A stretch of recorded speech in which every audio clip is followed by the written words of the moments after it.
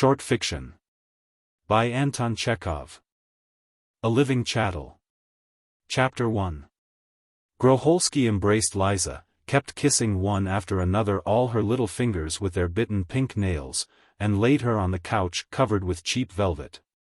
Liza crossed one foot over the other, clasped her hands behind her head, and lay down. Groholsky sat down in a chair beside her and bent over. He was entirely absorbed in contemplation of her. How pretty she seemed to him, lighted up by the rays of the setting sun. There was a complete view from the window of the setting sun, golden, lightly flecked with purple. The whole drawing room, including Liza, was bathed by it with brilliant light that did not hurt the eyes, and for a little while covered with gold.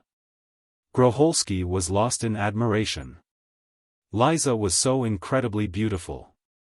It is true her little kittenish face with its brown eyes, and turn-up nose was fresh, and even piquant, her scanty hair was black as soot and curly, her little figure was graceful.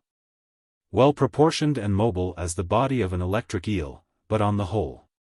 However, my taste has nothing to do with it. Groholsky, who was spoilt by women, and who had been in love and out of love hundreds of times in his life, saw her as a beauty. He loved her, and blind love finds ideal beauty everywhere. "I say," he said, looking straight into her eyes, "I have come to talk to you, my precious. Love cannot bear anything vague or indefinite. Indefinite relations, you know, I told you yesterday, Liza, we will try today to settle the question we raised yesterday. Come, let us decide together. What are we to do?" Liza gave a yawn and scowling, drew her right arm from under her head. "What are we to do?" she repeated hardly audibly after Groholsky. "Well, yes, what are we to do? Come, decide, wise little head. I love you, and a man in love is not fond of sharing. He is more than an egoist.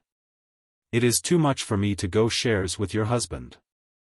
I mentally tear him to pieces, when I remember that he loves you too. In the second place, you love me. Perfect freedom is an essential condition for love. And are you free? Are you not tortured by the thought that that man towers forever over your soul? A man whom you do not love, whom very likely and quite naturally, you hate. That's the second thing. And thirdly. What is the third thing? Oh yes. We are deceiving him, and that is dishonorable. Truth before everything, Liza. Let us have done with lying. Well, then, what are we to do? You can guess. I think it necessary, obligatory, to inform him of our relations and to leave him, to begin to live in freedom. Both must be done as quickly as possible. This very evening, for instance. It's time to make an end of it. Surely you must be sick of loving like a thief? Tell Vanya? Why, yes. That's impossible. I told you yesterday, Michel, that it is impossible. Why? He will be upset. He'll make a row, do all sorts of unpleasant things. Don't you know what he is like? God forbid. There's no need to tell him. What an idea. Groholsky passed his hand over his brow, and heaved a sigh. Yes, he said, he will be more than upset. I am robbing him of his happiness. Does he love you? He does love me. Very much. There's another complication. One does not know where to begin. To conceal it from him is base, telling him would kill him. Goodness knows what's one to do. Well, how is it to be? Groholsky pondered. His pale face wore a frown. Let us go on always as we are now, said Liza. Let him find out for himself, if he wants to. But you know that is sinful, and besides, the fact is you are mine, and no one has the right to think that you do not belong to me but to someone else. You are mine. I will not give way to anyone. I am sorry for him, God knows how sorry I am for him, Liza. It hurts me to see him. But it can't be helped after all. You don't love him, do you? What's the good of your going on being miserable with him? We must have it out. We will have it out with him, and you will come to me. You are my wife, and not his. Let him do what he likes. He'll get over his troubles somehow. He is not the first, and he won't be the last. Will you run away? Make haste and tell me. Will you run away? Liza got up and looked inquiringly at Groholski. Run away? Yes. To my estate. Then to the Crimea. We will tell him by letter. We can go at night. There is a train at 1:30. Well? Is that all right? Liza scratched the bridge of her nose, and hesitated. Very well, she said, and burst into tears. Patches of red came out of her cheeks, her eyes swelled, and tears flowed down her kittenish face. What is it? Cried Groholski in a flutter. Liza. What's the matter? Come. What are you crying for? What a girl. Come, what is it? Darling. Little woman. Liza held out her hands to Groholski, and hung on his neck. There was a sound of sobbing. I am sorry for him, muttered Liza. Oh, I am so sorry for him.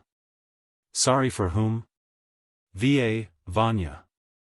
And do you suppose I'm not? But what's to be done? We are causing him suffering. He will be unhappy, will curse us, but is it our fault that we love one another? As he uttered the last word, Groholski darted away from Liza as though he had been stung and sat down in an easy chair. Liza sprang away from his neck and rapidly, in one instant, dropped on the lounge. They both turned fearfully red, dropped their eyes, and coughed. A tall, broad-shouldered man of 30, in the uniform of a government clerk, had walked into the drawing room. He had walked in unnoticed. Only the bang of a chair which he knocked in the doorway had warned the lovers of his presence, and made them look round. It was the husband. They had looked round too late. He had seen Groholski's arm round Liza's waist, and had seen Liza hanging on Groholski's white and aristocratic neck. He saw us. Liza and Groholski thought at the same moment, while they did not know what to do with their heavy hands and embarrassed eyes. The petrified husband, rosy-faced, turned white. An agonizing, strange, soul-revolting silence lasted for 3 minutes. Oh, those 3 minutes! Groholski remembers them to this day. The first to move and break the silence was the husband. He stepped up to Groholski and, screwing his face into a senseless grimace like a smile, gave him his hand. Groholski shook the soft perspiring hand and shuddered all over as though he had crushed a cold frog in his fist. Good evening, he muttered. How are you? The husband brought out in a faint husky, almost inaudible voice, and he sat down opposite Groholski, straightening his collar at the back of his neck. Again, an agonizing silence followed, but that silence was no longer so stupid. The first step, most difficult and colorless, was over. All that was left now was for one of the two to depart in search of matches or on some such trifling errand. Both longed intensely to get away. They sat still, not looking at one another, and pulled at their beards while they ransacked their troubled brains for some means of escape from their horribly awkward position. Both were perspiring. Both were unbearably miserable and both were devoured by hatred. They longed to begin the tussle, but how were they to begin and which was to begin first? If only she would have gone out. I saw you yesterday at the assembly hall, muttered Bugrov, that was the husband's name. Yes, I was there. The ball, did you dance? Yes, with the younger Lukovsky. She dances heavily. She dances impossibly. She is a great chatterbox. Pause. She is never tired of talking. Yes. It was slow. I saw you too. Groholski accidentally glanced at Bugrov. He caught the shifting eyes of the deceived husband and could not bear it. He got up quickly, quickly seized Bugrov's hand, shook it, picked up his hat, and walked towards the door, conscious of his own back. He felt as though thousands of eyes were looking at his back. It is a feeling known to the actor who has been hissed and is making his exit from the stage. And to the young dandy who has received a blow on the back of the head and is being led away in charge of a policeman. As soon as the sound of Groholski's steps had died away and the door in the hall creaked, Bugrov leapt up, and after making 2 or 3 rounds of the drawing-room, strolled up to his wife. The kittenish face puckered up and began blinking its eyes as though expecting a slap. Her husband went up to her, and with a pale, distorted face, with arms, head, and shoulders shaking, stepped on her dress and knocked her knees with his. "If, you wretched creature," he began in a hollow, wailing voice, "you let him come here once again, I'll. Don't let him dare to set his foot. I'll kill you. Do you understand? Worthless creature, you shudder. Fill thy woman." Bugrov seized her by the elbow, shook her, and flung her like an india-rubber ball towards the window. "Wretched, vulgar woman. You have no shame." She flew towards the window, hardly touching the floor with her feet, and caught at the curtains with her hands. "Hold your tongue," shouted her husband, going up to her with flashing eyes and stamping his foot. She did hold her tongue. She looked at the ceiling, and whimpered while her face wore the expression of a little girl in disgrace expecting to be punished. "So that's what you are like. Carrying on with a fop. Good. And your promise before the altar? What are you? A nice wife and mother. Hold your tongue." And he struck her on her pretty supple shoulder. "Hold your tongue, you wretched creature. I'll give you worse than that. If that scoundrel dares to show himself here ever again, if I see you, listen. With that blackguard ever again, don't ask for mercy. I'll kill you, if I go to Siberia for it. And him too. I shouldn't think twice about it. You can go, I don't want to see you." Bugrov wiped his eyes and his brow with his sleeve and strode about the drawing-room, Liza sobbing more and more loudly, twitching her shoulders and her little turned-up nose. Became absorbed in examining the lace on the curtain. "You are crazy," her husband shouted. "Your silly head is full of nonsense. Nothing but whims. I won't allow it, Elizaveta, my girl. You had better be careful with me. I don't like it. If you want to behave like a pig, then out you go, there is no place in my house for you. Out you pack if. You are a wife, so you must forget these dandies, put them out of your silly head.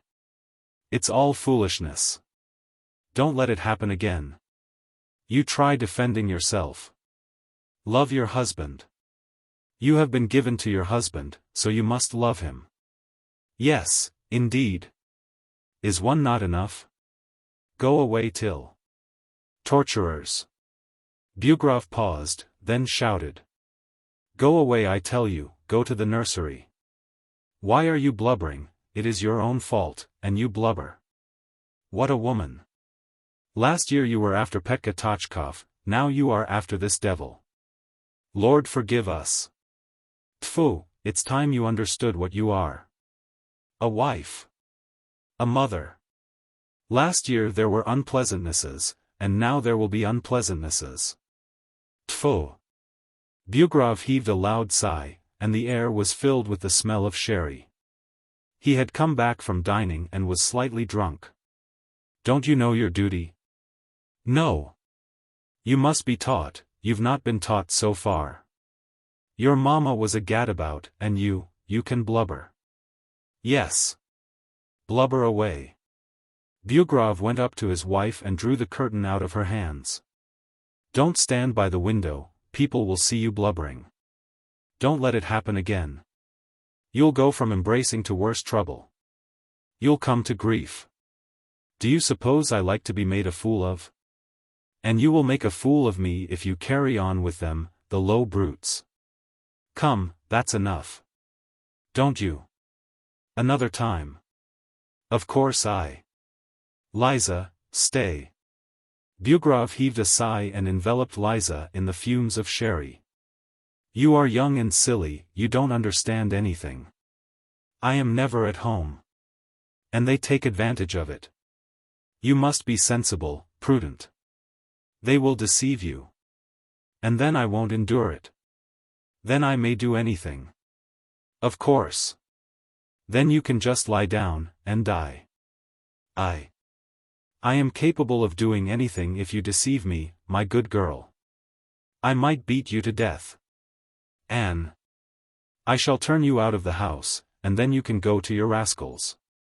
And Bugrov, horrible dictu, wiped the wet, tearful face of the traitress Liza with his big soft hand.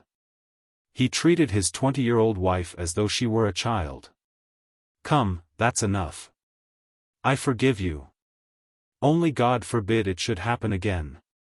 I forgive you for the 5th time, but I shall not forgive you for the 6th, as God is holy. God does not forgive such as you for such things. Bugrov bent down and put out his shining lips towards Liza's little head.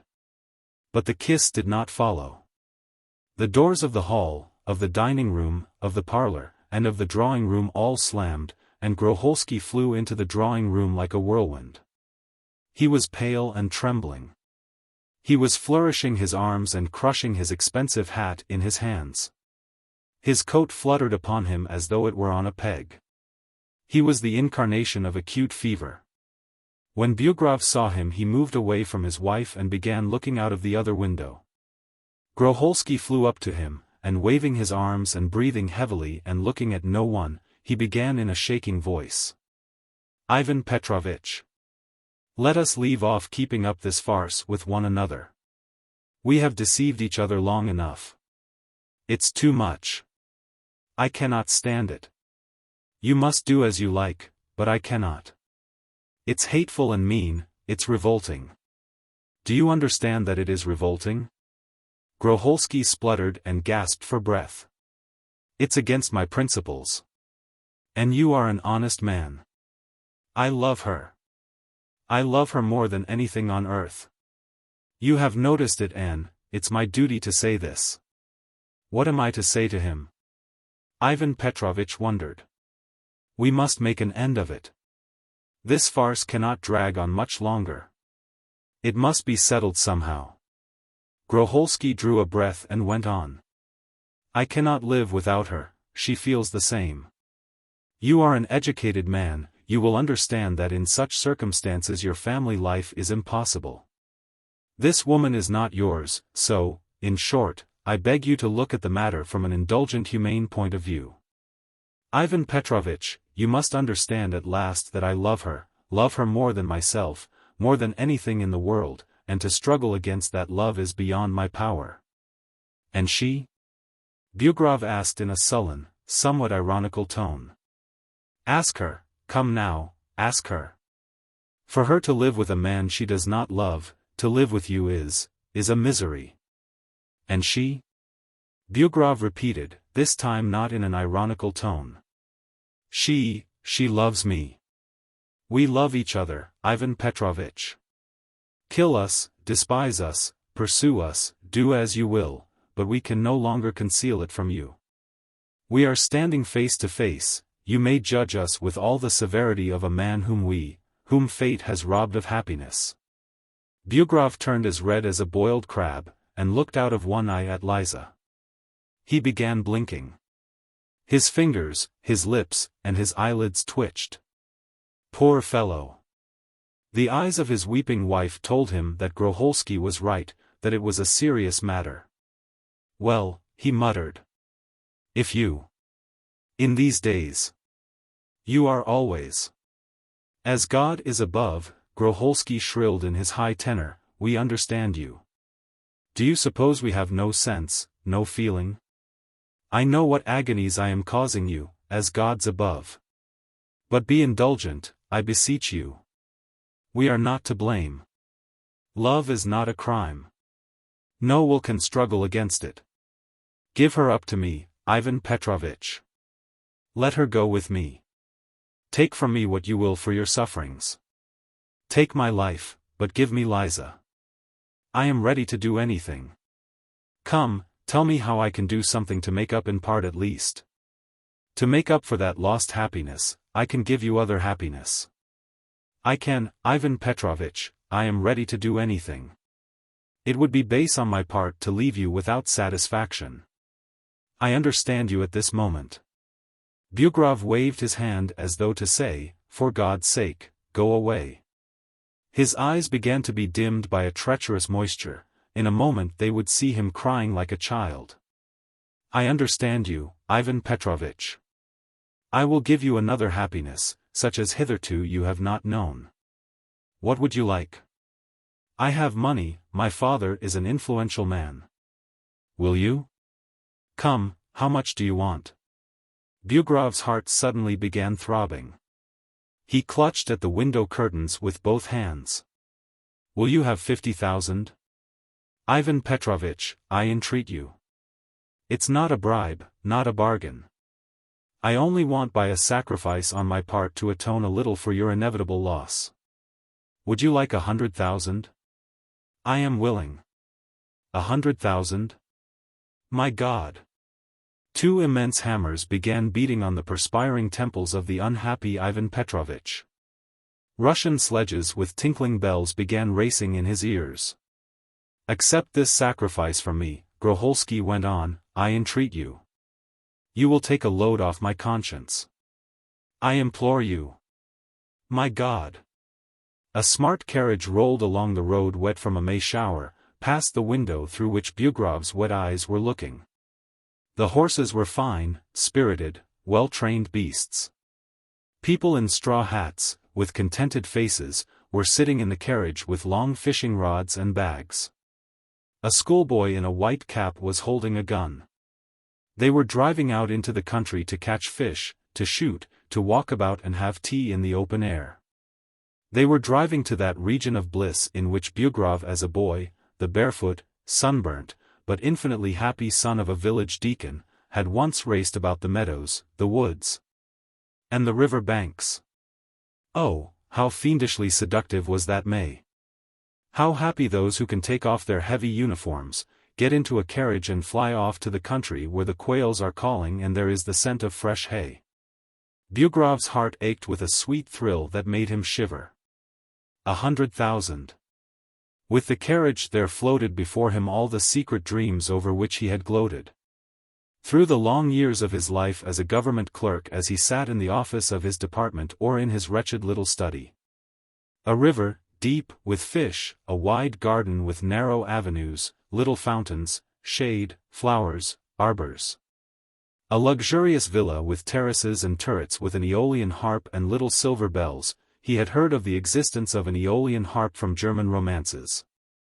A cloudless blue sky, pure limpid air fragrant with the scents that recall his hungry, barefoot, crushed childhood.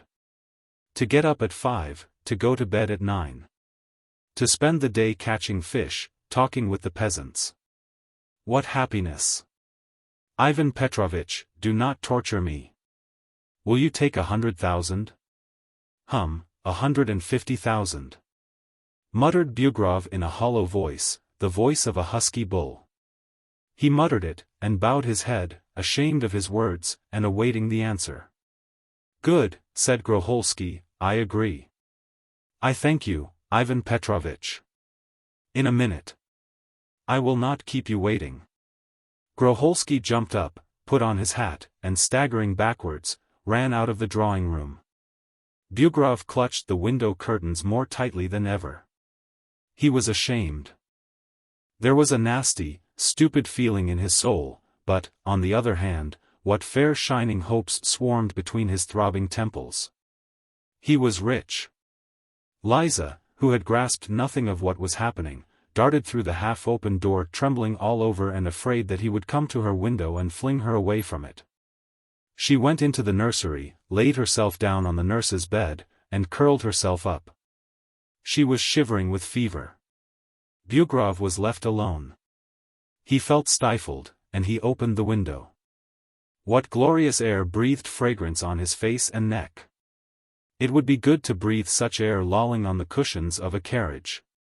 Out there, far beyond the town, among the villages and the summer villas, the air was sweeter still.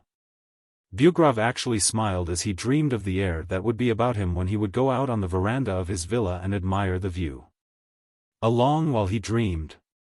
The sun had set, and still he stood and dreamed, trying his utmost to cast out of his mind the image of Liza which obstinately pursued him in all his dreams. "I have brought it, Ivan Petrovitch." Groholsky, re-entering, whispered above his ear. "I have brought it, take it. Here in this roll there are 40,000. With this check will you kindly get 20 the day after tomorrow from Valentinov? Here is a bill of exchange, a check. The remaining 30,000 in a day or two. My steward will bring it to you." Groholsky, pink and excited, with all his limbs in motion, laid before Bugrov a heap of rolls of notes and bundles of papers. The heap was big, and of all sorts of hues and tints. Never in the course of his life had Bugrov seen such a heap. He spread out his fat fingers and, not looking at Groholsky, fell to going through the bundles of notes and bonds. Groholsky spread out all the money, and moved restlessly about the room, looking for the Dulcinea who had been bought and sold. Filling his pockets and his pocketbook, Bugrov thrust the securities into the table drawer, and, drinking off half a decanter full of water, dashed out into the street. "Cab!" he shouted in a frantic voice. At 11:30 that night he drove up to the entrance of the Paris Hotel. He went noisily upstairs and knocked at the door of Groholsky's apartments. He was admitted. Groholsky was packing his things in a portmanteau, Liza was sitting at the table trying on bracelets. They were both frightened when Bugrov went into them. They fancied that he had come for Liza and had brought back the money which he had taken in haste without reflection. But Bugrov had not come for Liza. Ashamed of his new get-up and feeling frightfully awkward in it, he bowed and stood at the door in the attitude of a flunky. The get-up was superb. Bugrov was unrecognizable. His huge person, which had never hitherto worn anything but a uniform, was clothed in a fresh, brand-new suit of fine French cloth and of the most fashionable cut. On his feet spats shone with sparkling buckles. He stood ashamed of his new get-up, and with his right hand covered the watch chain for which he had, an hour before, paid 300 rubles. "I have come about something," he began. "A business agreement is beyond price. I am not going to give up Mishutka." "What Mishutka?" asked Groholsky. "My son." Groholsky and Liza looked at each other. Liza's eyes bulged, her cheeks flushed, and her lips twitched. "Very well," she said. She thought of Mishutka's warm little cot. It would be cruel to exchange that warm little cot for a chilly sofa in the hotel, and she consented. "I shall see him," she said.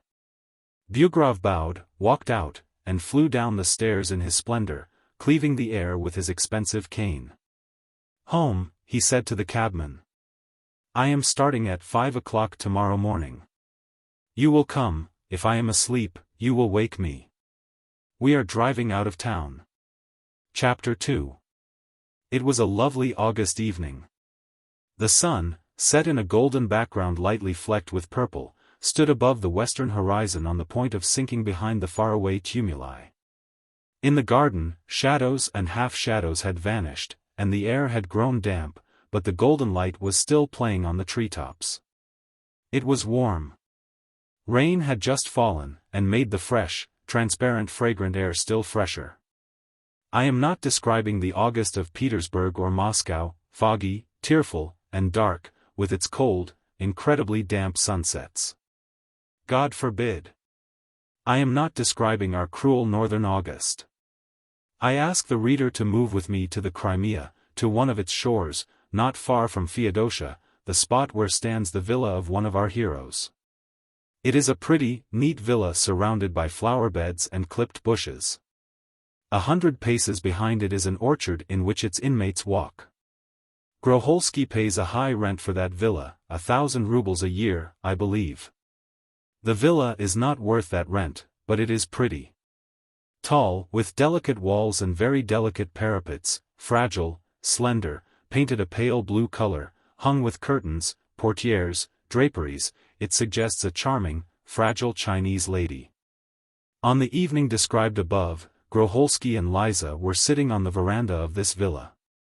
Groholski was reading Novoye Vremya and drinking milk out of a green mug. A siphon of seltzer water was standing on the table before him. Groholski imagined that he was suffering from catarrh of the lungs, and by the advice of Dr. Dmitriev consumed an immense quantity of grapes, milk, and seltzer water. Liza was sitting in a soft easy chair some distance from the table. With her elbows on the parapet, and her little face propped on her little fists, she was gazing at the villa opposite. The sun was playing upon the windows of the villa opposite, the glittering panes reflected the dazzling light. Beyond the little garden and the few trees that surrounded the villa there was a glimpse of the sea with its waves, its dark blue color, its immensity, its white masts. It was so delightful. Groholski was reading an article by Anonymous, and after every dozen lines he raised his blue eyes to Liza's back. The same passionate, fervent love was shining in those eyes still. He was infinitely happy in spite of his imaginary catarrh of the lungs. Liza was conscious of his eyes upon her back, and was thinking of Mishutka's brilliant future, and she felt so comfortable, so serene. She was not so much interested by the sea, and the glittering reflection on the windows of the villa opposite as by the wagons which were trailing up to that villa one after another. The wagons were full of furniture and all sorts of domestic articles. Liza watched the trellis gates and big glass doors of the villa being opened and the men bustling about the furniture and wrangling incessantly. Big armchairs and a sofa covered with dark raspberry-colored velvet, tables for the hall, the drawing room and the dining room, a big double bed and a child's cot were carried in by the glass doors. Something big, wrapped up in sacking, was carried in too. A grand piano, thought Liza, and her heart throbbed. It was long since she had heard the piano, and she was so fond of it. They had not a single musical instrument in their villa. Groholski and she were musicians only in soul, no more. There were a great many boxes and packages with the words, "with care," upon them carried in after the piano. They were boxes of looking-glasses and crockery. A gorgeous and luxurious carriage was dragged in, at the gate, and 2 white horses were led in looking like swans. My goodness, what riches! Thought Liza, remembering her old pony which Groholski, who did not care for riding, had bought her for 100 rubles. Compared with those swan-like steeds, her pony seemed to her no better than a bug. Groholski, who was afraid of riding fast, had purposely bought Liza a poor horse. What wealth! Liza thought and murmured as she gazed at the noisy carriers. The sun hid behind the tumuli, the air began to lose its dryness and limpidity, and still the furniture was being driven up and hauled into the house. At last it was so dark that Groholski left off reading the newspaper while Liza still gazed and gazed. "Shouldn't we light the lamp?" said Groholski, afraid that a fly might drop into his milk and be swallowed in the darkness. "Liza! Shouldn't we light the lamp? Shall we sit in darkness, my angel?" Liza did not answer. She was interested in a chaise which had driven up to the villa opposite. What a charming little mare was in that chaise. Of medium size, not large, but graceful. A gentleman in a top hat was sitting in the chaise, a child about 3, apparently a boy, was sitting on his knees waving his little hands. He was waving his little hands and shouting with delight. Liza suddenly uttered a shriek, rose from her seat and lurched forward. "What is the matter?" asked Groholski. "Nothing. I fancied." The tall, broad-shouldered gentleman in the top hat jumped out of the chaise, lifted the boy down, and with a skip and a hop ran gaily in at the glass door. The door opened noisily and he vanished into the darkness of the villa apartments. 2 smart footmen ran up to the horse in the chaise, and most respectfully led it to the gate. Soon the villa opposite was lighted up, and the clatter of plates, knives, and forks was audible. The gentleman in the top hat was having his supper, and judging by the duration of the clatter of crockery, his supper lasted long. Liza fancied she could smell chicken soup and roast duck. After supper, discordant sounds of the piano floated across from the villa. In all probability the gentleman in the top hat was trying to amuse the child in some way, and allowing it to strum on it.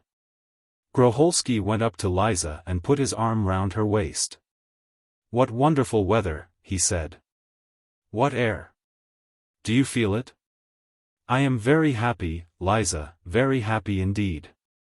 My happiness is so great that I am really afraid of its destruction.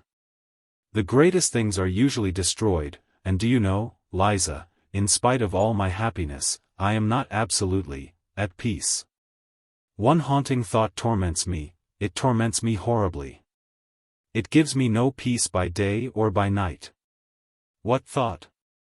"An awful thought, my love. I am tortured by the thought of your husband. I have been silent hitherto. I have feared to trouble your inner peace, but I cannot go on being silent. Where is he? What has happened to him? What has become of him with his money? It is awful. Every night I see his face, exhausted, suffering, imploring. Why, only think, my angel, can the money he so generously accepted make up to him for you? He loved you very much, didn't he? Very much.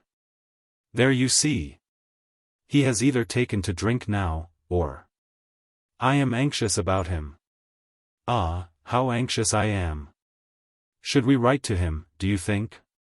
We ought to comfort him, a kind word, you know." Groholski heaved a deep sigh, shook his head, and sank into an easy chair exhausted by painful reflection. Leaning his head on his fists he fell to musing. Judging from his face, his musings were painful. "I am going to bed," said Liza, "it's time." Liza went to her own room, undressed, and dived under the bedclothes. She used to go to bed at 10 o'clock and get up at 10. She was fond of her comfort. She was soon in the arms of Morpheus. Throughout the whole night she had the most fascinating dreams. She dreamed whole romances, novels, Arabian Nights. The hero of all these dreams was the gentleman in the top hat, who had caused her to utter a shriek that evening. The gentleman in the top hat was carrying her off from Groholski, was singing, was beating Groholski and her, was flogging the boy under the window, was declaring his love. And driving her off in the chaise. Oh, dreams! In one night, lying with one's eyes shut, one may sometimes live through more than 10 years of happiness. That night Liza lived through a great variety of experiences, and very happy ones, even in spite of the beating. Waking up between 6 and 7, she flung on her clothes, hurriedly did her hair, and without even putting on her Tatar slippers with pointed toes, ran impulsively on to the veranda. Shading her eyes from the sun with one hand, and with the other holding up her slipping clothes, she gazed at the villa opposite. Her face beamed. There could be no further doubt it was he. On the veranda in the villa opposite there was a table in front of the glass door. A tea service was shining and glistening on the table with a silver samovar at the head. Ivan Petrovitch was sitting at the table. He had in his hand a glass in a silver holder, and was drinking tea. He was drinking it with great relish. That fact could be deduced from the smacking of his lips, the sound of which reached Liza's ears. He was wearing a brown dressing gown with black flowers on it. Massive tassels fell down to the ground. It was the first time in her life Liza had seen her husband in a dressing gown, and such an expensive-looking one. Mishutka was sitting on one of his knees, and hindering him from drinking his tea. The child jumped up and down and tried to clutch his papa's shining lip. After every 3 or 4 sips the father bent down to his son and kissed him on the head. A grey cat with its tail in the air was rubbing itself against one of the table legs, and with a plaintive mew proclaiming its desire for food. Liza hid behind the veranda curtain, and fastened her eyes upon the members of her former family. Her face was radiant with joy. "Misha," she murmured, "Misha. Are you really here, Misha? The darling. And how he loves Vanya. Heavens! And Liza went off into a giggle when Mishutka stirred his father's tea with a spoon. And how Vanya loves Misha. My darlings! Liza's heart throbbed, and her head went round with joy and happiness. She sank into an armchair and went on observing them, sitting down. How did they come here? She wondered as she sent airy kisses to Mishutka. Who gave them the idea of coming here? Heavens! Can all that wealth belong to them? Can those swan-like horses that were led in at the gate belong to Ivan Petrovitch? Ah! When he had finished his tea, Ivan Petrovitch went into the house. 10 minutes later, he appeared on the steps and Liza was astounded. He, who in his youth only 7 years ago had been called Vanushka and Vanka and had been ready to punch a man in the face and turn the house upside down over 20 kopecks, was dressed devilishly well. He had on a broad-brimmed straw hat, exquisite brilliant boots, a pique waistcoat. Thousands of suns, big and little, glistened on his watch chain. With much chic he held in his right hand his gloves and cane. And what swagger, what style there was in his heavy figure when, with a graceful motion of his hand, he bade the footman bring the horse round. He got into the chaise with dignity, and told the footmen standing round the chaise to give him Mishutka and the fishing tackle they had brought. Setting Mishutka beside him, and putting his left arm round him, he held the reins and drove off. "Gui up!" shouted Mishutka. Liza, unaware of what she was doing, waved her handkerchief after them.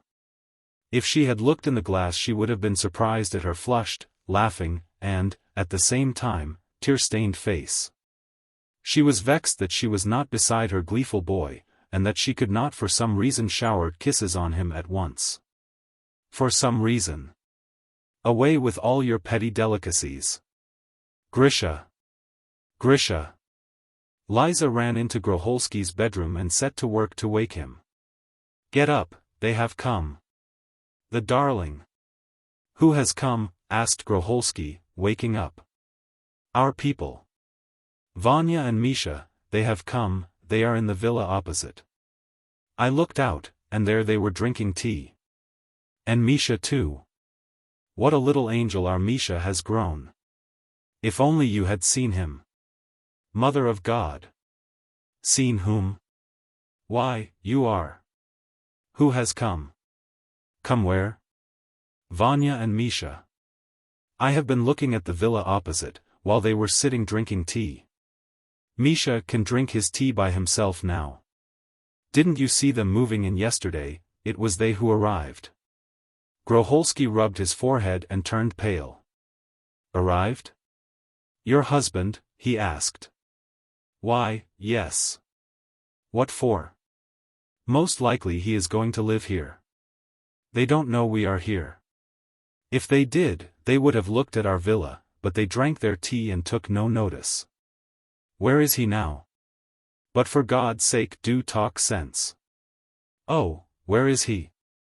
He has gone fishing with Misha in the chaise. Did you see the horses yesterday? Those are their horses. Vanya's. Vanya drives with them. Do you know what, Grisha? We will have Misha to stay with us. We will, won't we? He is such a pretty boy. Such an exquisite boy. Groholski pondered, while Liza went on talking and talking. This is an unexpected meeting, said Groholski, after prolonged and, as usual, harassing reflection. Well, who could have expected that we should meet here? Well. There it is. So be it. It seems that it is fated. I can imagine the awkwardness of his position when he meets us. Shall we have Misha to stay with us? Yes, we will. It will be awkward meeting him. Why, what can I say to him? What can I talk of? It will be awkward for him and awkward for me. We ought not to meet. We will carry on communications, if necessary, through the servants. My head does ache so, Lizachka. My arms and legs too, I ache all over. Is my head feverish? Liza put her hand on his forehead and found that his head was hot. I had dreadful dreams all night. I shan't get up today. I shall stay in bed. I must take some quinine. Send me my breakfast here, little woman. Groholski took quinine and lay in bed the whole day. He drank warm water, moaned, had the sheets and pillowcase changed, whimpered, and induced an agonizing boredom in all surrounding him. He was insupportable when he imagined he had caught a chill. Liza had continually to interrupt her inquisitive observations and run from the veranda to his room. At dinner-time she had to put on mustard plasters. How boring all this would have been, O reader, if the villa opposite had not been at the service of my heroine. Liza watched that villa all day long and was gasping with happiness. At 10 o'clock Ivan Petrovitch and Mishutka came back from fishing and had breakfast. At 2 o'clock they had dinner, and at 4 o'clock they drove off somewhere in a carriage. The white horses bore them away with the swiftness of lightning. At 7 o'clock visitors came to see them, all of them men. They were playing cards on 2 tables in the veranda till midnight. One of the men played superbly on the piano. The visitors played, ate, drank, and laughed. Ivan Petrovitch, guffawing loudly, told them an anecdote of Armenian life at the top of his voice, so that all the villas round could hear. It was very gay and Mishutka sat up with them till midnight. Misha is merry, he is not crying, thought Liza, so he does not remember his mamma. So he has forgotten me. And there was a horrible bitter feeling in Liza's soul. She spent the whole night crying. She was fretted by her little conscience, and by vexation and misery, and the desire to talk to Mishutka and kiss him. In the morning she got up with a headache and tear-stained eyes. Her tears Groholski put down to his own account. "Do not weep, darling," he said to her, "I am all right today, my chest is a little painful, but that is nothing." While they were having tea, lunch was being served at the villa opposite. Ivan Petrovitch was looking at his plate, and seeing nothing but a morsel of goose dripping with fat. "I am very glad," said Groholski, looking askance at Bugrov, "very glad that his life is so tolerable. I hope that decent surroundings anyway may help to stifle his grief. Keep out of sight, Liza. They will see you. I am not disposed to talk to him just now. God be with him. Why trouble his peace?" But the dinner did not pass off so quietly. During dinner precisely that awkward position which Groholski so dreaded occurred. Just when the partridges, Groholski's favorite dish, had been put on the table, Liza was suddenly overcome with confusion, and Groholski began wiping his face with his dinner napkin. On the veranda of the villa opposite they saw Bugrov. He was standing with his arms leaning on the parapet, and staring straight at them, with his eyes starting out of his head. "Go in, Liza, go in," Groholski whispered. "I said we must have dinner indoors. What a girl you are, really." Bugrov stared, and suddenly began shouting. Groholski looked at him and saw a face full of astonishment. "Is that you?" bawled Ivan Petrovitch, "you? Are you here too?" Groholski passed his fingers from one shoulder to another, as though to say, "My chest is weak, and so I can't shout across such a distance." Liza's heart began throbbing, and everything turned round before her eyes. Bugrov ran from his veranda, ran across the road, and a few seconds later was standing under the veranda on which Groholski and Liza were dining. "Alas for the partridges! How are you?" he began, flushing crimson, and stuffing his big hands in his pockets. "Are you here? Are you here too?" "Yes, we are here too." "How did you get here?" "Why, how did you?"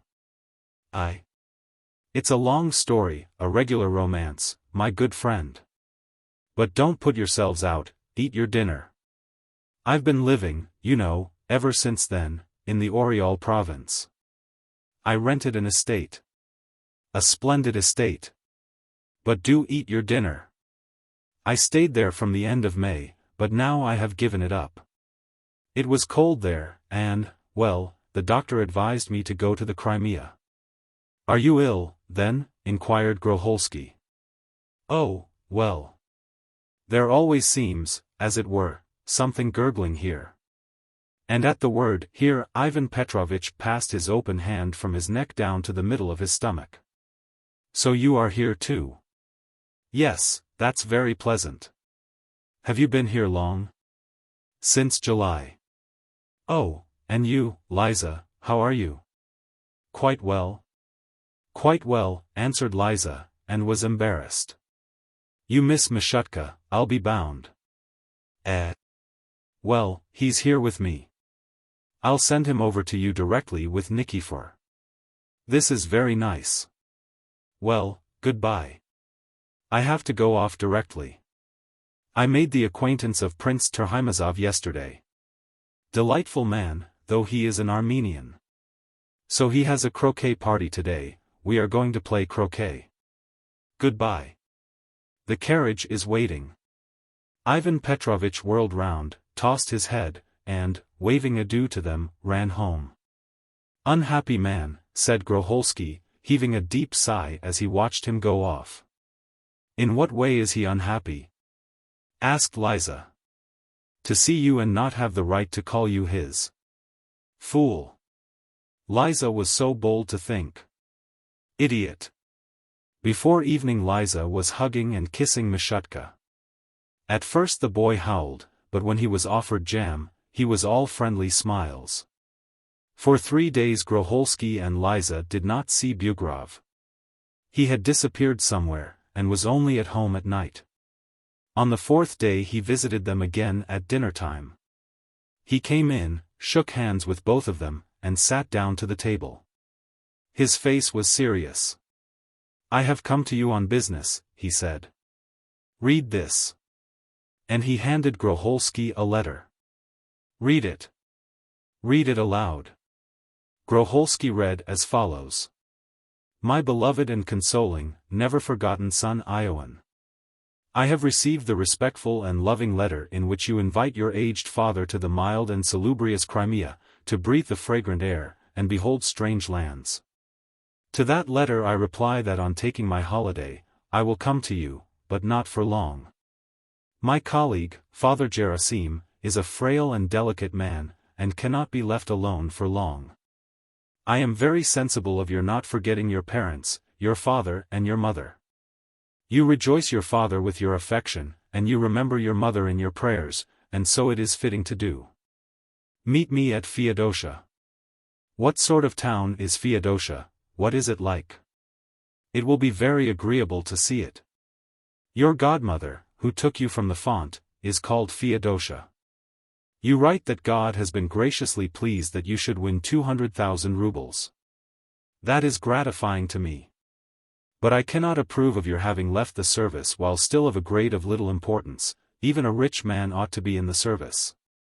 I bless you always, now and hereafter. Ilya and Seryozka Andronov send you their greetings. You might send them 10 rubles each, they are badly off. Your loving father. Pyotr Bugrov, priest. Groholski read this letter aloud, and he and Liza both looked inquiringly at Bugrov. You see what it is, Ivan Petrovitch began hesitatingly. I should like to ask you, Liza, not to let him see you, to keep out of his sight while he is here. I have written to him that you are ill and gone to the Caucasus for a cure. If you meet him, you see yourself. It's awkward. Very well, said Liza. We can do that, thought Groholski, since he makes sacrifices, why shouldn't we? Please do. If he sees you there will be trouble. My father is a man of strict principles. He would curse me in 7 churches. Don't go out of doors, Liza, that is all. He won't be here long. Don't be afraid. Father Pyotr did not long keep them waiting. One fine morning Ivan Petrovitch ran in and hissed in a mysterious tone. He has come. He is asleep now, so please be careful. And Liza was shut up within 4 walls. She did not venture to go out into the yard or onto the veranda. She could only see the sky from behind the window curtain. Unluckily for her, Ivan Petrovitch's papa spent his whole time in the open air, and even slept on the veranda. Usually Father Pyotr, a little parish priest, in a brown cassock and a top hat with a curly brim, walked slowly round the villas and gazed with curiosity at the strange lands through his grandfatherly spectacles. Ivan Petrovitch with the Stanislav on a little ribbon accompanied him. He did not wear a decoration as a rule, but before his own people he liked to show off. In their society he always wore the Stanislav. Liza was bored to death. Groholsky suffered too. He had to go for his walks alone without a companion. He almost shed tears, but had to submit to his fate. And to make things worse, Bugrov would run across every morning and in a hissing whisper would give some quite unnecessary bulletin concerning the health of Father Pyotr. He bored them with those bulletins. He slept well, he informed them. Yesterday he was put out because I had no salted cucumbers. He has taken to Mishutka, he keeps patting him on the head. At last, a fortnight later, little Father Pyotr walked for the last time round the villas and, to Groholsky's immense relief, departed. He had enjoyed himself, and went off very well satisfied. Liza and Groholsky fell back into their old manner of life. Groholsky once more blessed his fate. But his happiness did not last for long. A new trouble worse than Father Pyotr followed. Ivan Petrovitch took to coming to see them every day. Ivan Petrovitch, to be frank, though a capital fellow, was a very tedious person. He came at dinner time, dined with them and stayed a very long time. That would not have mattered. But they had to buy vodka, which Groholsky could not endure, for his dinner. He would drink 5 glasses and talk the whole dinner time. That, too, would not have mattered. But he would sit on till 2 o'clock in the morning, and not let them get to bed, and, worse still, he permitted himself to talk of things about which he should have been silent. When towards 2 o'clock in the morning he had drunk too much vodka and champagne, he would take Mishutka in his arms, and weeping, say to him, before Groholsky and Liza, "Mikhail, my son, what am I? I am a scoundrel. I have sold your mother. Sold her for 30 pieces of silver, may the Lord punish me. Mikhail Ivanitch, little sucking pig, where is your mother? Lost. Gone. Sold into slavery. Well, I am a scoundrel." These tears and these words turned Groholsky's soul inside out. He would look timidly at Liza's pale face and wring his hands. "Go to bed, Ivan Petrovitch," he would say timidly. "I am going. Come along, Mishutka. The Lord be our judge. I cannot think of sleep while I know that my wife is a slave." But it is not Groholsky's fault. The goods were mine, the money his. Freedom for the free and heaven for the saved. By day Ivan Petrovitch was no less insufferable to Groholsky. To Groholsky's intense horror, he was always at Liza's side. He went fishing with her, told her stories, walked with her, and even on one occasion, taking advantage of Groholsky's having a cold, carried her off in his carriage, goodness knows where. And did not bring her back till night. It's outrageous, inhuman, thought Groholsky, biting his lips. Groholsky liked to be continually kissing Liza. He could not exist without those honeyed kisses, and it was awkward to kiss her before Ivan Petrovitch. It was agony. The poor fellow felt forlorn, but fate soon had compassion on him. Ivan Petrovitch suddenly went off somewhere for a whole week. Visitors had come and carried him off with them. And Mishutka was taken too. One fine morning Groholsky came home from a walk good-humored and beaming. "He has come," he said to Liza, rubbing his hands. "I am very glad he has come." "Ha ha ha. What are you laughing at? There are women with him." "What women?" "I don't know.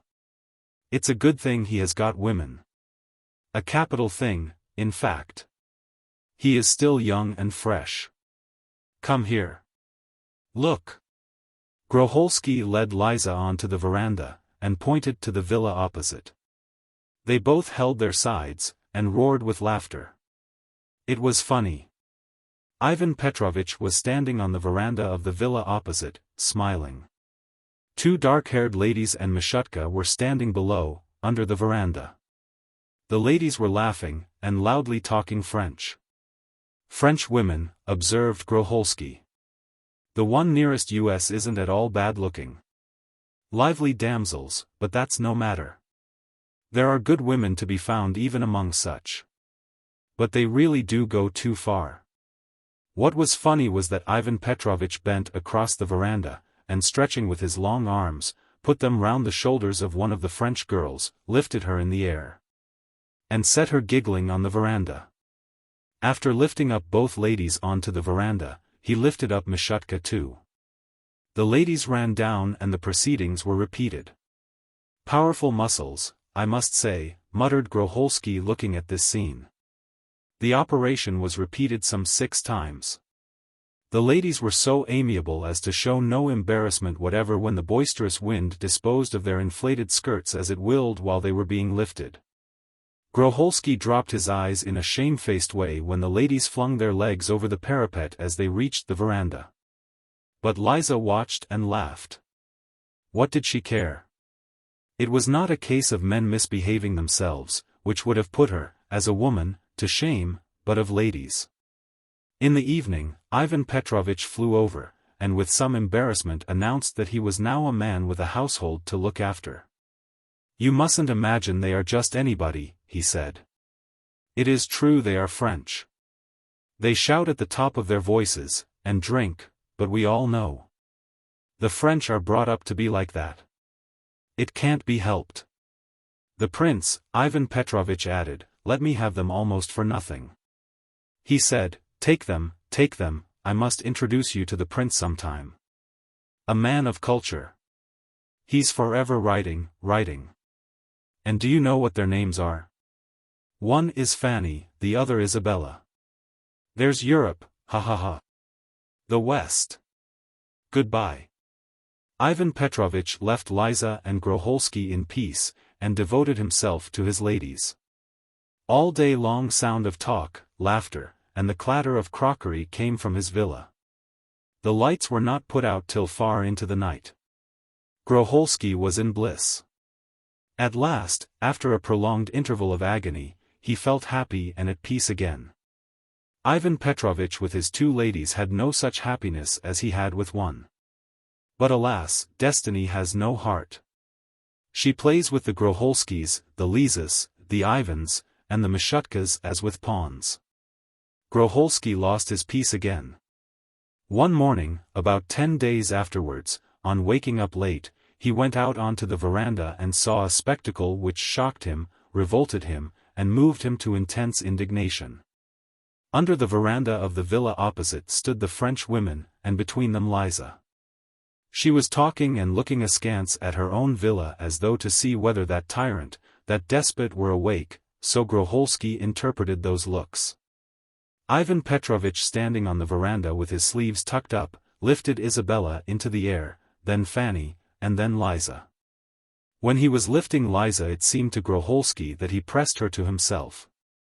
Liza too flung one leg over the parapet. Oh, these women! All sphinxes, every one of them. When Liza returned home from her husband's villa and went into the bedroom on tiptoe, as though nothing had happened, Groholski, pale, with hectic flushes on his cheeks, was lying in the attitude of a man at his last gasp and moaning. On seeing Liza, he sprang out of bed, and began pacing about the bedroom. So that's what you are like, is it? He shrieked in a high tenor. So that's it. Very much obliged to you. It's revolting, madam. Immoral, in fact. Let me tell you that. Liza turned pale, and of course burst into tears. When women feel that they are in the right, they scold and shed tears. When they are conscious of being in fault, they shed tears only. On a level with those depraved creatures. It's it's lower than any impropriety. Why, do you know what they are? They are kept women. Cocottes. And you, a respectable woman, go rushing off where they are. And he. What does he want? What more does he want of me? I don't understand it. I have given him half of my property, I have given him more. You know it yourself. I have given him what I have not myself. I have given him almost all. And he. I've put up with your calling him Vanya, though he has no right whatever to such intimacy. I have put up with your walks, kisses after dinner. I have put up with everything, but this I will not put up with. Either he or I. Let him go away, or I go away. I'm not equal to living like this any longer, no. You can see that for yourself. Either he or I. Enough. The cup is brimming over. I have suffered a great deal as it is. I am going to talk to him at once, this minute. What is he, after all? What has he to be proud of? No, indeed. He has no reason to think so much of himself. Groholsky said a great many more valiant and stinging things, but did not go at once. He felt timid and abashed. He went to Ivan Petrovitch 3 days later. When he went into his apartment, he gaped with astonishment. He was amazed at the wealth and luxury with which Bugrov had surrounded himself. Velvet hangings, fearfully expensive chairs. One was positively ashamed to step on the carpet. Groholsky had seen many rich men in his day, but he had never seen such frenzied luxury. And the higgledy-piggledy muddle he saw when, with an inexplicable tremor, he walked into the drawing-room, plates with bits of bread on them were lying about on the grand piano. A glass was standing on a chair, under the table there was a basket with a filthy rag in it. Nutshells were strewn about in the windows. Bugrov himself was not quite in his usual trim when Groholsky walked in. With a red face and uncombed locks he was pacing about the room in deshabille, talking to himself, apparently much agitated. Mishutka was sitting on the sofa there in the drawing-room, and was making the air vibrate with a piercing scream. "It's awful, Grigory Vassilyevich." Bugrov began on seeing Groholsky, "Such disorder, such disorder. Please sit down. You must excuse my being in the costume of Adam and Eve. It's of no consequence. Horrible disorderliness. I don't understand how people can exist here, I don't understand it. The servants won't do what they are told, the climate is horrible, everything is expensive." "Stop your noise," Bugrov shouted, suddenly coming to a halt before Mishutka. "Stop it, I tell you. Little beast, won't you stop it?"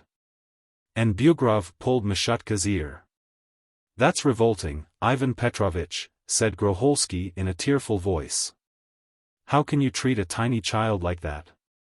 You really are. Let him stop yelling then.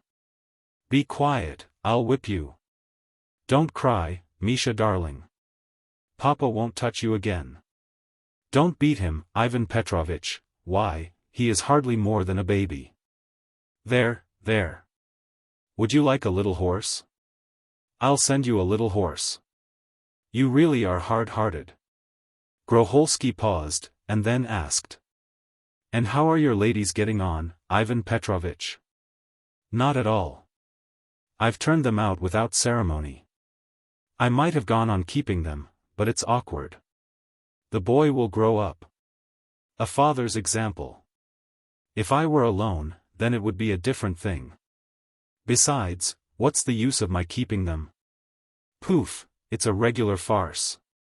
I talk to them in Russian, and they answer me in French. They don't understand a thing, you can't knock anything into their heads. I've come to you about something, Ivan Petrovitch, to talk things over." It's nothing very particular. But just 2 or 3 words. In reality, I have a favor to ask of you." "What's that?" "Would you think it possible, Ivan Petrovitch, to go away? We are delighted that you are here. It's very agreeable for us, but it's inconvenient, don't you know? You will understand me. It's awkward in a way. Such indefinite relations, such continual awkwardness in regard to one another. We must part. It's essential in fact. Excuse my saying so, but, you must see for yourself, of course, that in such circumstances to be living side by side leads to reflections, that is, not to reflections. But there is a certain awkward feeling. Yes. That is so, I have thought of it myself. Very good, I will go away. We shall be very grateful to you. Believe me, Ivan Petrovitch, we shall preserve the most flattering memory of you. The sacrifice which you... Very good. Only what am I to do with all this? I say, you buy this furniture of mine. What do you say? It's not expensive, 8,000, 10. The furniture, the carriage, the grand piano. Very good. I will give you 10,000. Well, that is capital. I will set off tomorrow. I shall go to Moscow. It's impossible to live here. Everything is so dear. Awfully dear. The money fairly flies. You can't take a step without spending 1,000. I can't go on like that. I have a child to bring up. Well, thank God that you will buy my furniture. That will be a little more in hand, or I should have been regularly bankrupt. Groholsky got up, took leave of Bugrov, and went home rejoicing. In the evening he sent him 10,000 rubles. Early next morning Bugrov and Mishutka were already at Feodosia. Chapter 3. Several months had passed, spring had come. With spring, fine bright days had come too. Life was not so dull and hateful, and the earth was more fair to look upon. There was a warm breeze from the sea and the open country. The earth was covered with fresh grass, fresh leaves were green upon the trees. Nature had sprung into new life, and had put on new array. It might be thought that new hopes and new desires would surge up in man when everything in nature is renewed, and young and fresh, but it is hard for man to renew life. Groholsky was still living in the same villa.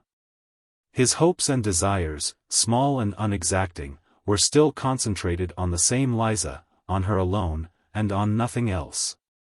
As before, he could not take his eyes off her, and gloated over the thought, how happy I am. The poor fellow really did feel awfully happy. Liza sat as before on the veranda, and unaccountably stared with bored eyes at the villa opposite and the trees near it through which there was a peep at the dark blue sea. As before, she spent her days for the most part in silence, often in tears and from time to time in putting mustard plasters on Groholsky. She might be congratulated on one new sensation, however. There was a worm gnawing at her vitals. That worm was misery. She was fearfully miserable, pining for her son, for her cheerful manner of life. Her life in the past had not been particularly cheerful, but still it was livelier than her present existence. When she lived with her husband she used from time to time to go to a theater, to an entertainment, to visit acquaintances. But here with Groholsky it was all quietness and emptiness. Besides, here there was one man, and he with his ailments and his continual mawkish kisses, was like an old grandfather forever shedding tears of joy. It was boring. Here she had not Mihi Sergiich who used to be fond of dancing the mazurka with her. She had not Spiridon Nikolaich, the son of the editor of the Provincial News. Spiridon Nikolaich sang well and recited poetry. Here she had not a table set with lunch for visitors. She had not Gerasimovna, the old nurse who used to be continually grumbling at her for eating too much jam. She had no one. There was simply nothing for her but to lie down and die of depression. Groholsky rejoiced in his solitude, but he was wrong to rejoice in it. All too soon he paid for his egoism. At the beginning of May, when the very air seemed to be in love and faint with happiness, Groholsky lost everything, the woman he loved and... That year Bugrov, too, visited the Crimea. He did not take the villa opposite, but pottered about, going from one town to another with Mishutka. He spent his time eating, drinking, sleeping, and playing cards. He had lost all relish for fishing, shooting, and the French women, who, between ourselves, had robbed him a bit. He had grown thin, lost his broad and beaming smiles, and had taken to dressing in canvas. Ivan Petrovitch from time to time visited Groholski's villa. He brought Liza jam, sweets, and fruit, and seemed trying to dispel her ennui. Groholski was not troubled by these visits, especially as they were brief and infrequent, and were apparently paid on account of Mishutka, who could not under any circumstances have been altogether deprived of the privilege of seeing his mother. Bugrov came, unpacked his presents, and after saying a few words, departed. And those few words he said not to Liza but to Groholski. With Liza he was silent and Groholski's mind was at rest. But there is a Russian proverb which he would have done well to remember: don't fear the dog that barks, but fear the dog that's quiet. A fiendish proverb, but in practical life sometimes indispensable. As he was walking in the garden one day, Groholski heard two voices in conversation. One voice was a man's, the other was a woman's. One belonged to Bugrov, the other to Liza. Groholski listened, and turning white as death, turned softly towards the speakers. He halted behind a lilac bush, and proceeded to watch and listen. His arms and legs turned cold. A cold sweat came out upon his brow. He clutched several branches of the lilac that he might not stagger and fall down. All was over.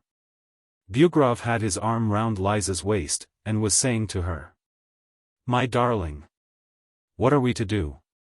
It seems it was God's will. I am a scoundrel. I sold you. I was seduced by that Herod's money, plague take him, and what good have I had from the money? Nothing but anxiety and display. No peace, no happiness, no position. One sits like a fat invalid at the same spot, and never a step forwarder. Have you heard that Andrushka Markazin has been made a head clerk? Andrushka, that fool. While I stagnate. Good heavens! I have lost you, I have lost my happiness. I am a scoundrel, a blackguard. How do you think I shall feel at the dread day of judgment? Let us go away, Vanya, wailed Liza. I am dull. I am dying of depression. We cannot, the money has been taken. Well, give it back again. I should be glad to, but, wait a minute. I have spent it all. We must submit, my girl. God is chastising us. Me for my covetousness and you for your frivolity. Well, let us be tortured. It will be the better for us in the next world. And in an access of religious feeling, Bugrov turned up his eyes to heaven. But I cannot go on living here, I am miserable. Well, there is no help for it. I'm miserable too. Do you suppose I am happy without you? I am pining and wasting away. And my chest has begun to be bad. You are my lawful wife, flesh of my flesh, one flesh. You must live and bear it. While I will drive over, visit you. And bending down to Liza, Bugrov whispered, loudly enough, however, to be heard several yards away. I will come to you at night, Lizanka. Don't worry. I am staying at Feodosia close by. I will live here near you till I have run through everything, and I soon shall be at my last farthing. What a life it is. Dreariness, ill, my chest is bad, and my stomach is bad. Bugrov ceased speaking, and then it was Liza's turn. My God, the cruelty of that woman. She began weeping, complaining, enumerating all the defects of her lover and her own sufferings. Groholski, as he listened to her, felt that he was a villain, a miscreant, a murderer. He makes me miserable, Liza said in conclusion. After kissing Liza at parting, and going out at the garden gate, Bugrov came upon Groholski, who was standing at the gate waiting for him. Ivan Petrovitch, said Groholski in the tone of a dying man, I have seen and heard it all. It's not honorable on your part, but I do not blame you. You love her too, but you must understand that she is mine. Mine. I cannot live without her. How is it you don't understand that? Granted that you love her, that you are miserable. Have I not paid you, in part at least, for your sufferings? For God's sake, go away. For God's sake, go away. Go away from here forever, I implore you, or you will kill me. I have nowhere to go, Bugrov said thickly. You have squandered everything. You are an impulsive man. Very well. Go to my estate in the province of Chernigov. If you like, I will make you a present of the property. It's a small estate, but a good one. On my honor, it's a good one. Bugrov gave a broad grin. He suddenly felt himself in the seventh heaven. I will give it you. This very day I will write to my steward and send him an authorization for completing the purchase. You must tell everyone you have bought it. Go away, I entreat you. Very good, I will go. I understand. Let us go to a notary, at once, said Groholsky, greatly cheered, and he went to order the carriage. On the following evening, when Liza was sitting on the garden seat where her rendezvous with Ivan Petrovitch usually took place, Groholsky went quietly to her. He sat down beside her, and took her hand. Are you dull, Lizachka? He said, after a brief silence. Are you depressed? Why shouldn't we go away somewhere? Why is it we always stay at home? We want to go about, to enjoy ourselves, to make acquaintances. Don't we? I want nothing, said Liza, and turned her pale, thin face towards the path by which Bugrov used to come to her. Groholsky pondered.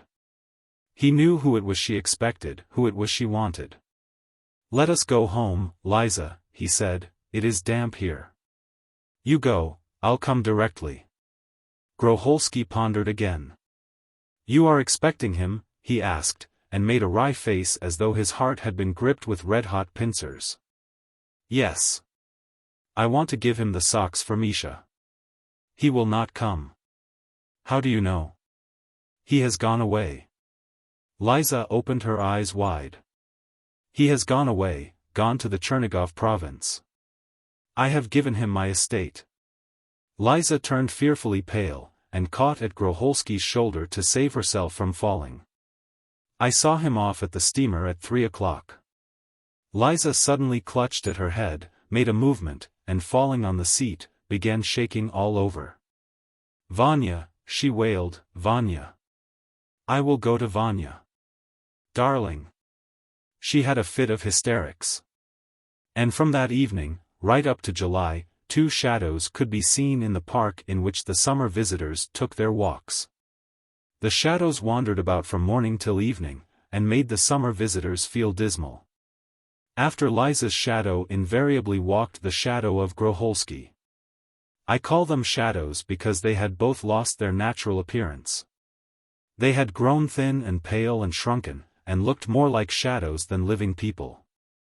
Both were pining away like fleas in the classic anecdote of the Jew who sold insect powder. At the beginning of July, Liza ran away from Groholsky, leaving a note in which she wrote that she was going for a time to her son. For a time. She ran away by night when Groholsky was asleep. After reading her letter, Groholsky spent a whole week wandering round about the villa as though he were mad, and neither ate nor slept. In August, he had an attack of recurrent fever, and in September he went abroad. There he took to drink. He hoped in drink and dissipation to find comfort. He squandered all his fortune, but did not succeed, poor fellow, in driving out of his brain the image of the beloved woman with the kittenish face. Men do not die of happiness, nor do they die of misery. Groholsky's hair went grey, but he did not die, he is alive to this day. He came back from abroad to have just a peep at Liza. Bugrov met him with open arms, and made him stay for an indefinite period. He is staying with Bugrov to this day. This year I happened to be passing through Groholyovka, Bugrov's estate. I found the master and the mistress of the house having supper. Ivan Petrovitch was highly delighted to see me, and fell to pressing good things upon me.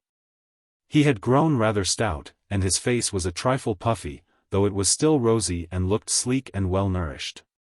He was not bald. Liza, too, had grown fatter. Plumpness did not suit her. Her face was beginning to lose the kittenish look, and was, alas, more suggestive of the seal. Her cheeks were spreading upwards, outwards, and to both sides. The Bugrovs were living in first-rate style. They had plenty of everything. The house was overflowing with servants and edibles. When we had finished supper we got into conversation. Forgetting that Liza did not play, I asked her to play us something on the piano. "She does not play," said Bugrov, "she is no musician." "Hey, you there! Ivan! Call Grigory Vasilievich here." "What's he doing there?" And turning to me, Bugrov added, "Our musician will come directly, he plays the guitar. We keep the piano for Mishutka, we are having him taught." 5 minutes later, Groholsky walked into the room, sleepy, unkempt, and unshaven. He walked in, bowed to me, and sat down on one side. "Why, whoever goes to bed so early?" said Bugrov, addressing him. "What a fellow you are really! He's always asleep, always asleep. The sleepy head. Come, play us something lively." Groholsky turned the guitar, touched the strings, and began singing. "Yesterday I waited for my dear one." I listened to the singing, looked at Bugrov's well-fed countenance, and thought, nasty brute. I felt like crying. When he had finished singing, Groholsky bowed to us, and went out. "And what am I to do with him?" Bugrov said when he had gone away. "I do have trouble with him. In the day he is always brooding and brooding. And at night he moans. He sleeps, but he sighs and moans in his sleep. It is a sort of illness. What am I to do with him? I can't think. He won't let us sleep.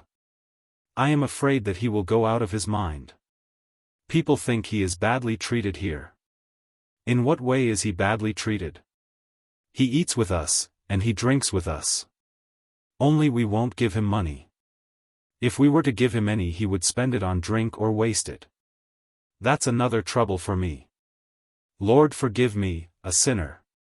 They made me stay the night." When I woke next morning, Bugrov was giving someone a lecture in the adjoining room. "Set a fool to say his prayers, and he will crack his skull on the floor. Why, who paints oars green? Do think, blockhead. Use your sense. Why don't you speak?" I made a mistake," said a husky tenor apologetically. The tenor belonged to Groholsky. Groholsky saw me to the station. "He is a despot, a tyrant," he kept whispering to me all the way. "He is a generous man, but a tyrant. Neither heart nor brain are developed in him. He tortures me. If it were not for that noble woman, should have gone away long ago. I am sorry to leave her. It's somehow easier to endure together." Groholsky heaved a sigh, and went on. "She is with child. You notice it? It is really my child. Mine. She soon saw her mistake, and gave herself to me again. She cannot endure him. You are a rag," I could not refrain from saying to Groholsky. "Yes, I am a man of weak character. That is quite true. I was born so. Do you know how I came into the world? My late papa cruelly oppressed a certain little clerk. It was awful how he treated him. He poisoned his life. Well, and my late mamma was tender-hearted. She came from the people, she was of the working class. She took that little clerk to her heart from pity. Well, and so I came into the world. The son of the ill-treated clerk. How could I have a strong will? Where was I to get it from? But that's the second bell. Goodbye.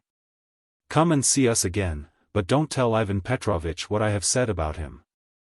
I pressed Groholski's hand, and got into the train. He bowed towards the carriage, and went to the water barrel. I suppose he was thirsty. How do you find this book? Any thoughts about the book or the author? Any suggestion for improvement? Please take a moment to share your thoughts in a comment. If you like it, share it with your friends who might enjoy it as well. Subscribe to keep in touch. Visit CompleteAudiobooks.com for more quality content. Joy. It was 12 o'clock at night. Mitya Kuldarov, with excited face and ruffled hair, flew into his parents' flat, and hurriedly ran through all the rooms. His parents had already gone to bed. His sister was in bed, finishing the last page of a novel. His schoolboy brothers were asleep. "Where have you come from?" cried his parents in amazement. "What is the matter with you?" "Oh, don't ask. I never expected it. No, I never expected it. It's positively incredible." Mitya laughed and sank into an armchair, so overcome by happiness that he could not stand on his legs. "It's incredible. You can't imagine. Look." His sister jumped out of bed and, throwing a quilt round her, went into her brother. The schoolboys woke up. "What's the matter? You don't look like yourself." "It's because I am so delighted, Mama. Do you know, now all Russia knows of me." "All Russia? Till now only you knew that there was a registration clerk called Dmitry Kuldarov, and now all Russia knows it." "Mama. Oh, Lord." Mitya jumped up, ran up and down all the rooms, and then sat down again. "Why, what has happened? Tell us sensibly.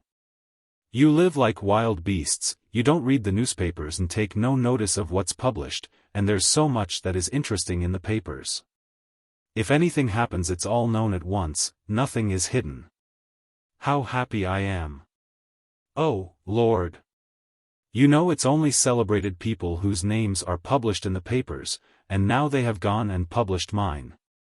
"What do you mean? Where?" The papa turned pale. The mama glanced at the holy image and crossed herself. The schoolboys jumped out of bed and, just as they were, in short nightshirts, went up to their brother. "Yes. My name has been published. Now all Russia knows of me. Keep the paper, Mama, in memory of it. We will read it sometimes. Look." Mitya pulled out of his pocket a copy of the paper, gave it to his father, and pointed with his finger to a passage marked with blue pencil. "Read it." The father put on his spectacles. "Do read it." The mama glanced at the holy image and crossed herself. The papa cleared his throat and began to read. At 11 o'clock on the evening of the 29th of December, a registration clerk of the name of Dmitry Kuldarov. You see. Go on. A registration clerk of the name of Dmitry Kuldarov, coming from the beer shop in Kozyhin's buildings in Little Branaya in an intoxicated condition. That's me and Semyon Petrovitch. It's all described exactly. Go on. Listen. Intoxicated condition, slipped and fell under a horse belonging to a sledge driver, a peasant of the village of Durakino in the Yunovsky district, called Ivan Drotov. The frightened horse, stepping over Kuldarov and drawing the sledge over him, together with a Moscow merchant of the second guild called Stepan Lukov, who was in it, dashed along the street and was caught by some house porters. Kuldarov, at first in an unconscious condition, was taken to the police station and there examined by the doctor. The blow he had received on the back of his head. It was from the shaft, Papa. Go on. Read the rest. He had received on the back of his head turned out not to be serious. The incident was duly reported. Medical aid was given to the injured man. They told me to foment the back of my head with cold water. You have read it now? Ah. So you see. Now it's all over Russia. Give it here. Mitya seized the paper, folded it up and put it into his pocket. I'll run round to the Makarovs and show it to them. I must show it to the Ivanitskys too, Natasya Ivanovna, and Anisim Vasilyich. I'll run. Goodbye. Mitya put on his cap with its cockade and, joyful and triumphant, ran into the street. At the barber's. Morning. It is not yet 7 o'clock, but Makar Kuzmich Blyoskin's shop is already open. The barber himself, an unwashed, greasy, but foppishly dressed youth of 23, is busy clearing up. There is really nothing to be cleared away, but he is perspiring with his exertions. In one place he polishes with a rag, in another he scrapes with his finger or catches a bug and brushes it off the wall. The barber's shop is small, narrow, and unclean. The log walls are hung with paper suggestive of a cabman's faded shirt. Between the two dingy, perspiring windows there is a thin, creaking, rickety door, above it, green from the damp, a bell which trembles and gives a sickly ring of itself without provocation. Glance into the looking-glass which hangs on one of the walls, and it distorts your countenance in all directions in the most merciless way. The shaving and haircutting is done before this looking-glass.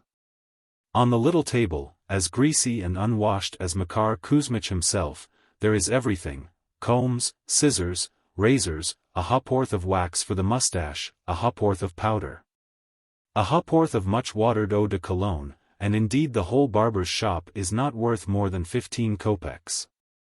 There is a squeaking sound from the invalid bell and an elderly man in a tanned sheepskin and high felt over boots walks into the shop.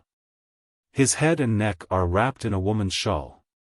This is Erast Ivanitch Yagodov, Makar Kuzmich's godfather. At one time he served as a watchman in the consistory, now he lives near the Red Pond and works as a locksmith. Makarushka, good day, dear boy, he says to Makar Kuzmich, who is absorbed in tidying up. They kiss each other. Yagodov drags his shawl off his head, crosses himself, and sits down. What a long way it is, he says, sighing and clearing his throat. It's no joke. From the Red Pond to the Kaluga Gate. How are you? In a poor way, my boy. I've had a fever. You don't say so. Fever. Yes, I have been in bed a month. I thought I should die. I had extreme unction. Now my hair's coming out. The doctor says I must be shaved. He says the hair will grow again strong. And so, I thought, I'll go to Makar. Better to a relation than to anyone else. He will do it better and he won't take anything for it. It's rather far, that's true, but what of it? It's a walk. I'll do it with pleasure. Please sit down. With a scrape of his foot Makar Kuzmich indicates a chair. Yagodov sits down and looks at himself in the glass and is apparently pleased with his reflection. The looking-glass displays a face awry, with Kalmuck lips, a broad, blunt nose, and eyes in the forehead. Makar Kuzmich puts round his client's shoulders a white sheet with yellow spots on it, and begins snipping with the scissors. I'll shave you clean to the skin, he says. To be sure. So that I may look like a Tartar, like a bomb. The hair will grow all the thicker. How's Auntie? Pretty middling. The other day she went as midwife to the major's lady. They gave her a ruble. Oh, indeed, a ruble. Hold your ear.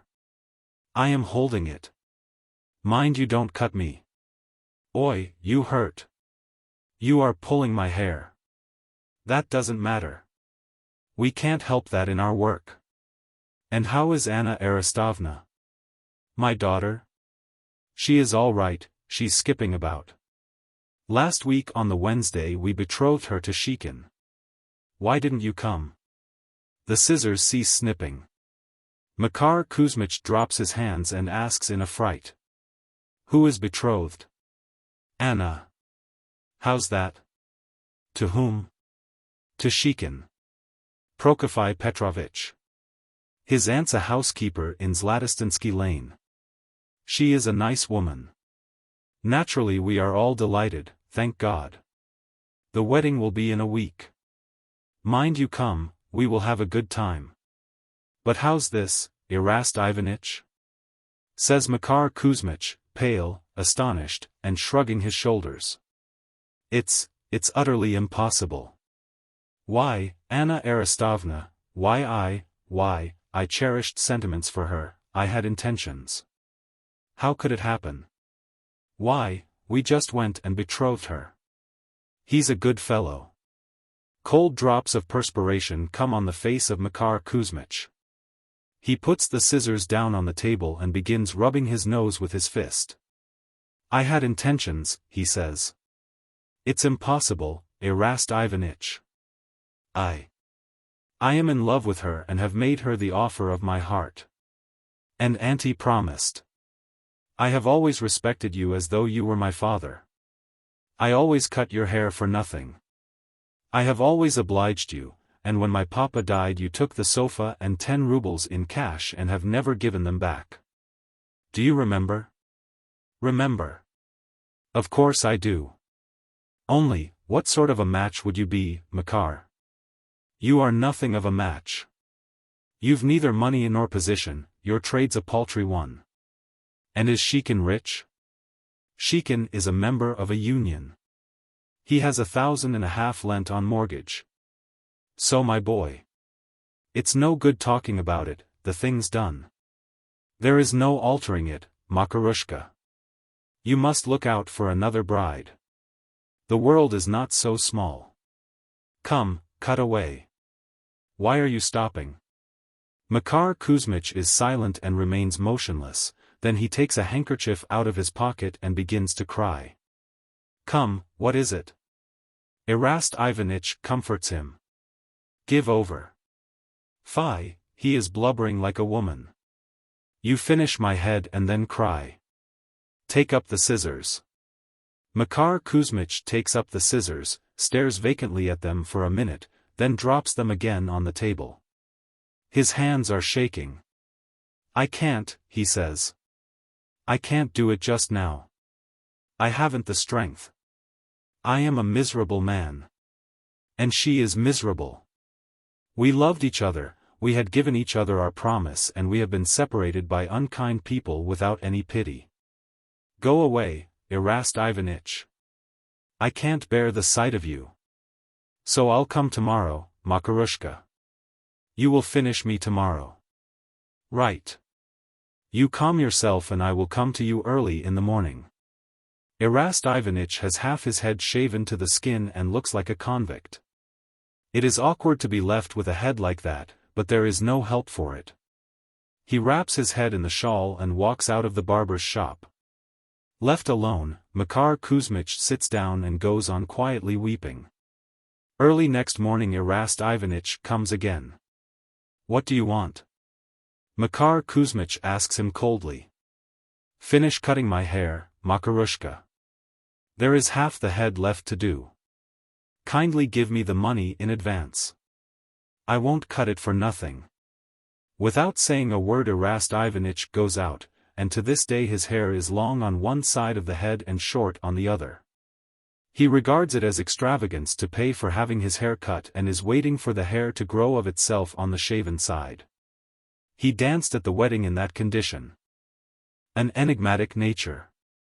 On the red velvet seat of a first-class railway carriage a pretty lady sits half reclining. An expensive fluffy fan trembles in her tightly closed fingers, a pince-nez keeps dropping off her pretty little nose, the brooch heaves and falls on her bosom, like a boat on the ocean. She is greatly agitated. On the seat opposite sits the provincial secretary of special commissions, a budding young author, who from time to time publishes long stories of high life, or novelli, as he calls them, in the leading paper of the province. He is gazing into her face, gazing intently, with the eyes of a connoisseur. He is watching, studying, catching every shade of this exceptional, enigmatic nature. He understands it, he fathoms it. Her soul, her whole psychology lies open before him. Oh, I understand you to your inmost depths, says the Secretary of Special Commissions, kissing her hand near the bracelet. Your sensitive, responsive soul is seeking to escape from the maze of. Yes, the struggle is terrific, titanic. But do not lose heart, you will be triumphant. Yes. Write about me, Voldemar, says the pretty lady with a mournful smile. My life has been so full, so varied, so checkered. Above all, I am unhappy.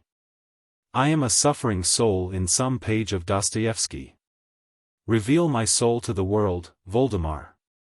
Reveal that hapless soul. You are a psychologist. We have not been in the train an hour together, and you have already fathomed my heart. Tell me. I beseech you, tell me. Listen. My father was a poor clerk in the service. He had a good heart and was not without intelligence, but the spirit of the age, of his environment, vous comprenez? I do not blame my poor father. He drank, gambled, took bribes. My mother, but why say more?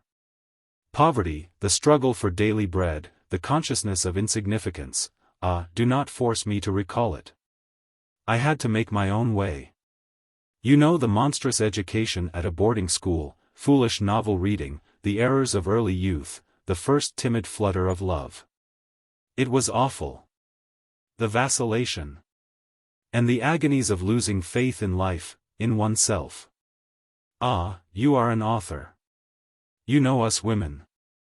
You will understand. Unhappily I have an intense nature. I looked for happiness, and what happiness? I longed to set my soul free. Yes.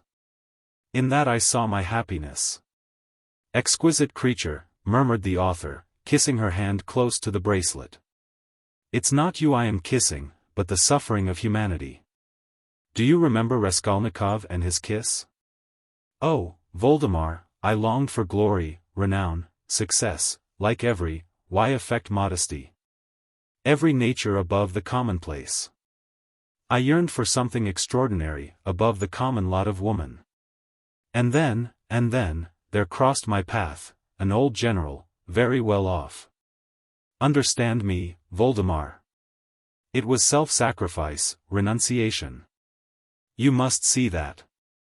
I could do nothing else. I restored the family fortunes, was able to travel, to do good. Yet how I suffered, how revolting, how loathsome to me were his embraces, though I will be fair to him, he had fought nobly in his day. There were moments, terrible moments, but I was kept up by the thought that from day to day the old man might die, that then I would begin to live as I liked. To give myself to the man I adore, be happy.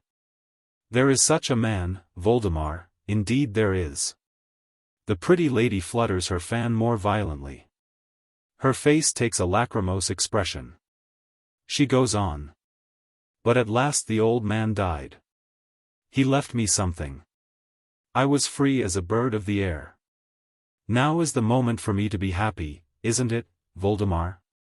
Happiness comes tapping at my window, I had only to let it in, but, Voldemar, listen, I implore you. Now is the time for me to give myself to the man I love, to become the partner of his life, to help, to uphold his ideals, to be happy, to find rest, but, how ignoble, repulsive, and senseless all our life is. How mean it all is, Voldemar.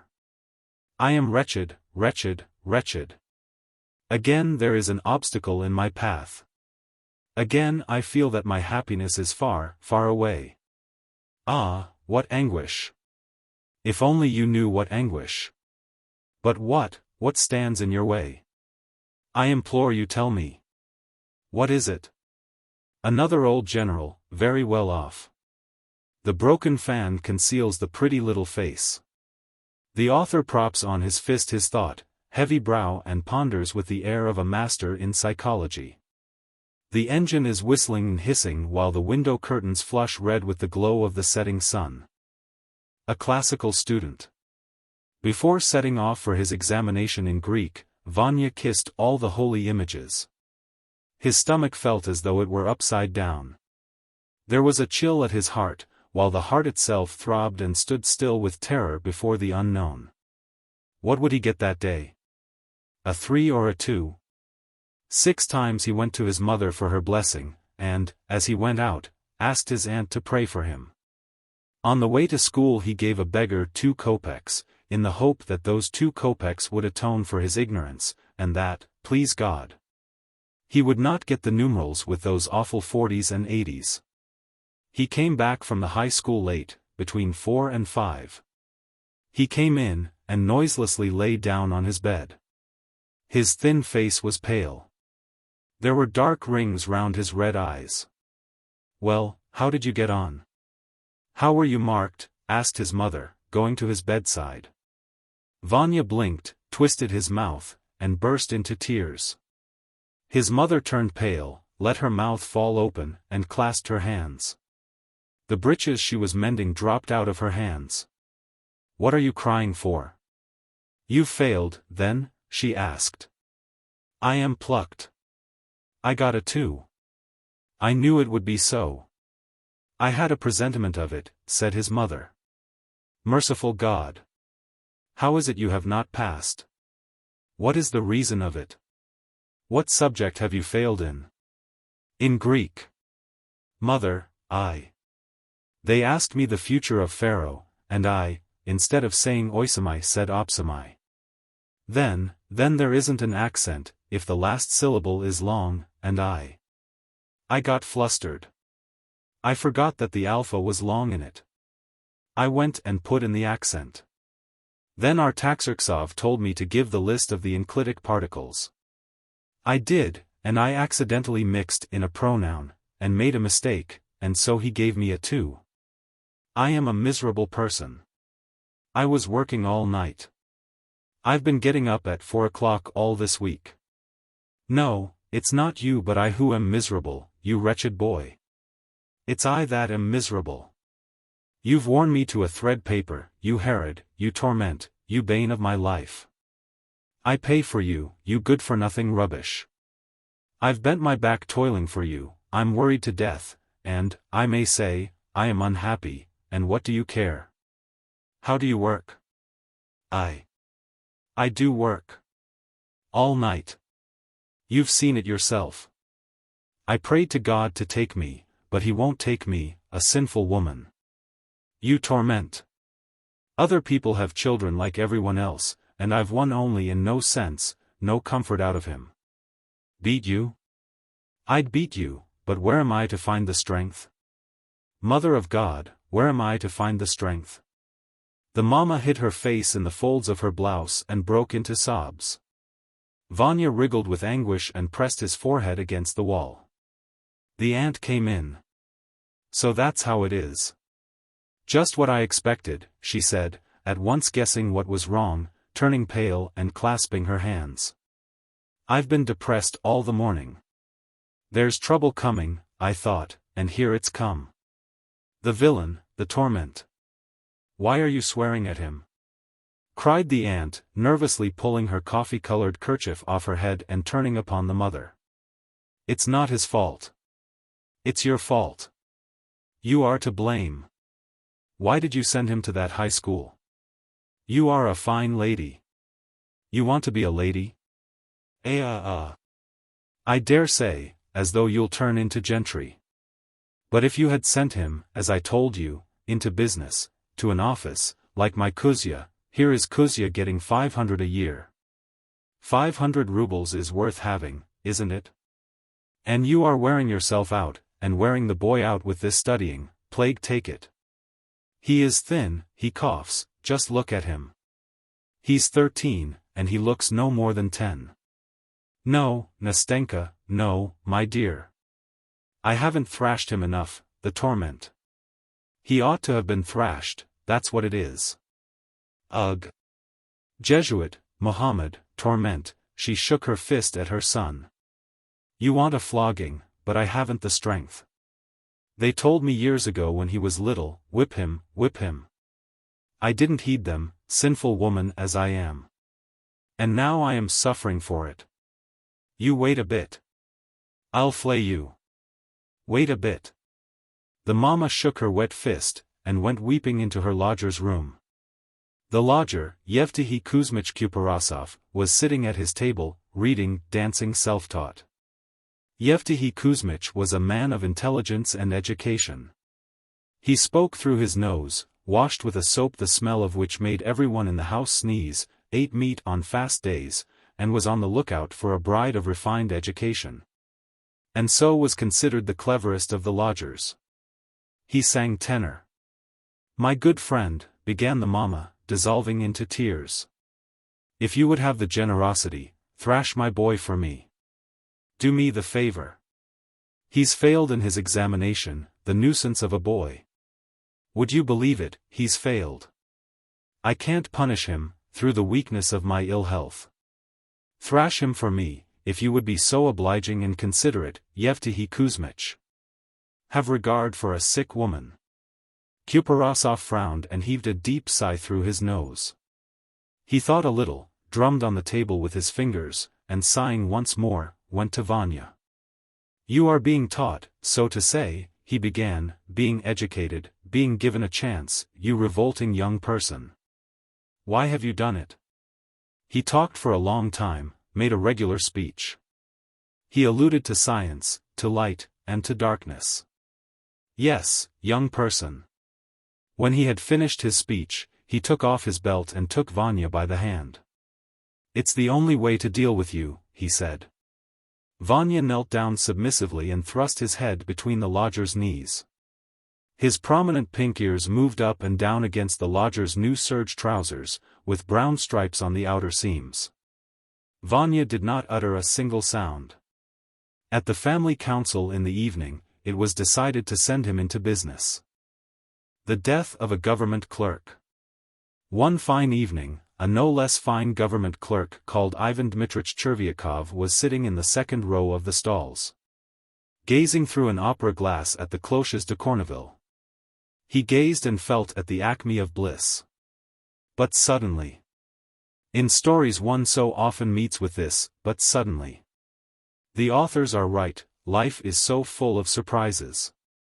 But suddenly his face puckered up, his eyes disappeared, his breathing was arrested, he took the opera glass from his eyes, bent over and apchi, he sneezed as you perceive. It is not reprehensible for anyone to sneeze anywhere. Peasants sneeze and so do police superintendents, and sometimes even privy councillors. All men sneeze. Chervyakov was not in the least confused, he wiped his face with his handkerchief, and like a polite man, looked round to see whether he had disturbed anyone by his sneezing. But then he was overcome with confusion.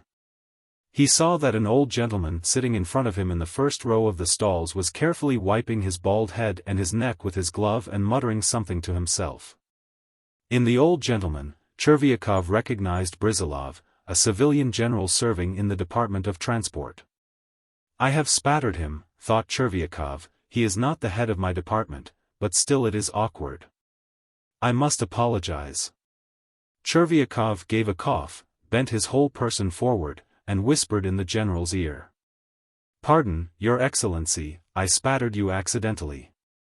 Never mind, never mind. For goodness' sake excuse me, I did not mean to." "Oh, please, sit down. Let me listen." Chervyakov was embarrassed, he smiled stupidly and fell to gazing at the stage. He gazed at it but was no longer feeling bliss. He began to be troubled by uneasiness. In the interval, he went up to Brizilov, walked beside him, and overcoming his shyness, muttered. "I spattered you, Your Excellency, forgive me, you see. I didn't do it to." "Oh, that's enough. I'd forgotten it, and you keep on about it," said the general, moving his lower lip impatiently. "He has forgotten, but there is a fiendish light in his eye," thought Chervyakov, looking suspiciously at the general. "And he doesn't want to talk. I ought to explain to him, that I really didn't intend, that it is the law of nature, or else he will think I meant to spit on him. He doesn't think so now, but he will think so later." On getting home, Chervyakov told his wife of his breach of good manners. It struck him that his wife took too frivolous a view of the incident. She was a little frightened, but when she learned that Brizilov was in a different department, she was reassured. Still, you had better go and apologize, she said, or he will think you don't know how to behave in public. That's just it. I did apologize, but he took it somehow queerly, he didn't say a word of sense. There wasn't time to talk properly. Next day Chervyakov put on a new uniform, had his hair cut and went to Brizilov's to explain. Going into the general's reception room he saw there a number of petitioners and among them the general himself, who was beginning to interview them. After questioning several petitioners the general raised his eyes and looked at Chervyakov. Yesterday at the Arcadia, if you recollect, Your Excellency, the latter began, I sneezed and, accidentally spattered. EXC. What nonsense. It's beyond anything. What can I do for you, said the general addressing the next petitioner. He won't speak, thought Chervyakov, turning pale, that means that he is angry. No, it can't be left like this. I will explain to him. When the general had finished his conversation with the last of the petitioners and was turning towards his inner apartments, Chervyakov took a step towards him and muttered. Your Excellency. If I venture to trouble Your Excellency, it is simply from a feeling I may say of regret. It was not intentional if you will graciously believe me. The general made a lachrymose face, and waved his hand. Why, you are simply making fun of me, sir, he said as he closed the door behind him. Where's the making fun in it? Thought Chervyakov, there is nothing of the sort. He is a general, but he can't understand.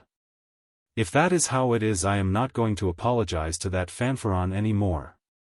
The devil take him. I'll write a letter to him, but I won't go.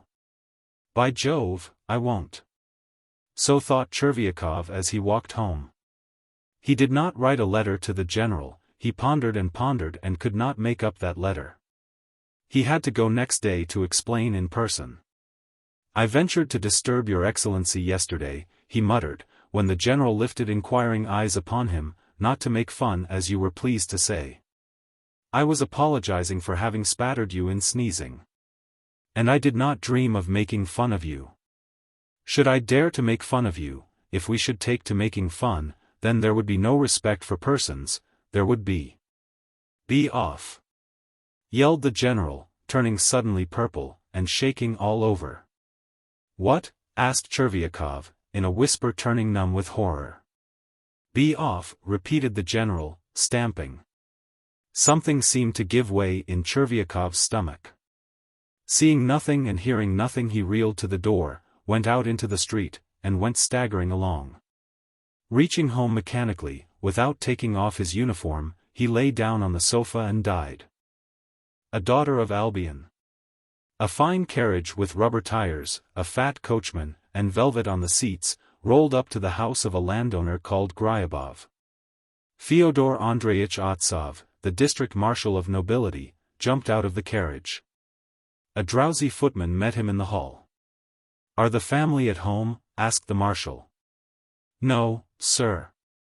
The mistress and the children are gone out paying visits, while the master and mademoiselle are catching fish. Fishing all the morning, sir. Otsov stood a little, thought a little, and then went to the river to look for Gryabov. Going down to the river he found him 1.5 miles from the house. Looking down from the steep bank and catching sight of Gryabov, Otsov gushed with laughter. Gryabov, a large stout man, with a very big head, was sitting on the sand, angling, with his legs tucked under him like a Turk. His hat was on the back of his head and his cravat had slipped on one side. Beside him stood a tall thin Englishwoman, with prominent eyes like a crab's, and a big bird-like nose more like a hook than a nose. She was dressed in a white muslin gown through which her scraggy yellow shoulders were very distinctly apparent. On her gold belt hung a little gold watch. She too was angling. The stillness of the grave reigned about them both. Both were motionless, as the river upon which their floats were swimming. A desperate passion, but deadly dull, laughed Otsov. Good day, Ivan Kuzmich. Ah, is that you? Asked Gryabov, not taking his eyes off the water. Have you come? As you see. And you are still taken up with your crazy nonsense. Not given it up yet? The devil's in it. I begin in the morning and fish all day. The fishing is not up to much today. I've caught nothing and this dummy hasn't either. We sit on and not a devil of a fish. I could scream. Well, chuck it up then. Let's go and have some vodka. Wait a little, maybe we shall catch something. Towards evening the fish bite better. I've been sitting here, my boy, ever since the morning.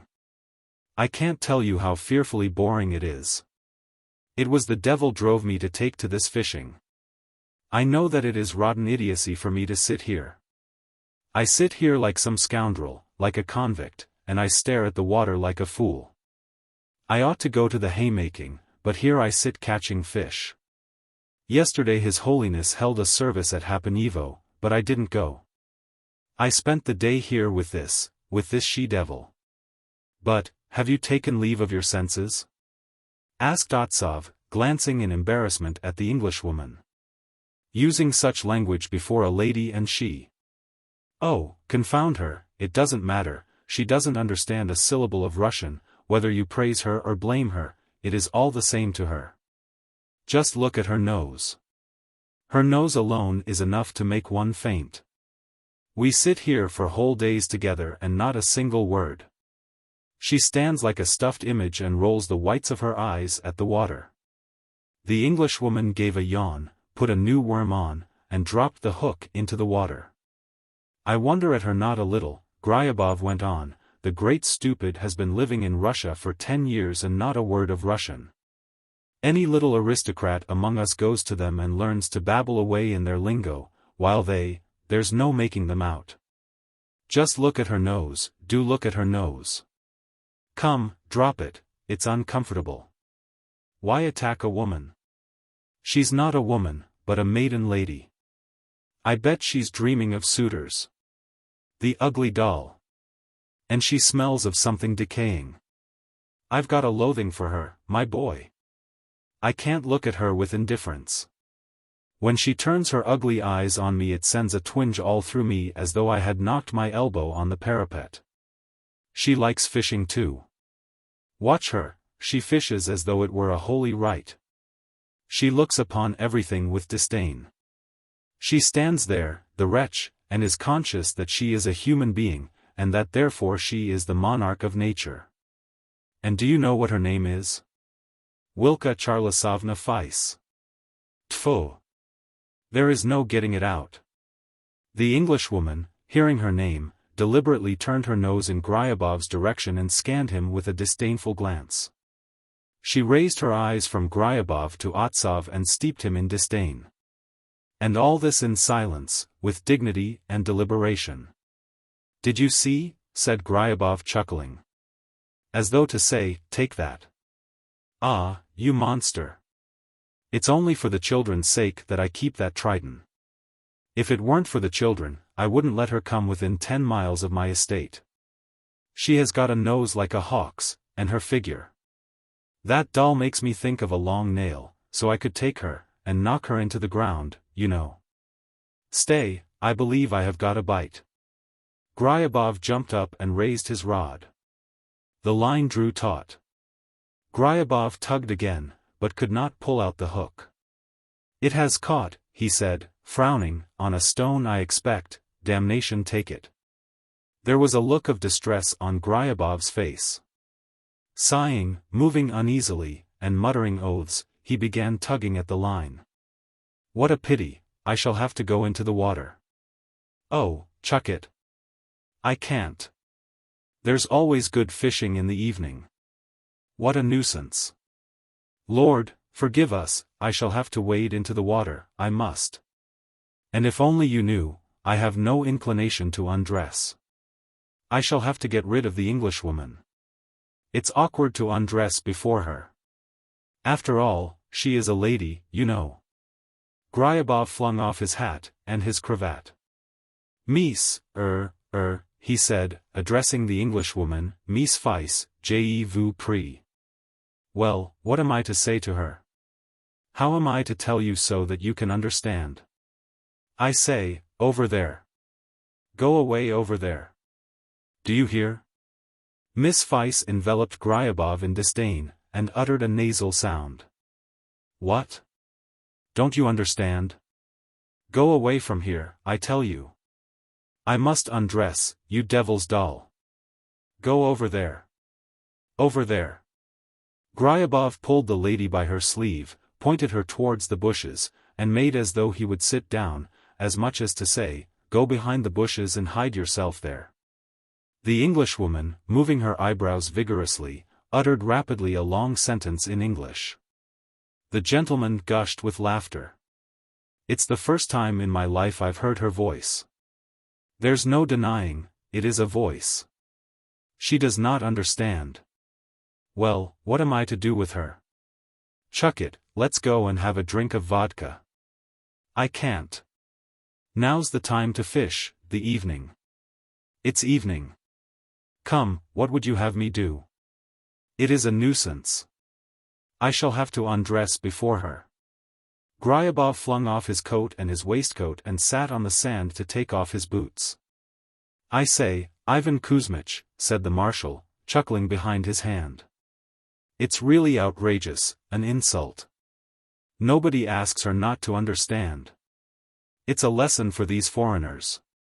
Gryabov took off his boots and his trousers, flung off his undergarments and remained in the costume of Adam. Otsov held his sides, he turned crimson both from laughter and embarrassment. The Englishwoman twitched her brows and blinked. A haughty, disdainful smile passed over her yellow face. I must cool off, said Gryabov, slapping himself on the ribs. Tell me if you please, Fyodor Andreitch, why I have a rash on my chest every summer. Oh, do get into the water quickly or cover yourself with something, you beast. And if only she were confused, the nasty thing, said Gryabov, crossing himself as he waded into the water. Brrrr, the water's cold. Look how she moves her eyebrows. She doesn't go away, she is far above the crowd. He, and she doesn't reckon us as human beings. Wading knee-deep in the water and drawing his huge figure up to its full height, he gave a wink and said. This isn't England, you see. Miss Weiss coolly put on another worm, gave a yawn, and dropped the hook in. Otsov turned away, Gryabov released his hook, ducked into the water and, spluttering, waded out. 2 minutes later he was sitting on the sand and angling as before. The Trousseau. I have seen a great many houses in my time, little and big, new and old, built of stone and of wood, but of one house I have kept a very vivid memory. It was, properly speaking, rather a cottage than a house, a tiny cottage of 1 story, with 3 windows, looking extraordinarily like a little old hunchback woman with a cap on. Its white stucco walls, its tiled roof, and dilapidated chimney, were all drowned in a perfect sea of green. The cottage was lost to sight among the mulberry trees, acacias, and poplars planted by the grandfathers and great-grandfathers of its present occupants. And yet it is a town house. Its wide courtyard stands in a row with other similar green courtyards, and forms part of a street. Nothing ever drives down that street, and very few persons are ever seen walking through it. The shutters of the little house are always closed, its occupants do not care for sunlight, the light is no use to them. The windows are never opened, for they are not fond of fresh air. People who spend their lives in the midst of acacias, mulberries, and nettles have no passion for nature. It is only to the summer visitor that God has vouchsafed an eye for the beauties of nature. The rest of mankind remain steeped in profound ignorance of the existence of such beauties. People never prize what they have always had in abundance. What we have, we do not treasure, and what's more we do not even love it. The little house stands in an earthly paradise of green trees with happy birds nesting in them. But inside, alas! In summer, it is close and stifling within, in winter, hot as a Turkish bath, not one breath of air, and the dreariness. The first time I visited the little house was many years ago on business. I brought a message from the colonel who was the owner of the house to his wife and daughter. That first visit I remember very distinctly. It would be impossible, indeed, to forget it. Imagine a limp little woman of 40, gazing at you with alarm and astonishment while you walk from the passage into the parlor.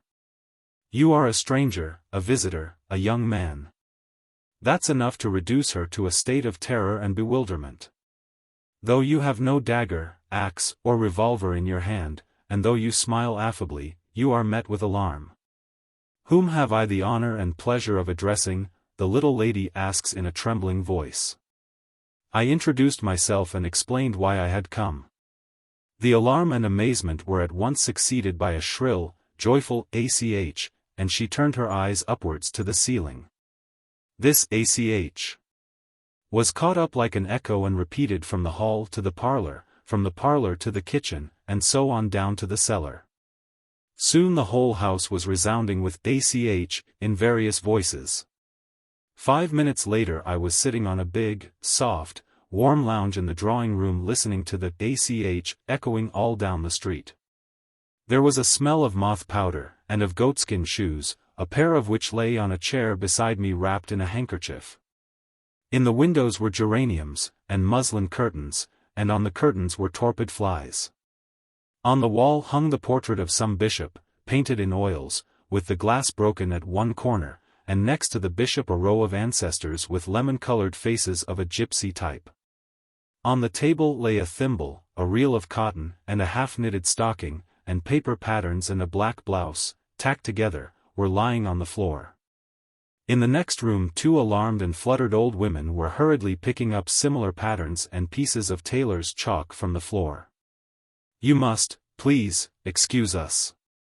We are dreadfully untidy," said the little lady. While she talked to me, she stole embarrassed glances towards the other room where the patterns were still being picked up. The door, too, seemed embarrassed, opening an inch or two and then shutting again. "What's the matter?" said the little lady, addressing the door. "O est mon cravat liquel mon père emivate envoy de Kursk?" asked a female voice at the door. "Ah, Cek, Marie, K. Really, it's impossible. Nous avons donc chez nous un peu connu de nous. Ask Lucaria. How well we speak French, though." I read in the eyes of the little lady, who was flushing with pleasure. Soon afterwards the door opened and I saw a tall, thin girl of 19, in a long muslin dress with a gilt belt from which, I remember, hung a mother-of-pearl fan. She came in, dropped a curtsy, and flushed crimson. Her long nose, which was slightly pitted with smallpox, turned red first, and then the flush passed up to her eyes and her forehead. "My daughter," chanted the little lady, and, "Manechka, this is a young gentleman who has come," etc. I was introduced, and expressed my surprise at the number of paper patterns. Mother and daughter dropped their eyes. "We had a fair here at Ascension," said the mother. "We always buy materials at the fair, and then it keeps us busy with sewing till the next year's fair comes around again. We never put things out to be made. My husband's pay is not very ample, and we are not able to permit ourselves luxuries. So we have to make up everything ourselves. But who will ever wear such a number of things? There are only 2 of you. Oh, as though we were thinking of wearing them. They are not to be worn, they are for the trousseau." "Ah, mammam, what are you saying?" said the daughter, and she crimsoned again. Our visitor might suppose it was true. "I don't intend to be married. Never." She said this, but at the very word "married" her eyes glowed. Tea, biscuits, butter, and jam were brought in, followed by raspberries and cream. At 7 o'clock, we had supper, consisting of 6 courses, and while we were at supper I heard a loud yawn from the next room. I looked with surprise towards the door. It was a yawn that could only come from a man. "That's my husband's brother, Yegor Semyonitch," the little lady explained, noticing my surprise. "He's been living with us for the last year. Please excuse him, he cannot come in to see you. He is such an unsociable person, he is shy with strangers. He is going into a monastery. He was unfairly treated in the service, and the disappointment has preyed on his mind. After supper the little lady showed the vestment which Yegor Semyonich was embroidering with his own hands as an offering for the church. Manechka threw off her shyness for a moment and showed me the tobacco pouch she was embroidering for her father. When I pretended to be greatly struck by her work, she flushed crimson and whispered something in her mother's ear. The latter beamed all over, and invited me to go with her to the storeroom. There I was shown 5 large trunks, and a number of smaller trunks and boxes. "This is her trousseau," her mother whispered, "we made it all ourselves." After looking at these forbidding trunks I took leave of my hospitable hostesses. They made me promise to come and see them again some day. It happened that I was able to keep this promise. 7 years after my first visit, I was sent down to the little town to give expert evidence in a case that was being tried there. As I entered the little house I heard the same ACH echo through it. They recognized me at once. Well, they might. My first visit had been an event in their lives, and when events are few they are long remembered.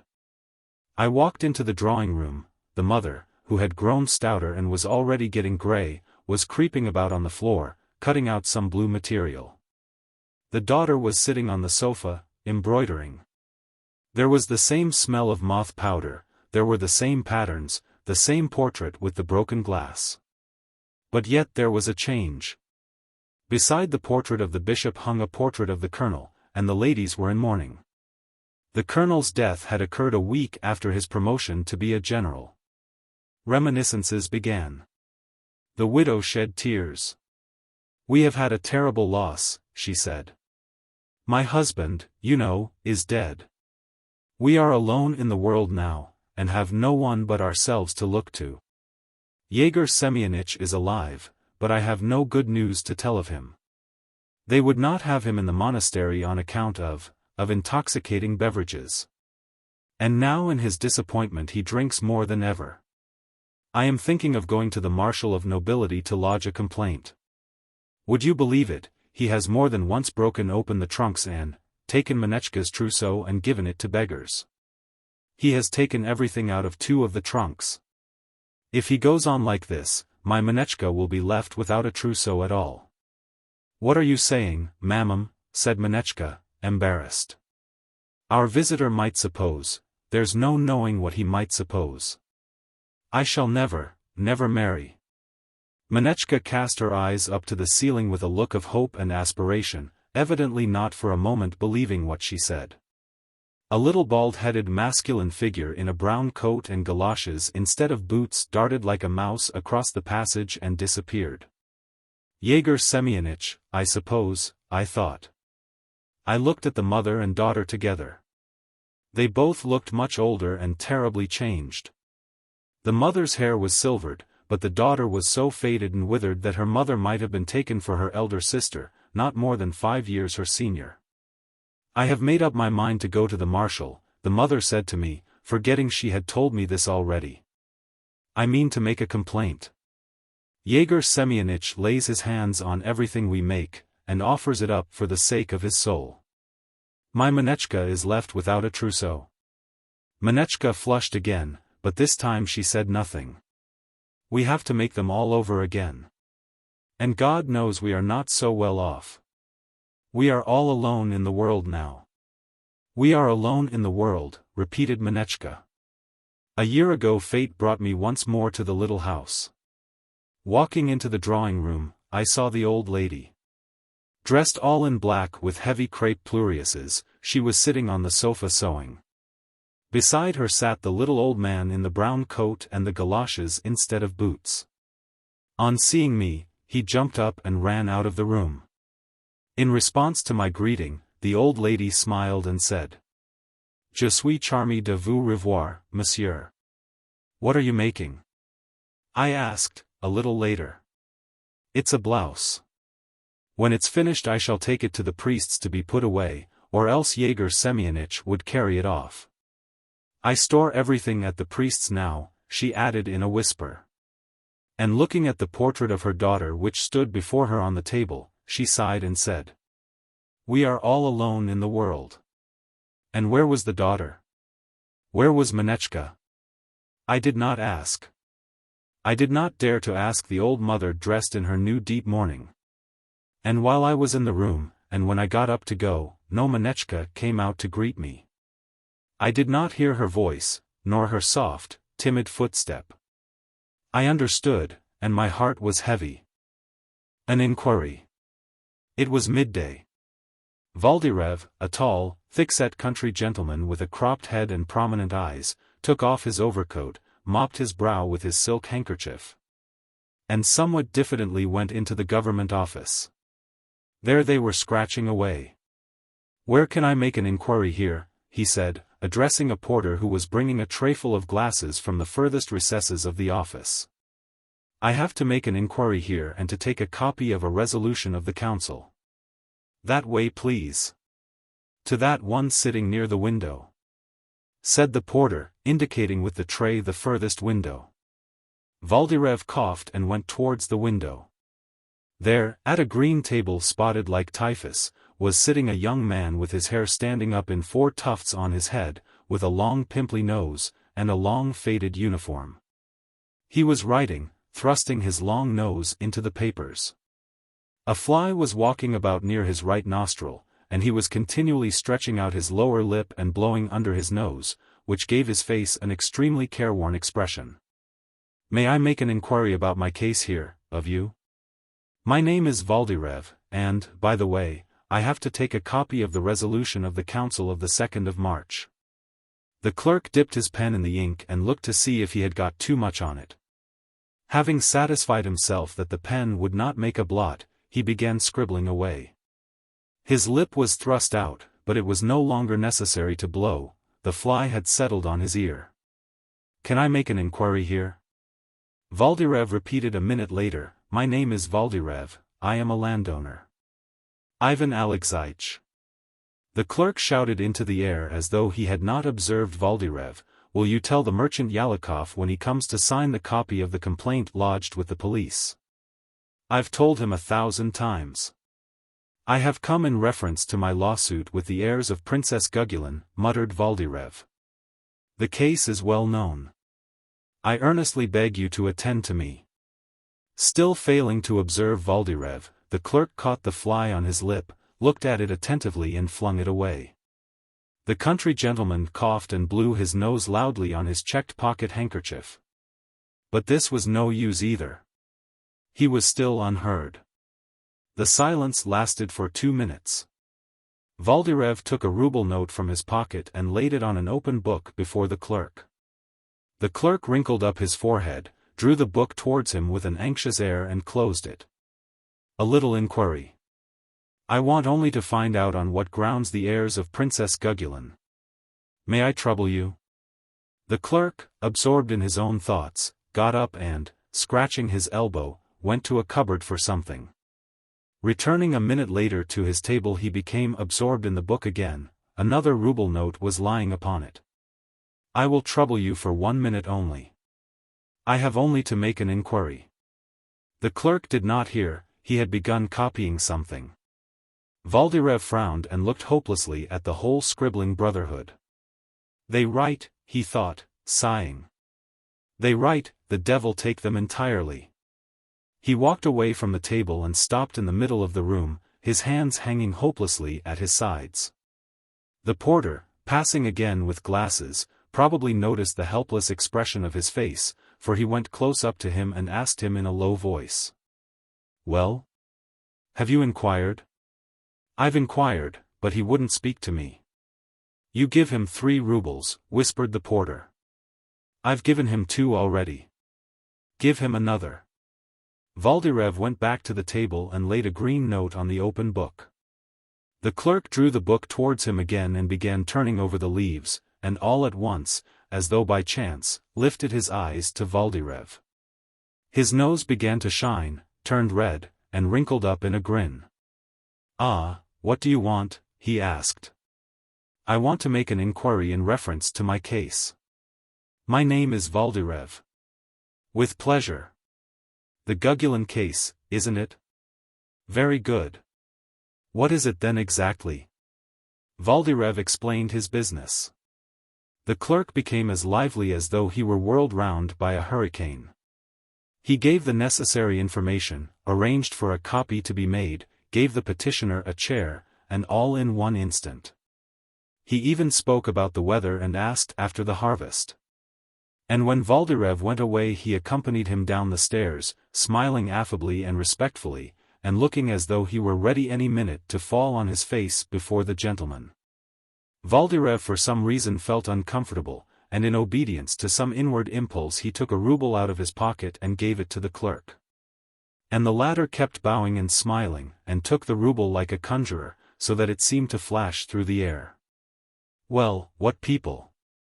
Thought the country gentleman as he went out into the street, and he stopped and mopped his brow with his handkerchief. Fat and thin. Two friends, one a fat man and the other a thin man, met at the Nikolaevsky station. The fat man had just dined in the station and his greasy lips shone like ripe cherries. He smelt of sherry and fleur d'orange. The thin man had just slipped out of the train and was laden with portmanteaus, bundles, and bandboxes. He smelt of ham and coffee grounds. A thin woman with a long chin, his wife, and a tall schoolboy with one eye screwed up came into view behind his back. "Porfiry," cried the fat man on seeing the thin man. "Is it you? My dear fellow! How many summers, how many winters!" "Holy saints!" cried the thin man in amazement. "Misha! The friend of my childhood! Where have you dropped from?" The friends kissed each other 3 times, and gazed at each other with eyes full of tears. Both were agreeably astounded. "My dear boy," began the thin man after the kissing. "This is unexpected. This is a surprise. Come have a good look at me. Just as handsome as I used to be. Just as great a darling and a dandy. Good gracious me. Well, and how are you? Made your fortune? Married? I am married as you see. This is my wife Louise, her maiden name was Vansenbach, of the Lutheran persuasion. And this is my son Nathanael, a schoolboy in the 3rd class. This is the friend of my childhood, Nathania. We were boys at school together." Nathanael thought a little and took off his cap. "We were boys at school together," the thin man went on. "Do you remember how they used to tease you? You were nicknamed Herostratus, because you burned a hole in a schoolbook with a cigarette, and I was nicknamed Ephialtes, because I was fond of telling tales. Ho, ho, we were children. Don't be shy, Nathania. Go nearer to him. And this is my wife, her maiden name was Vansenbach, of the Lutheran persuasion." Nathanael thought a little and took refuge behind his father's back. "Well, how are you doing, my friend?" the fat man asked, looking enthusiastically at his friend. "Are you in the service? What grade have you reached?" "I am, dear boy. I have been a collegiate assessor for the last 2 years and I have the Stanislav. The salary is poor, but that's no great matter. The wife gives music lessons, and I go in for carving wooden cigarette cases in a private way. Capital cigarette cases. I sell them for a rouble each. If anyone takes 10 or more I make a reduction, of course. We get along somehow. I served as a clerk, you know, and now I have been transferred here as a head clerk in the same department. I am going to serve here. And what about you? I bet you are a civil councillor by now." "No, dear boy, go higher than that," said the fat man. "I have risen to privy councillor already. I have 2 stars. The thin man turned pale and rigid all at once, but soon his face twisted in all directions in the broadest smile. It seemed as though sparks were flashing from his face and eyes. He squirmed, he doubled together, crumpled up. His portmanteaus, bundles and cardboard boxes seemed to shrink and crumple up too. His wife's long chin grew longer still. Nathanael drew himself up to attention and fastened all the buttons of his uniform. "Your Excellency, delighted." The friend, one may say, of childhood, and to have turned into such a great man. He. Come, the fat man frowned. What's this tone for? You and I were friends as boys, and there is no need of this official obsequiousness. Merciful heavens, Your Excellency! What are you saying? Sniggered the thin man, wriggling more than ever. Your Excellency's gracious attention is like refreshing manna. This, Your Excellency, is my son Nathanael, my wife Louise, a Lutheran in a certain sense. The fat man was about to make some protest, but the face of the thin man wore an expression of such reverence, sugariness, and mawkish respectfulness that the privy councillor was sickened. He turned away from the thin man, giving him his hand at parting. The thin man pressed 3 fingers, bowed his whole body and sniggered like a Chinaman. He. His wife smiled. Nathanael scraped with his foot and dropped his cap. All 3 were agreeably overwhelmed. A tragic actor. It was the benefit night of Fanajanov, the tragic actor. They were acting Prince Serebryanny. The tragedian himself was playing Vyazemsky. Limonadov, the stage manager, was playing Morozov, Madame Biabatov, Elena. The performance was a grand success. The tragedian accomplished wonders indeed. When he was carrying off Elena, he held her in one hand above his head as he dashed across the stage. He shouted, hissed, banged with his feet, tore his coat across his chest. When he refused to fight Morozov, he trembled all over as nobody ever trembles in reality, and gasped loudly. The theater shook with applause. There were endless calls. Fanajanov was presented with a silver cigarette case and a bouquet tied with long ribbons. The ladies waved their handkerchiefs and urged their men to applaud, many shed tears. But the one who was the most enthusiastic and most excited was Masha, daughter of Sidoretsky the police captain. She was sitting in the first row of the stalls beside her papa. She was ecstatic and could not take her eyes off the stage even between the acts. Her delicate little hands and feet were quivering, her eyes were full of tears, her cheeks turned paler and paler. And no wonder, she was at the theater for the first time in her life. How well they act! How splendidly, she said to her papa the police captain, every time the curtain fell. How good Fanajanov is! And if her papa had been capable of reading faces he would have read on his daughter's pale little countenance a rapture that was almost anguish. She was overcome by the acting, by the play, by the surroundings. When the regimental band began playing between the acts, she closed her eyes, exhausted. Papa, she said to the police captain during the last interval, go behind the scenes and ask them all to dinner tomorrow. The police captain went behind the scenes, praised them for all their fine acting, and complimented Madame Biabatov. Your lovely face demands a canvas, and I only wish I could wield the brush. And with a scrape, he thereupon invited the company to dinner. All except the fair sex, he whispered. I don't want the actresses, for I have a daughter. Next day the actors dined at the police captain's. Only 3 turned up, the manager Limonadov, the tragedian Fanajanov, and the comic man Vodolazov. The others sent excuses. The dinner was a dull affair. Limonadov kept telling the police captain how much he respected him, and how highly he thought of all persons in authority. Vodolazov mimicked drunken merchants and Armenians. And Fanajanov, on his passport his name was Knish, a tall, stout little Russian with black eyes and frowning brow, declaimed, at the portals of the great, and To Be or Not to Be. Limonadov, with tears in his eyes, described his interview with the former governor, General Kaniuchin. The police captain listened, was bored, and smiled affably. He was well satisfied, although Limonadov smelt strongly of burnt feathers, and Fanajanov was wearing a hired dress coat and boots trodden down at heel. They pleased his daughter and made her lively, and that was enough for him. And Masha never took her eyes off the actors. She had never before seen such clever, exceptional people. In the evening the police captain and Masha were at the theater again. A week later the actors dined at the police captain's again, and after that came almost every day either to dinner or supper.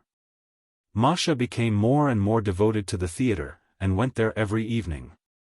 She fell in love with the tragedian. One fine morning, when the police captain had gone to meet the bishop, Masha ran away with Limonadov's company and married her hero on the way. After celebrating the wedding, the actors composed a long and touching letter and sent it to the police captain. It was the work of their combined efforts. "Bring out the motive, the motive," Limonadov kept saying as he dictated to the comic man. "Lay on the respect. These official chaps like it. Add something of a sort, to draw a tear." The answer to this letter was most discomforting. The police captain disowned his daughter for marrying, as he said, a stupid, idle little Russian with no fixed home or occupation. And the day after this answer was received Masha was writing to her father. "Papa, he beats me. Forgive us."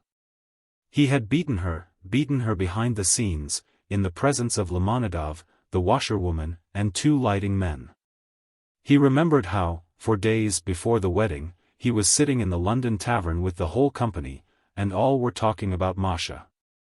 The company were advising him to chance it, and Limonadov, with tears in his eyes urged, it would be stupid and irrational to let slip such an opportunity. Why, for a sum like that one would go to Siberia, let alone getting married. "When you marry and have a theatre of your own, take me into your company. I shan't be master then, you'll be master." Fanajanov remembered it, and muttered with clenched fists. "If he doesn't send money I'll smash her. I won't let myself be made a fool of, damn my soul." At one provincial town the company tried to give Masha the slip, but Masha found out, ran to the station, and got there when the second bell had rung and the actors had all taken their seats. "I've been shamefully treated by your father," said the tragedian, "all is over between us." And though the carriage was full of people, she went down on her knees and held out her hands, imploring him. "I love you.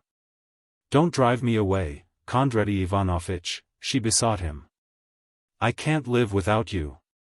They listened to her entreaties, and after consulting together, took her into the company as a countess, the name they used for the minor actresses who usually came on to the stage in crowds or in dumb parts.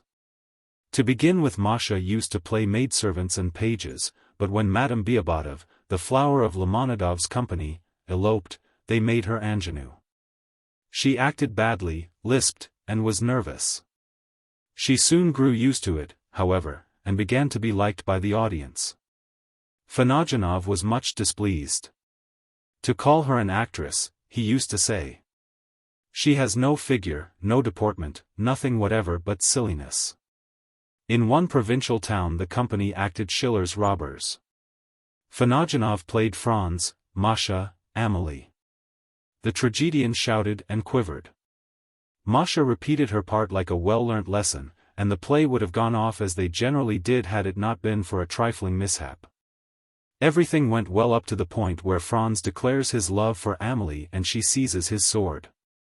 The tragedian shouted, hissed, quivered, and squeezed Masha in his iron embrace. And Masha, instead of repulsing him and crying, hence, trembled in his arms like a bird and did not move. She seemed petrified. "Have pity on me," she whispered in his ear. "Oh, have pity on me. I am so miserable." "You don't know your part." "Listen to the prompter," hissed the tragedian, and he thrust his sword into her hand. After the performance, Limonadov and Fanajanov were sitting in the ticket box office engaged in conversation. "Your wife does not learn her part, you are right there," the manager was saying. "She doesn't know her line. Every man has his own line, but she doesn't know hers." Fanajanov listened, sighed, and scowled and scowled. Next morning, Masha was sitting in a little general shop writing. "Papa, he beats me. Forgive us. Send us some money." A slander. Sergei Kapitonik Ahinev, the writing master, was marrying his daughter to the teacher of history and geography. The wedding festivities were going off most successfully. In the drawing room there was singing, playing, and dancing. Waiters hired from the club were flitting distractedly about the rooms, dressed in black swallowtails and dirty white ties. There was a continual hubbub and din of conversation. Sitting side by side on the sofa, the teacher of mathematics, Taranchilov, the French teacher, Pastakoy, and the junior assessor of taxes, Mzda, were talking hurriedly and interrupting one another as they described to the guests cases of persons being buried alive, and gave their opinions on spiritualism. None of them believed in spiritualism, but all admitted that there were many things in this world which would always be beyond the mind of man. In the next room the literature master, Dodonsky, was explaining to the visitors the cases in which a sentry has the right to fire on passers-by. The subjects, as you perceive, were alarming, but very agreeable. Persons whose social position precluded them from entering were looking in at the windows from the yard. Just at midnight the master of the house went into the kitchen to see whether everything was ready for supper. The kitchen from floor to ceiling was filled with fumes composed of goose, duck, and many other odors. On 2 tables the accessories, the drinks and light refreshments, were set out in artistic disorder. The cook, Marfa, a red-faced woman whose figure was like a barrel with a belt around it, was bustling about the tables. "Show me the sturgeon, Marfa," said Ahiniv, rubbing his hands and licking his lips. "What a perfume! I could eat up the whole kitchen. Come, show me the sturgeon." Marfa went up to one of the benches and cautiously lifted a piece of greasy newspaper. Under the paper on an immense dish there reposed a huge sturgeon, masked in jelly and decorated with capers, olives, and carrots. Ahiniv gazed at the sturgeon and gasped. His face beamed, he turned his eyes up. He bent down and with his lips emitted the sound of an ungreased wheel. After standing a moment he snapped his fingers with delight and once more smacked his lips. "Aha!" The sound of a passionate kiss. "Who is it you're kissing out there, little Marfa?" Came a voice from the next room, and in the doorway there appeared the cropped head of the assistant usher, Van Kin. "Who is it?" "Ah. Delighted to meet you. Sergei Kapitonik. You're a fine grandfather, I must say. Tête-à-tête with the fair sex, tête." "I'm not kissing," said Ahiniv in confusion. "Who told you so, you fool?" "I was only." I smacked my lips, in reference to, as an indication of, pleasure, at the sight of the fish. Tell that to the Marines. The intrusive face vanished, wearing a broad grin. Ahiniv flushed. Hang it, he thought, the beast will go now and talk scandal. He'll disgrace me to all the town, the brute. Ahiniv went timidly into the drawing room and looked stealthily round for Van Kin. Van Kin was standing by the piano, and, bending down with a jaunty air, was whispering something to the inspector's sister-in-law, who was laughing. Talking about me, thought Ahiniv. About me, blast him. And she believes it, believes it. She laughs. Mercy on us. No, I can't let it pass. I can't. I must do something to prevent his being believed. I'll speak to them all, and he'll be shown up for a fool and a gossip. Ahiniv scratched his head, and still overcome with embarrassment, went up to Pastakoy. I've just been in the kitchen to see after the supper, he said to the Frenchman. I know you are fond of fish, and I've a sturgeon, my dear fellow, beyond everything. 1.5 yards long. Ha, ha, ha. And, by the way, I was just forgetting. In the kitchen just now, with that sturgeon, quite a little story. I went into the kitchen just now and wanted to look at the supper dishes. I looked at the sturgeon and I smacked my lips with relish, at the piquancy of it. And at the very moment that fool Van Kin came in and said, Ha, ha, ha. So you're kissing here. Kissing Marfa, the cook. What a thing to imagine, silly fool.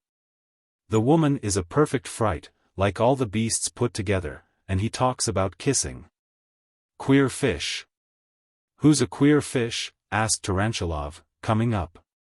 Why over there, Van Kin. I went into the kitchen. And he told the story of Van Kin. He amused me, queer fish. I'd rather kiss a dog than Marfa, if you ask me, added Ahiniv. He looked round and saw behind him Mzda. We were talking of Van Kin, he said. Queer fish, he is. He went into the kitchen, saw me beside Marfa, and began inventing all sorts of silly stories. Why are you kissing, he says. He must have had a drop too much. And I'd rather kiss a tekikok than Marfa, I said, and I've a wife of my own, you fool, said I. He did amuse me. Who amused you? Asked the priest who taught scripture in the school, going up to Ahiniv. Van Kin. I was standing in the kitchen, looking at the sturgeon. And so on. Within half an hour or so all the guests knew the incident of the sturgeon and Van Kin. Let him tell away now, thought Ahiniv, rubbing his hands. Let him. He'll begin telling his story and they'll say to him at once, enough of your improbable nonsense, you fool, we know all about it. And Ahiniv was so relieved that in his joy he drank 4 glasses too many. After escorting the young people to their room, he went to bed and slept like an innocent babe, and next day he thought no more of the incident with the sturgeon. But, alas! Man proposes, but God disposes. An evil tongue did its evil work, and Ahiniv's strategy was of no avail. Just a week later, to be precise, on Wednesday after the 3rd lesson, when Ahiniv was standing in the middle of the teacher's room, holding forth on the vicious propensities of a boy called Vaiskin, the headmaster went up to him and drew him aside. Look here, Sergei Kapitonik, said the headmaster, you must excuse me. It's not my business, but all the same I must make you realize. It's my duty. You see, there are rumors that you are romancing with that cook. It's nothing to do with me, but, flirt with her, kiss her, as you please, but don't let it be so public, please. I entreat you. Don't forget that you're a schoolmaster. Ahiniv turned cold and faint. He went home like a man stung by a whole swarm of bees, like a man scalded with boiling water. As he walked home, it seemed to him that the whole town was looking at him as though he were smeared with pitch. At home fresh trouble awaited him. Why aren't you gobbling up your food as usual? His wife asked him at dinner. What are you so pensive about? Brooding over your amours? Pining for your Marfa? I know all about it, Mohammedan. Kind friends have opened my eyes. Oh. You savage. And she slapped him in the face. He got up from the table, not feeling the earth under his feet, and without his hat or coat, made his way to Van Kin. He found him at home. You scoundrel, he addressed him. Why have you covered me with mud before all the town? Why did you set this slander going about me? What slander? What are you talking about? Who was it gossiped of my kissing Marfa? Wasn't it you? Tell me that. Wasn't it you, you brigand? Van Kin blinked and twitched in every fiber of his battered countenance, raised his eyes to the icon and articulated, God blast me. Strike me blind and lay me out, if I said a single word about you. May I be left without house and home, may I be stricken with worse than cholera. Van Kin's sincerity did not admit of doubt. It was evidently not he who was the author of the slander. But who, then, who? Ahiniv wondered, going over all his acquaintances in his mind and beating himself on the breast. Who, then? Who, then? We, too, ask the reader. The Bird Market. There is a small square near the monastery of the Holy Birth which is called Trubnoy, or simply Truboy. There is a market there on Sundays. Hundreds of sheepskins, wadded coats, fur caps, and chimney-pot hats swarm there, like crabs in a sieve. There is the sound of the twitter of birds in all sorts of keys, recalling the spring. If the sun is shining, and there are no clouds in the sky, the singing of the birds and the smell of hay make a more vivid impression. And this reminder of spring sets one thinking and carries one's fancy far, far away. Along one side of the square there stands a string of wagons. The wagons are loaded, not with hay, not with cabbages, nor with beans, but with goldfinches, siskins, larks, blackbirds and thrushes, bloodits, bullfinches. All of them are hopping about in rough, homemade cages, twittering and looking with envy at the free sparrows. The goldfinches cost 5 kopecks, the siskins are rather more expensive, while the value of the other birds is quite indeterminate. How much is a lark? The seller himself does not know the value of a lark. He scratches his head and asks whatever comes into it, a ruble, or 3 kopecks, according to the purchaser. There are expensive birds too. A faded old blackbird, with most of its feathers plucked out of its tail, sits on a dirty perch.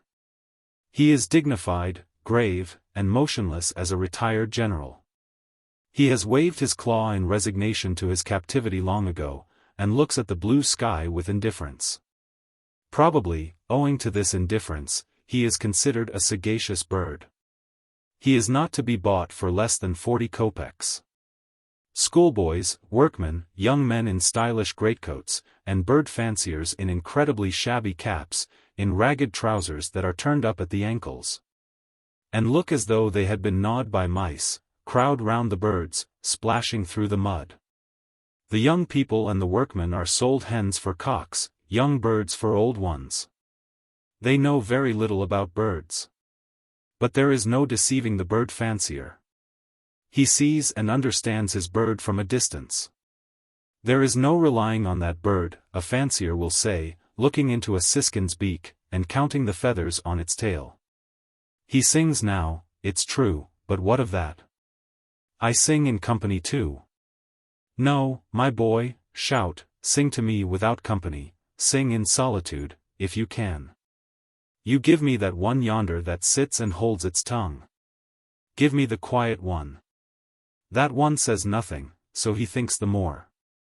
Among the wagons of birds there are some full of other live creatures. Here you see hares, rabbits, hedgehogs, guinea pigs, polecats. A hare sits sorrowfully nibbling the straw. The guinea pigs shiver with cold, while the hedgehogs look out with curiosity from under their prickles at the public. I have read somewhere, says a post office official in a faded overcoat, looking lovingly at the hare, and addressing no one in particular. I have read that some learned man had a cat and a mouse and a falcon and a sparrow, who all ate out of one bowl. That's very possible, sir. The cat must have been beaten, and the falcon, I dare say, had all its tail pulled out. There's no great cleverness in that, sir. A friend of mine had a cat who, saving your presence, used to eat his cucumbers. He thrashed her with a big whip for a fortnight, till he taught her not to. A hare can learn to light matches if you beat it. Does that surprise you? It's very simple. It takes the match in its mouth and strikes it. An animal is like a man. A man's made wiser by beating, and it's the same with a beast. Men in long, full-skirted coats move backwards and forwards in the crowd with cocks and ducks under their arms. The fowls are all lean and hungry. Chickens poke their ugly, mangy-looking heads out of their cages and peck at something in the mud. Boys with pigeons stare into your face and try to detect in you a pigeon fancier. Yes, indeed. It's no use talking to you, someone shouts angrily. You should look before you speak. Do you call this a pigeon? It is an eagle, not a pigeon. A tall thin man, with a shaven upper lip and side whiskers, who looks like a sick and drunken footman, is selling a snow-white lapdog. The old lapdog whines. She told me to sell the nasty thing, says the footman, with a contemptuous snigger. She is bankrupt in her old age, has nothing to eat, and here now is selling her dogs and cats. She cries, and kisses them on their filthy snouts. And then she is so hard up that she sells them. 'Pon my soul, it is a fact. Buy it, gentlemen. The money is wanted for coffee. But no one laughs. A boy who is standing by screws up one eye and looks at him gravely with compassion. The most interesting of all is the fish section. Some dozen peasants are sitting in a row. Before each of them is a pail, and in each pail there is a veritable little hell. There, in the thick, greenish water are swarms of little carp, eels, small fry, water snails, frogs, and newts. Big water beetles with broken legs scurry over the small surface, clambering on the carp, and jumping over the frogs. The creatures have a strong hold on life. The frogs climb on the beetles, the newts on the frogs. The dark green tench, as more expensive fish, enjoy an exceptional position. They are kept in a special jar where they can't swim, but still they are not so cramped. The carp is a grand fish. The carp's the fish to keep, your honor, plague take him. You can keep him for a year in a pail and he'll live. It's a week since I caught these very fish. I caught them, sir, in Pererva, and have come from there on foot. The carp are 2 kopecks each, the eels are 3, and the minnows are 10 kopecks the dozen, plague take them. 5 kopecks worth of minnows, sir. Won't you take some worms? The seller thrusts his coarse rough fingers into the pail and pulls out of it a soft minnow, or a little carp, the size of a nail. Fishing lines, hooks, and tackle are laid out near the pails, and pond worms glow with a crimson light in the sun. An old fancier in a fur cap, iron-rimmed spectacles, and galoshes that look like 2 dreadnoughts, walks about by the wagons of birds and pails of fish. He is, as they call him here, a type.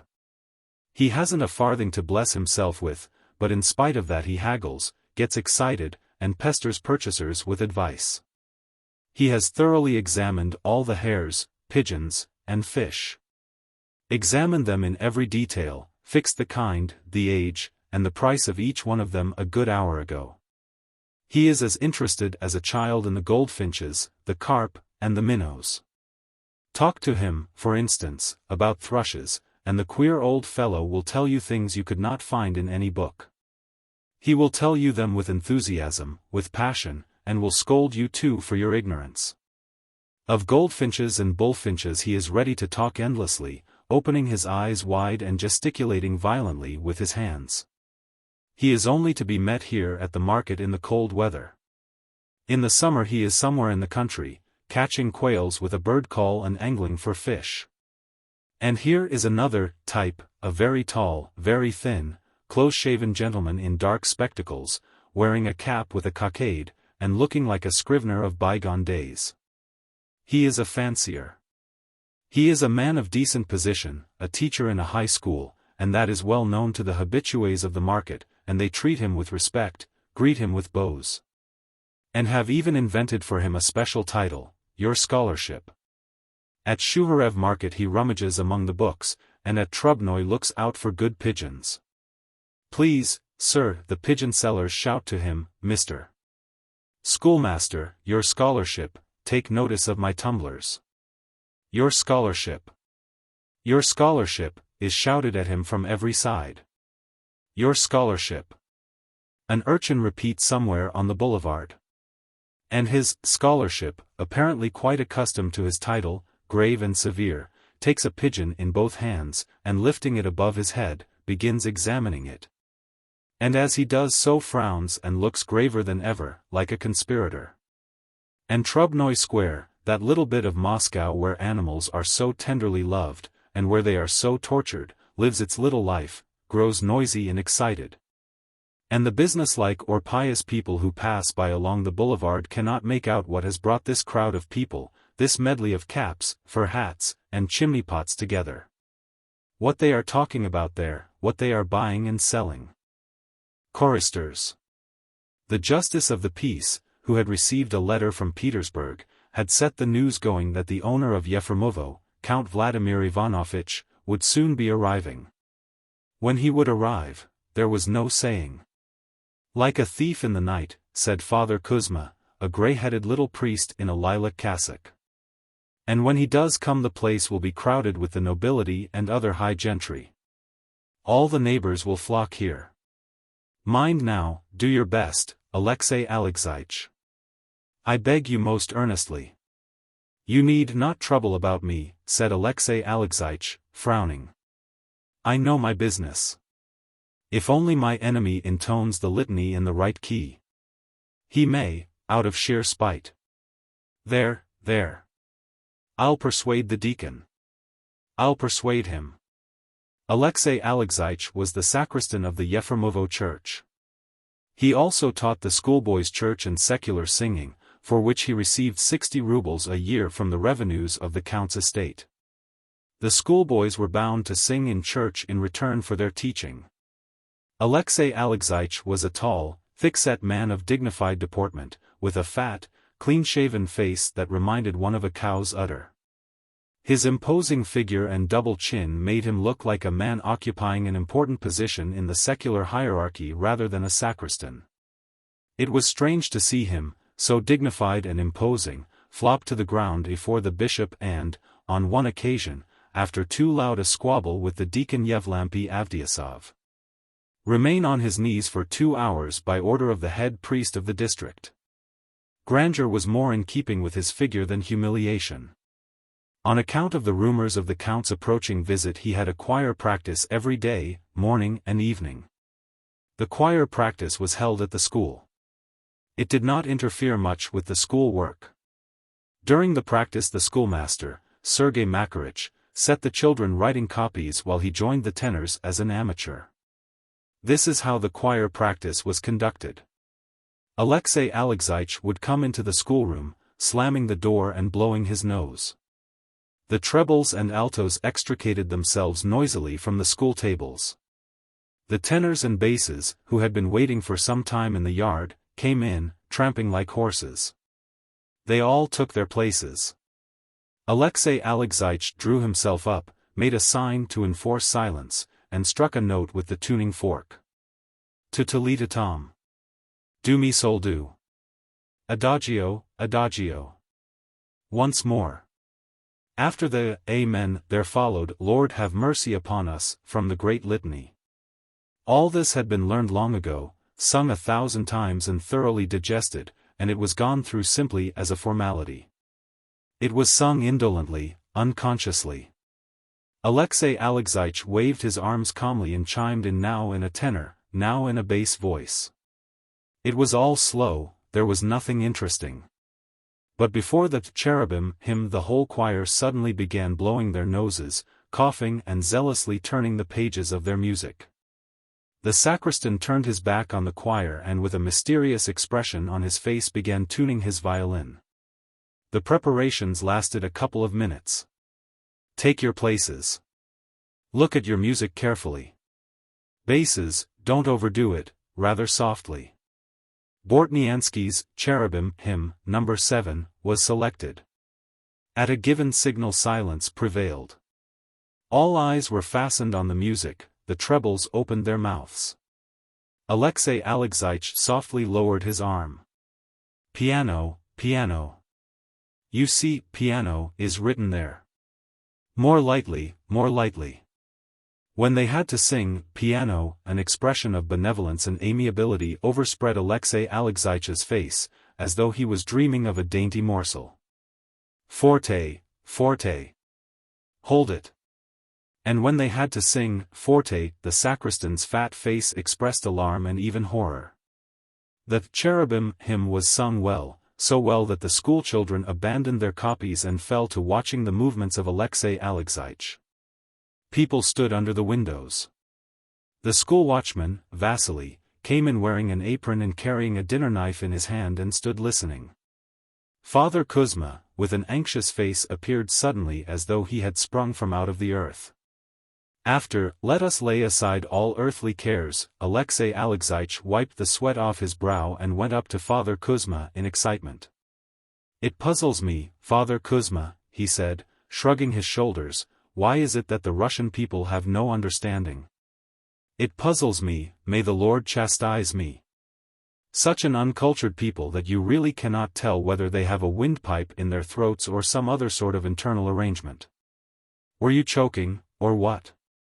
he asked, addressing the bass Gennady Semichov, the innkeeper's brother. Why? What is your voice like? It rattles like a saucepan. I bet you were boozing yesterday. That's what it is. Your breath smells like a tavern. Eek. You are a clodhopper, brother. You are a lout. How can you be a chorister if you keep company with peasants in the tavern? Ek, you are an ass, brother. It's a sin, brother, muttered Father Kuzma. God sees everything, through and through. That's why you have no idea of singing, because you care more for vodka than for godliness, you fool. Don't work yourself up, said Father Kuzma. Don't be cross. I will persuade him. Father Kuzma went up to Gennady Semichov and began persuading him. What do you do it for? Try and put your mind to it. A man who sings ought to restrain himself, because his throat is, tender. Gennady scratched his neck and looked sideways towards the window as though the words did not apply to him. After the cherubim hymn they sang the creed, then, it is meet and right, they sang smoothly and with feeling, and so right on to Our Father. To my mind, Father Kuzma, said the sacristan, the old Our Father is better than the modern. That's what we ought to sing before the count. No, no. Sing the modern one. For the count hears nothing but modern music when he goes to Mass in Petersburg or Moscow. In the churches there, I imagine, there's very different sort of music there, brother. After Our Father, there was again a great blowing of noses, coughing and turning over of pages. The most difficult part of the performance came next, the concert. Alexey Alexeich was practicing two pieces, Who is the God of Glory, and Universal Praise. Whichever the choir learned best would be sung before the count. During the concert, the sacristan rose to a pitch of enthusiasm. The expression of benevolence was continually alternating with one of alarm. Forte, he muttered. Andante. Let yourselves go. Sing, you image. Tenors, you don't bring it off. Tututietatom. Soul, asai, soul, I tell you, you blockhead. Glory. Basses, glow, ry. His bow traveled over the heads and shoulders of the erring trebles and altos. His left hand was continually pulling the ears of the young singers. On one occasion, carried away by his feelings, he flipped the bass Gennady under the chin with his bent thumb. But the choristers were not moved to tears or to anger at his blows, they realized the full gravity of their task. After the concert came a minute of silence. Alexey Alexeich, red, perspiring and exhausted, sat down on the windowsill, and turned upon the company lusterless, wearied, but triumphant eyes. In the listening crowd he observed to his immense annoyance the deacon Avdiasov. The deacon, a tall thick-set man with a red pockmarked face, and straw in his hair, stood leaning against the stove and grinning contemptuously. That's right, sing away. Perform your music. He muttered in a deep bass. Much the count will care for your singing. He doesn't care whether you sing with music or without. For he is an atheist. Father Kuzma looked round in a scared way and twiddled his fingers. Come, come, he muttered. Hush, deacon, I beg. After the concert, they sang, May Our Lips Be Filled with Praise, and the choir practice was over. The choir broke up to reassemble in the evening for another practice. And so it went on every day. 1 month passed and then a second. The steward, too, had by then received a notice that the count would soon be coming. At last the dusty sunblinds were taken off the windows of the big house, and Yefremovo heard the strains of the broken-down, out-of-tune piano. Father Kuzma was pining, though he could not himself have said why, or whether it was from delight or alarm. The deacon went about grinning. The following Saturday evening Father Kuzma went to the sacristan's lodgings. His face was pale, his shoulders drooped, the lilac of his cassock looked faded. "I have just been at His Excellency's," he said to the sacristan, stammering. "He is a cultivated gentleman with refined ideas. But, it's mortifying, brother. At what o'clock, Your Excellency, do you desire us to ring for Mass tomorrow?" And he said, "As you think best. Only, couldn't it be as short and quick as possible without a choir?" "Without a choir? Do you understand, without a choir?" Alexey Alexeyevich turned crimson. He would rather have spent 2 hours on his knees again than have heard those words. He did not sleep all night. He was not so much mortified at the waste of his labors as at the fact that the deacon would give him no peace now with his jeers. The deacon was delighted at his discomfiture. Next day all through the service he was casting disdainful glances towards the choir where Alexey Alexeyevich was booming responses in solitude. When he passed by the choir with the censer he muttered, "Perform your music. Do your utmost. The count will give a 10-ruble note to the choir." After the service the sacristan went home, crushed and ill with mortification. At the gate he was overtaken by the red-faced deacon.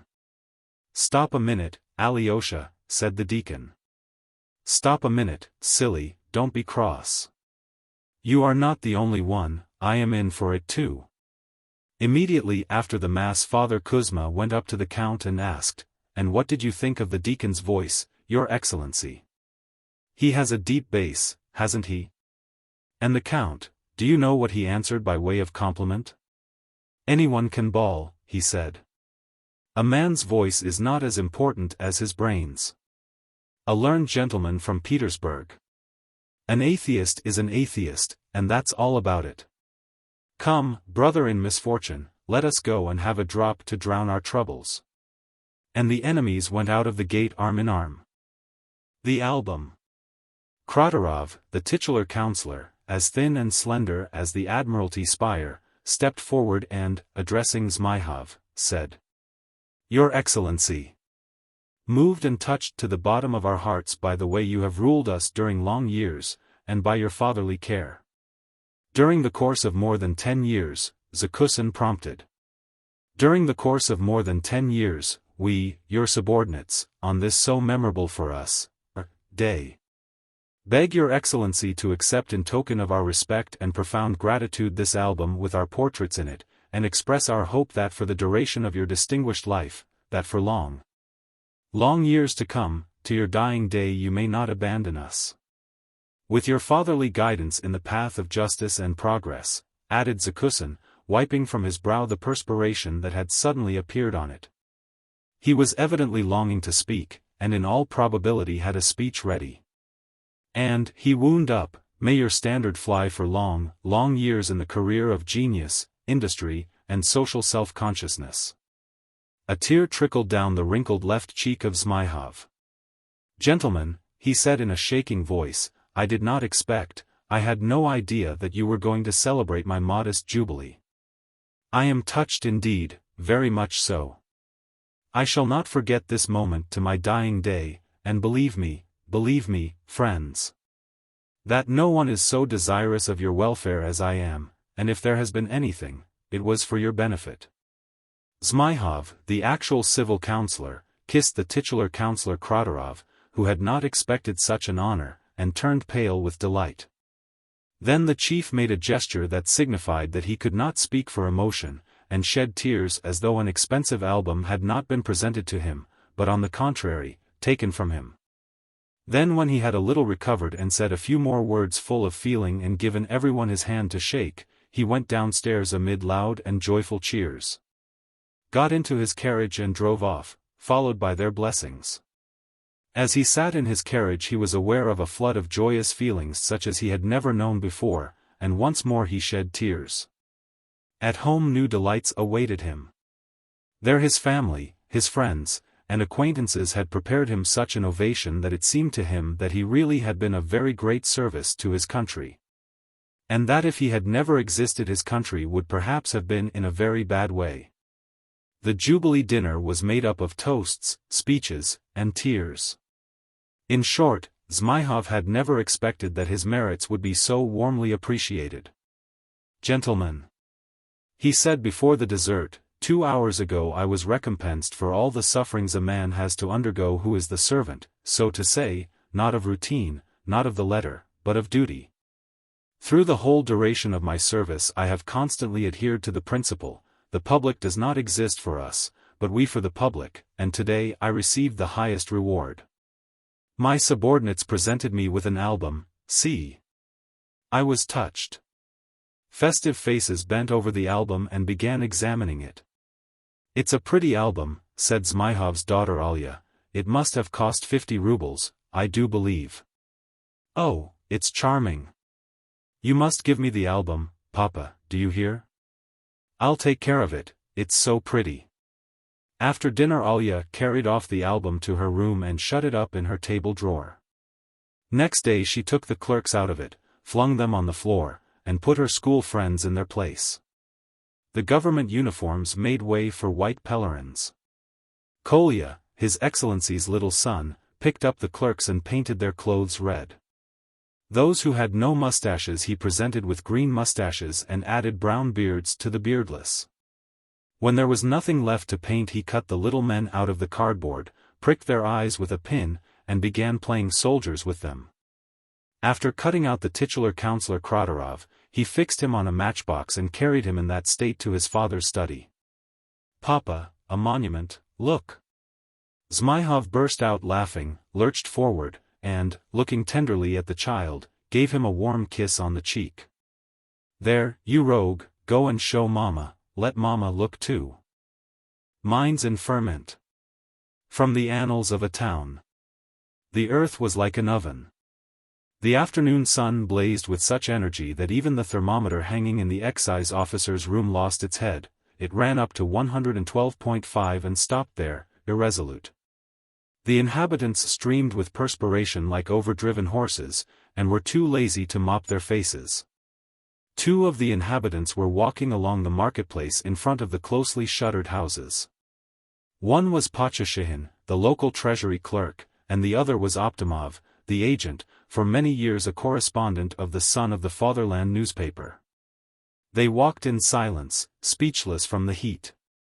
Optimov felt tempted to find fault with the local authorities for the dust and disorder of the marketplace, but, aware of the peace-loving disposition and moderate views of his companion, he said nothing. In the middle of the marketplace Pachashihin suddenly halted and began gazing into the sky. "What are you looking at?" "Those starlings that flew up. I wonder where they have settled. Clouds and clouds of them. If one were to go and take a shot at them, and if one were to pick them up, and if they have settled in the Father Prebendary's garden." "Oh no. They are not in the Father Prebendary's, they are in the Father Deacon's.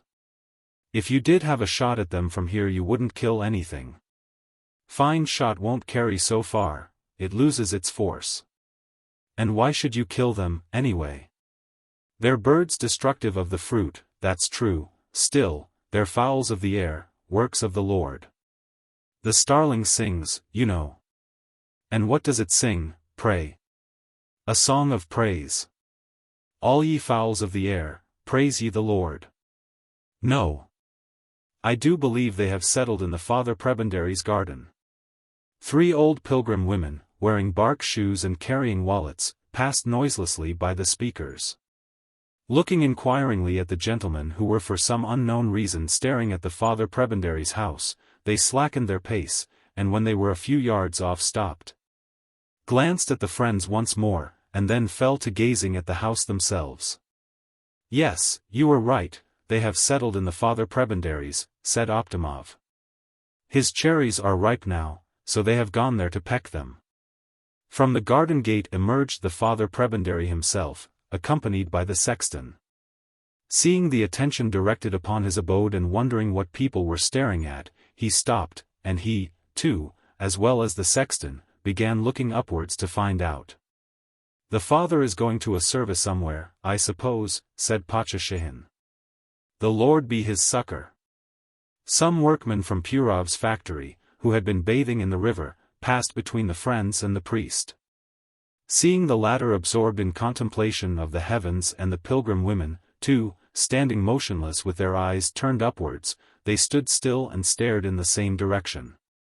A small boy leading a blind beggar and a peasant, carrying a tub of stinking fish to throw into the marketplace, did the same. "There must be something the matter, I should think," said Pachashihin, "a fire or something. But there's no sign of smoke anywhere. Hey! Kuzma," he shouted to the peasant, "what's the matter?" The peasant made some reply, but Pachashihin and Optimov did not catch it. Sleepy-looking shopmen made their appearance at the doors of all the shops. Some plasterers at work on a warehouse near left their ladders and joined the workmen. The fireman, who was describing circles with his bare feet, on the watchtower, halted, and, after looking steadily at them for a few minutes, came down. The watchtower was left deserted. This seemed suspicious. There must be a fire somewhere. "Don't shove me. You damned swine. Where do you see the fire?" "What fire?" "Pass on, gentlemen. I ask you civilly. It must be a fire indoors." Asks us civilly and keeps poking with his elbows. Keep your hands to yourself. Though you are a head constable, you have no sort of right to make free with your fists. He's trodden on my corn. Ah! I'll crush you. Crushed? Who's crushed? Lads. A man's been crushed. What's the meaning of this crowd? What do you want? A man's been crushed, please your honor. Where? Pass on. I ask you civilly. I ask you civilly, you blockheads. You may shove a peasant, but you daren't touch a gentleman. Hands off. Did you ever know such people? There's no doing anything with them by fair words, the devils. Sidorov, run for Akim Danilich. Look sharp. It'll be the worse for you, gentlemen. Akim Danilich is coming, and he'll give it to you. You hear, Parfen? A blind man, and at his age too. Can't see, but he must be like other people and won't do what he's told. Smirnov, put his name down. Yes, sir. And shall I write down the men from Purov's? That man there with the swollen cheek, he's from Purov's works. Don't put down the men from Purov's. It's Purov's birthday tomorrow. The starlings rose in a black cloud from the Father Prebendary's garden, but Pachashihin and Optimov did not notice them. They stood staring into the air, wondering what could have attracted such a crowd, and what it was looking at. Akim Danilich appeared. Still munching and wiping his lips, he cut his way into the crowd, bellowing. Firemen, be ready. Disperse. Mr. Optimov, disperse, or it'll be the worse for you. Instead of writing all kinds of things about decent people in the papers, you had better try to behave yourself more conformably. No good ever comes of reading the papers. Kindly refrain from reflections upon literature, cried Optimov hotly. I am a literary man, and I will allow no one to make reflections upon literature. Though, as is the duty of a citizen, I respect you as a father and benefactor. Firemen, turn the hose on them. There's no water, please your honor. Don't answer me. Go and get some. Look sharp. We've nothing to get it in, your honor. The major has taken the fire brigade horses to drive his aunt to the station. Disperse. Stand back, damnation take you.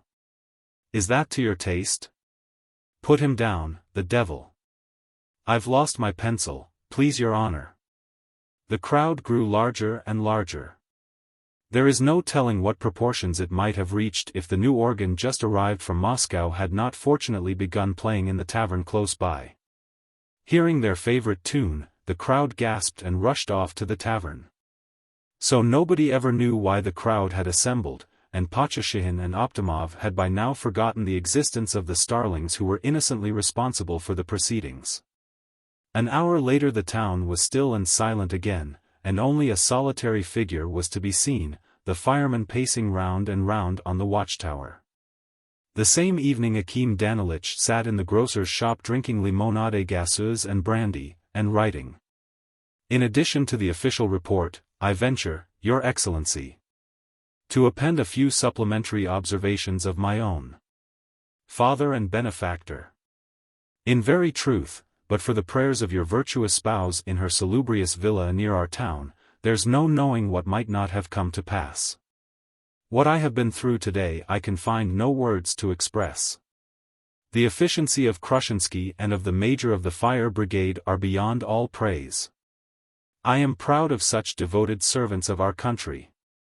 As for me, I did all that a weak man could do, whose only desire is the welfare of his neighbor. And sitting now in the bosom of my family, with tears in my eyes I thank him who spared us bloodshed. In absence of evidence, the guilty parties remain in custody, but I propose to release them in a week or so. It was their ignorance that led them astray. A chameleon. The police superintendent Achumilov is walking across the market square wearing a new overcoat and carrying a parcel under his arm. A red-haired policeman strides after him with a sieve full of confiscated gooseberries in his hands. There is silence all around. Not a soul in the square. The open doors of the shops and taverns look out upon God's world disconsolately, like hungry mouths, there is not even a beggar near them. So you bite, you damned brute? Achumilov hears suddenly. Lads, don't let him go. Biting is prohibited nowadays. Hold him. Ah. There is the sound of a dog yelping. Achumilov looks in the direction of the sound and sees a dog, hopping on 3 legs and looking about her, run out of Pichigin's timber yard. A man in a starched cotton shirt, with his waistcoat unbuttoned, is chasing her. He runs after her, and throwing his body forward falls down and seizes the dog by her hind legs. Once more there is a yelping and a shout of "Don't let go." Sleepy countenances are protruded from the shops, and soon a crowd, which seems to have sprung out of the earth, is gathered round the timber yard. It looks like a row, Your Honor, says the policeman. Achumilov makes a half-turn to the left and strides towards the crowd. He sees the aforementioned man in the unbuttoned waistcoat standing close by the gate of the timber yard, holding his right hand in the air and displaying a bleeding finger to the crowd. On his half-drunken face there is plainly written, "I'll pay you out, you rogue," and indeed the very finger has the look of a flag of victory. In this man Achumilov recognizes Hryakin, the goldsmith.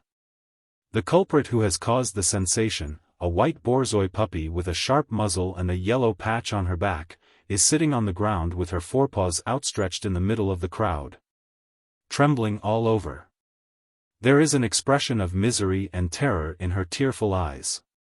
What's it all about? Achumilov inquires, pushing his way through the crowd. What are you here for? Why are you waving your finger? Who was it shouted? I was walking along here, not interfering with anyone, Your Honor, Hryakin begins, coughing into his fist. I was talking about firewood to Matveyitch Matveyitch, when this low brute for no rhyme or reason bit my finger. You must excuse me, I am a working man. Mine is fine work. I must have damages, for I shan't be able to use this finger for a week, maybe. It's not even the law, Your Honor, that one should put up with it from a beast. If everyone is going to be bitten, life won't be worth living. Very good, says Achumilov sternly, coughing and raising his eyebrows. Very good. Whose dog is it? I won't let this pass. I'll teach them to let their dogs run all over the place. It's time these gentry were looked after, if they won't obey the regulations. When he's fined, the blackguard, I'll teach him what it means to keep dogs and such stray cattle. I'll give him a lesson. Yeldarin, cries the superintendent, addressing the policeman, find out whose dog this is and draw up a report. And the dog must be strangled. Without delay. It's sure to be mad. Whose dog is it, I ask? I fancy it's General Zigalov's, says someone in the crowd. General Zigalov's, Help me off with my coat, Yeldarin, it's frightfully hot. It must be a sign of rain. There's one thing I can't make out, how it came to bite you. Achumilov turns to Hryakin. Surely it couldn't reach your finger. It's a little dog, and you are a great hulking fellow. You must have scratched your finger with a nail, and then the idea struck you to get damages for it. We all know, your sort. I know you devils. He put a cigarette in her face, Your Honor, for a joke, and she had the sense to snap at him. He is a nonsensical fellow, Your Honor. That's a lie, Squint Eye. You didn't see, so why tell lies about it? His Honor is a wise gentleman, and will see who is telling lies and who is telling the truth, as in God's sight. And if I am lying, let the court decide. It's written in the law. We are all equal nowadays. My own brother is in the gendarmes, let me tell you. Don't argue. No, that's not the general's dog, says the policeman, with profound conviction. The general hasn't got one like that. His are mostly setters. Do you know that for a fact? Yes, Your Honor. I know it, too. The general has valuable dogs, thoroughbred, and this is goodness knows what. No coat, no shape. A low creature. And to keep a dog like that, where's the sense of it? If a dog like that were to turn up in Petersburg or Moscow, do you know what would happen? They would not worry about the law, they would strangle it in a twinkling. You've been injured, Hryakin, and we can't let the matter drop. We must give them a lesson. It is high time. Yet maybe it is the general's, says the policeman, thinking aloud. It's not written on its face. I saw one like it the other day in his yard. It is the general's, that's certain, says a voice in the crowd. Help me on with my overcoat, Yeldarin, my lad, the wind's getting up. I am cold. You take it to the general's, and inquire there.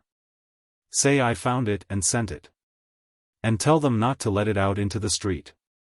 It may be a valuable dog, and if every swine goes sticking a cigar in its mouth, it will soon be ruined. A dog is a delicate animal. And you put your hand down, you blockhead. It's no use your displaying your fool of a finger. It's your own fault. Here comes the general's cook, ask him. Hi, Prohor. Come here, my dear man. Look at this dog. Is it one of yours? What an idea. We have never had one like that. There's no need to waste time asking, says Achumilov. It's a stray dog. There's no need to waste time talking about it. Since he says it's a stray dog it is. It must be destroyed, that's all about it. It is not our dog, Prohor goes on. It belongs to the general's brother, who arrived the other day. Our master does not care for hounds. But his honor is fond of them. You don't say His Excellency's brother is here? Vladimir Ivanitch, inquires Achumilov, and his whole face beams with an ecstatic smile. Well, I never. And I didn't know. Has he come on a visit? Yes. Well, I never. He couldn't stay away from his brother. And there I didn't know. So this is his honor's dog? Delighted to hear it. Take it. It's not a bad pup. A lively creature. Snapped at this fellow's finger. Ha ha ha. Come, why are you shivering? Arr. Arr. The rogue's angry, a nice little pup. Prohor calls the dog, and walks away from the timber yard with her. The crowd laughs at Hryakin. I'll make you smart yet. Achumilov threatens him, and wrapping himself in his greatcoat, goes on his way across the square. In the graveyard. The wind has got up, friends, and it is beginning to get dark. Hadn't we better take ourselves off before it gets worse? The wind was frolicking among the yellow leaves of the old birch trees, and a shower of thick drops fell upon us from the leaves. One of our party slipped on the clayey soil, and clutched at a big grey cross to save himself from falling. Jaeger Gryaznorikov, titular counselor and cavalier, he read. I knew that gentleman. He was fond of his wife, he wore the Stanislav ribbon, and read nothing. His digestion worked well, life was all right, wasn't it? One would have thought he had no reason to die, but alas. Fate had its eye on him. The poor fellow fell a victim to his habits of observation. On one occasion, when he was listening at a keyhole, he got such a bang on the head from the door that he sustained concussion of the brain, he had a brain, and died. And here, under this tombstone, lies a man who from his cradle detested verses and epigrams. As though to mock him his whole tombstone is adorned with verses. There is someone coming. A man in a shabby overcoat, with a shaven, bluish-crimson countenance, overtook us. He had a bottle under his arm and a parcel of sausage was sticking out of his pocket. Where is the grave of Mushkin, the actor? He asked us in a husky voice. We conducted him towards the grave of Mushkin, the actor, who had died 2 years before. You are a government clerk, I suppose? We asked him. No, an actor. Nowadays it is difficult to distinguish actors from clerks of the consistory. No doubt you have noticed that.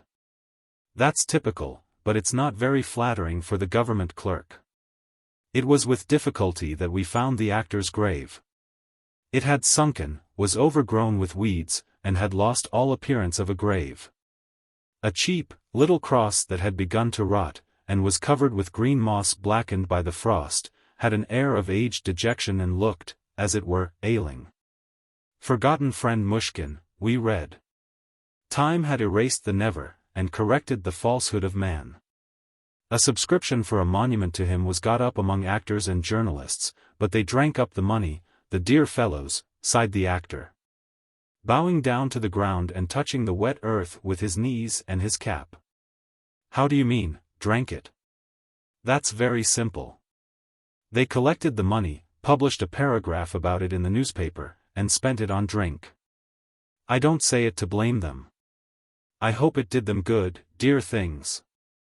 Good health to them, and eternal memory to him. Drinking means bad health, and eternal memory nothing but sadness. God give us remembrance for a time, but eternal memory, what next? You are right there. Mushkin was a well-known man, you see. There were a dozen wreaths on the coffin, and he is already forgotten. Those to whom he was dear have forgotten him, but those to whom he did harm remember him.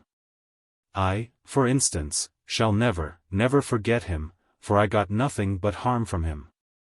I have no love for the deceased. What harm did he do you? Great harm, sighed the actor, and an expression of bitter resentment overspread his face. To me he was a villain and a scoundrel, the kingdom of heaven be his. It was through looking at him and listening to him that I became an actor.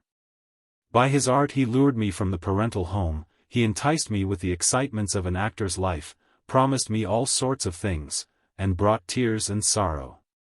An actor's lot is a bitter one. I have lost youth, sobriety, and the divine semblance. I haven't a halfpenny to bless myself with, my shoes are down at heel, my breeches are frayed and patched, and my face looks as if it had been gnawed by dogs. My head's full of free-thinking and nonsense. He robbed me of my faith, my evil genius. It would have been something if I had had talent, but as it is, I am ruined for nothing. It's cold, honored friends. Won't you have some? There is enough for all. Here. Let us drink to the rest of his soul. Though I don't like him and though he's dead, he was the only one I had in the world, the only one. It's the last time I shall visit him. The doctors say I shall soon die of drink, so here I have come to say goodbye. One must forgive one's enemies. We left the actor to converse with the dead Mushkin and went on. It began drizzling a fine cold rain. At the turning into the principal avenue strewn with gravel, we met a funeral procession. Four bearers, wearing white calico sashes and muddy high boots with leaves sticking on them, carried the brown coffin. It was getting dark and they hastened, stumbling and shaking their burden. "We've only been walking here for a couple of hours and that is the third brought in already. Shall we go home, friends?" Oysters. I need no great effort of memory to recall, in every detail, the rainy autumn evening when I stood with my father in one of the more frequented streets of Moscow, and felt that I was gradually being overcome by a strange illness. I had no pain at all, but my legs were giving way under me, the words stuck in my throat, my head slipped weakly on one side. It seemed as though, in a moment, I must fall down and lose consciousness. If I had been taken into a hospital at that minute, the doctors would have had to write over my bed, "Fames, a disease which is not in the manuals of medicine." Beside me on the pavement stood my father in a shabby summer overcoat and a serge cap, from which a bit of white wadding was sticking out. On his feet he had big heavy galoshes. Afraid, vain man, that people would see that his feet were bare under his galoshes, he had drawn the tops of some old boots up round the calves of his legs. This poor, foolish, queer creature, whom I loved the more warmly the more ragged and dirty his smart summer overcoat became, had come to Moscow, 5 months before, to look for a job as copying clerk. For those 5 months he had been trudging about Moscow looking for work, and it was only on that day that he had brought himself to go into the street to beg for alms. Before us was a big house of 3 stories, adorned with a blue signboard with the word "Restaurant" on it. My head was drooping feebly backwards and on one side, and I could not help looking upwards at the lighted windows of the restaurant.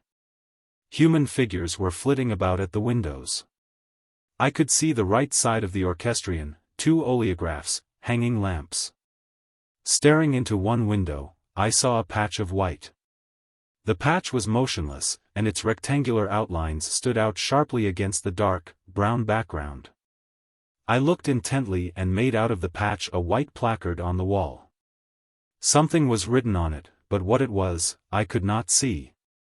For half an hour I kept my eyes on the placard. Its white attracted my eyes, and, as it were, hypnotized my brain. I tried to read it, but my efforts were in vain. At last the strange disease got the upper hand.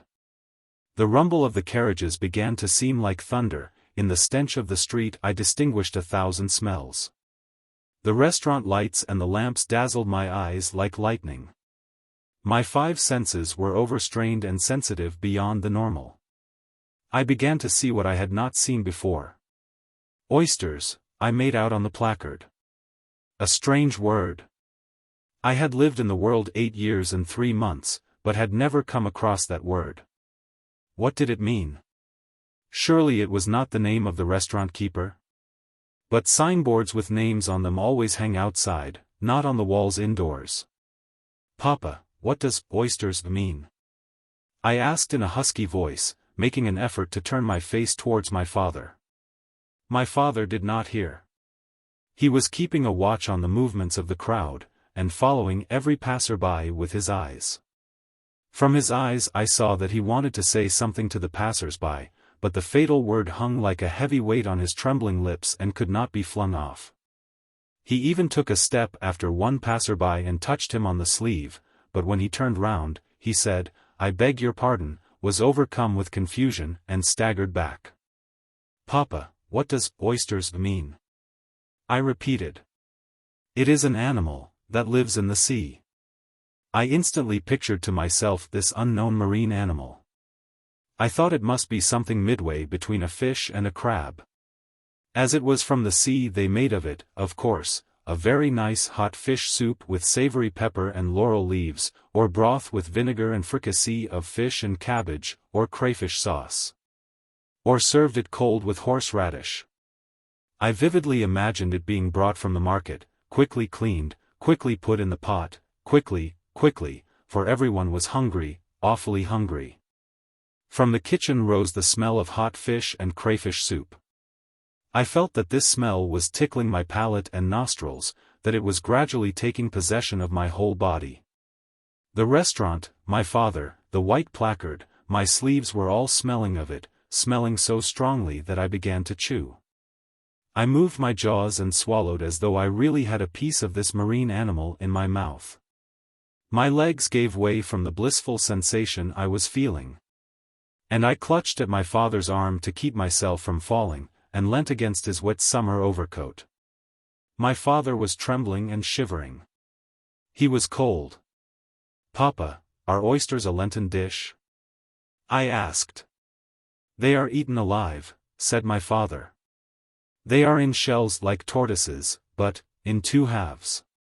The delicious smell instantly left off affecting me, and the illusion vanished. Now I understood it all. "How nasty," I whispered, "how nasty." So that's what oysters meant.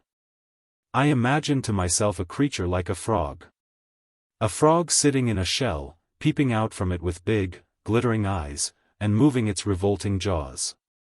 I imagined this creature in a shell with claws, glittering eyes, and a slimy skin, being brought from the market.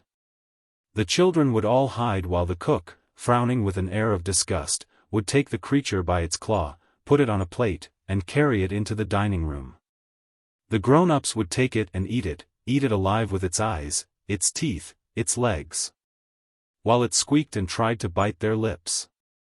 I frowned, but why did my teeth move as though I were munching? The creature was loathsome, disgusting, terrible, but I ate it greedily, afraid of distinguishing its taste or smell.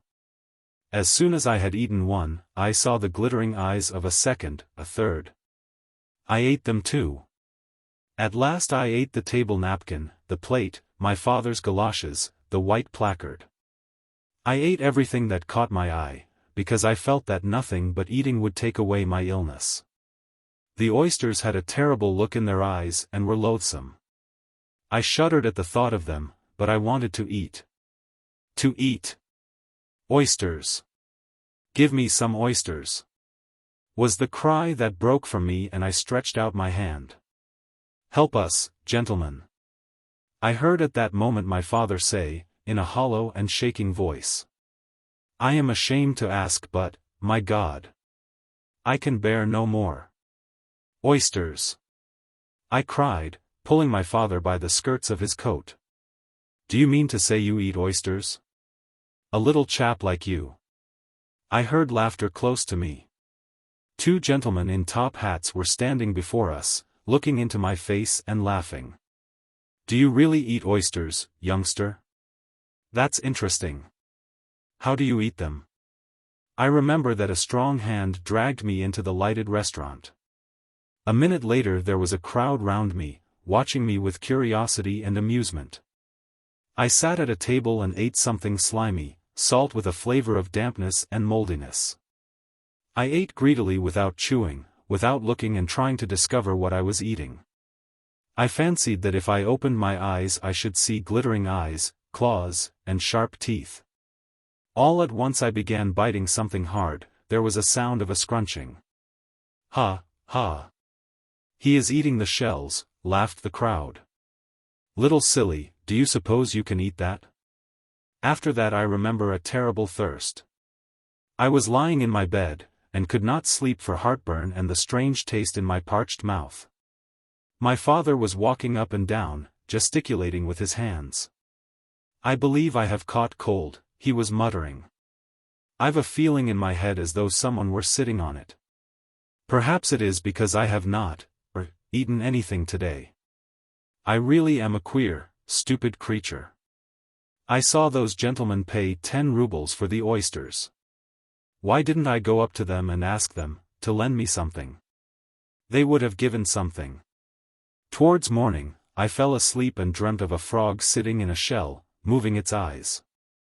At midday I was awakened by thirst, and looked for my father. He was still walking up and down and gesticulating. The Swedish Match. The Story of a Crime. Chapter 1. On the morning of October 6, 1885, a well-dressed young man presented himself at the office of the police superintendent of the 2nd Division of the S. District, and announced that his employer, a retired cornet of the Guards, called Mark Ivanovich Klyazov, had been murdered. The young man was pale and extremely agitated as he made this announcement. His hands trembled and there was a look of horror in his eyes. "To whom have I the honor of speaking?" the superintendent asked him. "Chekhov, Klyazov's steward. Agricultural and engineering expert." The police superintendent, on reaching the spot with Chekhov and the necessary witnesses, found the position as follows. Masses of people were crowding about the lodge in which Klyazov lived. The news of the event had flown round the neighborhood with the rapidity of lightning, and, thanks to its being a holiday, the people were flocking to the lodge from all the neighboring villages. There was a regular hubbub of talk. Pale and tearful faces were to be seen here and there. The door into Klyazov's bedroom was found to be locked. The key was in the lock on the inside. Evidently the criminals made their way in by the window, Chekhov observed, as they examined the door. They went into the garden into which the bedroom window looked. The window had a gloomy, ominous air. It was covered by a faded green curtain. One corner of the curtain was slightly turned back, which made it possible to peep into the bedroom. "Has any one of you looked in at the window?" inquired the superintendent. "No, Your Honor," said Yefrem, the gardener, a little, gray-haired old man with the face of a veteran non-commissioned officer. "No one feels like looking when they are shaking in every limb." "Ek, Mark Ivanitch." "Mark Ivanitch," sighed the superintendent, as he looked at the window. "I told you that you would come to a bad end. I told you, poor dear, you wouldn't listen. Dissipation leads to no good." "It's thanks to Yefrem," said Chekhov. "We should never have guessed it but for him. It was he who first thought that something was wrong. He came to me this morning and said, 'Why is it our master hasn't waked up for so long? He hasn't been out of his bedroom for a whole week.' When he said that to me I was struck all of a heap. The thought flashed through my mind at once. He hasn't made an appearance since Saturday of last week, and today's Sunday. 7 days is no joke." "Yes, poor man," the superintendent sighed again. "A clever fellow, well-educated, and so good-hearted. There was no one like him, one may say, in company. But a rake, the kingdom of heaven be his. I'm not surprised at anything with him. Stepan," he said, addressing one of the witnesses, "ride off this minute to my house and send Andriushka to the police captain's, let him report to him. Say Mark Ivanitch has been murdered. Yes, and run to the inspector, why should he sit in comfort doing nothing? Let him come here. And you go yourself as fast as you can to the examining magistrate, Nikolai Yermolaich, and tell him to come here. Wait a bit, I will write him a note." The police superintendent stationed watchmen round the lodge, and went off to the stewards to have tea. 10 minutes later he was sitting on a stool, carefully nibbling lumps of sugar, and sipping tea as hot as a red-hot coal. "There it is," he said to Chekhov, "there it is.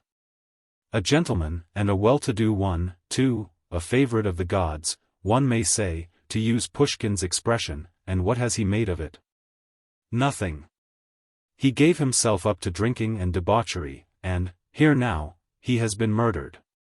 2 hours later the examining magistrate drove up. Nikolai Yermolaich Chubikov, that was the magistrate's name, a tall, thick-set old man of 60, had been hard at work for a quarter of a century. He was known to the whole district as an honest, intelligent, energetic man, devoted to his work. His invariable companion, assistant, and secretary, a tall young man of 26, called Dyakovsky, arrived on the scene of action with him. "Is it possible, gentlemen?" Chubikov began, going into Chekhov's room and rapidly shaking hands with everyone. "Is it possible? Mark Ivanitch? Murdered? No, it's impossible.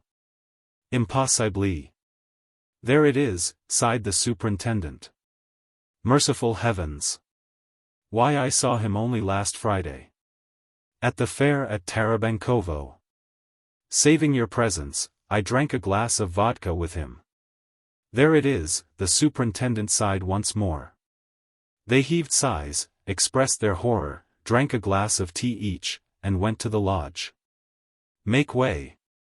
The police inspector shouted to the crowd. On going into the lodge, the examining magistrate first of all set to work to inspect the door into the bedroom. The door turned out to be made of deal, painted yellow, and not to have been tampered with. No special traces that might have served as evidence could be found. They proceeded to break open the door. "I beg you, gentlemen, who are not concerned, to retire," said the examining magistrate, when, after long banging and cracking, the door yielded to the axe and the chisel. "I ask this in the interests of the investigation. Inspector, admit no one." Chubikov, his assistant, and the police superintendent opened the door and hesitatingly, one after the other, walked into the room. The following spectacle met their eyes. In the solitary window stood a big wooden bedstead with an immense feather bed on it. On the rumpled feather bed lay a creased and crumpled quilt. A pillow, in a cotton pillow case, also much creased, was on the floor. On a little table beside the bed lay a silver watch, and silver coins to the value of 20 kopecks. Some sulphur matches lay there too. Except the bed, the table, and a solitary chair, there was no furniture in the room. Looking under the bed, the superintendent saw 24 empty bottles, an old straw hat, and a jar of vodka. Under the table lay one boot, covered with dust. Taking a look round the room, Chubikov frowned and flushed crimson. "The blackguards," he muttered, clenching his fists. "And where is Mark Ivanitch?" Dyakovsky asked quietly. "I beg you not to put your spoke in," Chubikov answered roughly. "Kindly examine the floor. This is the second case in my experience, Yevgraf Kuzmich," he added to the police superintendent, dropping his voice. "In 1870 I had a similar case. But no doubt you remember it. The murder of the merchant Portratov. It was just the same. The blackguards murdered him, and dragged the dead body out of the window." Chubikov went to the window, drew the curtain aside, and cautiously pushed the window. The window opened. "It opens, so it was not fastened. There are traces on the windowsill. Do you see? Here is the trace of a knee. Someone climbed out. We shall have to inspect the window thoroughly." "There is nothing special to be observed on the floor," said Dyakovsky. "No stains, nor scratches. The only thing I have found is a used Swedish match. Here it is. As far as I remember, Mark Ivanitch didn't smoke. In a general way he used sulphur ones, never Swedish matches. This match may serve as a clue." "Oh, hold your tongue, please," cried Chubikov, with a wave of his hand. "He keeps on about his match. I can't stand these excitable people. Instead of looking for matches, you had better examine the bed." On inspecting the bed, Dyakovsky reported, "There are no stains of blood or of anything else. Nor are there any fresh rents.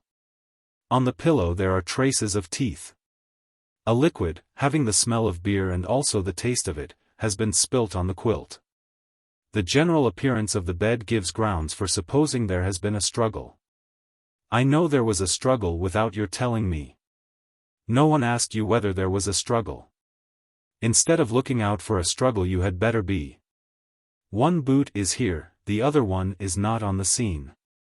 Well, what of that? Why, they must have strangled him while he was taking off his boots. He hadn't time to take the second boot off when he's off again. And how do you know that he was strangled? There are marks of teeth on the pillow. The pillow itself is very much crumpled, and has been flung to a distance of 6 feet from the bed. He argues, the chatterbox. We had better go into the garden. You had better look in the garden instead of rummaging about here.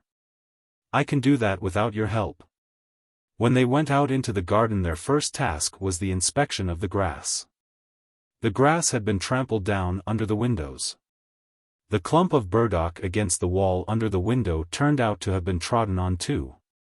Dyakovsky succeeded in finding on it some broken shoots, and a little bit of wadding.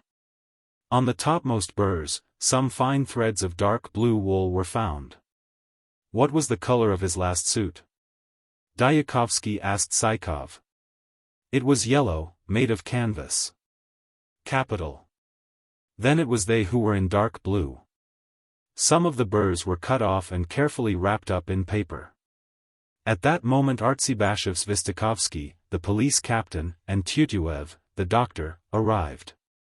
The police captain greeted the others, and at once proceeded to satisfy his curiosity.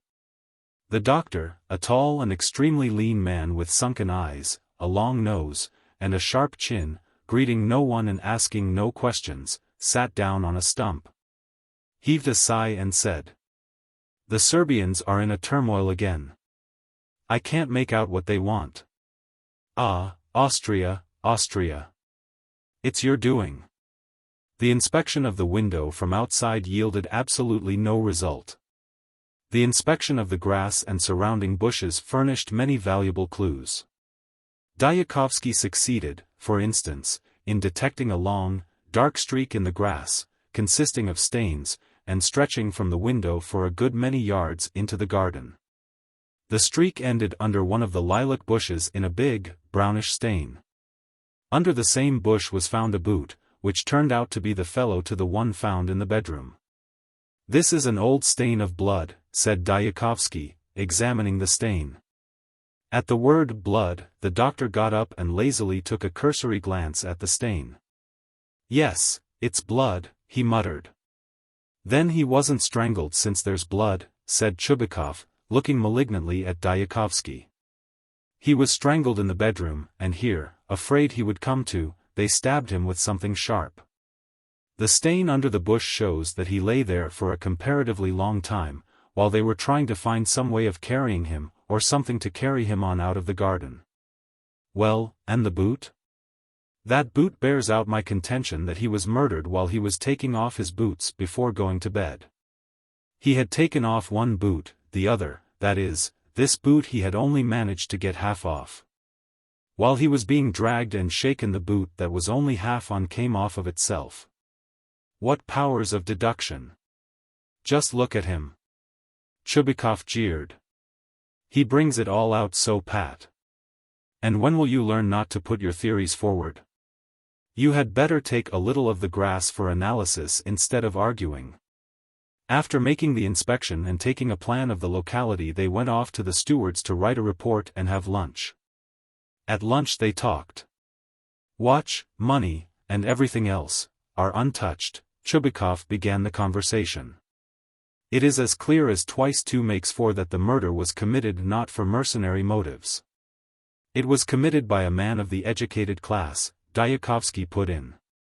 "From what do you draw that conclusion?" "I base it on the Swedish match which the peasants about here have not learned to use yet. Such matches are only used by landowners and not by all of them. He was murdered, by the way, not by one but by three, at least, two held him while the third strangled him. Klyazov was strong and the murderers must have known that. What use would his strength be to him, supposing he were asleep? The murderers came upon him as he was taking off his boots. He was taking off his boots, so he was not asleep. It's no good making things up. You had better eat your lunch." "To my thinking, Your Honor," said Yefrem, the gardener, as he set the samovar on the table, "this vile deed was the work of no other than Nikolashka." "Quite possible," said Chekhov. "Who's this Nikolashka?" "The master's valet, Your Honor," answered Yefrem. "Who else should it be if not he? He's a ruffian, Your Honor. A drunkard, and such a dissipated fellow. May the Queen of Heaven never bring the like again. He always used to fetch vodka for the master, he always used to put the master to bed. Who should it be if not he? And what's more, I venture to bring to your notice, Your Honor, he boasted once in a tavern, the rascal, that he would murder his master. It's all on account of a kulka, on account of a woman. He had a soldier's wife. The master took a fancy to her and got intimate with her, and he was angered by it, to be sure. He's lolling about in the kitchen now, drunk. He's crying, making out he is grieving over the master. And anyone might be angry over a kulka, certainly, said Chekhov. She is a soldier's wife, a peasant woman, but Mark Ivanitch might well call her Nana. There is something in her that does suggest Nana, fascinating. I have seen her. I know, said the examining magistrate, blowing his nose in a red handkerchief. Dyakovsky blushed and dropped his eyes. The police superintendent drummed on his saucer with his fingers. The police captain coughed and rummaged in his portfolio for something. On the doctor alone the mention of a kulka and Nana appeared to produce no impression. Chubikov ordered Nikolashka to be fetched.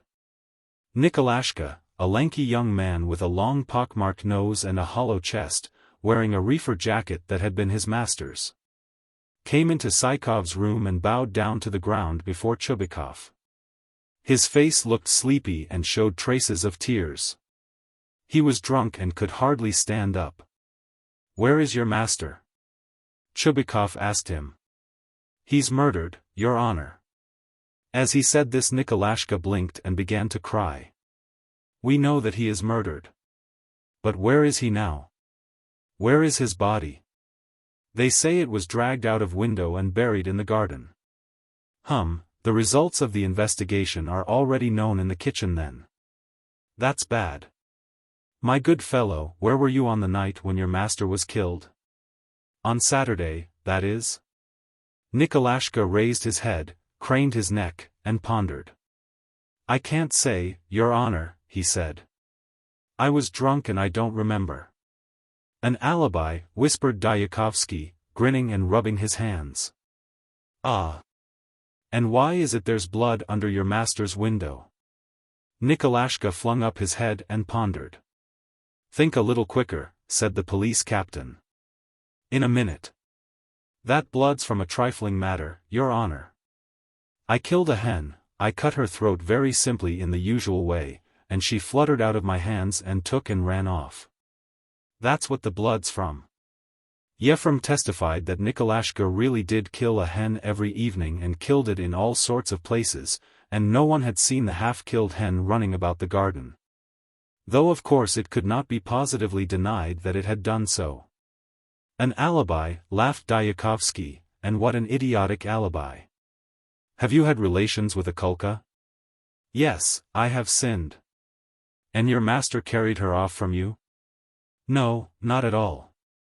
It was this gentleman here, Mr. Chekhov, Ivan Mihalich, who enticed her from me, and the master took her from Ivan Mihalich. That's how it was." Chekhov looked confused and began rubbing his left eye. Dyakovsky fastened his eyes upon him, detected his confusion, and started. He saw on the steward's legs dark blue trousers which he had not previously noticed. The trousers reminded him of the blue threads found on the burdock. Chubikov in his turn glanced suspiciously at Chekhov. "You can go," he said to Nikolashka. "And now allow me to put one question to you, Mr. Chekhov. You were here, of course, on the Saturday of last week?" "Yes, at 10 o'clock I had supper with Mark Ivanitch." "And afterwards?" Chekhov was confused, and got up from the table. Afterwards. "I really don't remember," he muttered. "I had drunk a good deal on that occasion. I can't remember where and when I went to bed. Why do you all look at me like that? As though I had murdered him. Where did you wake up?" "I woke up in the servants' kitchen on the stove. They can all confirm that. How I got onto the stove I can't say. Don't disturb yourself. Do you know Akulina?" "Oh well, not particularly." "Did she leave you for Klyazov?" "Yes." "Yefrem, bring some more mushrooms." "Will you have some tea, Yevgraf Kuzmich?" There followed an oppressive, painful silence that lasted for some 5 minutes. Dyakovsky held his tongue, and kept his piercing eyes on Chekhov's face, which gradually turned pale. The silence was broken by Chubikov. "We must go to the big house," he said, "and speak to the deceased sister, Maria Ivanovna." She may give us some evidence. Chubikov and his assistant thanked Psychov for the lunch, then went off to the big house.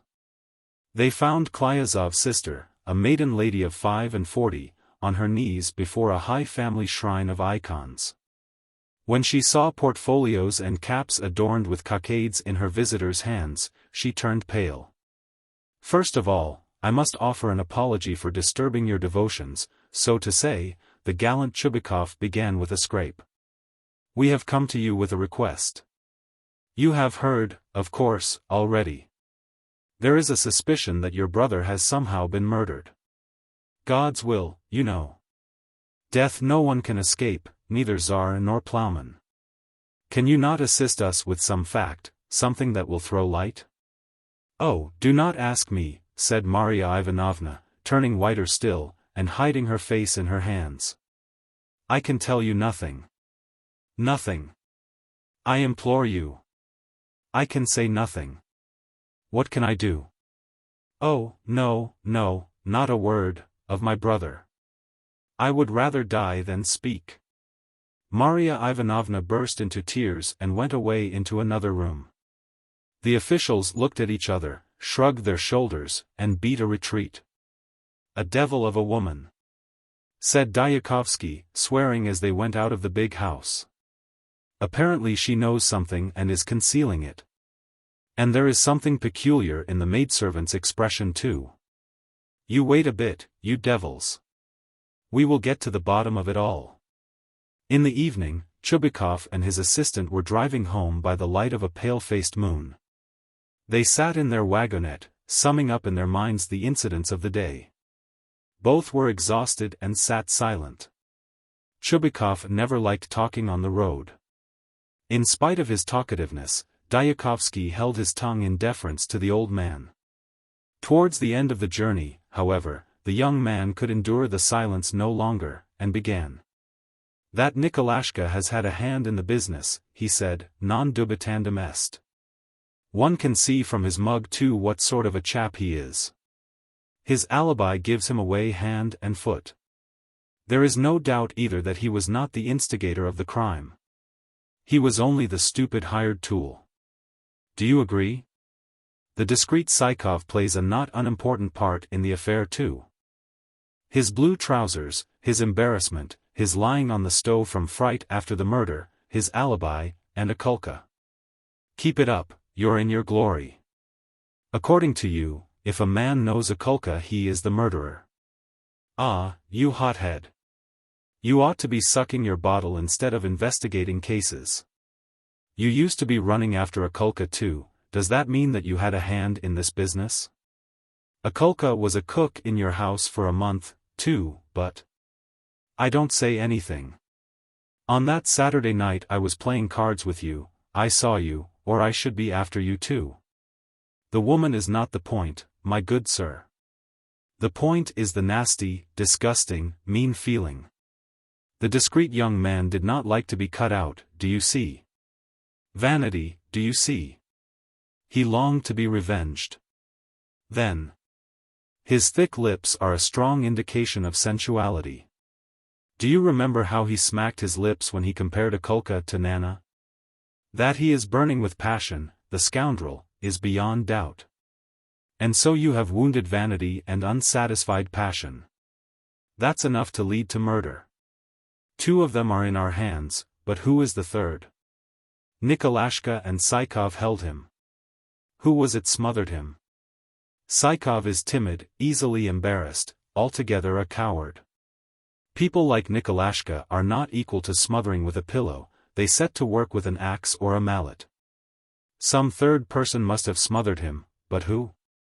Dyakovsky pulled his cap over his eyes, and pondered.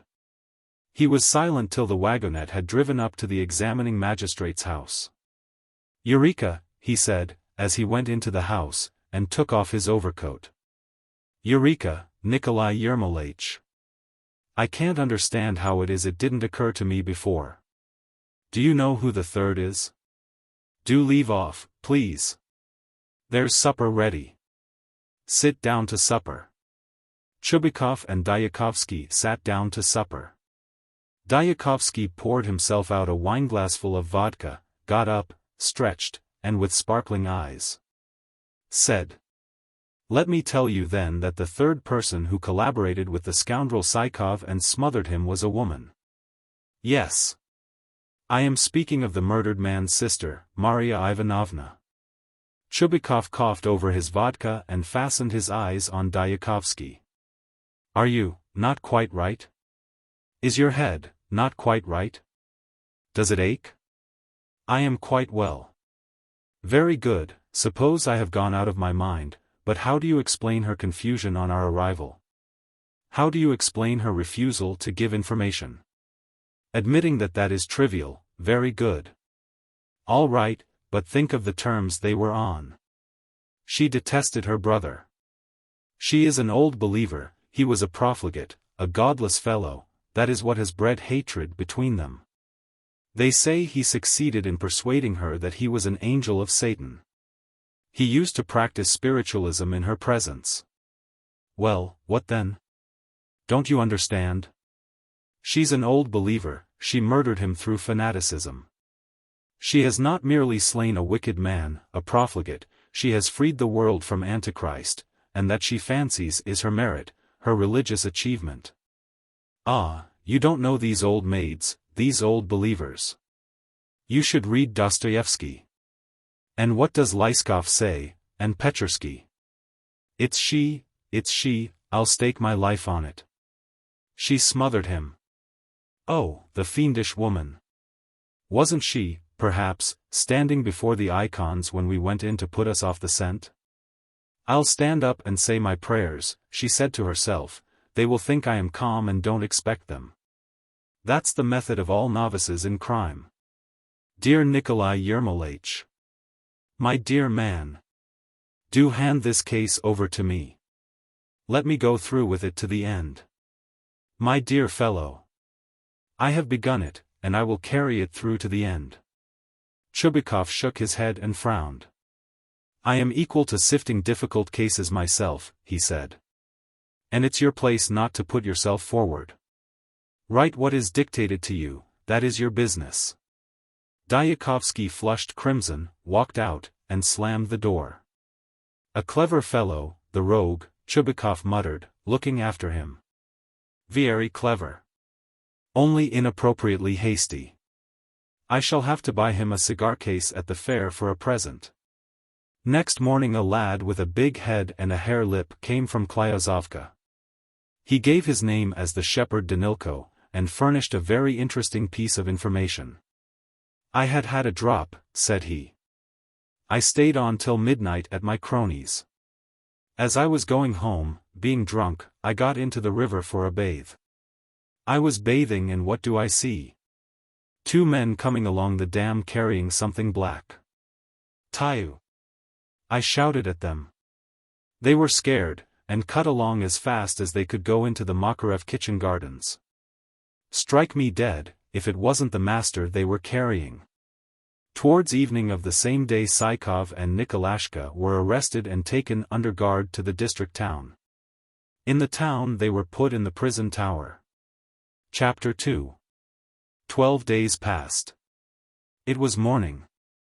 The examining magistrate, Nikolai Yermolaich, was sitting at a green table at home, looking through the papers, relating to the Klyazov case.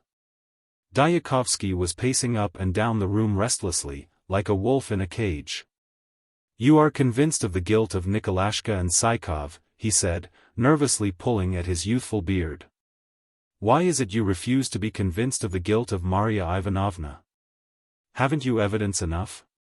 I don't say that I don't believe in it. I am convinced of it, but somehow I can't believe it. There is no real evidence. It's all theoretical, as it were. Fanaticism and one thing and another. And you must have an axe and blood-stained sheets. You lawyers. Well, I will prove it to you then. Do give up your slipshod attitude to the psychological aspect of the case. Your Maria Ivanovna ought to be in Siberia. I'll prove it. If theoretical proof is not enough for you, I have something material. It will show you how right my theory is. Only let me go about a little. What are you talking about? The Swedish Match. Have you forgotten? I haven't forgotten it. I'll find out who struck it in the murdered man's room. It was not struck by Nikolashka, nor by Chekhov, neither of whom turned out to have matches when searched, but a third person, that is Maria Ivanovna. And I will prove it. Only let me drive about the district, make some inquiries. Oh, very well, sit down. Let us proceed to the examination. Dyakovsky sat down to the table, and thrust his long nose into the papers. Bring in Nikolai Techov, cried the examining magistrate. Nikolashka was brought in. He was pale and thin as a chip. He was trembling. Techov, began Chubikov. In 1879 you were convicted of theft and condemned to a term of imprisonment. In 1882 you were condemned for theft a second time, and a second time sent to prison. We know all about it. A look of surprise came up into Nikolashka's face. The examining magistrate's omniscience amazed him, but soon wonder was replaced by an expression of extreme distress. He broke into sobs, and asked leave to go to wash, and calm himself. He was led out. Bring in Chekhov, said the examining magistrate. Chekhov was led in. The young man's face had greatly changed during those 12 days. He was thin, pale, and wasted. There was a look of apathy in his eyes. Sit down, Chekhov, said Chubikov. I hope that today you will be sensible and not persist in lying as on other occasions. All this time you have denied your participation in the murder of Klyazov, in spite of the mass of evidence against you. It is senseless. Confession is some mitigation of guilt. Today I am talking to you for the last time. If you don't confess today, tomorrow it will be too late. Come, tell us. I know nothing, and I don't know your evidence, whispered Chekhov. That's useless. Well then, allow me to tell you how it happened. On Saturday evening, you were sitting in Klyazov's bedroom drinking vodka and beer with him. Dyakovsky riveted his eyes on Chekhov's face, and did not remove them during the whole monologue. Nikolai was waiting upon you. Between 12 and 1 Mark Ivanitch told you he wanted to go to bed. He always did go to bed at that time. While he was taking off his boots and giving you some instructions regarding the estate, Nikolai and you at a given signal seized your intoxicated master and flung him back upon the bed. One of you sat on his feet, the other on his head. At that moment the lady, you know who, in a black dress, who had arranged with you beforehand the part she would take in the crime, came in from the passage. She picked up the pillow, and proceeded to smother him with it. During the struggle, the light went out. The woman took a box of Swedish matches out of her pocket and lighted the candle. Isn't that right? I see from your face that what I say is true. Well, to proceed. Having smothered him, and being convinced that he had ceased to breathe, Nikolai and you dragged him out of window and put him down near the burdocks. Afraid that he might regain consciousness, you struck him with something sharp. Then you carried him, and laid him for some time under a lilac bush. After resting and considering a little, you carried him, lifted him over the hurdle. Then went along the road. Then comes the dam. Near the dam you were frightened by a peasant. But what is the matter with you? Chekhov, white as a sheet, got up, staggering. I am suffocating, he said. Very well. So be it. Only I must go. Please. Chekhov was led out. At last he has admitted it, said Chubikov, stretching at his ease. He has given himself away. How neatly I caught him there. And he didn't deny the woman in black, said Dyakovsky, laughing. I am awfully worried over that Swedish match, though. I can't endure it any longer. Goodbye. I am going. Dyakovsky put on his cap and went off. Chubikov began interrogating Akulka. Akulka declared that she knew nothing about it. I have lived with you and with nobody else, she said. At 6 o'clock in the evening Dyakovsky returned. He was more excited than ever. His hands trembled so much that he could not unbutton his overcoat. His cheeks were burning. It was evident that he had not come back without news. Veni, vidi, vici, he cried, dashing into Chubikov's room and sinking into an armchair. I vow on my honor, I begin to believe in my own genius. Listen, damnation take us.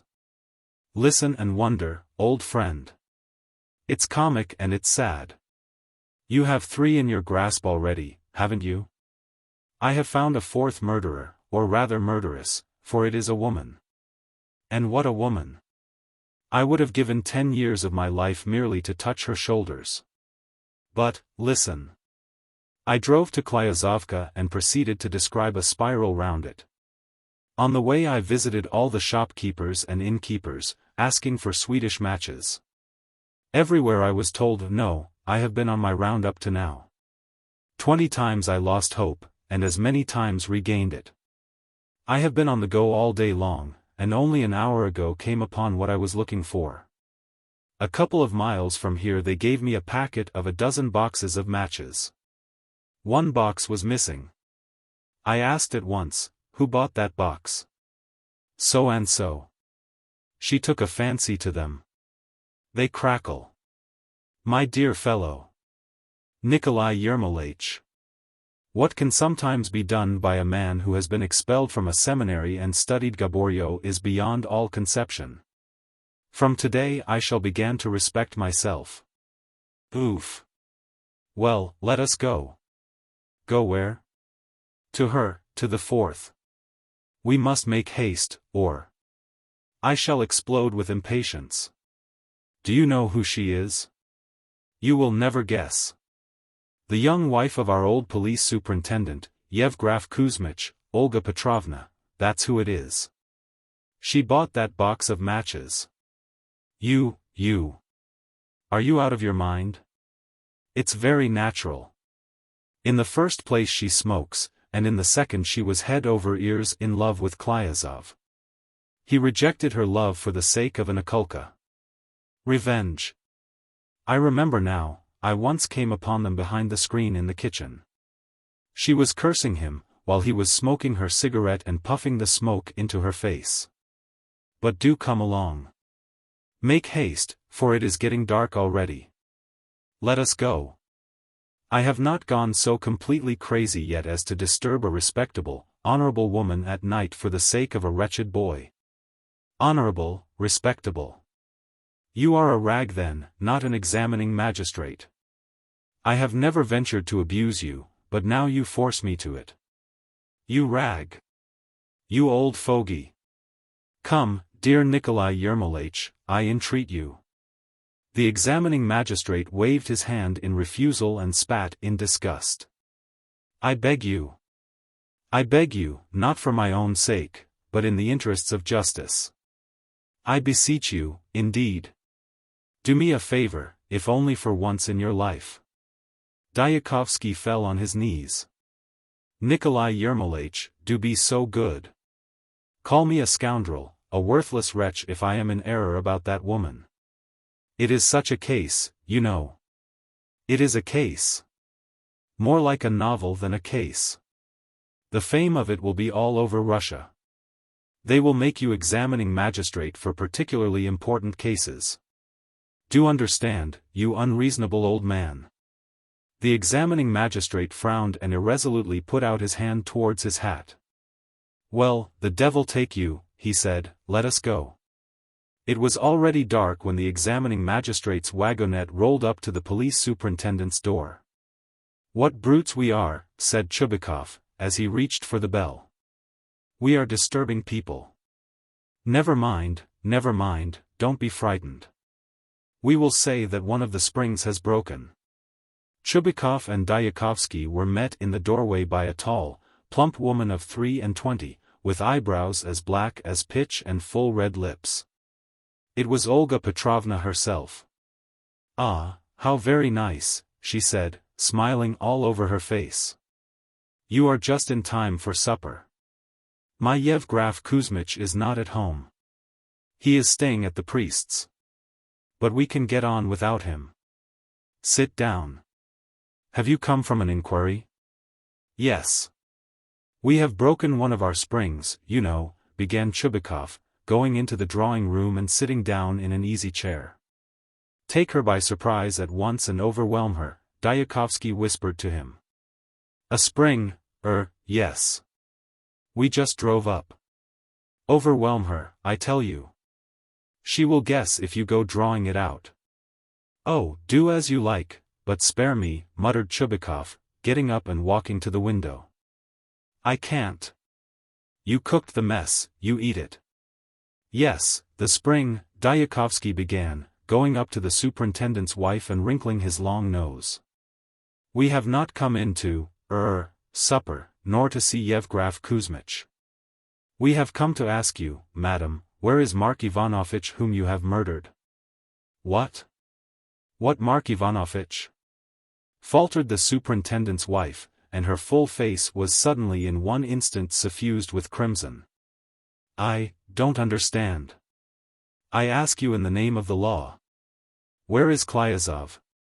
We know all about it. Through whom? The superintendent's wife asked slowly, unable to face Dyakovsky's eyes. Kindly inform us where he is.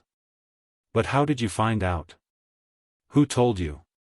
We know all about it. I insist in the name of the law. The examining magistrate, encouraged by the lady's confusion, went up to her. Tell us and we will go away. Otherwise we. What do you want with him? What is the object of such questions, madam? We ask you for information. You are trembling, confused. Yes, he has been murdered, and if you will have it, murdered by you. Your accomplices have betrayed you. The police superintendent's wife turned pale. Come along, she said quietly, wringing her hands. He is hidden in the bathhouse. Only for God's sake, don't tell my husband. I implore you. It would be too much for him. The superintendent's wife took a big key from the wall, and led her visitors through the kitchen and the passage into the yard. It was dark in the yard. There was a drizzle of fine rain. The superintendent's wife went on ahead. Chubikov and Dyakovsky strode after her through the long grass, breathing in the smell of wild hemp and slops, which made a squelching sound under their feet. It was a big yard. Soon there were no more pools of slops, and their feet felt plowed land. In the darkness they saw the silhouette of trees, and among the trees a little house with a crooked chimney. This is the bathhouse, said the superintendent's wife, but, I implore you, do not tell anyone. Going up to the bathhouse, Chubikov and Dyakovsky saw a large padlock on the door. Get ready your candle end and matches, Chubikov whispered to his assistant. The superintendent's wife unlocked the padlock and let the visitors into the bathhouse. Dyakovsky struck a match and lighted up the entry. In the middle of it stood a table. On the table, beside a podgy little samovar, was a soup tureen with some cold cabbage soup in it, and a dish with traces of some sauce on it. Go on. They went into the next room, the bathroom. There, too, was a table. On the table there stood a big dish of ham, a bottle of vodka, plates, knives and forks. But where is he, where's the murdered man? He is on the top shelf, whispered the superintendent's wife, turning paler than ever and trembling. Dyakovsky took the candle end in his hand and climbed up to the upper shelf. There he saw a long, human body, lying motionless on a big feather bed. The body emitted a faint snore. They have made fools of us, damn it all. Dyakovsky cried. This is not he. It is some living blockhead lying here.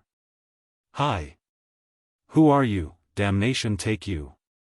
The body drew in its breath with a whistling sound and moved. Dyakovsky prodded it with his elbow.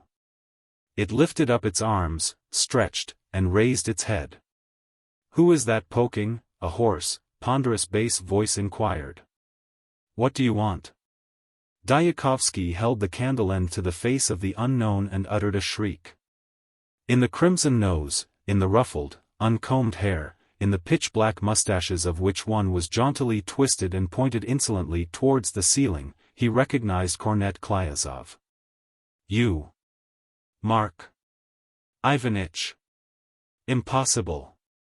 The examining magistrate looked up and was dumbfounded. It is I, yes. And it's you, Dyakovsky. What the devil do you want here? And whose ugly mug is that down there? Holy saints, it's the examining magistrate. How in the world did you come here? Klyazov hurriedly got down and embraced Chubikov. Olga Petrovna whisked out of the door. However did you come? Let's have a drink, dash it all. Tra-ta-ti-ta-tom. Let's have a drink. Who brought you here, though? How did you get to know I was here? It doesn't matter, though. Have a drink. Klyazov lighted the lamp and poured out 3 glasses of vodka. The fact is, I don't understand you, said the examining magistrate, throwing out his hands. Is it you, or not you? Stop that. Do you want to give me a sermon? Don't trouble yourself. Dyakovsky boy, drink up your vodka. Friends, let us pass the... What are you staring at? Drink. All the same, I can't understand, said the examining magistrate, mechanically drinking his vodka. Why are you here? Why shouldn't I be here, if I am comfortable here? Klyazov sipped his vodka and ate some ham. I am staying with the superintendent's wife, as you see. In the wilds among the ruins, like some house goblin. Drink. I felt sorry for her, you know, old man. I took pity on her, and, well, I am living here in the deserted bathhouse, like a hermit. I am well fed. Next week I am thinking of moving on. I've had enough of it. Inconceivable, said Dyakovsky. What is there inconceivable in it? Inconceivable. For God's sake, how did your boot get into the garden? What boot? We found one of your boots in the bedroom and the other in the garden. And what do you want to know that for? It is not your business. But do drink, dash it all. Since you have waked me up, you may as well drink. There's an interesting tale about that boot, my boy. I didn't want to come to Olga's. I didn't feel inclined, you know, I'd had a drop too much. She came under the window and began scolding me. You know how women, as a rule. Being drunk, I up and flung my boot at her. Haha. Don't scold, I said. She clambered in at the window, lighted the lamp, and gave me a good drubbing, as I was drunk. I have plenty to eat here. Love, vodka, and good things. But where are you off to? Chubikov, where are you off to? The examining magistrate spat on the floor and walked out of the bathhouse. Dyakovsky followed him with his head hanging. Both got into the wagonette in silence and drove off. Never had the road seemed so long and dreary. Both were silent. Chubikov was shaking with anger all the way. Dyakovsky hid his face in his collar as though he were afraid the darkness and the drizzling rain might read his shame on his face. On getting home the examining magistrate found the doctor, Tutuev, there. The doctor was sitting at the table and heaving deep sighs as he turned over the pages of the Neva. The things that are going on in the world, he said, greeting the examining magistrate with a melancholy smile. Austria is at it again, and Gladstone, too, in a way. Chubikov flung his hat under the table and began to tremble. You devil of a skeleton! Don't bother me. I've told you 1,000 times over, don't bother me with your politics. It's not the time for politics. And as for you, he turned upon Dyakovsky and shook his fist at him, as for you. I'll never forget it, as long as I live. But the Swedish Match, you know. How could I tell? Choke yourself with your match. Go away and don't irritate me, or goodness knows what I shall do to you. Don't let me set eyes on you. Dyakovsky heaved a sigh, took his hat, and went out. I'll go and get drunk, he decided, as he went out of the gate, and he sauntered dejectedly towards the tavern. When the superintendent's wife got home from the bathhouse, she found her husband in the drawing-room. What did the examining magistrate come about? Asked her husband.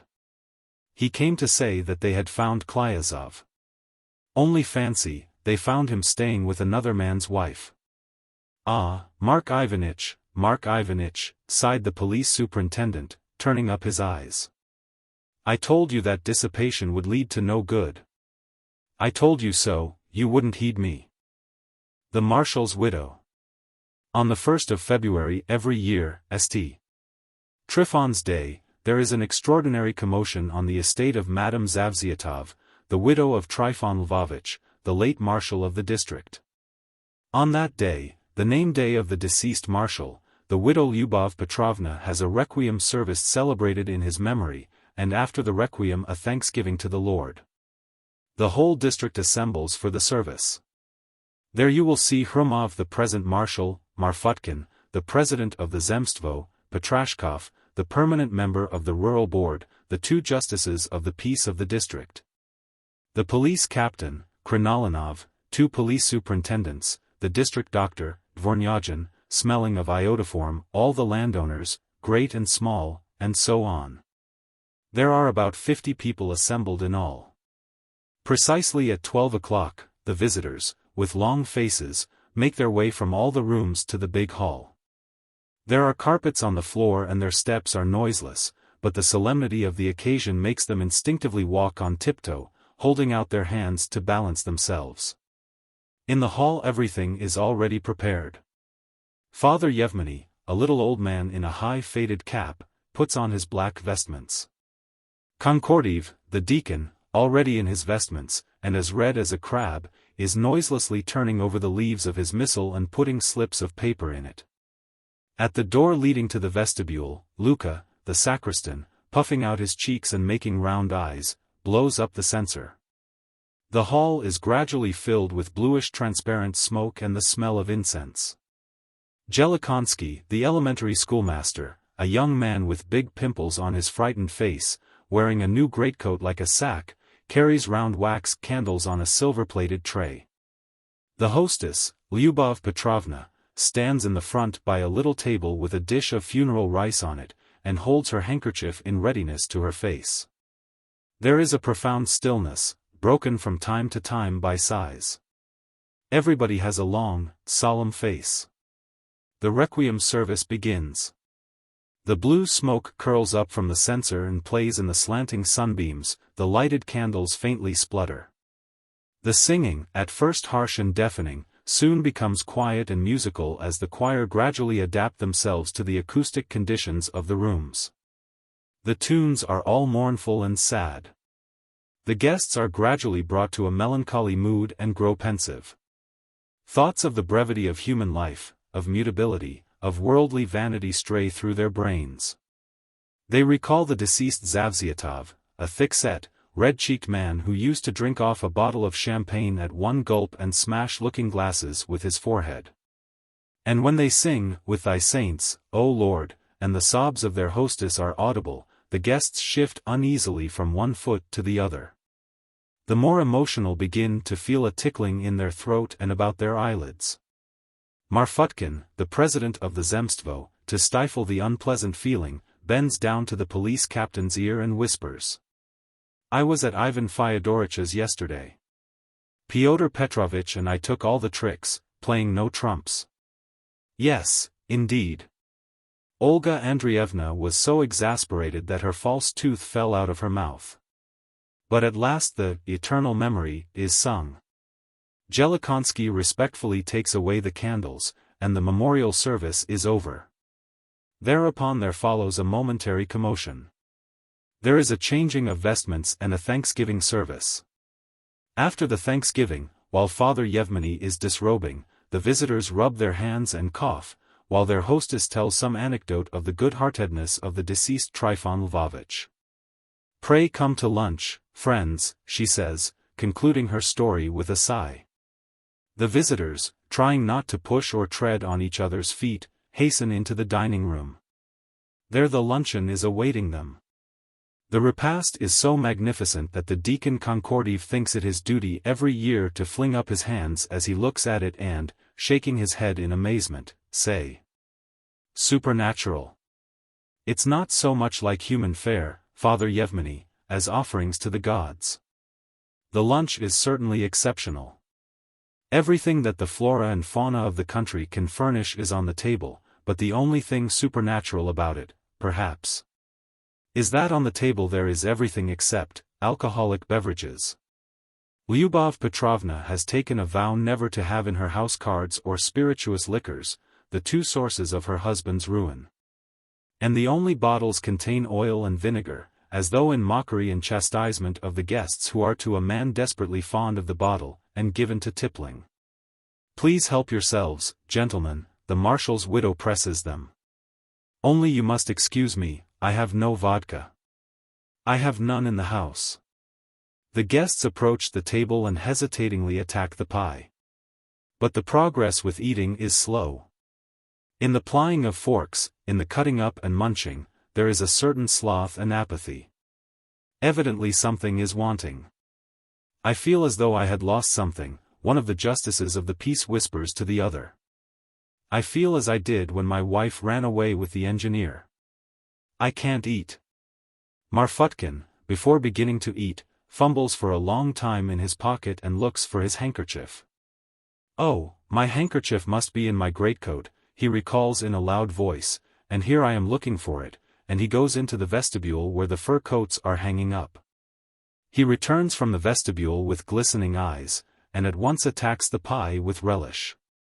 "I say, it's horrid munching away with a dry mouth, isn't it?" he whispers to Father Yevmeny. "Go into the vestibule, Father. There's a bottle there in my fur coat. Only mind you are careful, don't make a clatter with the bottle." Father Yevmeny recollects that he has some direction to give to Luka, and trips off to the vestibule. "Father, a couple of words in confidence," says Dvornyagin, overtaking him. "You should see the fur coat I've bought myself, gentlemen," Hromov boasts. "It's worth 1,000, and I gave, you won't believe it, 250. Not a farthing more." At any other time the guests would have greeted this information with indifference, but now they display surprise and incredulity. In the end they all troop out into the vestibule to look at the fur coat, and go on looking at it till the doctor's man Mikeshka carries 5 empty bottles out on the sly. When the steamed sturgeon is served, Marfutkin remembers that he has left his cigar case in his sledge and goes to the stable. That he may not be lonely on this expedition, he takes with him the deacon, who appropriately feels it necessary to have a look at his horse. On the evening of the same day, Lyubov Petrovna is sitting in her study, writing a letter to an old friend in Petersburg. Today, as in past years, she writes among other things, "I had a memorial service for my dear husband. All my neighbors came to the service. They are a simple, rough set, but what hearts! I gave them a splendid lunch, but of course, as in previous years, without a drop of alcoholic liquor. Ever since he died from excessive drinking I have vowed to establish temperance in this district and thereby to expiate his sins. I have begun the campaign for temperance at my own house. Father Yevmeny is delighted with my efforts, and helps me both in word and deed. Oh, ma chère, if you knew how fond my bears are of me. The president of the Zemstvo, Marfutkin, kissed my hand after lunch, held it a long while to his lips, and, wagging his head in an absurd way, burst into tears, so much feeling but no words. Father Yevmeny, that delightful little old man, sat down by me, and looking tearfully at me kept babbling something like a child. I did not understand what he said, but I know how to understand true feeling. The police captain, the handsome man of whom I wrote to you, went down on his knees to me, tried to read me some verses of his own composition, he is a poet. But, his feelings were too much for him, he lurched and fell over, that huge giant went into hysterics, you can imagine my delight. The day did not pass without a hitch, however. Poor Alalikin, the president of the judges' assembly, a stout and apoplectic man, was overcome by illness and lay on the sofa in a state of unconsciousness for 2 hours. We had to pour water on him. I am thankful to Dr. Dvornyagin. He had brought a bottle of brandy from his dispensary and he moistened the patient's temples, which quickly revived him, and he was able to be moved. Small fry. Honored Sir, Father and Benefactor, a petty clerk called Neverazimov was writing a rough copy of an Easter congratulatory letter. I trust that you may spend this holy day, even as many more to come, in good health and prosperity. And to your family also I. The lamp, in which the kerosene was getting low, was smoking and smelling. A stray cockroach was running about the table in alarm near Neverasimov's writing hand. 2 rooms away from the office Paramon the porter was for the 3rd time cleaning his best boots. And with such energy that the sound of the blacking brush and of his expectorations was audible in all the rooms. What else can I write to him, the rascal? Neverasimov wondered, raising his eyes to the smutty ceiling.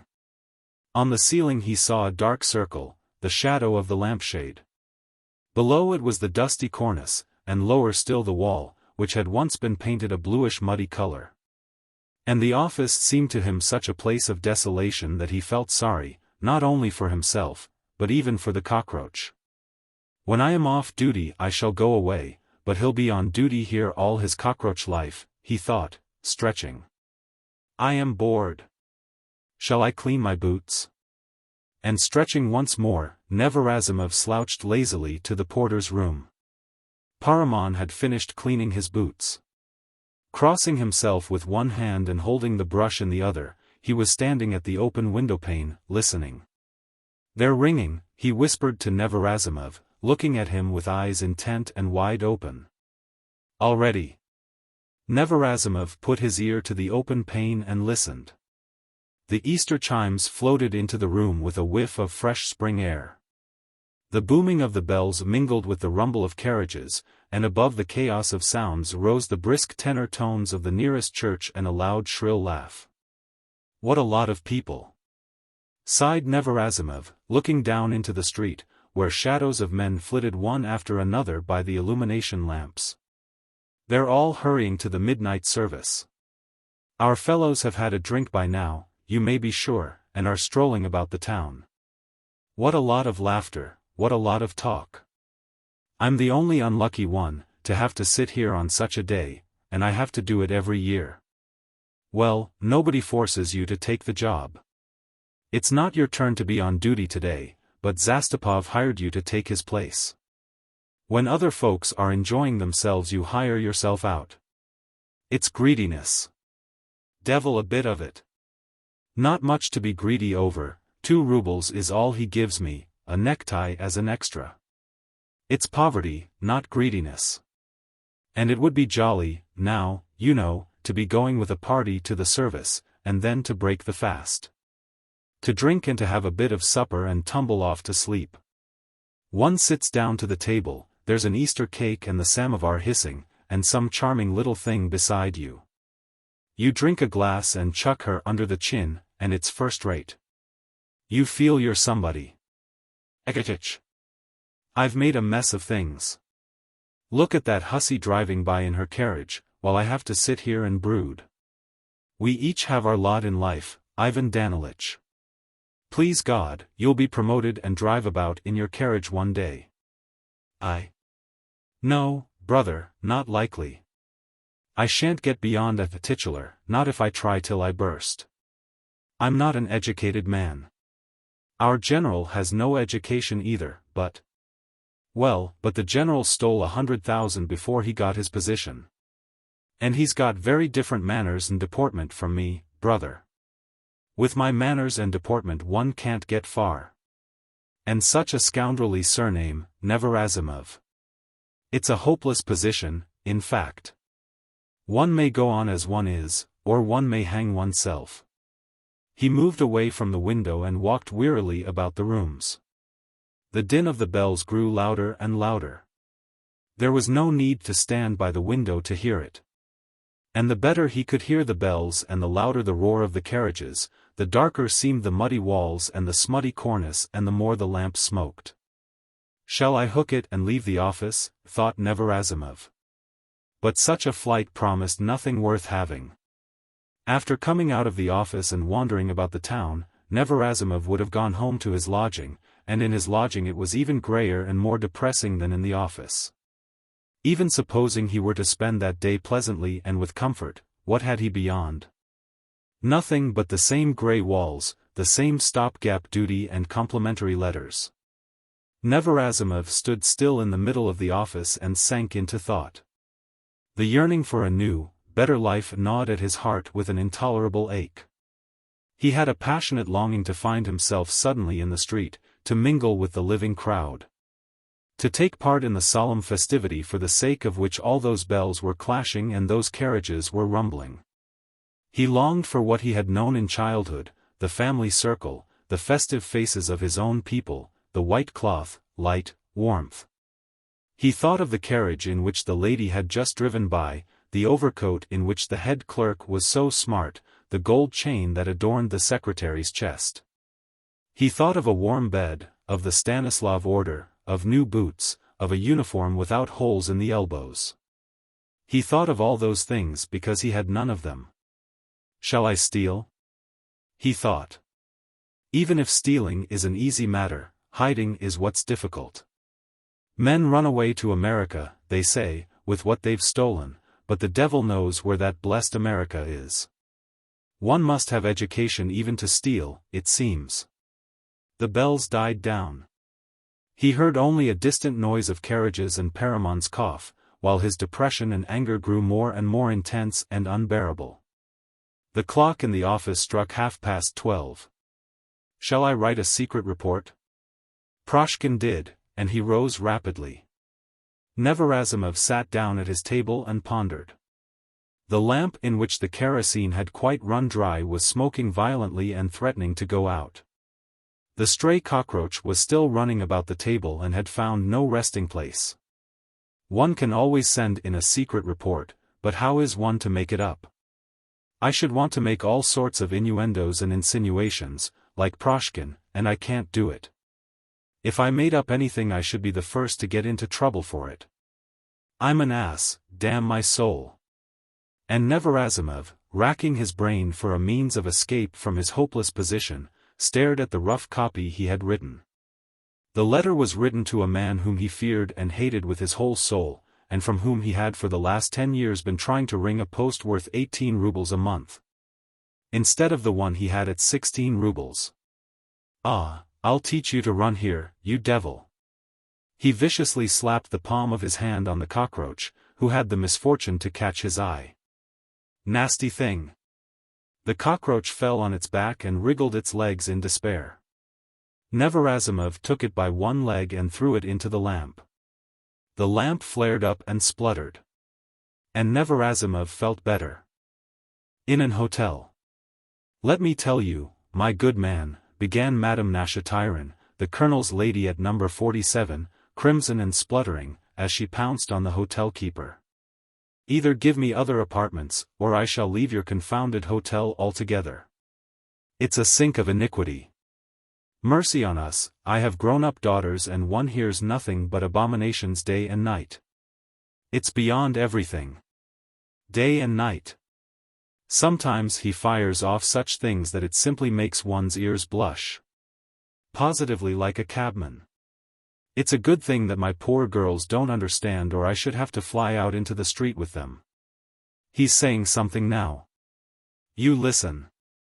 I know a thing better than that, my boy, a husky bass floated in from the next room. Do you remember Lieutenant Drushkov? Well, that same Drushkov was one day making a drive with the yellow into the pocket and as he usually did, you know, flung up his leg. All at once something went sirararak.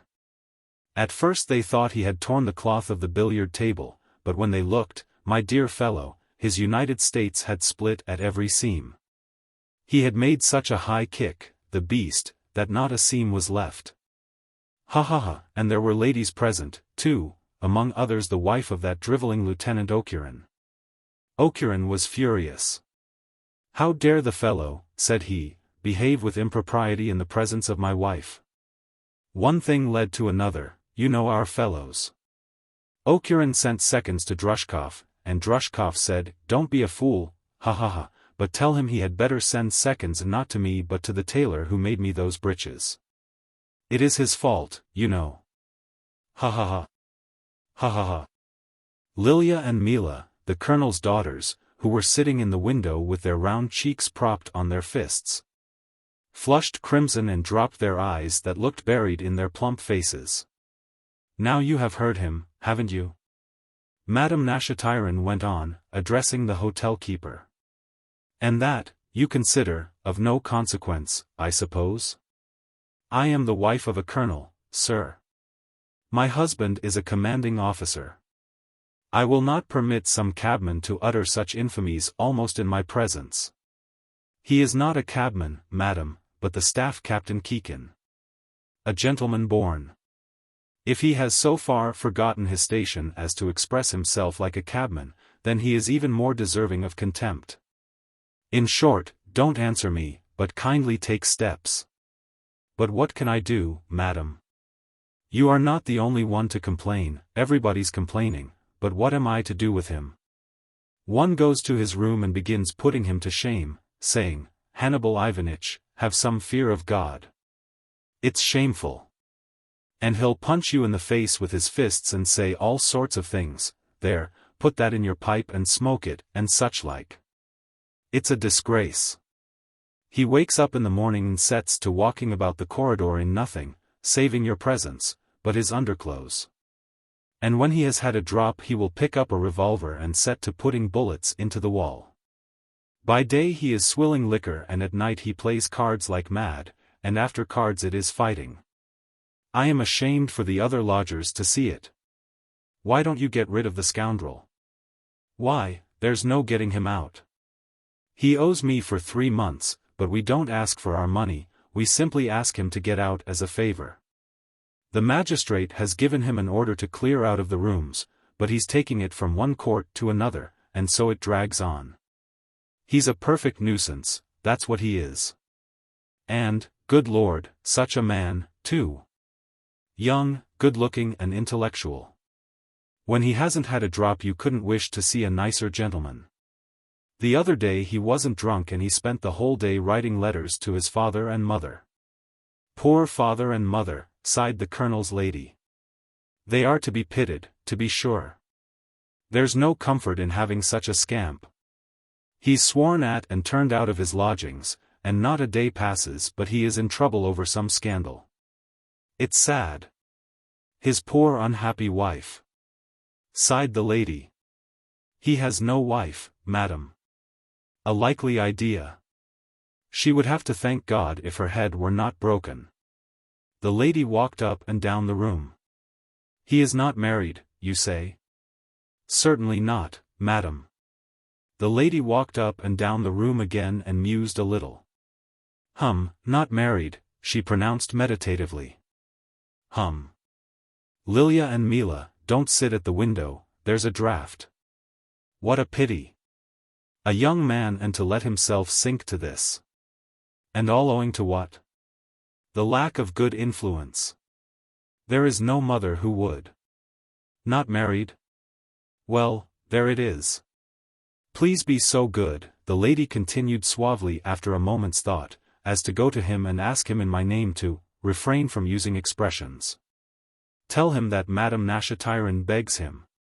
Tell him she is staying with her daughters in number 47, that she has come up from her estate in the country. Certainly. Tell him, a colonel's lady and her daughters. He might even come and apologize. We are always at home after dinner. Oh, Mila, shut the window. Why, what do you want with that, black sheep, mamma, drawled Lilia when the hotel keeper had retired. A queer person to invite. A drunken, rowdy rascal. Oh, don't say so, ma chère. You always talk like that, and there, sit down. Why, whatever he may be, we ought not to despise him. There's something good in everyone. Who knows, sighed the colonel's lady, looking her daughters up and down anxiously, perhaps your fate is here. Change your dresses anyway. Boots. A piano tuner called Merkin, a close-shaven man with a yellow face, with a nose stained with snuff, and cotton wool in his ears, came out of his hotel room into the passage. And in a cracked voice cried, "Semyon! Waiter!" And looking at his frightened face, one might have supposed that the ceiling had fallen in on him or that he had just seen a ghost in his room. "Upon my word, Semyon!" he cried, seeing the attendant running towards him. "What is the meaning of it? I am a rheumatic, delicate man and you make me go barefoot. Why is it you don't give me my boots all this time? Where are they?" Semyon went into Merkin's room, looked at the place where he was in the habit of putting the boots he had cleaned, and scratched his head. The boots were not there. "Where can they be, the damn things?" Semyon brought out. "I fancy I cleaned them in the evening and put them here." "Yesterday, I must own, I had a drop. I must have put them in another room, I suppose." "That must be it, Afanasy Yegoritch, they are in another room. There are lots of boots, and how the devil is one to know them apart when one is drunk and does not know what one is doing? I must have taken them into the lady that's next door, the actress. And now, if you please, I am to go into a lady and disturb her all through you. Here, if you please, through this foolishness I am to wake up a respectable woman." Sighing and coughing, Merkin went to the door of the next room and cautiously tapped. "Who's there?" he heard a woman's voice a minute later. "It's I." Merkin began in a plaintive voice, standing in the attitude of a cavalier addressing a lady of the highest society. "Pardon my disturbing you, madam, but I am a man in delicate health, rheumatic. The doctors, madam, have ordered me to keep my feet warm, especially as I have to go at once to tune the piano at Madame la Générale Chevelitsin's. I can't go to her barefoot." "But what do you want?" "What piano?" "Not a piano, madam, it is in reference to boots. Semyon, stupid fellow, cleaned my boots and put them by mistake in your room. Be so extremely kind, madam, as to give me my boots." There was a sound of rustling, of jumping off the bed and the flapping of slippers, after which the door opened slightly and a plump feminine hand flung at Merkin's feet a pair of boots. The piano tuner thanked her and went into his own room. "Odd," he muttered, putting on the boots, "it seems as though this is not the right boot. Why, here are two left boots. Both are for the left foot. I say, Semyon, these are not my boots. My boots have red tags and no patches on them, and these are in holes and have no tags." Semyon picked up the boots, turned them over several times before his eyes, and frowned. "Those are Pavel Alexandritch's boots," he grumbled, squinting at them. He squinted with the left eye. "What Pavel Alexandritch?" "The actor, he comes here every Tuesday. He must have put on yours instead of his own. So I must have put both pairs in her room, his and yours. Here's a go." "Then go and change them." "That's all right," sniggered Semyon, "go and change them. Where am I to find him now?" "He went off an hour ago." "Go and look for the wind in the fields." "Where does he live then?" "Who can tell? He comes here every Tuesday, and where he lives I don't know. He comes and stays the night, and then you may wait till next Tuesday. There, do you see, you brute, what you have done? Why, what am I to do now? It is time I was at Madame la Générale Chevelitsin's, you anathema. My feet are frozen. You can change the boots before long. Put on these boots, go about in them till the evening, and in the evening go to the theatre. Ask there for Blistanov, the actor. If you don't care to go to the theatre, you will have to wait till next Tuesday, he only comes here on Tuesdays." "But why are there two boots for the left foot?" asked the piano tuner, picking up the boots with an air of disgust. "What God has sent him, that he wears. Through poverty, where is an actor to get boots? I said to him, 'What boots, Pavel Alexandritch? They are a positive disgrace,' and he said, hold your peace, says he, and turn pale. In those very boots, says he, I have played counts and princes. A queer lot. Artists, that's the only word for them. If I were the governor or anyone in command, would get all these actors together and clap them all in prison. Continually sighing and groaning and knitting his brows, Merkin drew the 2 left boots onto his feet, and set off, limping, to Madame la Générale Chevelitzin's. He went about the town all day long tuning pianos, and all day long it seemed to him that everyone was looking at his feet and seeing his patched boots with heels worn down at the sides. Apart from his moral agonies he had to suffer physically also. The boots gave him a corn. In the evening he was at the theatre. There was a performance of Bluebeard. It was only just before the last act, and then only thanks to the good offices of a man he knew who played a flute in the orchestra, that he gained admittance behind the scenes. Going to the men's dressing room, he found there all the male performers. Some were changing their clothes, others were painting their faces, others were smoking. Bluebeard was standing with King Bobesh, showing him a revolver. You had better buy it, said Bluebeard. I bought it at Kursk, a bargain, for 8 rubles, but, there. I will let you have it for 6. A wonderfully good one. Steady. It's loaded, you know.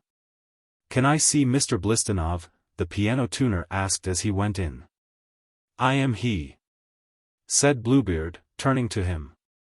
What do you want?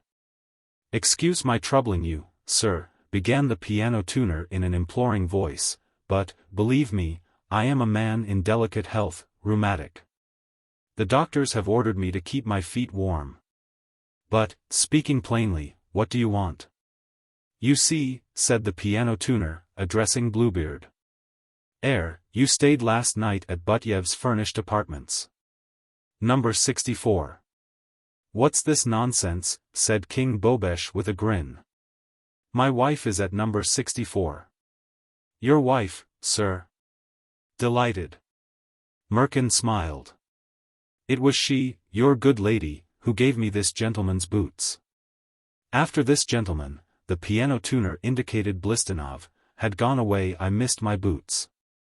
I called the waiter, you know, and he said, I left your boots in the next room. By mistake, being in a state of intoxication, he left my boots as well as yours at 64, said Merkin, turning to Blistanov, and when you left this gentleman's lady you put on mine. What are you talking about, said Blistanov, and he scowled. Have you come here to libel me?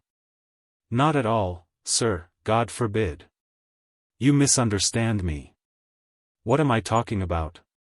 About boots. You did stay the night at number 64, didn't you? When?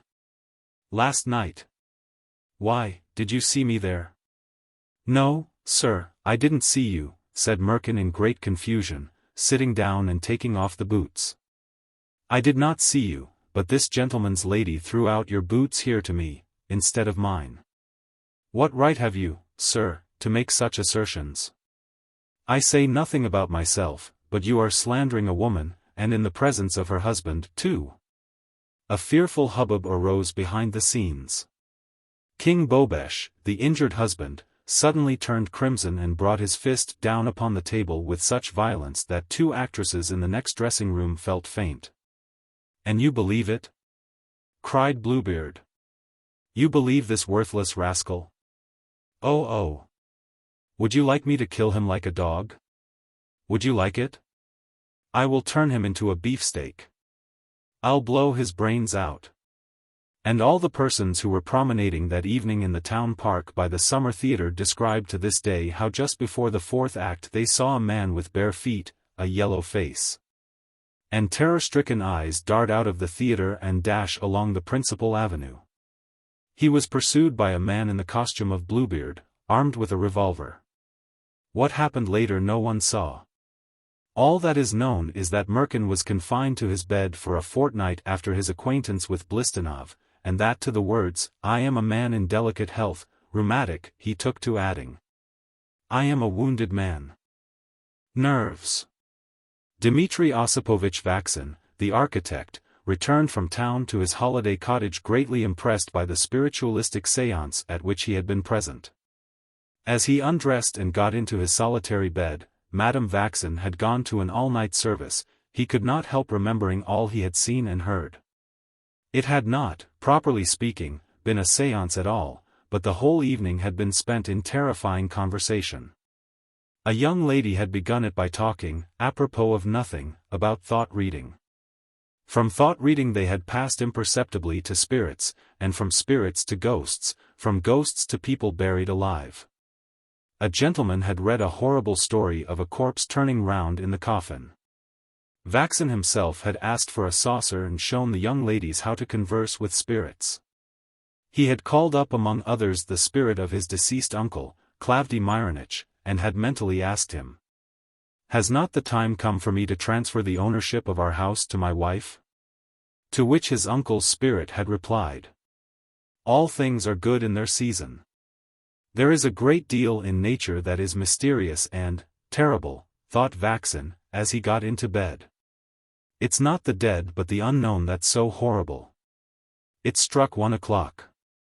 Vaxin turned over on the other side and peeped out from beneath the bedclothes at the blue light of the lamp burning before the holy icon.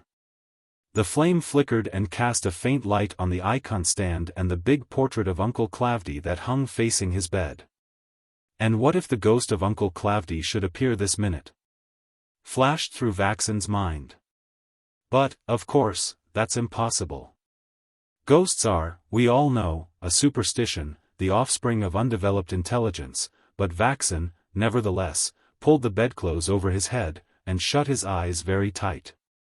The corpse that turned round in its coffin came back to his mind, and the figures of his deceased mother-in-law, of a colleague who had hanged himself, and of a girl who had drowned herself, rose before his imagination. Vaxin began trying to dispel these gloomy ideas, but the more he tried to drive them away the more haunting the figures and fearful fancies became. He began to feel frightened. "Hang it all," he thought. "Here I am afraid in the dark like a child. Idiotic." Tick, tick, tick, he heard the clock in the next room. The church bell chimed the hour in the churchyard close by. The bell tolled slowly, depressingly, mournfully. A cold chill ran down Vaxin's neck and spine. He fancied he heard someone breathing heavily over his head, as though Uncle Klavdy had stepped out of his frame and was bending over his nephew. Vaxin felt unbearably frightened. He clenched his teeth and held his breath in terror. At last, when a cockchafer flew in at the open window and began buzzing over his bed, he could bear it no longer and gave a violent tug at the bell rope. Dmitri Osipich, was Walensee? He heard the voice of the German governess at his door a moment later. "Ah, it's you, Rosalia Karlovna!" Vaxin cried, delighted. "Why do you trouble? Gavrila might just. Yourself Gavrila to the town sent. And Glafira is somewhere all the evening gone. There's nobody in the house." Was Walensee Doc? "Well, what I wanted, but, please, come in, you needn't mind, it's dark." Rosalia Karlovna, a stout red-cheeked person, came into the bedroom and stood in an expectant attitude at the door. "Sit down, please, you see, it's like this." What on earth am I to ask her for, he wondered, stealing a glance at Uncle Klavdy's portrait and feeling his soul gradually returning to tranquility. "What I really wanted to ask you was, oh, when the man goes to town, don't forget to tell him to get some cigarette papers. But do, please sit down." "Cigarette papers? Good." Was Walensee knock? "Ich will, there's nothing I will, but do sit down. I shall think of something else in a minute. It is shocking for a maiden in a man's room to remain. Mr. Vaxin, you are, I see, a naughty man. I understand. To order cigarette papers one does not a person wake. I understand you." Rosalia Karlovna turned and went out of the room. Somewhat reassured by his conversation with her and ashamed of his cowardice, Vaxen pulled the bedclothes over his head and shut his eyes. For about 10 minutes he felt fairly comfortable, then the same nonsense came creeping back into his mind. He swore to himself, felt for the matches, and without opening his eyes lighted a candle. But even the light was no use. To Vaxen's excited imagination it seemed as though someone were peeping round the corner and that his uncle's eyes were moving. "I'll ring her up again, damn the woman," he decided. "I'll tell her I'm unwell and ask for some drops." Vaxen rang. There was no response. He rang again, and as though answering his ring, he heard the church bell toll the hour. Overcome with terror, cold all over, he jumped out of bed, ran headlong out of his bedroom, and making the sign of the cross and cursing himself for his cowardice. He fled barefoot in his nightshirt to the governess's room. "Rosalia Karlovna," he began in a shaking voice as he knocked at her door, "Rosalia Karlovna. Are you asleep? I feel so, unwell. Drops." There was no answer. Silence reigned. "I beg you, do you understand? I beg you. Why this squeamishness, I can't understand, especially when a man is ill.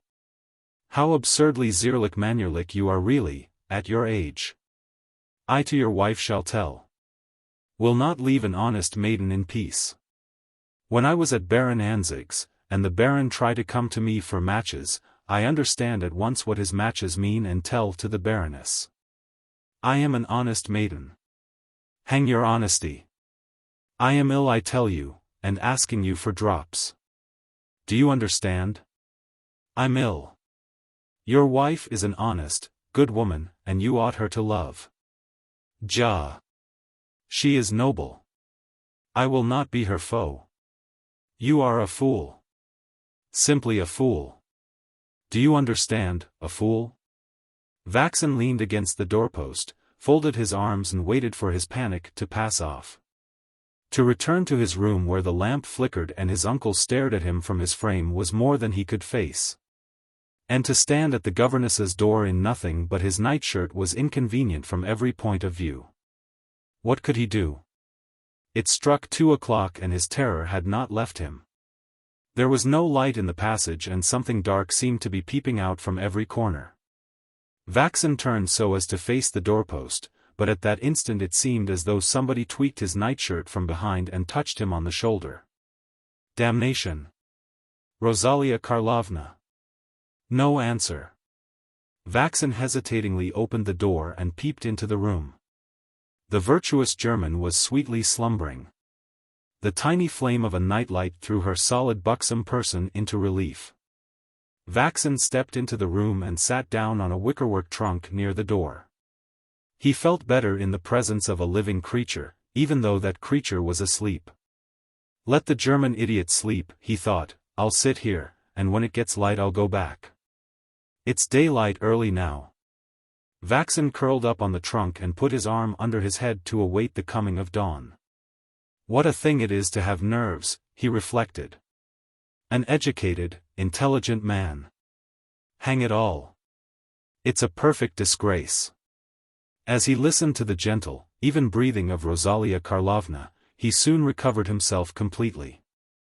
At 6 o'clock, Vaxen's wife returned from the all-night service, and not finding her husband in their bedroom, went to the governess to ask her for some change for the cabman. On entering the German's room, a strange sight met her eyes.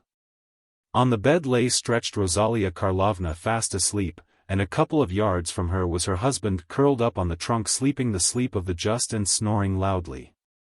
What she said to her husband, and how he looked when he woke, I leave to others to describe. It is beyond my powers. A country cottage. 2 young people who had not long been married were walking up and down the platform of a little country station. His arm was round her waist, her head was almost on his shoulder, and both were happy. The moon peeped up from the drifting cloudlets and frowned, as it seemed, envying their happiness and regretting her tedious and utterly superfluous virginity. The still air was heavy with the fragrance of lilac and wild cherry. Somewhere in the distance beyond the line a corncrake was calling. "How beautiful it is, Sasha, how beautiful," murmured the young wife. "It all seems like a dream. See, how sweet and inviting that little copse looks. How nice those solid, silent telegraph posts are. They add a special note to the landscape, suggesting humanity, civilization in the distance. Don't you think it's lovely when the wind brings the rushing sound of a train?" "Yes. But what hot little hands you've got." "That's because you're excited, Varya. What have you got for our supper tonight?" "Chicken and salad." "It's a chicken just big enough for two. Then there is the salmon and sardines that were sent from town." The moon, as though she had taken a pinch of snuff, hid her face behind a cloud. Human happiness reminded her of her own loneliness, of her solitary couch beyond the hills and dales. "The train is coming," said Varya, "how jolly." 3 eyes of fire could be seen in the distance. The stationmaster came out on the platform. Signal lights flashed here and there on the line. "Let's see the train in and go home," said Sasha, yawning. "What a splendid time we are having together, Varya, it's so splendid, one can hardly believe it's true." The dark monster crept noiselessly alongside the platform and came to a standstill. They caught glimpses of sleepy faces, of hats and shoulders at the dimly lighted windows. "Look! Look!" they heard from one of the carriages. "Varya and Sasha have come to meet us. There they are. Varya!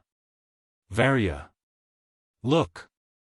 2 little girls skipped out of the train and hung on Varya's neck. They were followed by a stout, middle-aged lady, and a tall, lanky gentleman with grey whiskers.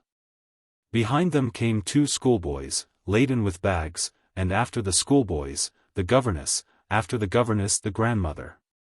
Here we are, dear boy," began the whiskered gentleman, squeezing Sasha's hand.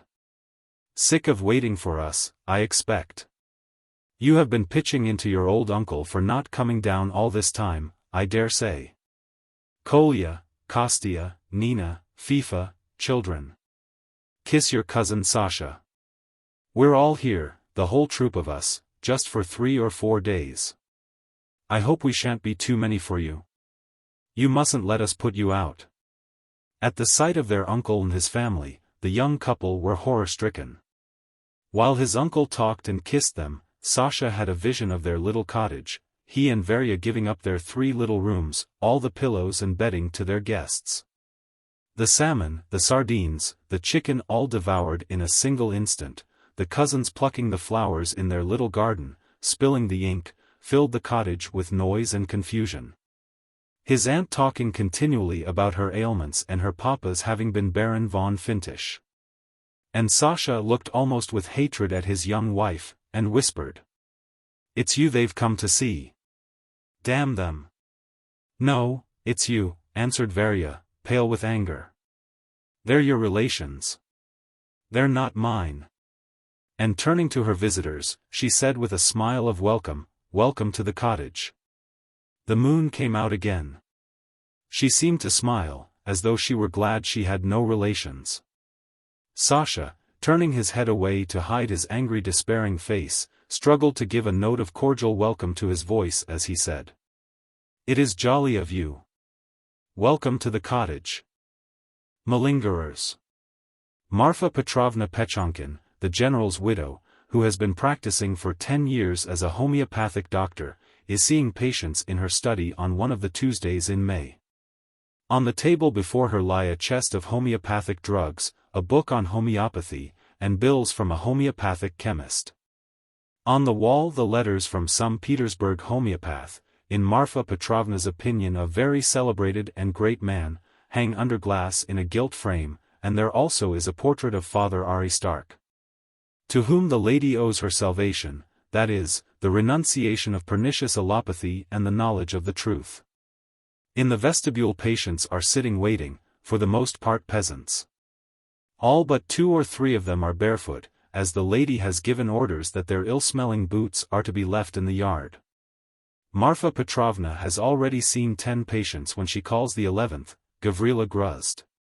The door opens and instead of Gavrila Gruzd, Zamarushin, a neighboring landowner who has sunk into poverty, a little old man with sour eyes, and with a gentleman's cap under his arm, walks into the room. He puts down his stick in the corner, goes up to the lady, and without a word drops on one knee before her. "What are you about, Kuzma Kuzmich?" cries the lady in horror, flushing crimson. "For goodness sake! While I live I will not rise," says Zamarushin, bending over her hand. "Let all the world see my homage on my knees, our guardian angel, benefactress of the human race. Let them. Before the good fairy who has given me life, guided me into the path of truth, and enlightened my skepticism, I am ready not merely to kneel but to pass through fire, our miraculous healer. Mother of the orphan and the widowed. I have recovered. I am a new man, enchantress. I am very glad," mutters the lady, flushing with pleasure. "It's so pleasant to hear that. Sit down please. Why, you were so seriously ill that Tuesday." "Yes indeed, how ill I was. It's awful to recall it," says Zamarushin, taking a seat. "I had rheumatism in every part and every organ. I have been in misery for 8 years, I've had no rest from it, by day or by night, my benefactress. I have consulted doctors, and I went to professors at Kazan. I have tried all sorts of mud baths, and drunk waters, and goodness knows what I haven't tried. I have wasted all my substance on doctors, my beautiful lady. The doctors did me nothing but harm. They drove the disease inwards. Drive in, that they did, but to drive out was beyond their science. All they care about is their fees, the brigands. But as for the benefit of humanity, for that they don't care a straw. They prescribe some quackery, and you have to drink it. Assassins, that's the only word for them. If it hadn't been for you, our angel, I should have been in the grave by now. I went home from you that Tuesday, looked at the pilules that you gave me then, and wondered what good there could be in them. Was it possible that those little grains, scarcely visible, could cure my immense, long-standing disease? That's what I thought, unbeliever that I was, and I smiled. But when I took the pilule, it was instantaneous. It was as though I had not been ill, or as though it had been lifted off me. My wife looked at me with her eyes starting out of her head and couldn't believe it. Why, is it you, Kolya? Yes, it is I said. And we knelt down together before the icon, and fell to praying for our angel. Send her, O Lord, all that we are feeling.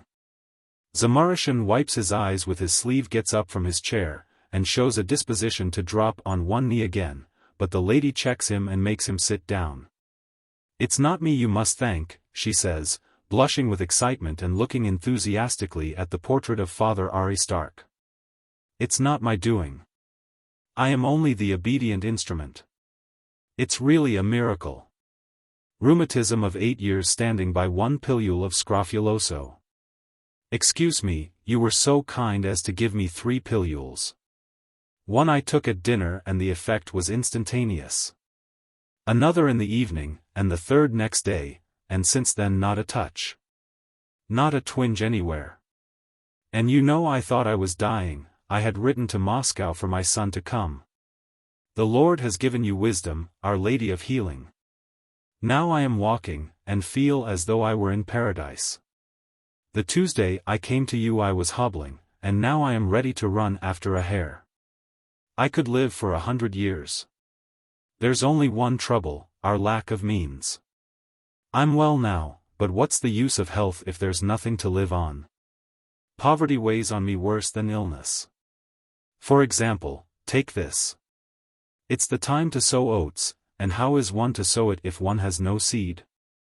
I ought to buy it, but the money, everyone knows how we are off for money. I will give you oats, Kuzma Kuzmich. Sit down, sit down. You have so delighted me, you have given me so much pleasure that it's not you but I that should say thank you. You are our joy. That the Lord should create such goodness.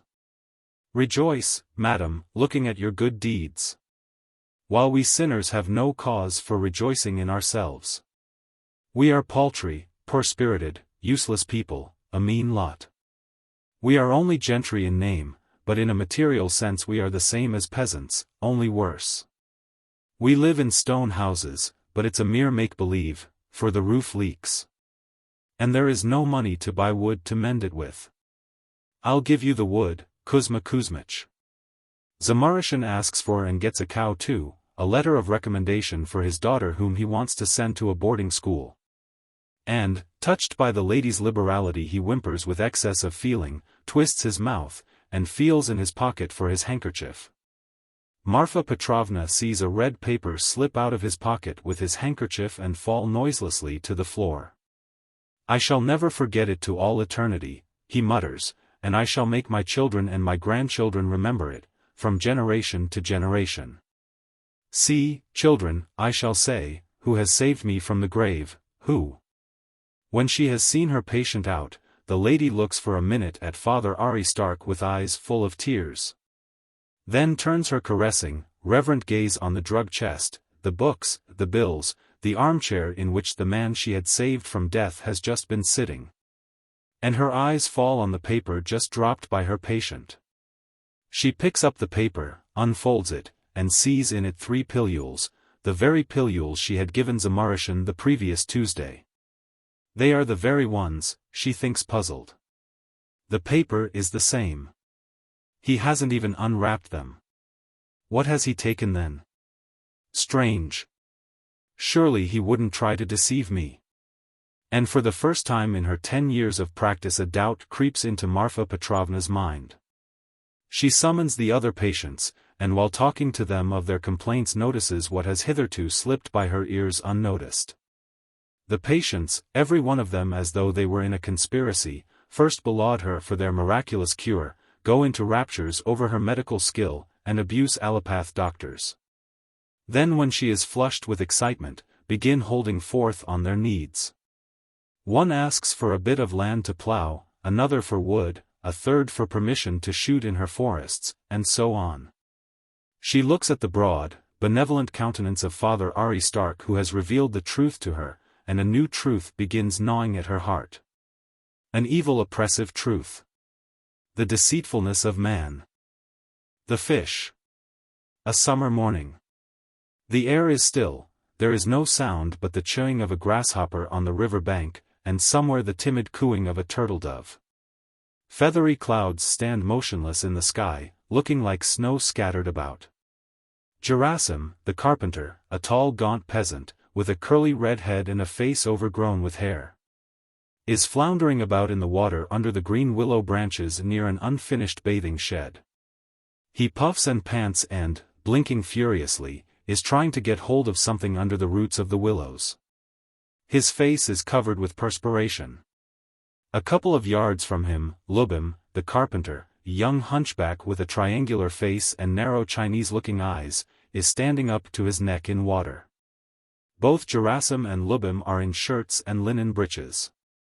Both are blue with cold, for they have been more than an hour already in the water. But why do you keep poking with your hand? Cries the hunchback Lubim, shivering as though in a fever. You blockhead. Hold him, or else he'll get away, the anathema. Hold him, I tell you. He won't get away. Where can he get to? He's under a root, says Gerasim in a hoarse, hollow bass, which seems to come not from his throat, but from the depths of his stomach. He's slippery, the beggar, and there's nothing to catch hold of. Get him by the gills, by the gills. There's no seeing his gills. Stay, I've got hold of something. I've got him by the lip. He's biting, the brute. Don't pull him out by the lip, don't, or you'll let him go. Take him by the gills, take him by the gills. You've begun poking with your hand again. You are a senseless man, the Queen of Heaven forgive me. Catch hold. Catch hold. Gerasim mimics him. You're a fine one to give orders. You'd better come and catch hold of him yourself, you hunchback devil. What are you standing there for? I would catch hold of him if it were possible. But can I stand by the bank, and me as short as I am? It's deep there. It doesn't matter if it is deep. You must swim. The hunchback waves his arms, swims up to Gerasim, and catches hold of the twigs. At the first attempt to stand up, he goes into the water over his head and begins blowing up bubbles. I told you it was deep, he says, rolling his eyes angrily. Am I to sit on your neck or what? Stand on a root, there are a lot of roots like a ladder. The hunchback gropes for a root with his heel, and tightly gripping several twigs, stands on it. Having got his balance, and established himself in his new position, he bends down, and trying not to get the water into his mouth, begins fumbling with his right hand among the roots. Getting entangled among the weeds and slipping on the mossy roots, he finds his hand in contact with the sharp pincers of a crayfish. As though we wanted to see you, you demon, says Lubim, and he angrily flings the crayfish on the bank. At last his hand feels Gerasim's arm, and groping its way along it comes to something cold and slimy. Here he is, says Lubim with a grin. A fine fellow. Move your fingers, I'll get him directly, by the gills. Stop, don't prod me with your elbow. I'll have him in a minute, only let me get hold of him. The beggar has got a long way under the roots, there is nothing to get hold of. One can't get to the head, one can only feel its belly. Kill that gnat on my neck, it's stinging. I'll get him by the gills, directly. Come to one side and give him a push. Poke him with your finger. The hunchback puffs out his cheeks, holds his breath, opens his eyes wide, and apparently has already got his fingers in the gills. But at that moment the twigs to which he is holding on with his left hand break, and losing his balance he plops into the water. Eddies race away from the bank as though frightened, and little bubbles come up from the spot where he has fallen in. The hunchback swims out and, snorting, clutches at the twigs. You'll be drowned next, you stupid, and I shall have to answer for you, wheezes Gerasim. Clamber out, the devil take you. I'll get him out myself. High words follow. The sun is baking hot. The shadows begin to grow shorter and to draw in on themselves, like the horns of a snail. The high grass warmed by the sun begins to give out a strong, heavy smell of honey. It will soon be midday, and Gerasim and Lubim are still floundering under the willow tree. The husky bass and the shrill, frozen tenor persistently disturb the stillness of the summer day. Pull him out by the gills, pull him out. Stay, I'll push him out. Where are you shoving your great ugly fist? Poke him with your finger, you pig's face. Get round by the side. Get to the left, there's a big hole on the right. You'll be a supper for the water devil. Pull it by the lip. There is the sound of the flick of a whip. A herd of cattle, driven by Yefim, the shepherd, saunter lazily down the sloping bank to drink. The shepherd, a decrepit old man, with one eye and a crooked mouth, walks with his head bowed, looking at his feet. The first to reach the water are the sheep, then come the horses, and last of all the cows. Push him from below, he hears Lubim's voice. Stick your finger in. Are you deaf, fellow, or what? Tfu! What are you after, lads? Shouts Yefim. An eelpout. We can't get him out. He's hidden under the roots. Get round to the side. To the side. For a minute Yefim screws up his eye at the fisherman, then he takes off his bark shoes, throws his sack off his shoulders, and takes off his shirt. He has not the patience to take off his breeches, but, making the sign of the cross, he steps into the water, holding out his thin dark arms to balance himself. For 50 paces he walks along the slimy bottom, then he takes to swimming. Wait a minute, lads, he shouts. Wait. Don't be in a hurry to pull him out, you'll lose him. You must do it properly. Yefim joins the carpenters and all three, shoving each other with their knees and their elbows, puffing and swearing at one another, bustle about the same spot. Lubim, the hunchback, gets a mouthful of water, and the air rings with his hard spasmodic coughing. "Where's the shepherd?" comes a shout from the bank. "Yefim." "Shepherd. Where are you?" "The cattle are in the garden." Drive them out of the garden." "Where is he, the old brigand?" First men's voices are heard, then a woman's. The master himself, Andrei Andreitch, wearing a dressing gown made of a Persian shawl and carrying a newspaper in his hand, appears from behind the garden fence. He looks inquiringly towards the shouts which come from the river, and then trips rapidly towards the bathing shed. "What's this? Who's shouting?"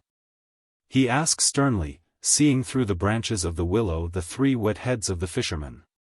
"What are you so busy about there?" "Catching a fish," mutters Yefim, without raising his head. "I'll give it to you. The beasts are in the garden and he is fishing. When will that bathing shed be done, you devils? You've been at work 2 days, and what is there to show for it?" "It will soon be done," grunts Gerasim. "Summer is long, you'll have plenty of time to wash, your honor." "Pfrr. We can't manage this eelpout here anyhow. He's got under a root and sits there as if he were in a hole and won't budge one way or another." "An eelpout," says the master, and his eyes begin to glisten. "Get him out quickly then. You'll give us half a ruble for it presently if we oblige you." "A huge eelpout, as fat as a merchant's wife." "It's worth half a ruble, your honor, for the trouble." "Don't squeeze him, Lubim, don't squeeze him, you'll spoil him. Push him up from below. Pull the root upwards, my good man. What's your name?" "Upwards, not downwards, you brute. Don't swing your legs." 5 minutes pass, 10. The master loses all patience. "Vasily," he shouts, turning towards the garden. "Vaska! Call Vasily to me." The coachman Vasily runs up. He is chewing something and breathing hard. "Go into the water," the master orders him. "Help them to pull out that eelpout. They can't get him out." Vasily rapidly undresses and gets into the water. "In a minute. I'll get him in a minute," he mutters. "Where's the eelpout?" "We'll have him out in a trice." "You'd better go, Yefim. An old man like you ought to be minding his own business instead of being here." "Where's that eelpout?" "I'll have him in a minute." "Here he is." "Let go." "What's the good of saying that? We know all about that. You get it out." "But there is no getting it out like this. One must get hold of it by the head. And the head is under the root." "We know that, you fool. Now then, don't talk or you'll catch it. You dirty cur." Before the master to use such language, mutters Yefim. "You won't get him out, lads. He's fixed himself much too cleverly." "Wait a minute, I'll come directly," says the master, and he begins hurriedly undressing. For fools, and can't get an eelpout. When he is undressed, Andrei Andreitch gives himself time to cool and gets into the water. But even his interference leads to nothing. "We must chop the root off," Lubim decides at last.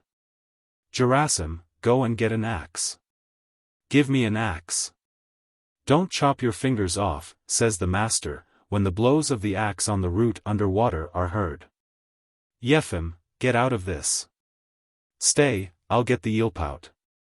"You'll never do it." The root is hacked a little. They partly break it off, and Andrei Andreitch, to his immense satisfaction, feels his fingers under the gills of the fish.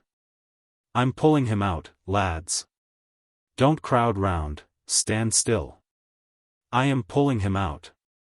The head of a big eelpout, and behind it its long black body, nearly a yard long, appears on the surface of the water.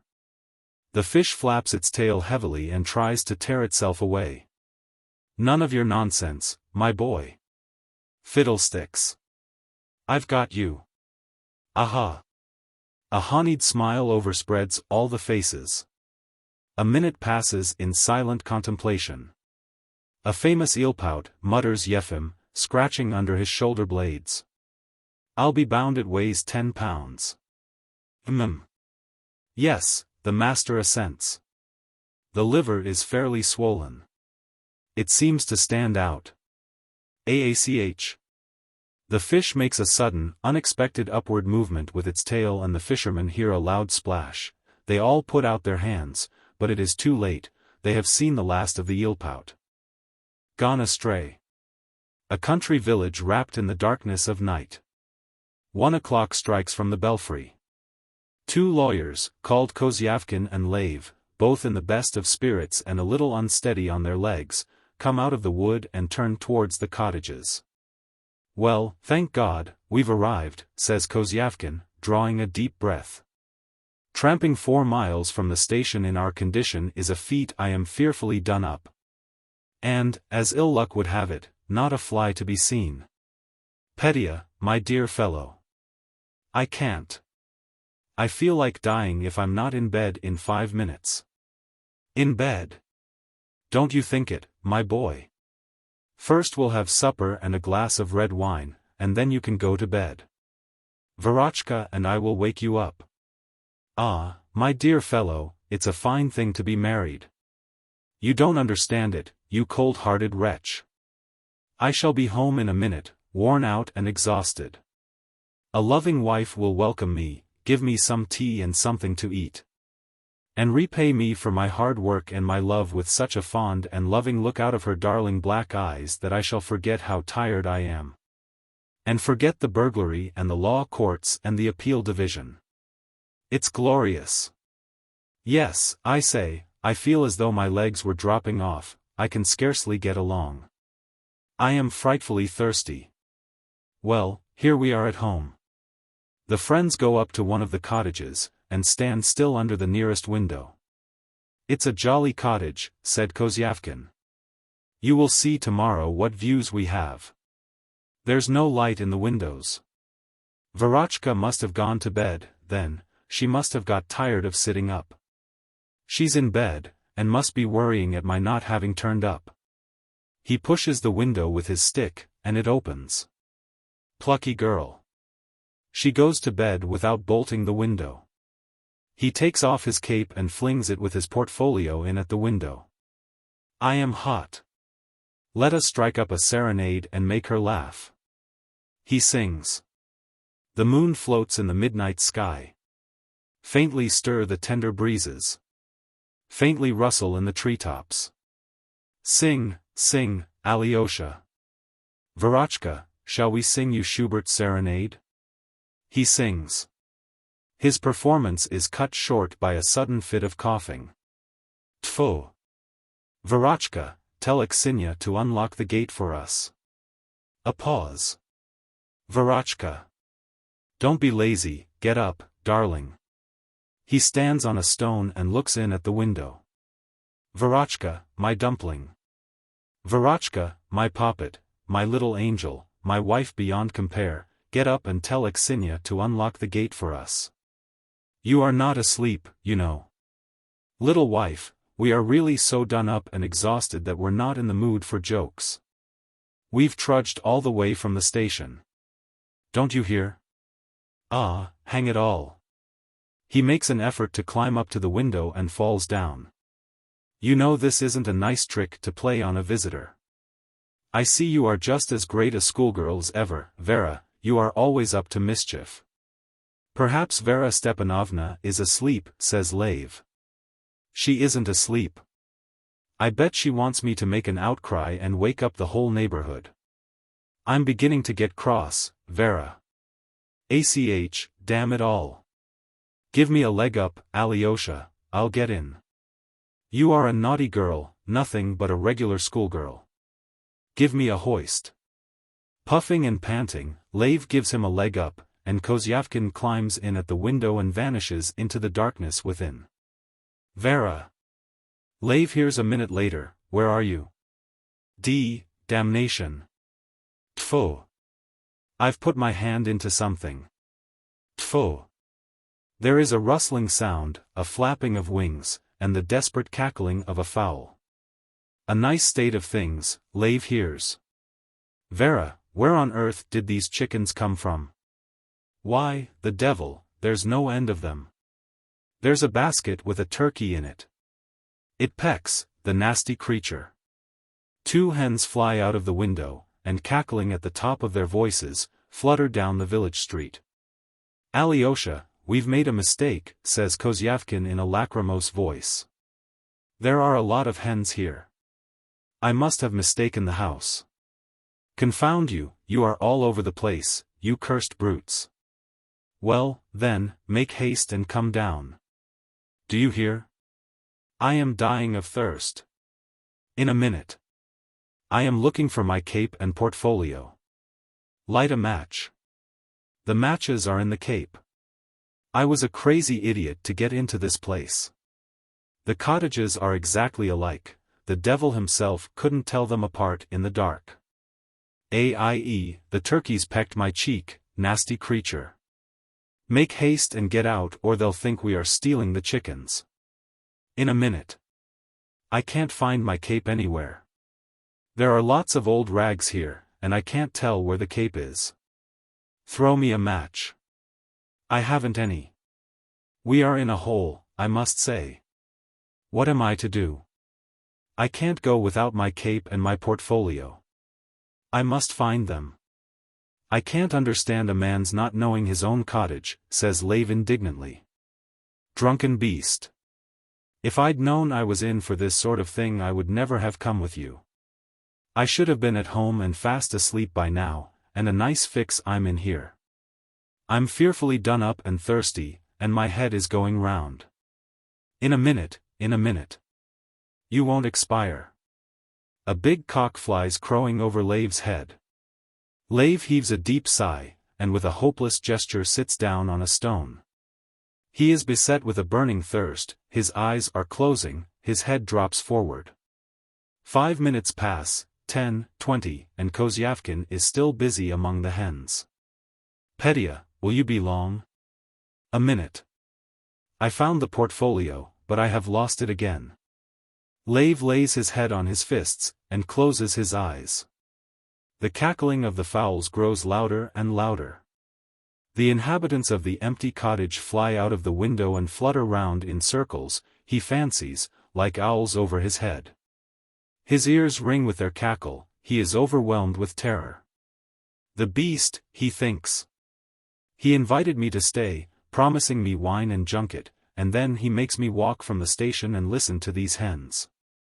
In the midst of his indignation his chin sinks into his collar, he lays his head on his portfolio, and gradually subsides. Weariness gets the upper hand and he begins to doze. I've found the portfolio, he hears Kozyavkin cry triumphantly.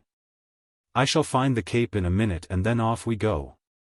Then through his sleep he hears the barking of dogs. First one dog barks, then a second, and a third. And the barking of the dogs blends with the cackling of the fowls into a sort of savage music. Someone comes up to Lave and asks him something. Then he hears someone climb over his head into the window, then a knocking and a shouting. A woman in a red apron stands beside him with a lantern in her hand and asks him something. You've no right to say so, he hears Kozyavkin's voice. I am a lawyer, a bachelor of laws, Kozyavkin, here's my visiting card. What do I want with your card, says someone in a husky bass. You've disturbed all my fowls, you've smashed the eggs. Look what you've done. The turkey poults were to have come out today or tomorrow, and you've smashed them. What's the use of your giving me your card, sir? How dare you interfere with me? No. I won't have it. I am thirsty, thinks Lave, trying to open his eyes, and he feels somebody climb down from the window over his head. My name is Kozyavkin. I have a cottage here. Everyone knows me. We don't know anyone called Kozyavkin. What are you saying? Call the elder. He knows me. Don't get excited, the constable will be here directly.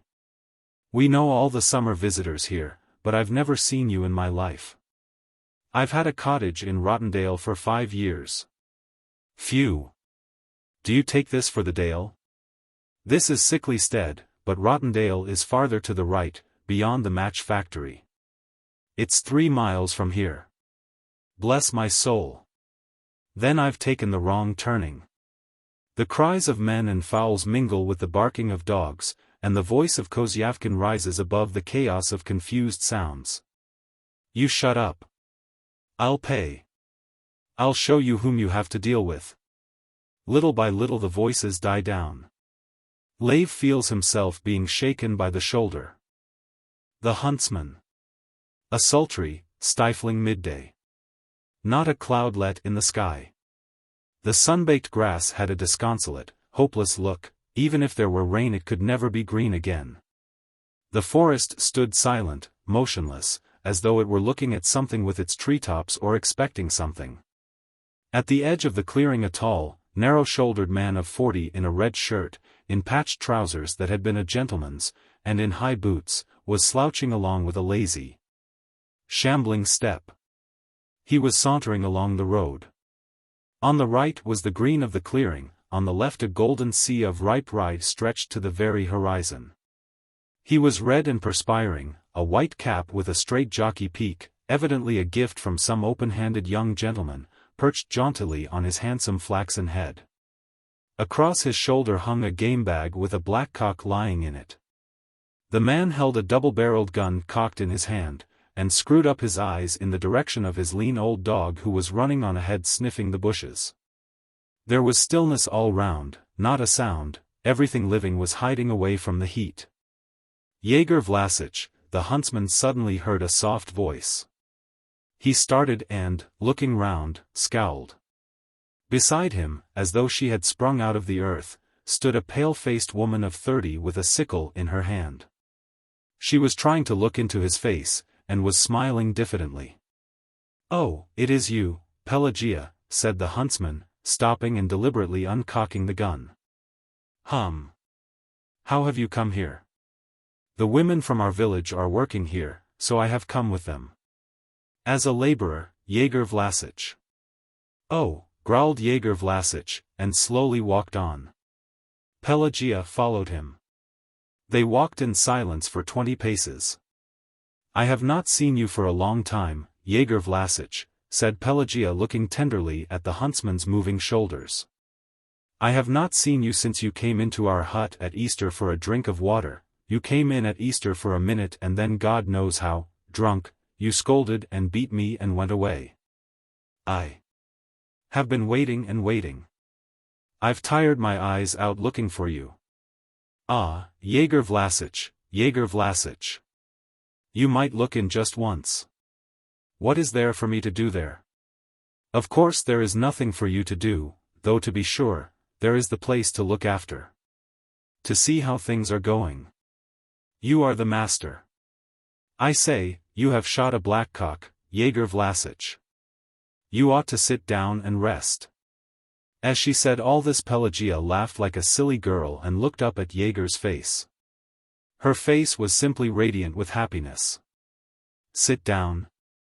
If you like," said Jaeger in a tone of indifference, and he chose a spot between 2 fir trees. "Why are you standing? You sit down too." Pelagia sat a little way off in the sun and, ashamed of her joy, put her hand over her smiling mouth. 2 minutes passed in silence.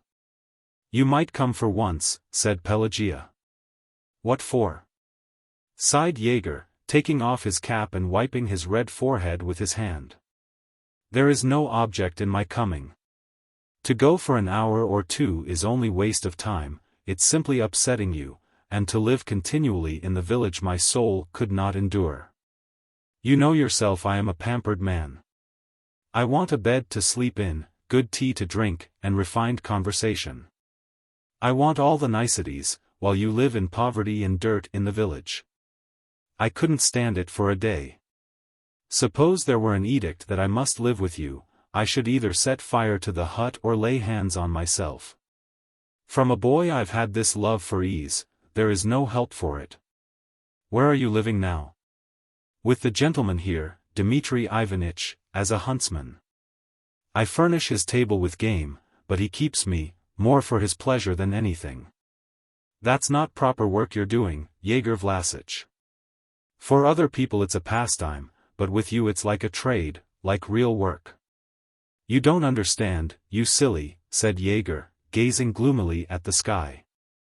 You have never understood, and as long as you live you will never understand what sort of man I am. You think of me as a foolish man, gone to the bad, but to anyone who understands I am the best shot there is in the whole district.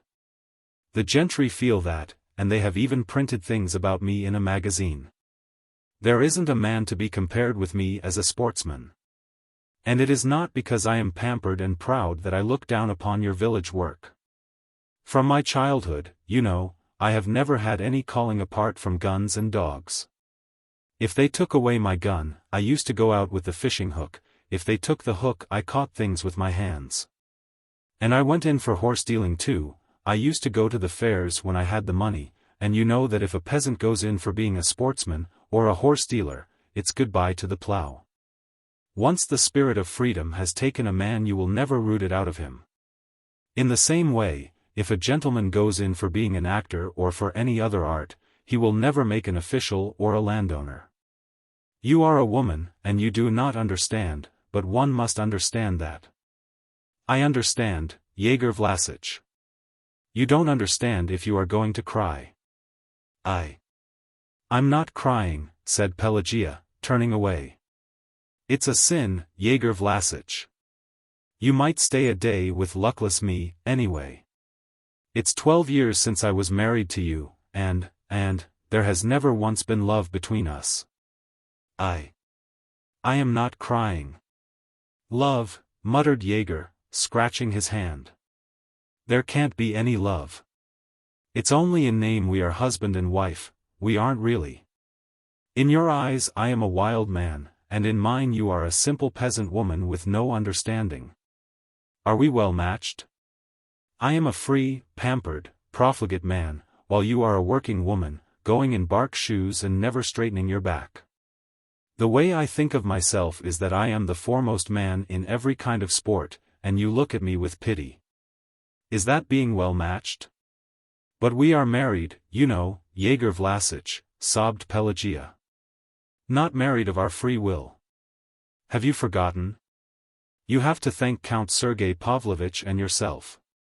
Out of envy, because I shot better than he did, the Count kept giving me wine for a whole month, and when a man's drunk you could make him change his religion, let alone getting married. To pay me out he married me to you when I was drunk. A huntsman to a herd girl. You saw I was drunk, why did you marry me? You were not a serf, you know, you could have resisted. Of course it was a bit of luck for a herd girl to marry a huntsman, but you ought to have thought about it. Well, now be miserable, cry. It's a joke for the Count, but a crying matter for you. Beat yourself against the wall. A silence followed. 3 wild ducks flew over the clearing. Yegor followed them with his eyes till, transformed into 3 scarcely visible dots, they sank down far beyond the forest. How do you live? He asked, moving his eyes from the ducks to Pelagia. Now I am going out to work, and in the winter I take a child from the foundling hospital and bring it up on the bottle. They give me 1.5 rubles a month. Oh. Again a silence. From the strip that had been reaped floated a soft song which broke off at the very beginning. It was too hot to sing. They say you have put up a new hut for Akulina, said Pelagia. Yegor did not speak. So she is dear to you. It's your luck, it's fate, said the huntsman, stretching. You must put up with it, poor thing. But goodbye, I've been chattering long enough. I must be at Boltovo by the evening. Yegor rose, stretched himself, and slung his gun over his shoulder. Pelagia got up. And when are you coming to the village? She asked softly. I have no reason to, I shall never come sober, and you have little to gain from me drunk, I am spiteful when I am drunk. Goodbye. Goodbye, Yegor Vlasic. Yegor put his cap on the back of his head and, clicking to his dog, went on his way. Pelagia stood still looking after him.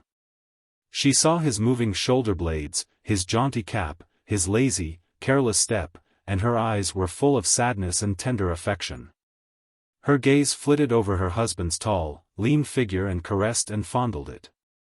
He, as though he felt that gaze, stopped and looked round. He did not speak, but from his face, from his shrugged shoulders, Pelagia could see that he wanted to say something to her. She went up to him timidly and looked at him with imploring eyes.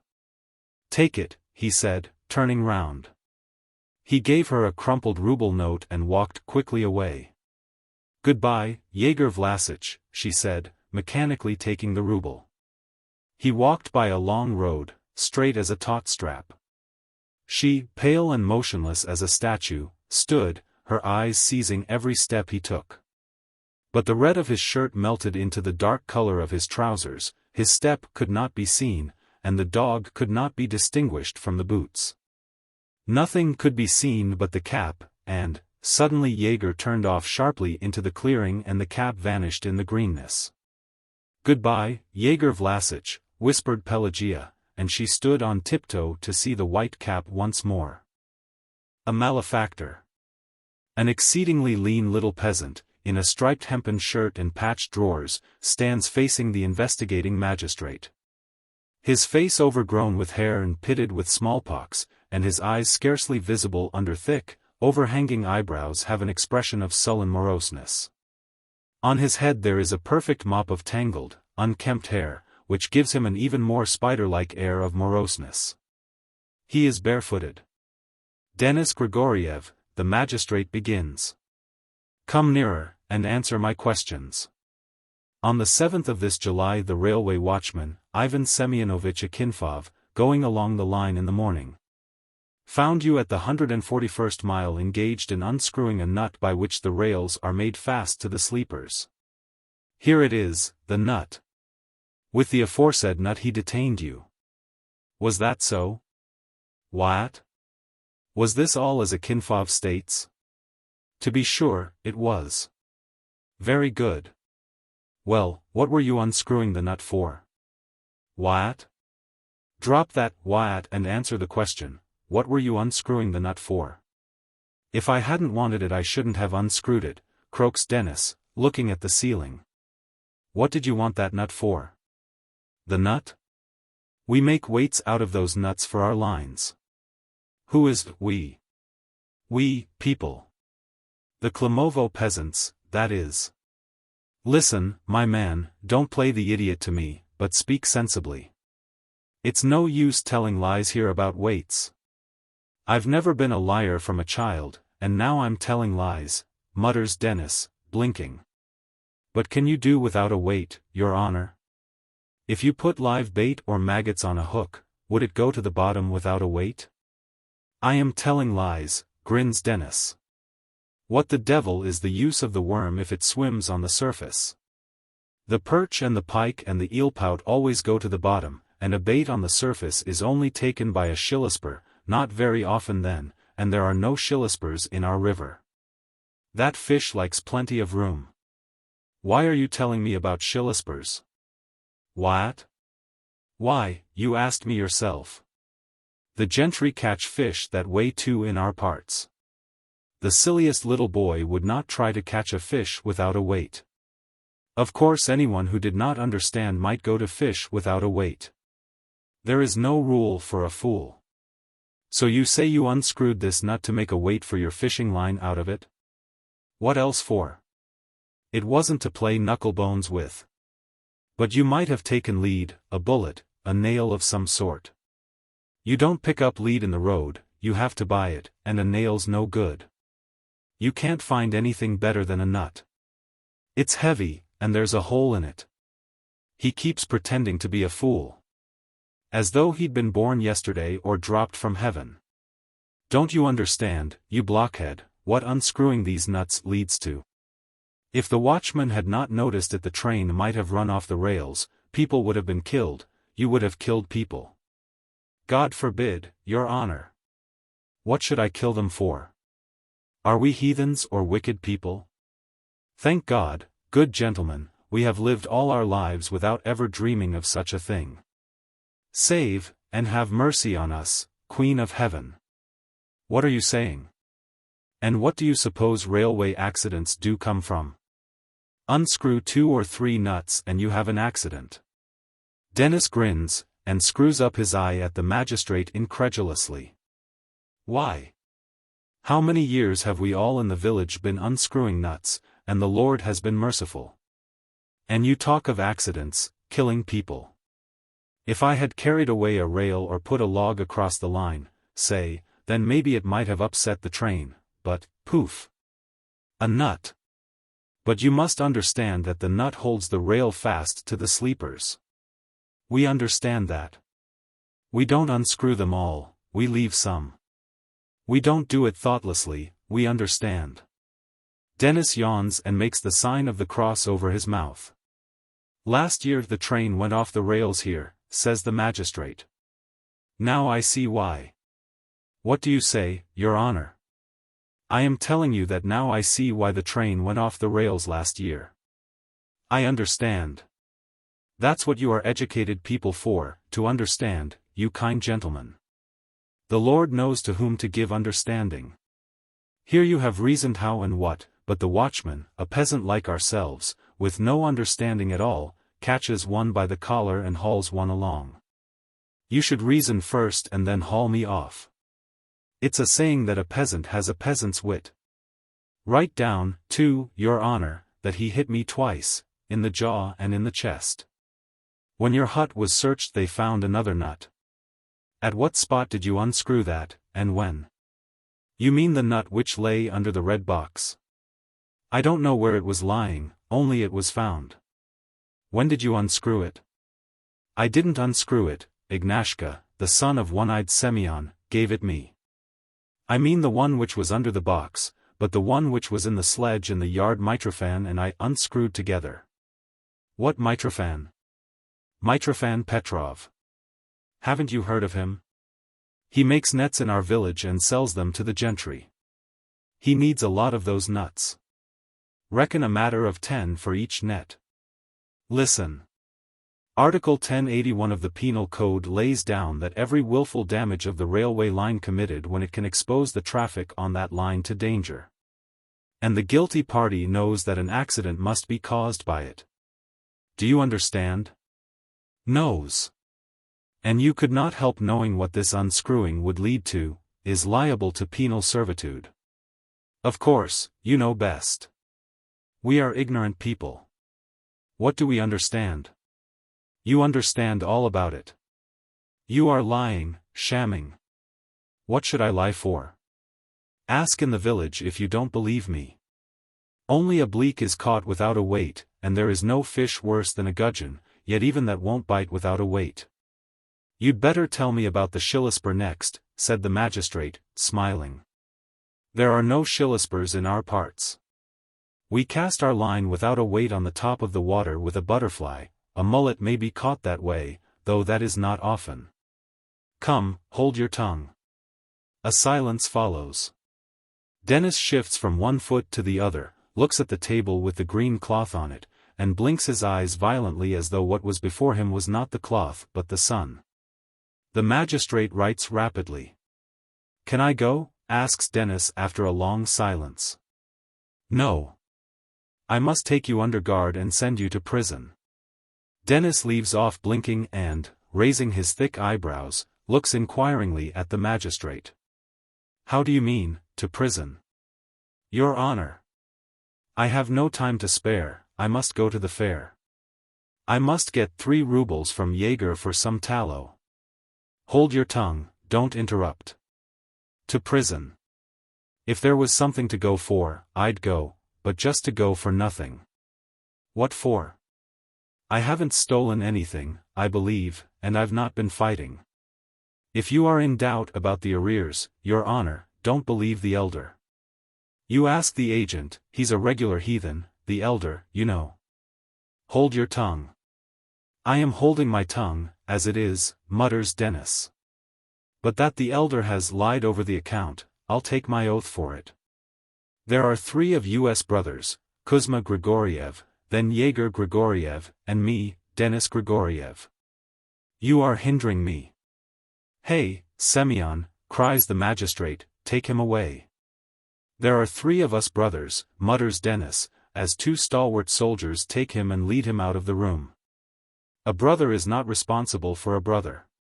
Kuzma does not pay, so you, Denis, must answer for it. Judges indeed. Our master the general is dead, the kingdom of heaven be his, or he would have shown you judges. You ought to judge sensibly, not at random.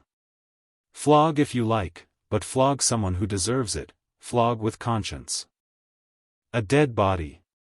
A still August night. A mist is rising slowly from the fields and casting an opaque veil over everything within eyesight. Lighted up by the moon, the mist gives the impression at one moment of a calm, boundless sea, at the next of an immense white wall. The air is damp and chilly. Morning is still far off. A step from the byroad which runs along the edge of the forest a little fire is gleaming. A dead body, covered from head to foot with new white linen, is lying under a young oak tree. A wooden icon is lying on its breast. Beside the corpse almost on the road sits the watch, 2 peasants performing one of the most disagreeable and uninviting of peasants' duties. One, a tall young fellow with a scarcely perceptible mustache and thick black eyebrows, in a tattered sheepskin and bark shoes, is sitting on the wet grass. His feet stuck out straight in front of him, and is trying to while away the time with work. He bends his long neck, and breathing loudly through his nose, makes a spoon out of a big crooked bit of wood. The other, a little scraggy, pockmarked peasant with an aged face, a scanty mustache, and a little goat's beard, sits with his hands dangling loose on his knees. And without moving gazes listlessly at the light. A small campfire is lazily burning down between them, throwing a red glow on their faces. There is perfect stillness. The only sounds are the scrape of the knife on the wood and the crackling of damp sticks in the fire. Don't you go to sleep, Syoma, says the young man. I am not asleep, stammers the goat beard. That's all right. It would be dreadful to sit here alone, one would be frightened. You might tell me something, Syoma. You are a queer fellow, Syamushka. Other people will laugh and tell a story and sing a song, but you, there is no making you out. You sit like a scarecrow in the garden and roll your eyes at the fire. You can't say anything properly, when you speak you seem frightened. I dare say you are 50, but you have less sense than a child. Aren't you sorry that you are a simpleton? I am sorry, the goat beard answers gloomily. And we are sorry to see your foolishness, you may be sure. You are a good-natured, sober peasant, and the only trouble is that you have no sense in your head. You should have picked up some sense for yourself if the Lord has afflicted you and given you no understanding. You must make an effort, Syoma. You should listen hard when anything good's being said, note it well, and keep thinking and thinking. If there is any word you don't understand, you should make an effort and think over in your head in what meaning the word is used. Do you see? Make an effort. If you don't gain some sense for yourself you'll be a simpleton and of no account at all to your dying day.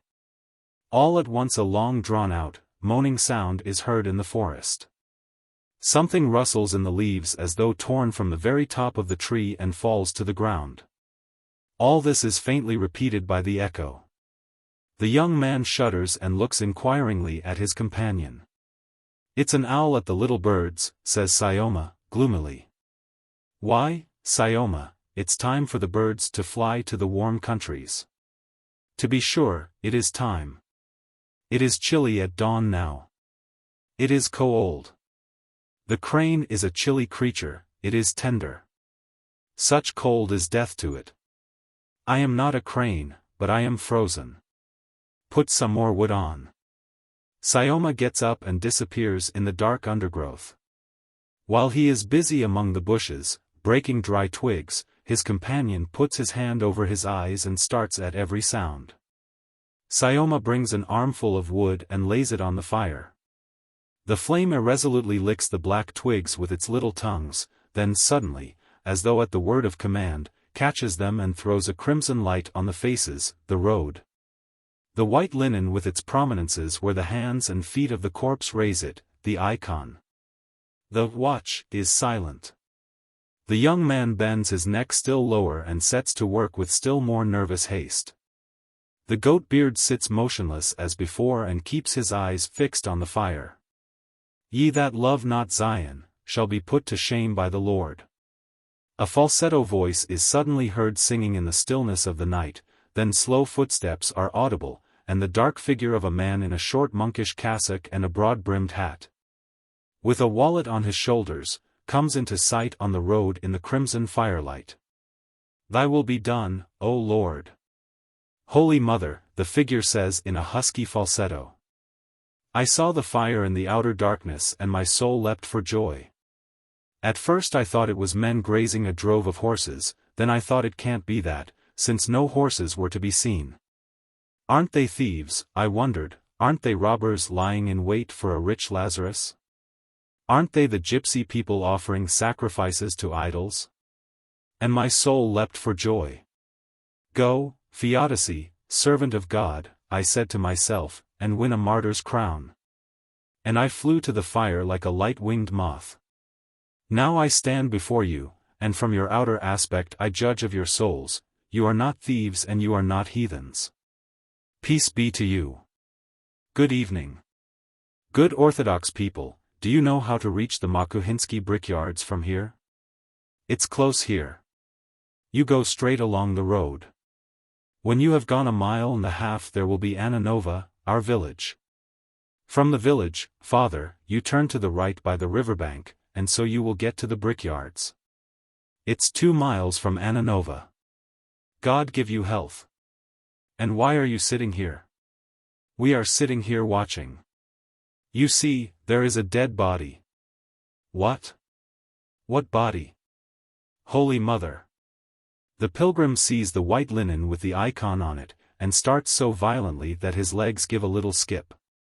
This unexpected sight has an overpowering effect upon him. He huddles together and stands as though rooted to the spot, with wide-open mouth and staring eyes. For 3 minutes he is silent as though he could not believe his eyes, then begins muttering. O Lord! Holy Mother! I was going along not meddling with anyone, and all at once such an affliction. What may you be? Inquires the young man. Of the clergy? No, no. I go from one monastery to another. Do you know me? Mikhail Polikarpych, the foreman of the brickyard? Well, I am his nephew. Thy will be done, O Lord. Why are you here? We are watching, we are told to. Yes, yes, mutters the man in the cassock, passing his hand over his eyes. And where did the deceased come from? He was a stranger. Such is life. But I'll be getting on, brothers. I feel flustered. I am more afraid of the dead than of anything, my dear souls. And only fancy. While this man was alive he wasn't noticed, while now when he is dead and given over to corruption we tremble before him as before some famous general or a bishop. Such is life. Was he murdered, or what? The Lord knows. Maybe he was murdered, or maybe he died of himself. Yes, yes. Who knows, brothers? Maybe his soul is now tasting the joys of paradise. His soul is still hovering here, near his body, says the young man. It does not depart from the body for 3 days. Yes. How chilly the nights are now. It sets one's teeth chattering. So then I am to go straight on and on, till you get to the village, and then you turn to the right by the riverbank. By the riverbank. To be sure. Why am I standing still? I must go on. Farewell, brothers. The man in the cassock takes 5 steps along the road and stops. I've forgotten to put a kopeck for the burying, he says. Good Orthodox friends, can I give the money? You ought to know best, you go the round of the monasteries. If he died a natural death it would go for the good of his soul.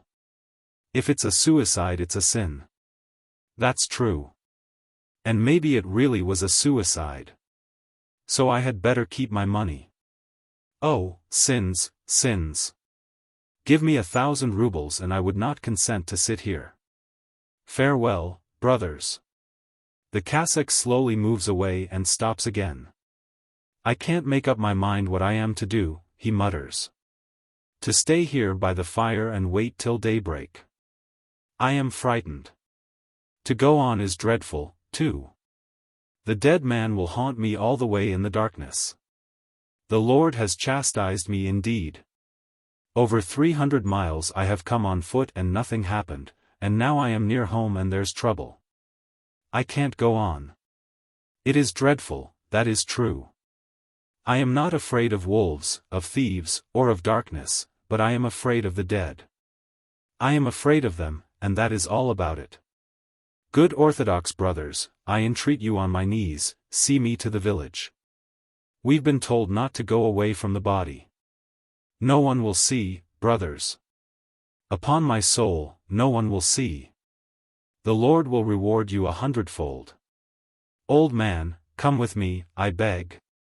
Old man. Why are you silent? He is a bit simple, says the young man. You come with me, friend. I will give you 5 kopecks.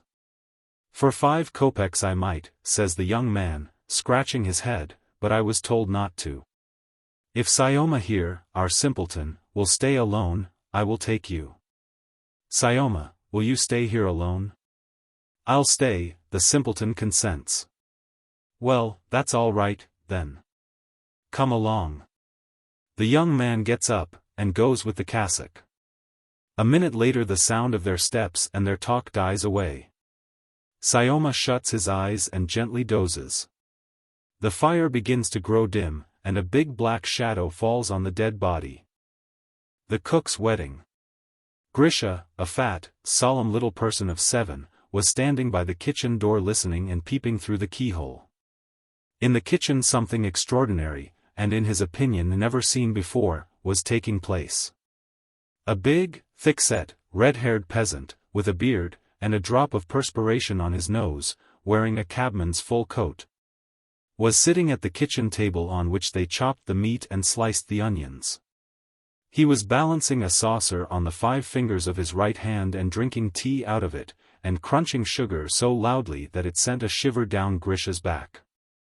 Aksenya Stepanovna, the old nurse, was sitting on the dirty stool facing him, and she, too, was drinking tea. Her face was grave, though at the same time it beamed with a kind of triumph. Pelagia, the cook, was busy at the stove, and was apparently trying to hide her face. And on her face Grisha saw a regular illumination. It was burning and shifting through every shade of color, beginning with a crimson purple and ending with a deathly white. She was continually catching hold of knives, forks, bits of wood, and rags with trembling hands, moving, grumbling to herself, making a clatter, but in reality doing nothing.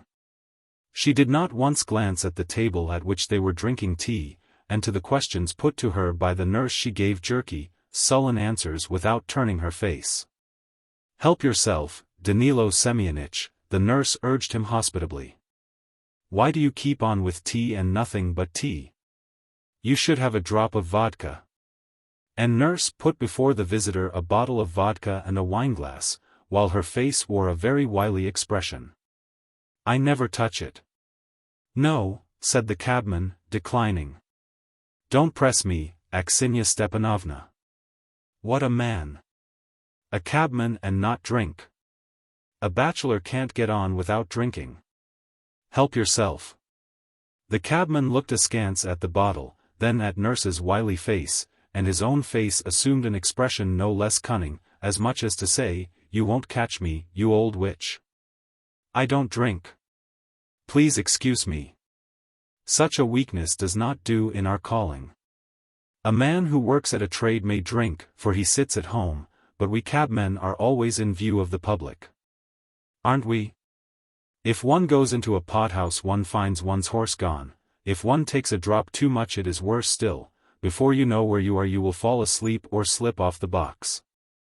That's where it is. And how much do you make a day, Danilo Semyonich? That's according. One day you will have a fare for 3 rubles, and another day you will come back to the yard without a farthing. The days are very different. Nowadays our business is no good. There are lots and lots of cabmen, as you know, hay is dear, and folks are paltry nowadays and always contriving to go by tram. And yet, thank God, I have nothing to complain of. I have plenty to eat and good clothes to wear, and we could even provide well for another. The cabman stole a glance at Pelagia, if it were to their liking. Grisha did not hear what was said further. His mamma came to the door and sent him to the nursery to learn his lessons. Go and learn your lesson. It's not your business to listen here. When Grisha reached the nursery, he put my own book in front of him, but he did not get on with his reading. All that he had just seen and heard aroused a multitude of questions in his mind. The cook's going to be married, he thought. Strange, I don't understand what people get married for. Mama was married to Papa, cousin Verotchka to Pavel Andreitch. But one might be married to Papa and Pavel Andreitch after all. They have gold watch chains and nice suits, their boots are always polished. But to marry that dreadful cabman with a red nose and felt boots. Fie! And why is it nurse wants poor Pelagia to be married? When the visitor had gone out of the kitchen, Pelagia appeared and began clearing away. Her agitation still persisted. Her face was red and looked scared. She scarcely touched the floor with the broom, and swept every corner 5 times over. She lingered for a long time in the room where Mama was sitting. She was evidently oppressed by her isolation, and she was longing to express herself, to share her impressions with someone, to open her heart. He's gone, she muttered, seeing that Mama would not begin the conversation. One can see he is a good man, said Mama, not taking her eyes off her sewing. Sober and steady. I declare I won't marry him, mistress. Pelagia cried suddenly, flushing crimson. I declare I won't. Don't be silly, you are not a child. It's a serious step. You must think it over thoroughly, it's no use talking nonsense. Do you like him? What an idea, mistress, cried Pelagia, abashed. They say such things that, my goodness. She should say she doesn't like him, thought Grisha. What an affected creature you are. Do you like him? But he is old, mistress. Think of something else, nurse flew out at her from the next room. He has not reached his 40th year, and what do you want a young man for? Handsome is as handsome does. Marry him and that's all about it. I swear I won't, squealed Pelagia. You are talking nonsense. What sort of rascal do you want? Anyone else would have bowed down to his feet, and you declare you won't marry him. You want to be always winking at the postman and tutors. That tutor that used to come to Grushenka, mistress, she was never tired of making eyes at him. Oh, the shameless hussy. Have you seen this Danilo before, Mama asked Pelagia. How could I have seen him? I set eyes on him today for the first time. Aksinya picked him up and brought him along, the accursed devil. And where has he come from for my undoing? At dinner, when Pelagia was handing the dishes, everyone looked into her face and teased her about the cabman. She turned fearfully red, and went off into a forced giggle. It must be shameful to get married, thought Grisha. Terribly shameful. All the dishes were too salt, and blood oozed from the half-raw chickens, and, to cap it all, plates and knives kept dropping out of Pelagia's hands during dinner. As though from a shelf that had given way. But no one said a word of blame to her, as they all understood the state of her feelings. Only once Papa flicked his table napkin angrily and said to Mama. What do you want to be getting them all married for? What business is it of yours? Let them get married of themselves if they want to. After dinner, neighboring cooks and maidservants kept flitting into the kitchen, and there was the sound of whispering till late evening. How they had scented out the matchmaking, God knows. When Grisha woke in the night he heard his nurse and the cook whispering together in the nursery. Nurse was talking persuasively, while the cook alternately sobbed and giggled. When he fell asleep after this, Grisha dreamed of Pelagia being carried off by Chernobyl and a witch. Next day there was a calm. The life of the kitchen went on its accustomed way as though the cabman did not exist. Only from time to time Nurse put on her new shawl, assumed a solemn and austere air, and went off somewhere for an hour or two, obviously to conduct negotiations. Pelagia did not see the cabman, and when his name was mentioned she flushed up and cried. May he be thrice damned. As though I should be thinking of him. Tfo. In the evening Mama went into the kitchen, while Nurse and Pelagia were zealously mincing something, and said. You can marry him, of course, that's your business, but I must tell you, Pelagia, that he cannot live here. You know I don't like to have anyone sitting in the kitchen. Mind now, remember. And I can't let you sleep out. Goodness knows. What an idea, mistress, shrieked the cook. Why do you keep throwing him up at me? Plague take him. He's a regular curse, confound him. Glancing one Sunday morning into the kitchen, Grisha was struck dumb with amazement. The kitchen was crammed full of people. Here were cooks from the whole courtyard, the porter, 2 policemen, a non-commissioned officer with good conduct stripes, and the boy Filka. This Filka was generally hanging about the laundry playing with the dogs. Now he was combed and washed, and was holding an icon in a tinfoil setting. Pelagia was standing in the middle of the kitchen in a new cotton dress, with a flower on her head. Beside her stood the cabman. The happy pair were red in the face and perspiring and blinking with embarrassment. Well, I fancy it is time, said the non-commissioned officer, after a prolonged silence. Pelagia's face worked all over and she began blubbering. The soldier took a big loaf from the table, stood beside Nurse, and began blessing the couple. The cabman went up to the soldier, flopped down on his knees, and gave a smacking kiss on his hand. He did the same before Nurse. Pelagia followed him mechanically, and she too bowed down to the ground. At last the outer door was opened, there was a whiff of white mist, and the whole party flocked noisily out of the kitchen into the yard. Poor thing, thought Grisha, hearing the sobs of the cook. Where have they taken her? Why don't Papa and Mama protect her? After the wedding there was singing and concertina playing in the laundry till late evening. Mama was cross all the evening because Nurse smelt of vodka, and owing to the wedding there was no one to heat the samovar. Pelagia had not come back by the time Grisha went to bed. The poor thing is crying somewhere in the dark, he thought. While the cabman is saying to her, shut up. Next morning the cook was in the kitchen again. The cabman came in for a minute. He thanked Mama, and glancing sternly at Pelagia, said. Will you look after her, madam? Be a father and a mother to her. And you, too, Aksiniya Stepanovna, do not forsake her, see that everything is as it should be, without any nonsense. And also, madam, if you would kindly advance me 5 rubles of her wages. I have got to buy a new horse collar. Again a problem for Grisha. Pelagia was living in freedom, doing as she liked, and not having to account to anyone for her actions, and all at once, for no sort of reason, a stranger turns up, who has somehow acquired rights over her conduct and her property. Grisha was distressed. He longed passionately, almost to tears, to comfort this victim, as he supposed, of man's injustice. Picking out the very biggest apple in the storeroom he stole into the kitchen, slipped it into Pelagia's hand, and darted headlong away. In a strange land. Sunday, midday. A landowner, called Kamyshev, is sitting in his dining room, deliberately eating his lunch at a luxuriously furnished table. Monsieur Champoun, a clean, neat, smoothly shaven, old Frenchman, is sharing the meal with him.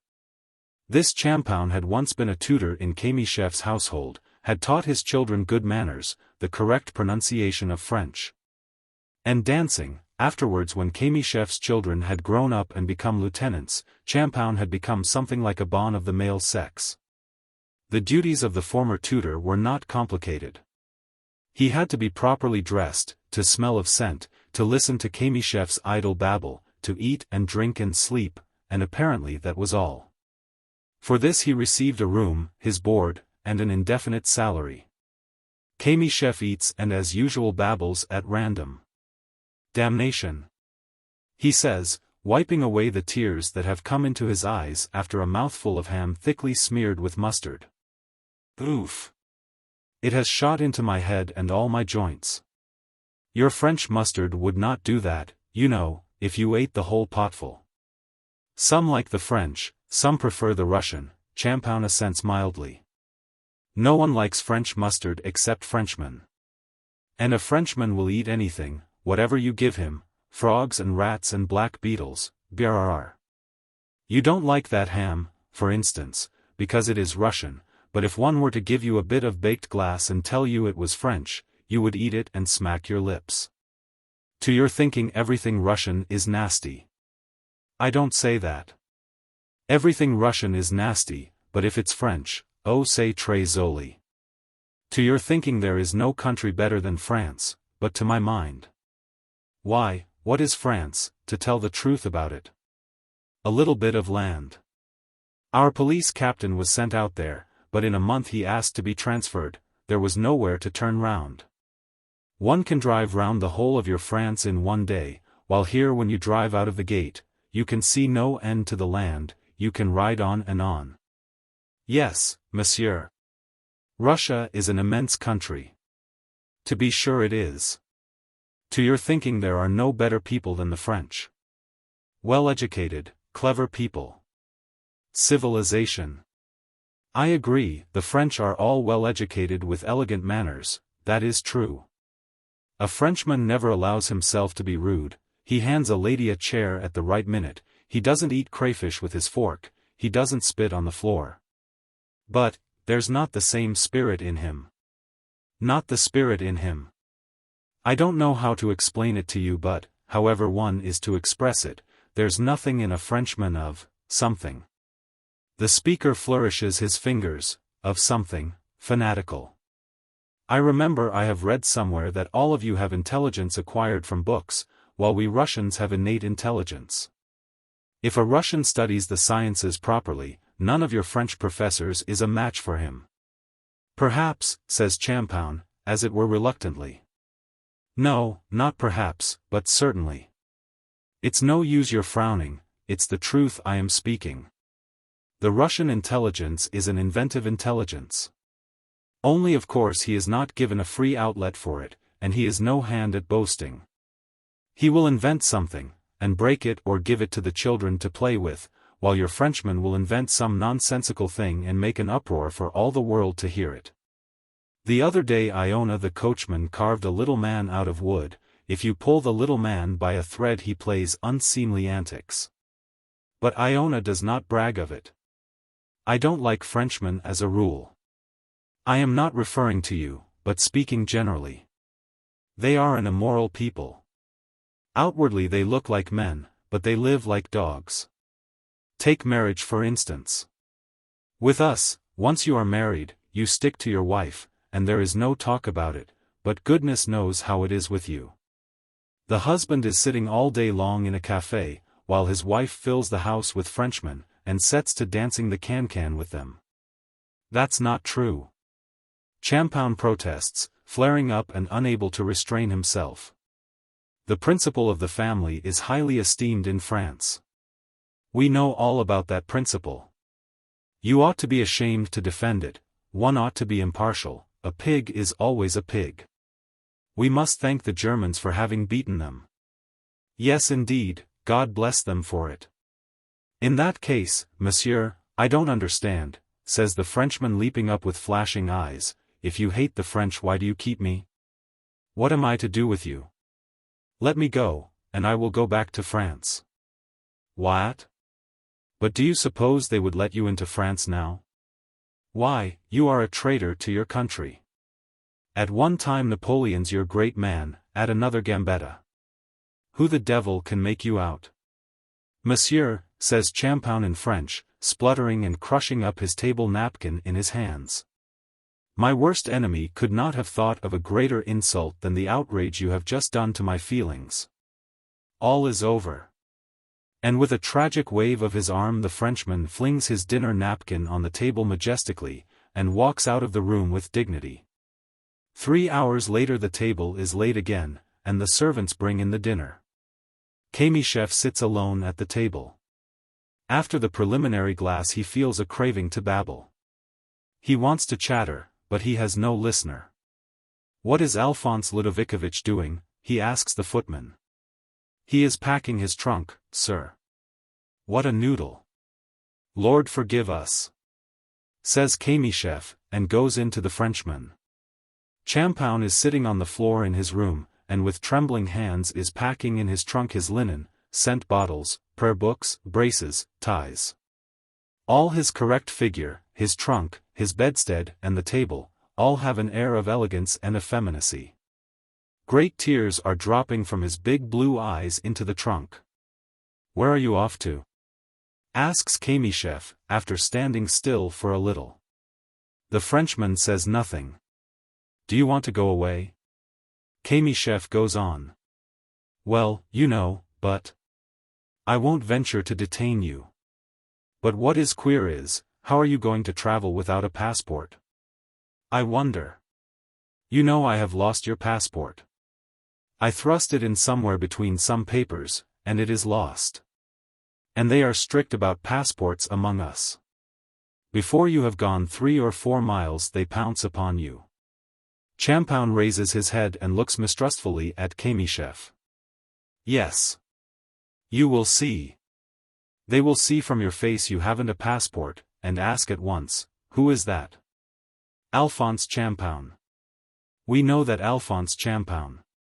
Wouldn't you like to go under police escort somewhere nearer home? Are you joking? What motive have I for joking? Why should I? Only mind now.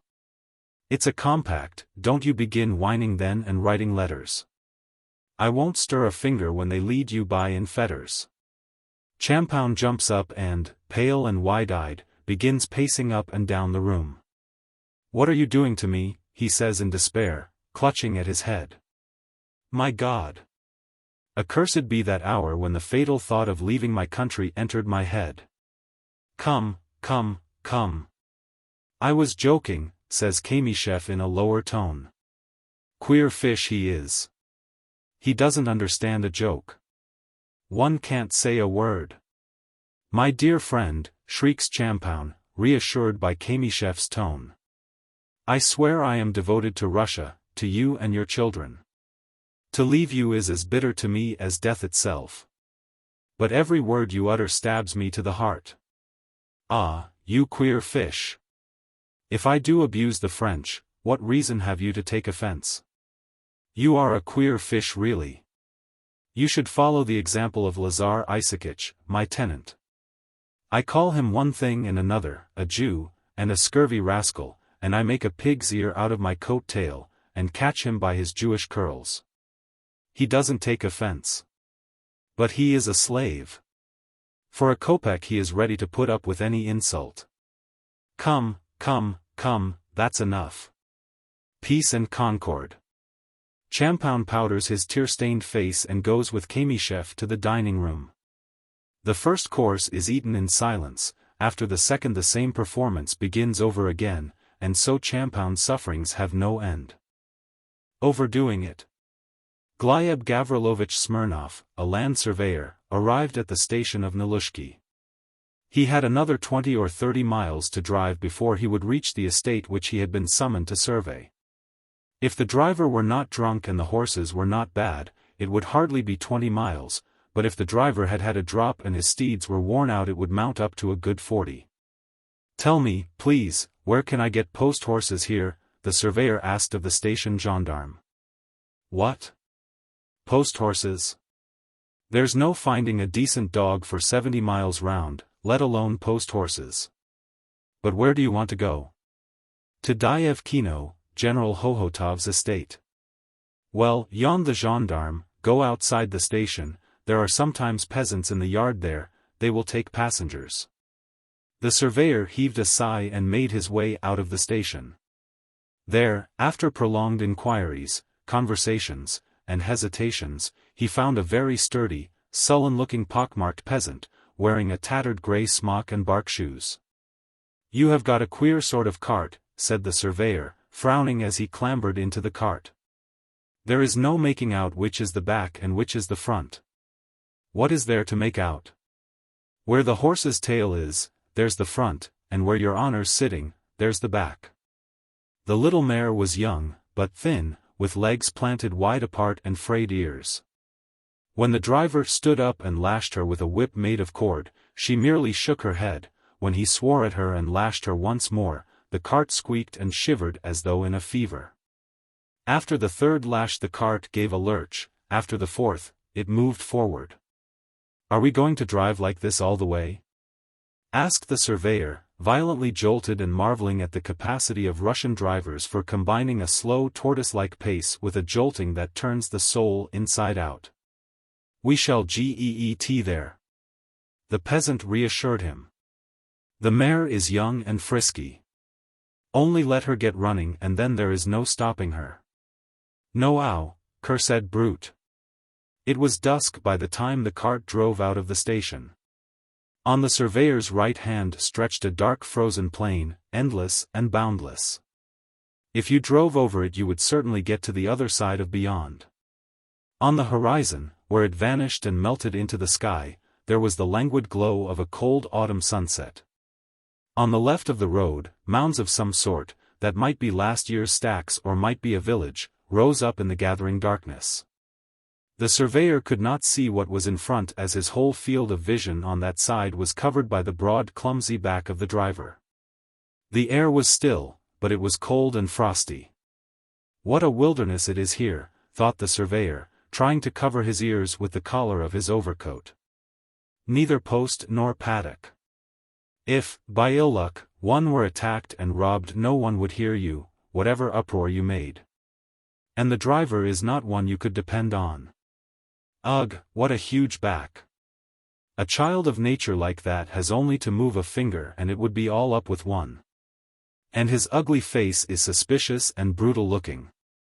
"Hey, my good man," said the surveyor, "what is your name?" "Mine? Klim." "Well, Klim, what is it like in your parts here? Not dangerous? Any robbers on the road?" "It is all right, the Lord has spared us. Who should go robbing on the road? It's a good thing there are no robbers. But to be ready for anything I have got 3 revolvers with me," said the surveyor untruthfully. "And it doesn't do to trifle with a revolver, you know. One can manage a dozen robbers." It had become quite dark. The cart suddenly began creaking, squeaking, shaking, and, as though unwillingly, turned sharply to the left. "Where is he taking me to?" the surveyor wondered. "He has been driving straight and now all at once to the left. I shouldn't wonder if he'll take me, the rascal, to some den of thieves, and things like that do happen.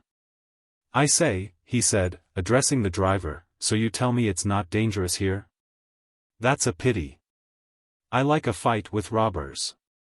I am thin and sickly looking, but I have the strength of a bull. Once 3 robbers attacked me and what do you think? I gave one such a dressing that he gave up his soul to God, you understand, and the other 2 were sent to penal servitude in Siberia. And where I got the strength I can't say. One grips a strapping fellow of your sort with one hand and wipes him out." Klim looked round at the surveyor, wrinkled up his whole face, and lashed his horse. "Yes," the surveyor went on. "God forbid anyone should tackle me. The robber would have his bones broken, and, what's more, he would have to answer for it in the police court too.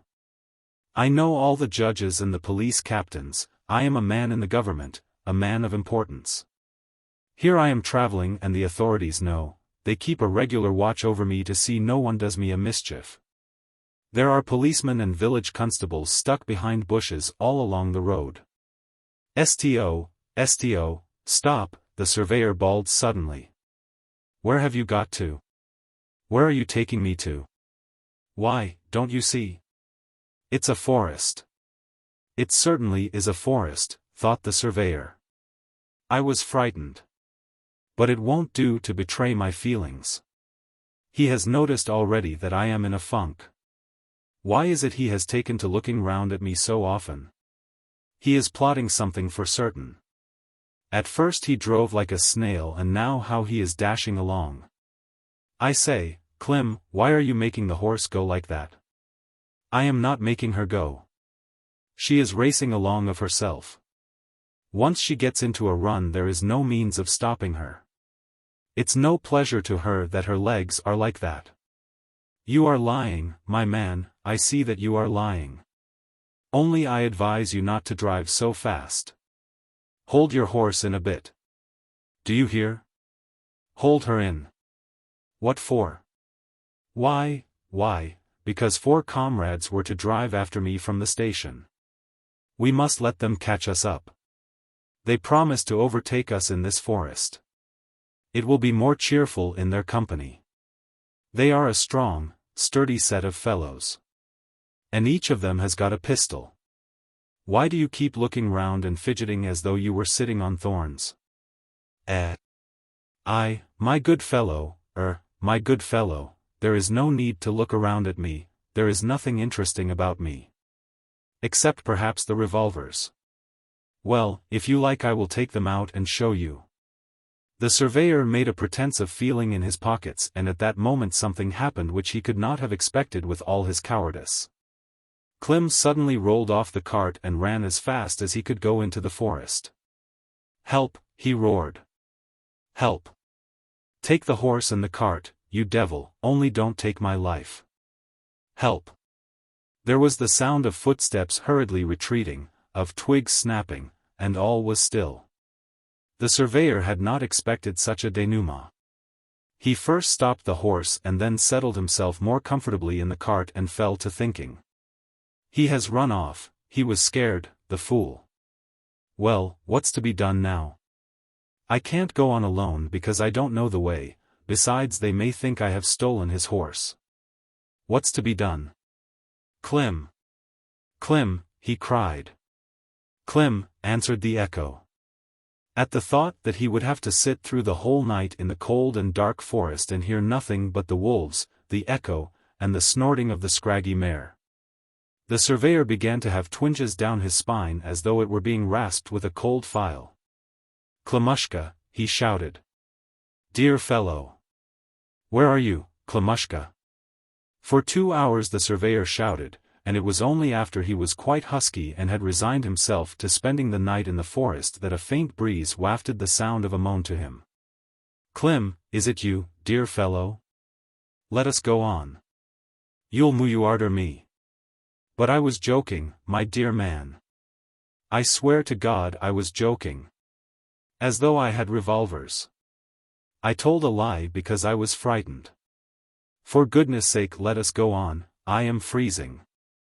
Clem, probably reflecting that a real robber would have vanished long ago with the horse and cart, came out of the forest and went hesitatingly up to his passenger. "Well, what were you frightened of, stupid?" I was joking and you were frightened. Get in."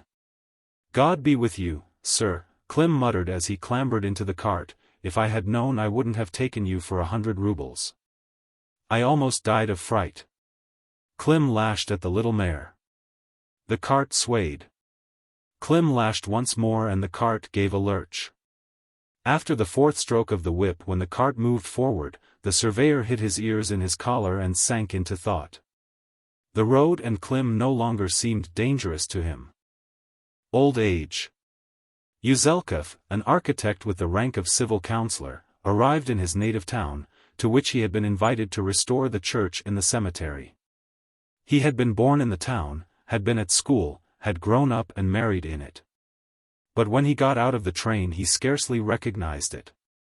Everything was changed. 18 years ago when he had moved to Petersburg the street boys used to catch marmots, for instance, on the spot where now the station was standing. Now when one drove into the chief street, a hotel of 4 stories stood facing one. In old days there was an ugly grey fence just there. But nothing, neither fences nor houses, had changed as much as the people. From his inquiries of the hotel waiter, Yuzelkov learned that more than half of the people he remembered were dead, reduced to poverty, forgotten. "And do you remember Yuzelkov?" he asked the old waiter about himself. "Yuzelkov, the architect who divorced his wife? He used to have a house in Svyabaevsky Street, you must remember." "I don't remember, sir." "How is it you don't remember?" The case made a lot of noise, even the cabmen all knew about it. "Think, now. Shapkin the attorney managed my divorce for me, the rascal, the notorious card sharper, the fellow who got a thrashing at the club. Ivan Nikolaich? Yes, yes. Well, is he alive? Is he dead?" "Alive, sir, thank God. He is a notary now and has an office. He is very well off. He has 2 houses in Kirpichny Street. His daughter was married the other day." Yuzelkov paced up and down the room, thought a bit, and in his boredom made up his mind to go and see Shapkin at his office. When he walked out of the hotel and sauntered slowly towards Kirpichny Street, it was midday. He found Shapkin at his office and scarcely recognized him. From the once well-made, adroit attorney with a mobile, insolent, and always drunken face, Shapkin had changed into a modest, grey-headed, decrepit old man. "You don't recognize me, you have forgotten me," began Yuzelkov. "I am your old client, Yuzelkov." "Yuzelkov, what Yuzelkov?" "Ah." Shapkin remembered, recognized, and was struck all of a heap. There followed a shower of exclamations, questions, recollections. "This is a surprise. This is unexpected," cackled Shapkin. "What can I offer you? Do you care for champagne? Perhaps you would like oysters? My dear fellow, I have had so much from you in my time that I can't offer you anything equal to the occasion." "Please don't put yourself out," said Yuzelkov. "I have no time to spare. I must go at once to the cemetery and examine the church. I have undertaken the restoration of it." "That's capital. We'll have a snack and a drink and drive together. I have capital horses. I'll take you there and introduce you to the churchwarden. I will arrange it all. But why is it, my angel, you seem to be afraid of me and hold me at arm's length? Sit a little nearer. There is no need for you to be afraid of me nowadays. He. At one time, it is true, I was a cunning blade, a dog of a fellow, no one dared approach me. But now I am stiller than water and humbler than the grass. I have grown old, I am a family man, I have children. It's time I was dead." The friends had lunch, had a drink, and with a pair of horses drove out of the town to the cemetery. Yes, those were times. Shapkin recalled as he sat in the sledge. When you remember them you simply can't believe in them. Do you remember how you divorced your wife? It's nearly 20 years ago, and I dare say you have forgotten it all. But I remember it as though I'd divorced you yesterday. Good Lord, what a lot of worry I had over it. I was a sharp fellow, tricky and cunning, a desperate character. Sometimes I was burning to tackle some ticklish business, especially if the fee were a good one, as, for instance, in your case. What did you pay me then? 5,000 or 6,000. That was worth taking trouble for, wasn't it? You went off to Petersburg and left the whole thing in my hands to do the best I could, and, though Sofia Mihailovna, your wife, came only of a merchant family, she was proud and dignified. To bribe her to take the guilt on herself was difficult, awfully difficult.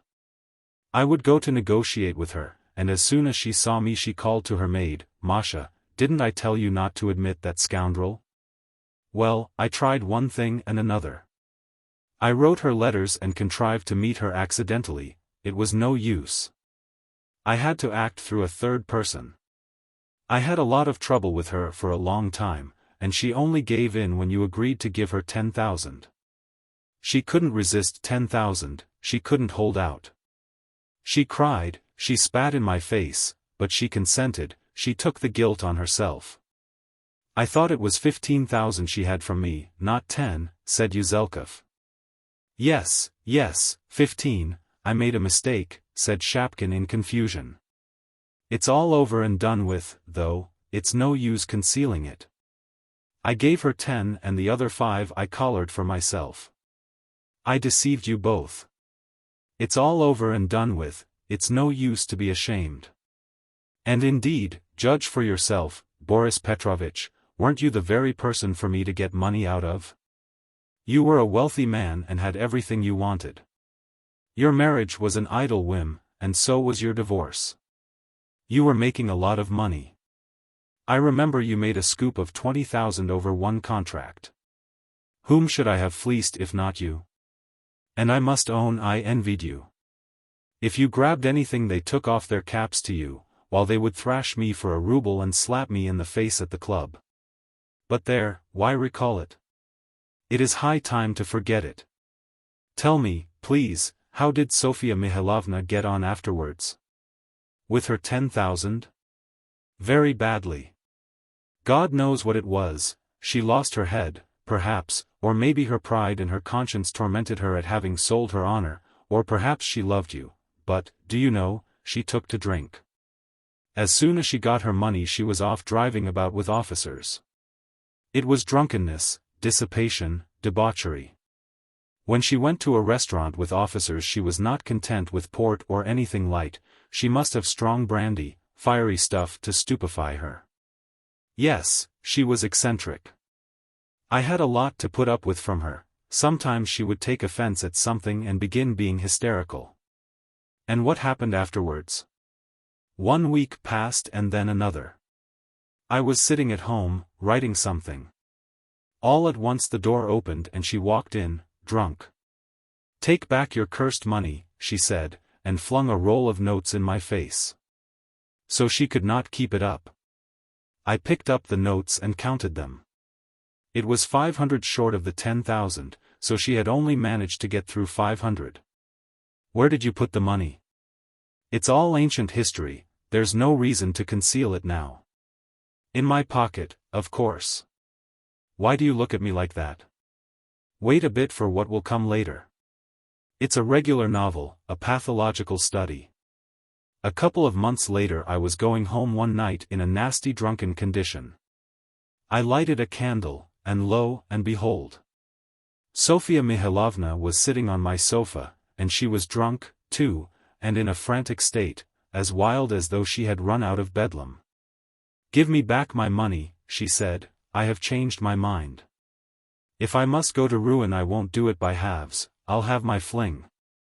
Be quick, you scoundrel, give me my money. A disgraceful scene. And you, gave it her? I gave her, I remember, 10 rubles. Oh. How could you, cried Yuzelkov, frowning. If you couldn't or wouldn't have given it her, you might have written to me. And I didn't know. I didn't know. My dear fellow, what use would it have been for me to write, considering that she wrote to you herself when she was lying in the hospital afterwards? Yes, but I was so taken up then with my second marriage. I was in such a whirl that I had no thoughts to spare for letters. But you were an outsider, you had no antipathy for Sofia, why didn't you give her a helping hand? You can't judge by the standards of today, Boris Petrovich. That's how we look at it now, but at the time we thought very differently. Now maybe I'd give her 1,000 rubles, but then even that 10-ruble note I did not give her for nothing. It was a bad business. We must forget it. But here we are. The sledge stopped at the cemetery gates.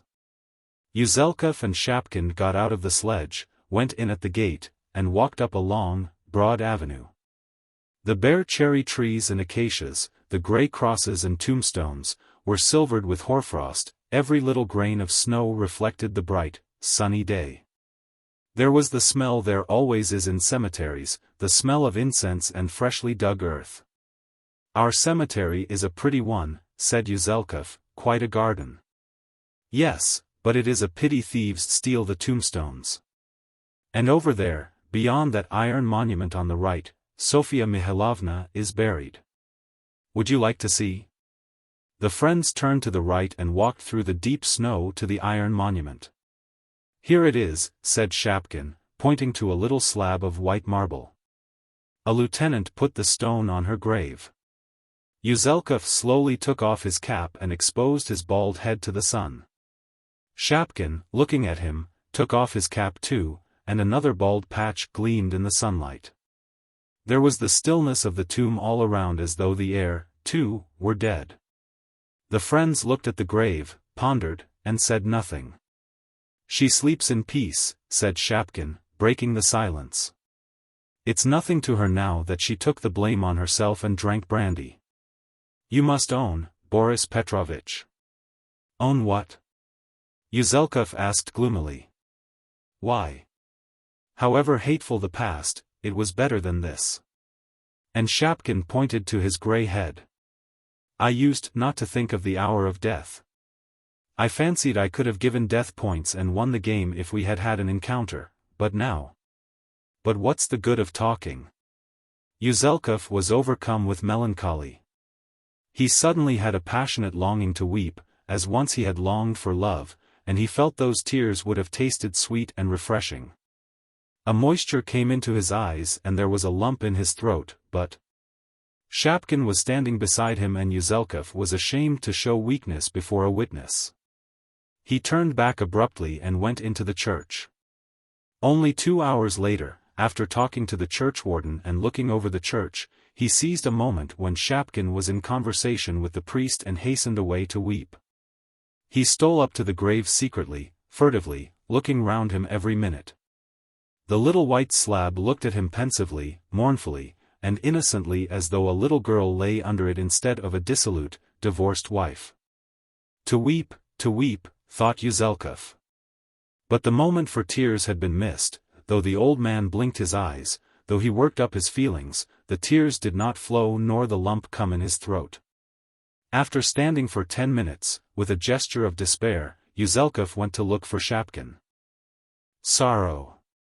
The turner, Grigory Petrov, who had been known for years past as a splendid craftsman, and at the same time as the most senseless peasant in the Galchinskoye district, was taking his old woman to the hospital. He had to drive over 20 miles, and it was an awful road. A government post driver could hardly have coped with it, much less an incompetent sluggard like Grigory. A cutting cold wind was blowing straight in his face. Clouds of snowflakes were whirling round and round in all directions, so that one could not tell whether the snow was falling from the sky or rising from the earth. The fields, the telegraph posts, and the forest could not be seen for the fog of snow. And when a particularly violent gust of wind swooped down on Grigory, even the yoke above the horse's head could not be seen. The wretched, feeble little nag crawled slowly along. It took all its strength to drag its legs out of the snow and to tug with its head. The turner was in a hurry. He kept restlessly hopping up and down on the front seat and lashing the horse's back. Don't cry, Matryona, he muttered. Have a little patience. Please God we shall reach the hospital, and in a trice it will be the right thing for you.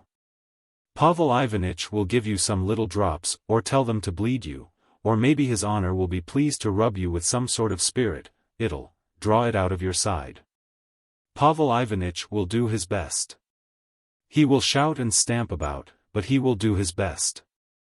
He is a nice gentleman, affable, God give him health. As soon as we get there he will dart out of his room and will begin calling me names. How? Why so? He will cry. Why did you not come at the right time? I am not a dog to be hanging about waiting on you devils all day. Why did you not come in the morning? Go away. Get out of my sight. Come again tomorrow. And I shall say, Mr. Doctor.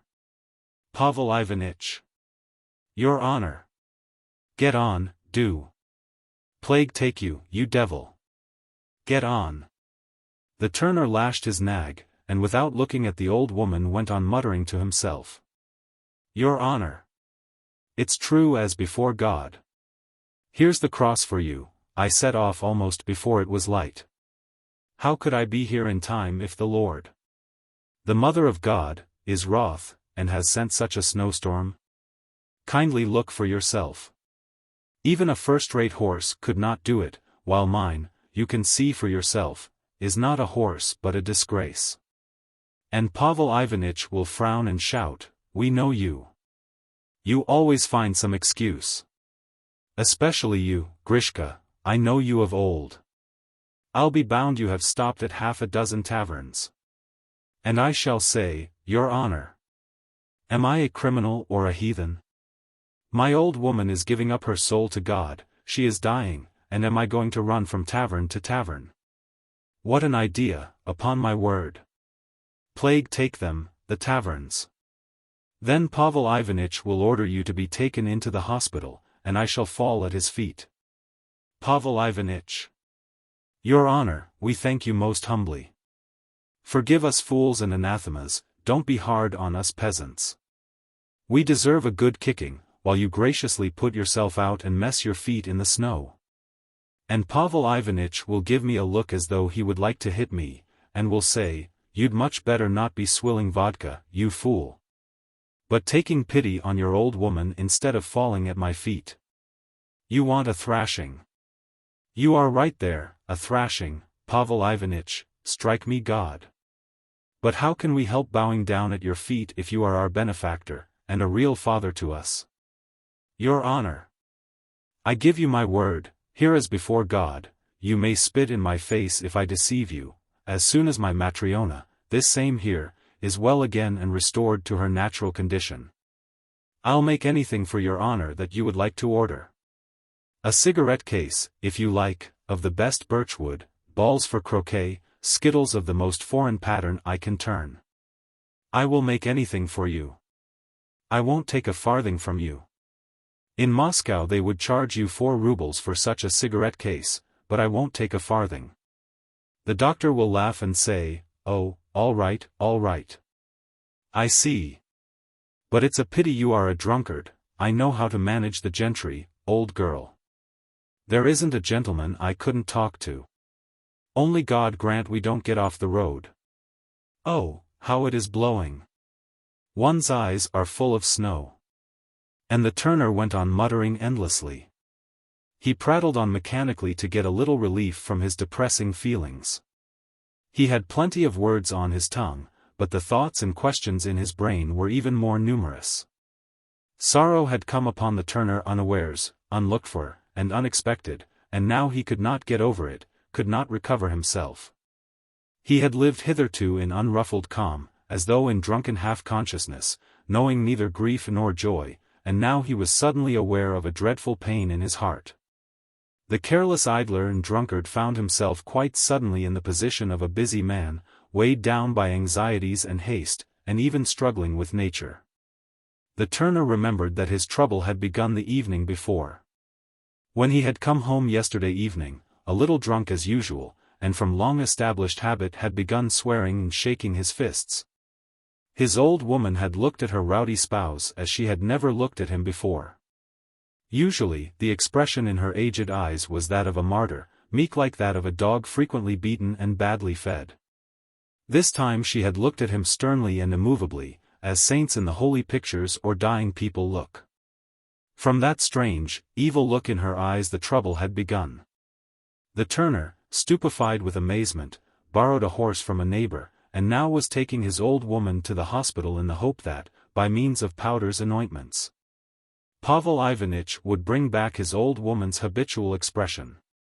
I say, Matryona, the turner muttered, if Pavel Ivanitch asks you whether I beat you, say, never, and I never will beat you again. I swear it. And did I ever beat you out of spite? I just beat you without thinking. I am sorry for you. Some men wouldn't trouble, but here I am taking you. I am doing my best. And the way it snows, the way it snows. Thy will be done, O Lord. God grant we don't get off the road. Does your side ache, Matryona, that you don't speak? I ask you, does your side ache? It struck him as strange that the snow on his old woman's face was not melting. It was queer that the face itself looked somehow drawn, and had turned a pale grey, dingy waxen hue and had grown grave and solemn. "You are a fool," muttered the turner. "I tell you on my conscience, before God, and you go Anne. Well, you are a fool. I have a good mind not to take you to Pavel Ivanitch." The turner let the reins go and began thinking. He could not bring himself to look round at his old woman, he was frightened. He was afraid, too, of asking her a question and not getting an answer. At last, to make an end of uncertainty, without looking round he felt his old woman's cold hand. The lifted hand fell like a log. "She is dead, then. What a business!" And the turner cried. He was not so much sorry as annoyed. He thought how quickly everything passes in this world. His trouble had hardly begun when the final catastrophe had happened. He had not had time to live with his old woman, to show her he was sorry for her before she died. He had lived with her for 40 years, but those 40 years had passed by as it were in a fog. What with drunkenness, quarreling, and poverty, there had been no feeling of life. And, as though to spite him, his old woman died at the very time when he felt he was sorry for her, that he could not live without her, and that he had behaved dreadfully badly to her. Why, she used to go the round of the village, he remembered. I sent her out myself to beg for bread. What a business! She ought to have lived another 10 years, the silly thing. As it is, I'll be bound she thinks I really was that sort of man. Holy Mother! But where the devil am I driving? There's no need for a doctor now, but a burial. Turn back. Grigory turned back and lashed the horse with all his might. The road grew worse and worse every hour. Now he could not see the yoke at all. Now and then the sledge ran into a young fir tree, a dark object scratched the turner's hands and flashed before his eyes, and the field of vision was white and whirling again. To live over again, thought the turner. He remembered that 40 years ago Matryona had been young, handsome, merry, that she had come of a well-to-do family. They had married her to him because they had been attracted by his handicraft. All the essentials for a happy life had been there, but the trouble was that, just as he had got drunk after the wedding and lay sprawling on the stove, so he had gone on without waking up till now. His wedding he remembered, but of what happened after the wedding, for the life of him he could remember nothing, except perhaps that he had drunk, lain on the stove, and quarreled. 40 years had been wasted like that. The white clouds of snow were beginning little by little to turn grey. It was getting dusk. Where am I going? The turner suddenly bethought him with a start. I ought to be thinking of the burial, and I am on the way to the hospital. It is as though I had gone crazy. Grigory turned round again, and again lashed his horse.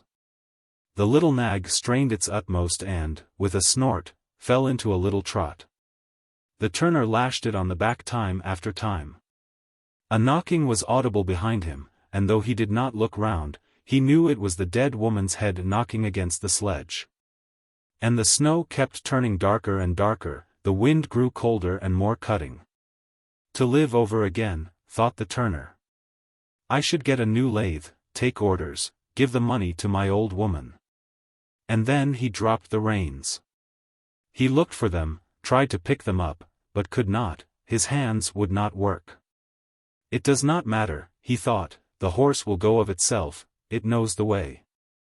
I might have a little sleep now. Before the funeral or the requiem it would be as well to get a little rest. The turner closed his eyes and dozed. A little later he heard the horse stop, he opened his eyes and saw before him something dark like a hut or a haystack. He would have got out of the sledge and found out what it was, but he felt overcome by such inertia that it seemed better to freeze than move, and he sank into a peaceful sleep. He woke up in a big room with painted walls. Bright sunlight was streaming in at the windows. The turner saw people facing him, and his first feeling was a desire to show himself a respectable man who knew how things should be done. "A requiem, brothers, for my old woman," he said. The priest should be told. Oh, all right, lie down, a voice cut him short. Pavel Ivanitch, the turner cried in surprise, seeing the doctor before him. Your honor, benefactor. He wanted to leap up and fall on his knees before the doctor, but felt that his arms and legs would not obey him. Your honor, where are my legs, where are my arms? Say goodbye to your arms and legs. They've been frozen off. Come. What are you crying for? You've lived your life, and thank God for it. I suppose you have had 60 years of it, that's enough for you. I am grieving. Graciously forgive me. If I could have another 5 or 6 years. What for? The horse isn't mine, I must give it back. I must bury my old woman. How quickly it is all ended in this world. Your honor, Pavel Ivanitch. A cigarette case of birchwood of the best. I'll turn you croquet balls. The doctor went out of the ward with a wave of his hand. It was all over with the turner. Oh. The public. Here goes, I've done with drinking. Nothing, no thing shall tempt me to it. It's time to take myself in hand. I must buck up and work. You're glad to get your salary, so you must do your work honestly, heartily, conscientiously, regardless of sleep and comfort. Chuck taking it easy. You've got into the way of taking a salary for nothing, my boy, that's not the right thing, not the right thing at all. After administering to himself several such lectures, Podtyagin, the head ticket collector, begins to feel an irresistible impulse to get to work. It is past 1 o'clock at night, but in spite of that he wakes the ticket collectors and with them goes up and down the railway carriages, inspecting the tickets. Tickets. PPP please. He keeps shouting, briskly snapping the clippers. Sleepy figures, shrouded in the twilight of the railway carriages, start, shake their heads, and produce their tickets. Tickets, please. Podtyagin addresses a second-class passenger, a lean, scraggy-looking man, wrapped up in a fur coat and a rug and surrounded with pillows. Tickets, please. The scraggy-looking man makes no reply. He is buried in sleep. The head ticket collector touches him on the shoulder and repeats impatiently, tickets, PP please. The passenger starts, opens his eyes, and gazes in alarm at Podtyagin. What? Who? You're asked in plain language, tickets, PP please. If you please. My God. Moans the scraggy-looking man, pulling a woebegone face. Good heavens. I'm suffering from rheumatism. I haven't slept for 3 nights. I've just taken morphia on purpose to get to sleep, and you, with your tickets. It's merciless, it's inhuman. If you knew how hard it is for me to sleep you wouldn't disturb me for such nonsense. It's cruel, it's absurd. And what do you want with my ticket? It's positively stupid. Podtyagin considers whether to take offense or not, and decides to take offense. Don't shout here. This is not a tavern. No, in a tavern people are more humane, coughs the passenger. Perhaps you'll let me go to sleep another time. It's extraordinary, I've traveled abroad, all over the place, and no one asked for my ticket there, but here you're at it again and again, as though the devil were after you. Well, you'd better go abroad again since you like it so much. It's stupid, sir. Yes. As though it's not enough killing the passengers with fumes and stuffiness and drafts, they want to strangle us with red tape, too, damn it all. He must have the ticket. My goodness, what zeal. If it were of any use to the company, but half the passengers are traveling without a ticket. Listen, sir, cries Podtyagin, flaring up. If you don't leave off shouting and disturbing the public, I shall be obliged to put you out at the next station and to draw up a report on the incident. This is revolting. Exclaims the public, growing indignant. Persecuting an invalid. Listen, and have some consideration. But the gentleman himself was abusive, says Podtyagin, a little scared. Very well. I won't take the ticket, as you like. Only, of course, as you know very well, it's my duty to do so. If it were not my duty, then, of course. You can ask the station master, ask anyone you like. Podtyagin shrugs his shoulders and walks away from the invalid.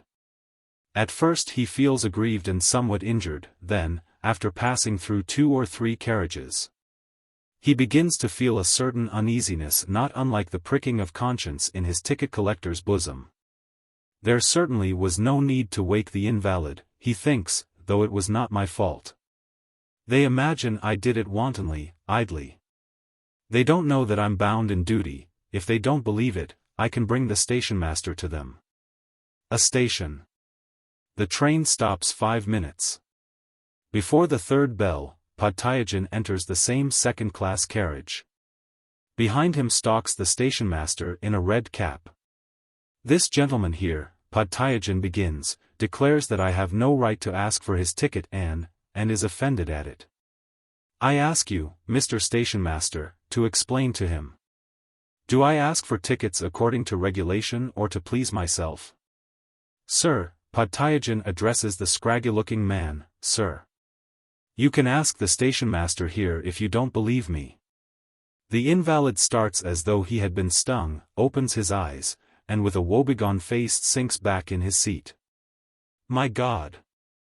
I have taken another powder and only just dozed off when here he is again. I beseech you have some pity on me. You can ask the station master, whether I have the right to demand your ticket or not. This is insufferable. Take your ticket, take it. I'll pay for 5 extra if you'll only let me die in peace. Have you never been ill yourself? Heartless people. This is simply persecution. A gentleman in military uniform grows indignant. I can see no other explanation of this persistence. Drop it, says the station master, frowning and pulling Podtyagin by the sleeve. Podtyagin shrugs his shoulders and slowly walks after the station master. There's no pleasing them, he thinks, bewildered. It was for his sake I brought the station master, that he might understand and be pacified, and he swears. Another station. The train stops 10 minutes. Before the 2nd bell, while Podtyagin is standing at the refreshment bar, drinking seltzer water, 2 gentlemen go up to him, one in the uniform of an engineer, and the other in a military overcoat. Look here, ticket collector, the engineer begins, addressing Podtyagin. Your behavior to that invalid passenger has revolted all who witnessed it. My name is Pusitsky. I am an engineer, and this gentleman is a colonel. If you do not apologize to the passenger, we shall make a complaint to the traffic manager, who is a friend of ours. Gentlemen. Why of course I, why of course you, Podtyagin is panic-stricken. We don't want explanations. But we warn you, if you don't apologize, we shall see justice done to him. Certainly I'll apologize, of course. To be sure. Half an hour later, Podtyagin, having thought of an apologetic phrase which would satisfy the passenger without lowering his own dignity, walks into the carriage. Sir, he addresses the invalid. Listen, sir. The invalid starts and leaps up. What? What was it? You mustn't be offended. Ach. Water, gasps the invalid, clutching at his heart. I'd just taken a 3rd dose of morphia, dropped asleep, and, again. Good God. When will this torture cease? You must excuse. Oh. Put me out at the next station. I can't stand any more. I am dying. This is mean, disgusting, cry the public, revolted. Go away. You shall pay for such persecution. Get away. Podtyagin waves his hand in despair, sighs, and walks out of the carriage. He goes to the attendant's compartment, sits down at the table, exhausted, and complains. Oh, the public. There's no satisfying them. It's no use working and doing one's best. One's driven to drinking and cursing it all. If you do nothing, they're angry. If you begin doing your duty, they're angry too. There's nothing for it but drink. Podtyagin empties a bottle straight off and thinks no more of work, duty, and honesty. Mari DL. It was a free night. Natalia Andreevna Bronin, her married name was Nikitin, the opera singer, is lying in her bedroom, her whole being abandoned to repose. She lies, deliciously drowsy, thinking of her little daughter who lives somewhere far away with her grandmother or aunt. The child is more precious to her than the public, bouquets, notices in the papers, adorers, and she would be glad to think about her till morning. She is happy, at peace, and all she longs for is not to be prevented from lying undisturbed, dozing and dreaming of her little girl. All at once the singer starts, and opens her eyes wide. There is a harsh abrupt ring in the entry. Before 10 seconds have passed the bell tinkles a second time and a third time. The door is opened noisily and someone walks into the entry stamping his feet like a horse, snorting and puffing with the cold. Damn it all, nowhere to hang one's coat. The singer hears a husky bass voice. Celebrated singer, look at that. Makes 5,000 a year, and can't get a decent hat stand. My husband, thinks the singer, frowning. And I believe he has brought one of his friends to stay the night too. Hateful. No more peace. When the loud noise of someone blowing his nose and putting off his galoshes dies away, the singer hears cautious footsteps in her bedroom. It is her husband, Mari DL, Denis Petrovich Nikitin. He brings a whiff of cold air and a smell of brandy. For a long while he walks about the bedroom, breathing heavily, and, stumbling against the chairs in the dark, seems to be looking for something. What do you want? His wife moans, when she is sick of his fussing about. You have woken me. I am looking for the matches, my love. You are not asleep then? I have brought you a message. Greetings from that, what's his name, red-headed fellow who is always sending you bouquets. Zygvozdkin. I have just been to see him. What did you go to him for? Oh, nothing particular. We sat and talked and had a drink. Say what you like, Natalie, I dislike that individual, I dislike him awfully. He is a rare blockhead. He is a wealthy man, a capitalist, he has 600,000, and you would never guess it. Money is no more use to him than a radish to a dog. He does not eat it himself nor give it to others. Money ought to circulate, but he keeps tight hold of it, is afraid to part with it. What's the good of capital lying idle? Capital lying idle is no better than grass. Mari DL gropes his way to the edge of the bed and, puffing, sits down at his wife's feet. Capital lying idle is pernicious, he goes on. Why has business gone downhill in Russia? Because there is so much capital lying idle among us, they are afraid to invest it. It's very different in England. There are no such queer fish as Zygvozdkin in England, my girl. There every farthing is in circulation. Yes.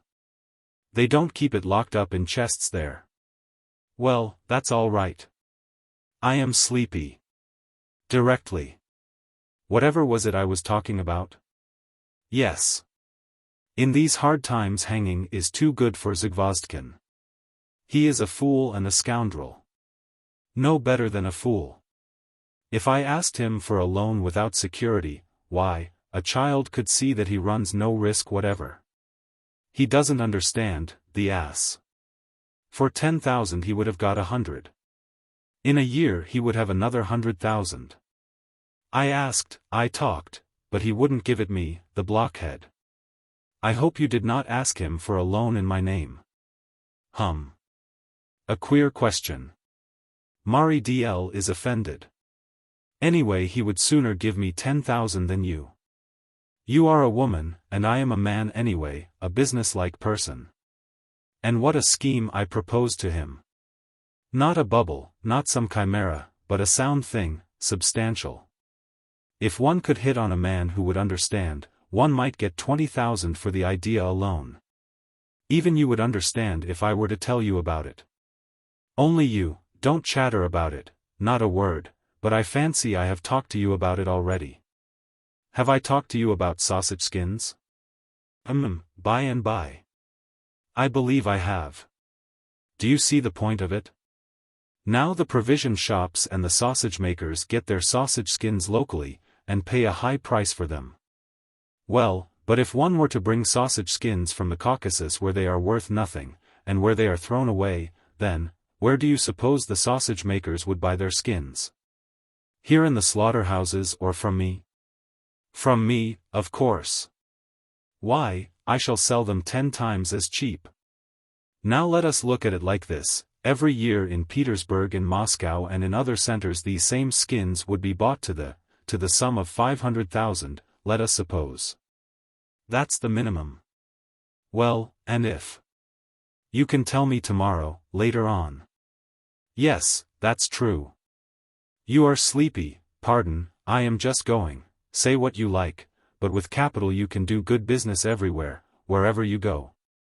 With capital even out of cigarette ends one may make 1,000,000. Take your theatrical business now. Why, for example, did Lentovsky come to grief? It's very simple. He did not go the right way to work from the very first. He had no capital and he went headlong to the dogs.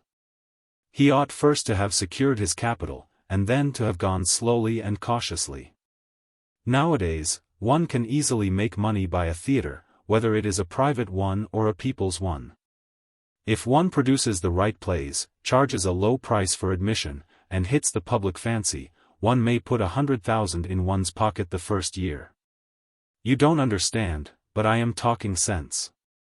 You see you are fond of hoarding capital, you are no better than that fool Zagvozdkin, you heap it up and don't know what for. You won't listen, you don't want to.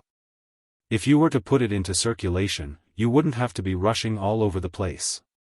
You see, for a private theater, 5,000 would be enough for a beginning. Not like Lentovsky, of course, but on a modest scale in a small way.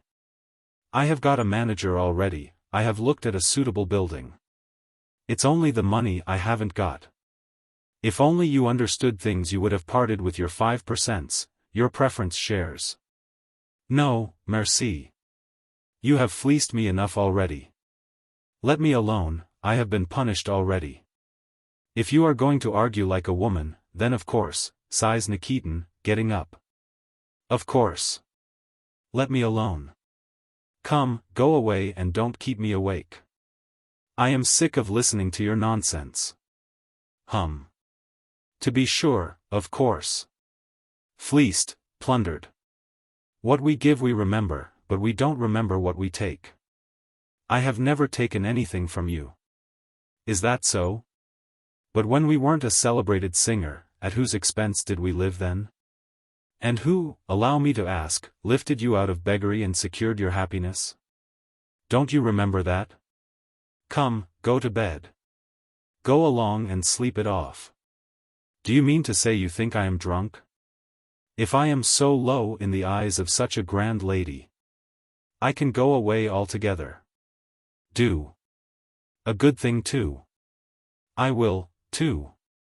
I have humbled myself enough. And I will go. Oh, my God. Oh, do go, then. I shall be delighted. Very well, we shall see. Nikitin mutters something to himself, and, stumbling over the chairs, goes out of the bedroom. Then sounds reach her from the entry of whispering, the shuffling of galoshes and a door being shut. Mari DL has taken offense in earnest and gone out. Thank God, he has gone. Thinks the singer. Now I can sleep. And as she falls asleep she thinks of her Mari DL, what sort of a man he is, and how this affliction has come upon her. At one time he used to live at Chernigov, and had a situation there as a bookkeeper. As an ordinary obscure individual and not the Mari DL, he had been quite endurable, he used to go to his work and take his salary. And all his whims and projects went no further than a new guitar, fashionable trousers, and an amber cigarette holder. Since he had become the husband of a celebrity, he was completely transformed. The singer remembered that when first she told him she was going on the stage he had made a fuss, been indignant, complained to her parents, turned her out of the house. She had been obliged to go on the stage without his permission. Afterwards, when he learned from the papers and from various people that she was earning big sums, he had forgiven her, abandoned bookkeeping, and become her hanger-on. The singer was overcome with amazement when she looked at her hanger-on. When and where had he managed to pick up new tastes, polish, and airs and graces? Where had he learned the taste of oysters and of different burgundies? Who had taught him to dress and do his hair in the fashion and call her Natalie instead of Natasha? It's strange, thinks the singer. In old days he used to get his salary and put it away, but now 100 rubles a day is not enough for him. In old days he was afraid to talk before schoolboys for fear of saying something silly, and now he is overfamiliar even with princes, wretched, contemptible little creature. But then the singer starts again there is the clang of the bell in the entry. The housemaid, scolding and angrily flopping with her slippers, goes to open the door. Again someone comes in and stamps like a horse. He has come back, thinks the singer. When shall I be left in peace? It's revolting. She is overcome by fury. Wait a bit. I'll teach you to get up these farces. You shall go away. I'll make you go away. The singer leaps up and runs barefoot into the little drawing room where her Mari usually sleeps. She comes at the moment when he is undressing, and carefully folding his clothes on a chair. You went away, she says, looking at him with bright eyes full of hatred. What did you come back for? Nikitin remains silent, and merely sniffs. You went away. Kindly take yourself off this very minute. This very minute. Do you hear? Mari DL coughs and, without looking at his wife, takes off his braces. If you don't go away, you insolent creature, I shall go, the singer goes on, stamping her bare foot, and looking at him with flashing eyes. I shall go. Do you hear, insolent, worthless wretch, flunky, out you go. You might have some shame before outsiders, mutters her husband. The singer looks round and only then sees an unfamiliar countenance that looks like an actor's. The countenance, seeing the singer's uncovered shoulders and bare feet, shows signs of embarrassment, and looks ready to sink through the floor. Let me introduce, mutters Nikitin, Bezbeznikov, a provincial manager. The singer utters a shriek, and runs off into her bedroom. There, you see, says Mari DL, as he stretches himself on the sofa, it was all honey just now, my love, my dear, my darling, kisses and embraces, but as soon as money is touched upon. Then. As you see, money is the great thing. Good night. A minute later there is a snore. The looking-glass. New Year's Eve. Nellie, the daughter of a landowner and general, a young and pretty girl, dreaming day and night of being married, was sitting in her room, gazing with exhausted, half-closed eyes into the looking-glass. She was pale, tense, and as motionless as the looking-glass. The non-existent but apparent vista of a long, narrow corridor with endless rows of candles, the reflection of her face, her hands. Of the frame, all this was already clouded in mist and merged into a boundless grey sea. The sea was undulating, gleaming and now and then flaring crimson. Looking at Nellie's motionless eyes and parted lips, one could hardly say whether she was asleep or awake, but nevertheless she was seeing. At first she saw only the smile and soft, charming expression of someone's eyes, then against the shifting grey background there gradually appeared the outlines of a head, a face, eyebrows, beard. It was he, the destined one, the object of long dreams and hopes. The destined one was for Nellie everything, the significance of life, personal happiness, career, fate. Outside him, as on the grey background of the looking-glass, all was dark, empty, meaningless. And so it was not strange that, seeing before her a handsome, gently smiling face, she was conscious of bliss, of an unutterably sweet dream that could not be expressed in speech or on paper.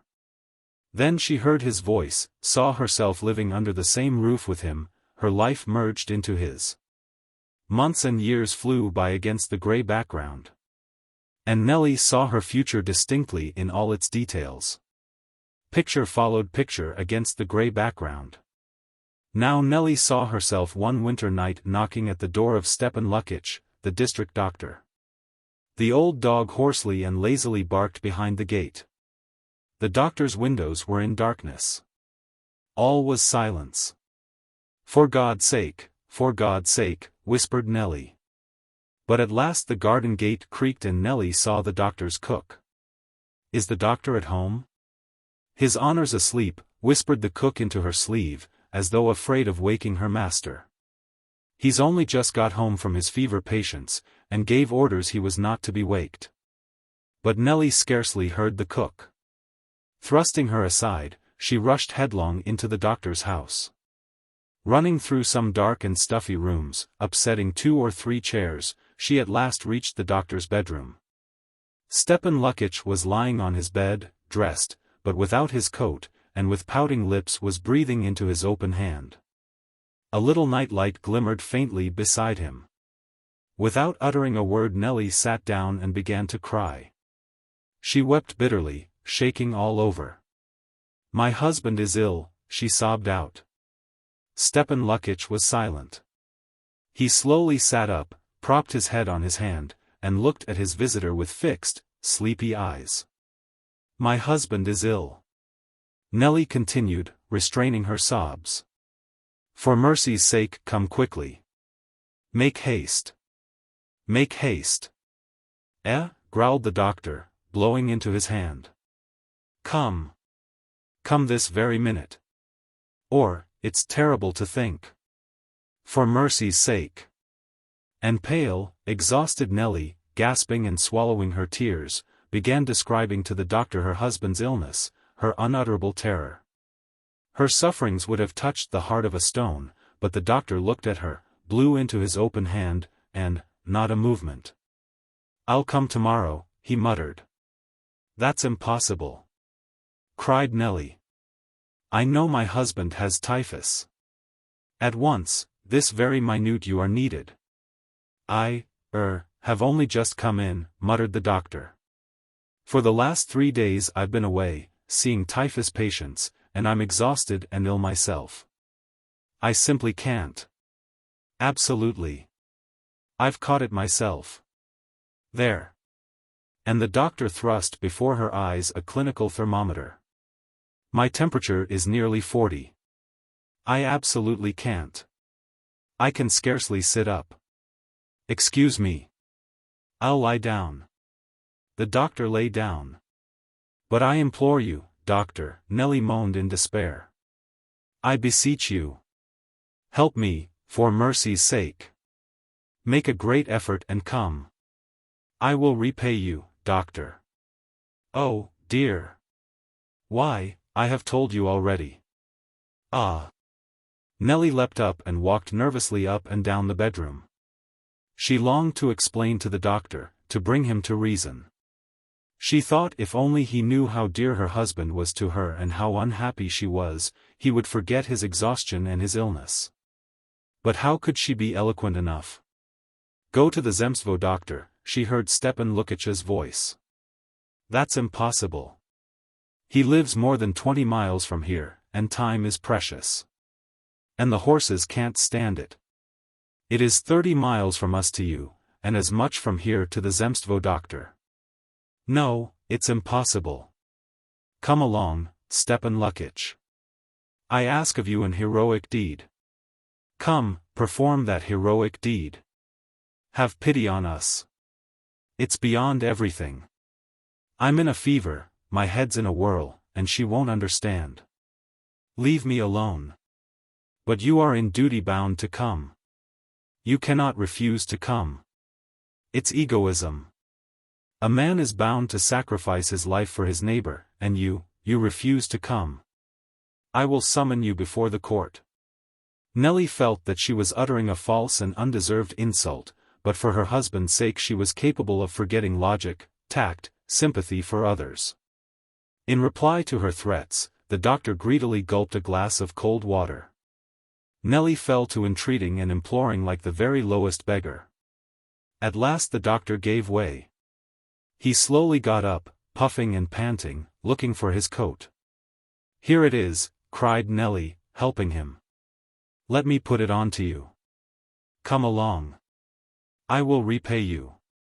All my life I shall be grateful to you." But what agony! After putting on his coat the doctor lay down again. Nelly got him up and dragged him to the hall. Then there was an agonizing to-do over his galoshes, his overcoat. His cap was lost. But at last Nelly was in the carriage with the doctor. Now they had only to drive 30 miles and her husband would have a doctor's help. The earth was wrapped in darkness. One could not see one's hand before one's face. A cold winter wind was blowing. There were frozen lumps under their wheels. The coachman was continually stopping and wondering which road to take. Nelly and the doctor sat silent all the way. It was fearfully jolting, but they felt neither the cold nor the jolts. Get on," Nelly implored the driver. At 5 in the morning the exhausted horses drove into the yard. Nelly saw the familiar gates, the well with the crane, the long row of stables and barns. At last she was at home. "Wait a moment, I will be back directly," she said to Stepan Lukic, making him sit down on the sofa in the dining room. "Sit still and wait a little, and I'll see how he is going on." On her return from her husband, Nelly found the doctor lying down. He was lying on the sofa and muttering. "Doctor, please, doctor." "Ask Domna," muttered Stepan Lukic.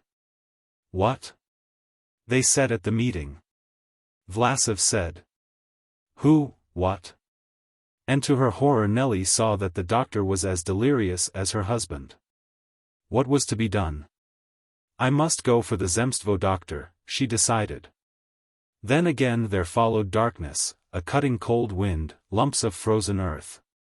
She was suffering in body and in soul, and delusive nature has no arts, no deceptions to compensate these sufferings.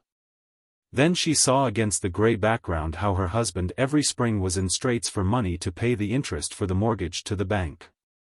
He could not sleep, she could not sleep, and both racked their brains till their heads ached, thinking how to avoid being visited by the clerk of the court. She saw her children, the everlasting apprehension of colds, scarlet fever, diphtheria, bad marks at school, separation. Out of a brood of 5 or 6 one was sure to die. The grey background was not untouched by death. That might well be. A husband and wife cannot die simultaneously. Whatever happened one must bury the other. And Nelly saw her husband dying. This terrible event presented itself to her in every detail. She saw the coffin, the candles, the deacon, and even the footmarks in the hall made by the undertaker. "Why is it? What is it for?" she asked, looking blankly at her husband's face. And all the previous life with her husband seemed to her a stupid prelude to this. Something fell from Nelly's hand and knocked on the floor. She started, jumped up, and opened her eyes wide. One looking-glass she saw lying at her feet. The other was standing as before on the table. She looked into the looking-glass and saw a pale, tear-stained face. There was no grey background now. "I must have fallen asleep," she thought with a sigh of relief. Art. A gloomy winter morning. On the smooth and glittering surface of the river Bystrianka, sprinkled here and there with snow, stand 2 peasants, scrubby little Seryozka and the church beadle, Matvey. Seryozka, a short-legged, ragged, mangy-looking fellow of 30, stares angrily at the ice. Tufts of wool hang from his shaggy sheepskin like a mangy dog. In his hands he holds a compass made of 2 pointed sticks. Matvey, a fine-looking old man in a new sheepskin and high felt boots, looks with mild blue eyes upwards where on the high sloping bank a village nestles picturesquely. In his hands there is a heavy crowbar. "Well, are we going to stand like this till evening with our arms folded?" says Seryozha, breaking the silence and turning his angry eyes on Matvey. "Have you come here to stand about, old fool, or to work?" "Well, show me," Matvey mutters, blinking mildly. "Show you?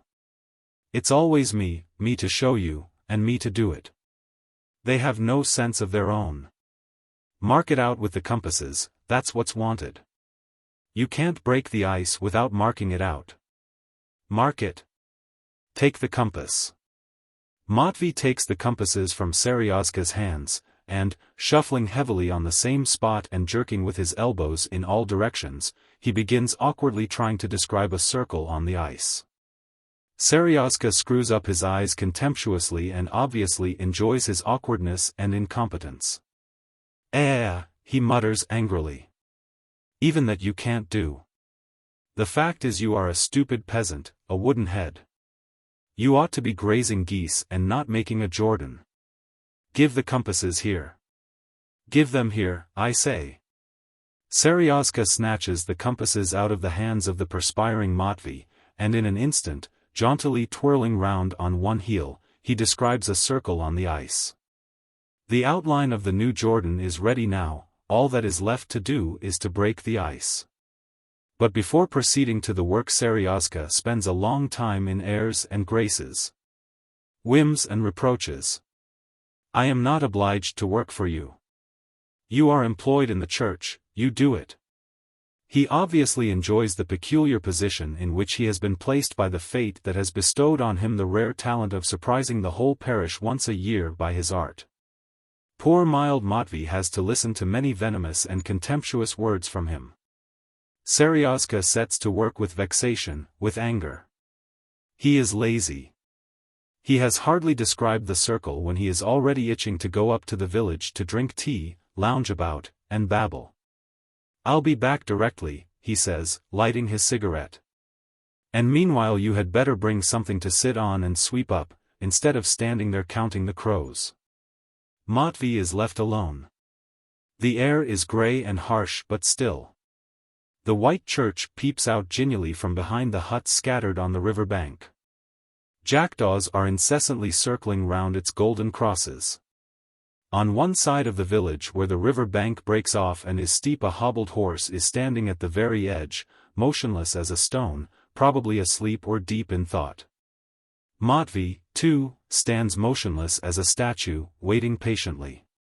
The dreamily brooding look of the river, the circling of the jackdaws, and the sight of the horse make him drowsy.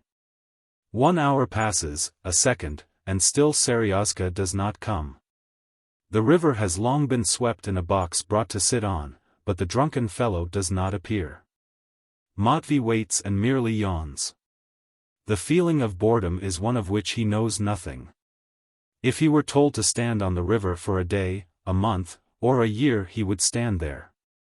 At last Seryozha comes into sight from behind the huts. He walks with a lurching gait, scarcely moving.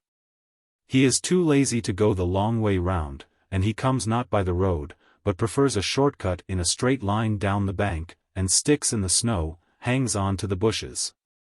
Slides on his back as he comes, and all this slowly, with pauses. "What are you about?" he cries, falling on Matvey at once. "Why are you standing there doing nothing? When are you going to break the ice?" Matvey crosses himself, takes the crowbar in both hands, and begins breaking the ice, carefully keeping to the circle that has been drawn. Seryozha sits down on the box and watches the heavy clumsy movements of his assistant. "Easy at the edges. Easy there," he commands. "If you can't do it properly, you shouldn't undertake it. Once you have undertaken it, you should do it. You." A crowd collects on the top of the bank. At the sight of the spectators, Seryozha becomes even more excited. "I declare I am not going to do it," he says, lighting a stinking cigarette and spitting on the ground. "I should like to see how you get on without me. Last year at Kostyukovo, Styopka Gulkov undertook to make a Jordan as I do. And what did it amount to? It was a laughingstock. The Kostyukovo folks came to ours, crowds and crowds of them. The people flocked from all the villages.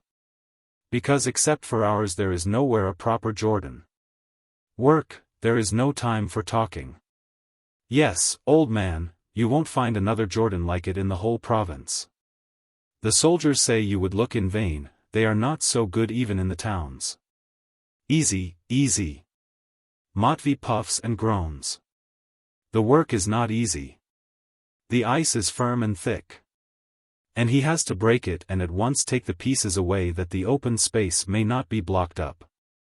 But, hard as the work is and senseless as Seryozka's commands are, by 3 o'clock there is a large circle of dark water in the Bystrianka. It was better last year, says Seryozka angrily. You can't do even that. Ah, dummy. To keep such fools in the temple of God. Go and bring a board to make the pegs. Bring the ring, you crow. And get some bread somewhere, and some cucumbers, or something.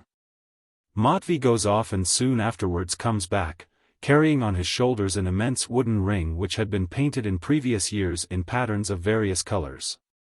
In the center of the ring is a red cross, at the circumference holes for the pegs. Seryozka takes the ring and covers the hole in the ice with it. Just right, it fits. We have only to renew the paint and it will be first rate. Come, why are you standing still? Make the lectern.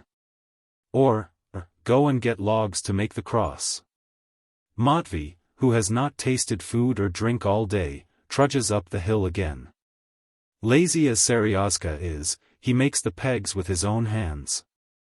He knows that those pegs have a miraculous power. Whoever gets hold of a peg after the blessing of the water will be lucky for the whole year.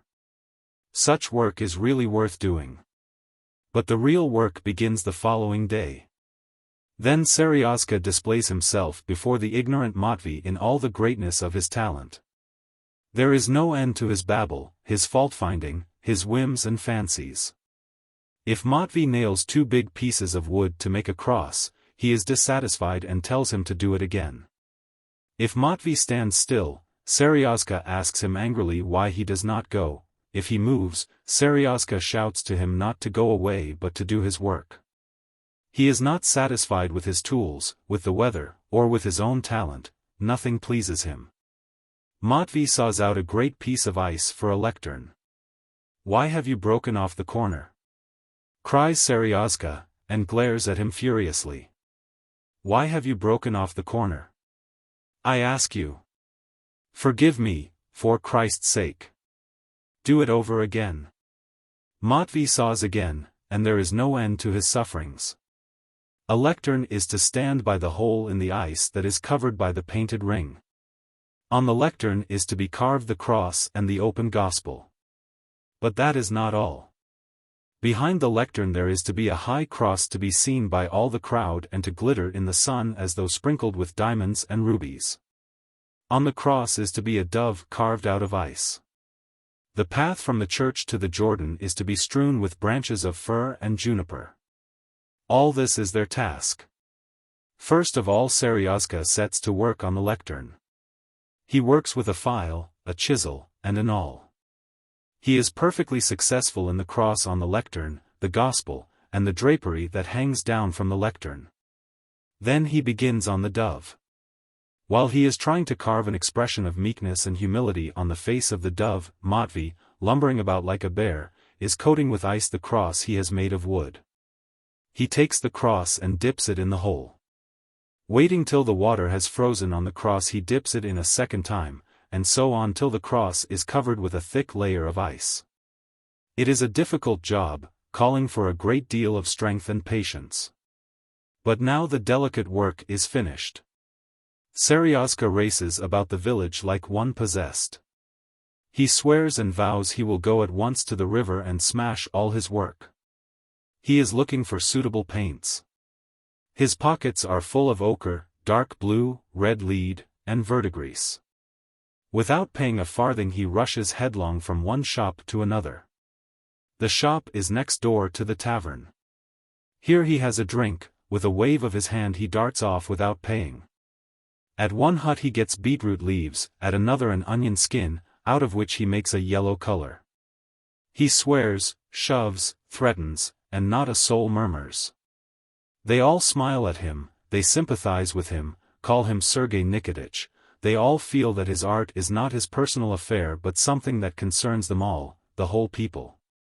One creates, the others help him.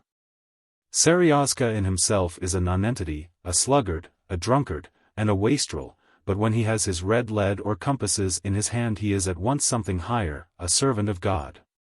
Epiphany morning comes. The precincts of the church and both banks of the river for a long distance are swarming with people. Everything that makes up the Jordan is scrupulously concealed under new mats. Seryozha is meekly moving about near the mats, trying to control his emotion. He sees thousands of people. There are many here from other parishes. These people have come many a mile on foot through the frost and the snow merely to see his celebrated Jordan. Matvey, who had finished his course, rough work, is by now back in the church. There is no sight, no sound of him, he is already forgotten. The weather is lovely. There is not a cloud in the sky. The sunshine is dazzling. The church bells ring out on the hill. Thousands of heads are bared, thousands of hands are moving, there are thousands of signs of the cross. And Seryozha does not know what to do with himself for impatience. But now they are ringing the bells for the sacrament. Then half an hour later a certain agitation is perceptible in the belfry and among the people. Banners are borne out of the church one after the other, while the bells peal in joyous haste. Seryozha, trembling, pulls away the mat, and the people behold something extraordinary. The lectern, the wooden ring, the pegs, and the cross in the ice are iridescent with thousands of colors. The cross and the dove glitter so dazzlingly that it hurts the eyes to look at them. Merciful God, how fine it is! A murmur of wonder and delight runs through the crowd. The bells peal more loudly still, the day grows brighter, the banners oscillate and move over the crowd as over the waves. The procession, glittering with the settings of the icons and the vestments of the clergy, comes slowly down the road and turns towards the Jordan. Hands are waved to the belfry for the ringing to cease, and the blessing of the water begins. The priests conduct the service slowly, deliberately, evidently trying to prolong the ceremony in the joy of praying all gathered together. There is perfect stillness. But now they plunge the cross in, and the air echoes with an extraordinary din. Guns are fired, the bells peal furiously, loud exclamations of delight, shouts, and a rush to get the pegs. Seryozha listens to this uproar, sees thousands of eyes fixed upon him, and the lazy fellow's soul is filled with a sense of glory and triumph. A blunder. Ilya Sergeyich Peplov and his wife Cleopatra Petrovna were standing at the door, listening greedily. On the other side in the little drawing room a love scene was apparently taking place between two persons, their daughter Natashenka and a teacher of the district school, called Shchupkin. "He's rising," whispered Peplov, quivering with impatience and rubbing his hands. "Now, Cleopatra, mind. As soon as they begin talking of their feelings, take down the icon from the wall and we'll go in and bless them. We'll catch him. A blessing with an icon is sacred and binding. He couldn't get out of it, if he brought it into court." On the other side of the door this was the conversation. "Don't go on like that," said Shchupkin, striking a match against his checked trousers. "I never wrote you any letters. I like that. As though I didn't know your writing," giggled the girl with an affected shriek, continually peeping at herself in the glass. "I knew it at once. And what a queer man you are. You are a writing master, and you write like a spider. How can you teach writing if you write so badly yourself?" That means nothing. The great thing in writing lessons is not the hand one writes, but keeping the boys in order. You hit one on the head with a ruler, make another kneel down. Besides, there's nothing in handwriting. Nekrasov was an author, but his handwriting's a disgrace. There's a specimen of it in his collected works. You are not Nekrasov, a sigh. I should love to marry an author. He'd always be writing poems to me. I can write you a poem, too, if you like. What can you write about?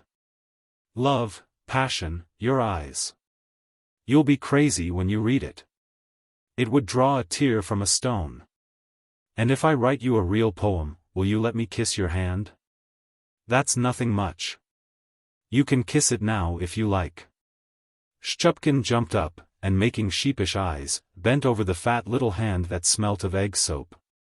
Take down the icon, Peplov whispered in a fluster, pale with excitement, and buttoning his coat as he prodded his wife with his elbow. Come along, now. And without a second's delay Peplov flung open the door. Children, he muttered, lifting up his arms and blinking tearfully, the Lord bless you, my children. May you live, be fruitful, and multiply. And I bless you, too, the mamma brought out, crying with happiness. May you be happy, my dear ones. Oh, you are taking from me my only treasure. She said to Shchupkin. Love my girl, be good to her. Shchupkin's mouth fell open with amazement and alarm. The parent's attack was so bold and unexpected that he could not utter a single word. I'm in for it. I'm spliced, he thought, going limp with horror. It's all over with you now, my boy. There's no escape. And he bowed his head submissively, as though to say, take me, I'm vanquished. Blee blessings on you, the papa went on, and he, too, shed tears. Natashenka, my daughter, stand by his side. Cleopatra, give me the icon. But at this point the father suddenly left off weeping, and his face was contorted with anger. You ninny, he said angrily to his wife. You are an idiot. Is that the icon? ACH, saints alive. What had happened? The writing master raised himself and saw that he was saved. In her flutter the mamma had snatched from the wall the portrait of Lazechnikov, the author, in mistake for the icon. Old Peplov and his wife stood disconcerted in the middle of the room, holding the portrait aloft, not knowing what to do or what to say. The writing master took advantage of the general confusion and slipped away. Children. Papa and Mama and Aunt Nadia are not at home. They have gone to a christening party at the house of that old officer who rides on a little grey horse. While waiting for them to come home, Grisha, Anya, Alyosha, Sonia, and the cook's son, Andrei, are sitting at the table in the dining room, playing at Loto. To tell the truth, it is bedtime, but how can one go to sleep without hearing from Mama what the baby was like at the christening, and what they had for supper? The table, lighted by a hanging lamp, is dotted with numbers, nutshells, scraps of paper, and little bits of glass. 2 cards lie in front of each player, and a heap of bits of glass for covering the numbers. In the middle of the table is a white saucer with 5 kopecks in it. Beside the saucer, a half-eaten apple, a pair of scissors, and a plate on which they have been told to put their nutshells. The children are playing for money. The stake is a kopeck. The rule is, if anyone cheats, he is turned out at once. There is no one in the dining room but the players, and nurse, Agafya Ivanovna, is in the kitchen, showing the cook how to cut a pattern, while their elder brother, Vazhya, a schoolboy in the 5th class, is lying on the sofa in the drawing room, feeling bored. They are playing with zest. The greatest excitement is expressed on the face of Grisha. He is a small boy of 9, with a head cropped so that the bare skin shows through, chubby cheeks, and thick lips like a Negro's. He is already in the preparatory class, and so is regarded as grown-up, and the cleverest. He is playing entirely for the sake of the money. If there had been no kopecks in the saucer, he would have been asleep long ago. His brown eyes stray uneasily and jealously over the other players' cards. The fear that he may not win, envy, and the financial combinations of which his cropped head is full, will not let him sit still and concentrate his mind. He fidgets as though he were sitting on thorns. When he wins, he snatches up the money greedily, and instantly puts it in his pocket. His sister, Anya, a girl of 8, with a sharp chin and clever shining eyes, is also afraid that someone else may win.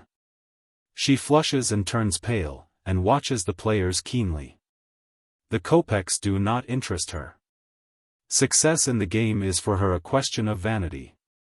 The other sister, Sonia, a child of 6 with a curly head, and a complexion such as is seen only in very healthy children, expensive dolls, and the faces on bonbon boxes, is playing Loto for the process of the game itself. There is bliss all over her face. Whoever wins, she laughs and claps her hands. Alyosha, a chubby, spherical little figure, gasps, breathes hard through his nose, and stares open-eyed at the cards. He is moved neither by covetousness nor vanity. So long as he is not driven out of the room or sent to bed, he is thankful. He looks phlegmatic, but at heart he is rather a little beast. He is not there so much for the sake of the Loto, as for the sake of the misunderstandings which are inevitable in the game. He is greatly delighted if one hits another, or calls him names. He ought to have run off somewhere long ago, but he won't leave the table for a minute, for fear they should steal his counters or his kopecks. As he can only count the units and numbers which end in naught, Anya covers his numbers for him. The 5th player, the cook's son, Andrei, a dark-skinned and sickly-looking boy in a cotton shirt, with a copper cross on his breast, stands motionless, looking dreamily at the numbers. He takes no interest in winning, or in the success of the others, because he is entirely engrossed by the arithmetic of the game, and its far from complex theory. How many numbers there are in the world, he is thinking, and how is it they don't get mixed up? They all shout out the numbers in turn, except Sonia and Alyosha. To vary the monotony, they have invented in the course of time a number of synonyms and comic nicknames. 7, for instance, is called the oven rake, 11 the sticks, 77 Semyon Semyonich, 90 grandfather, and so on. The game is going merrily. 32, cries Grisha, drawing the little yellow cylinders out of his father's cap. 17. Oven rake. 28. Lay them straight.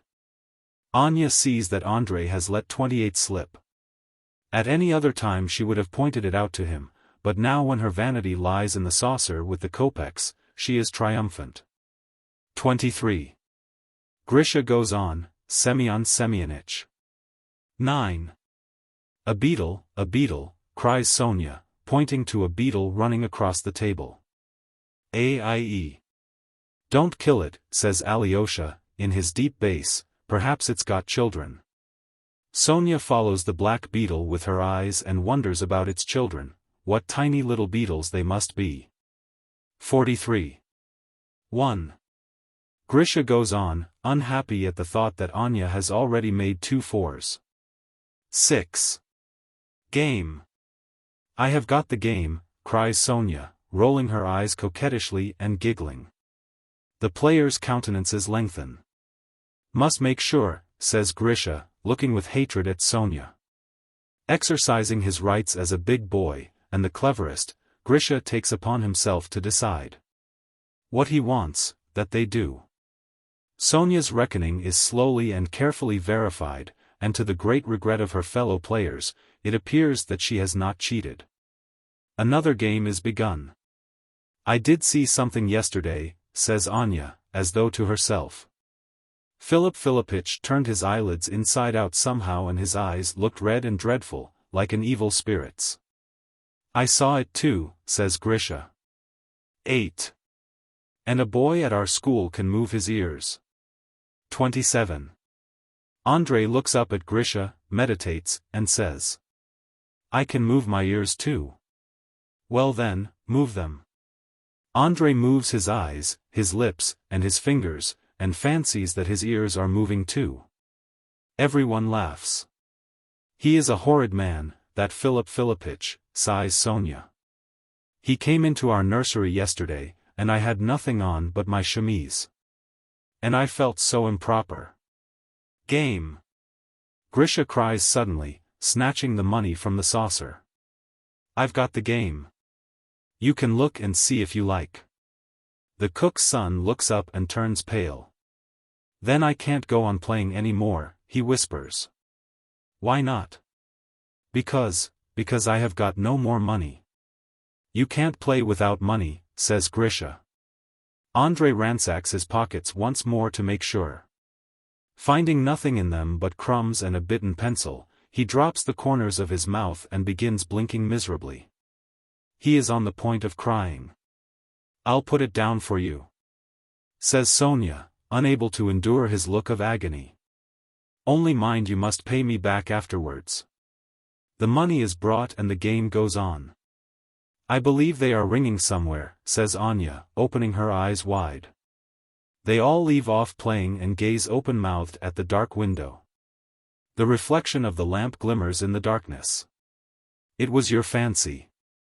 At night they only ring in the cemetery, says Andrei.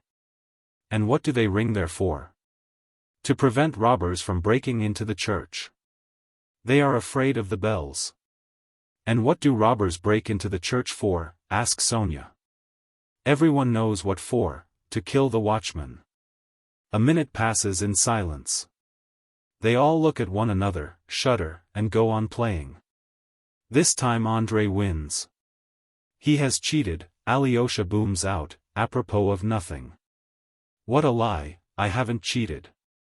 Andrei turns pale, his mouth works, and he gives Alyosha a slap on the head.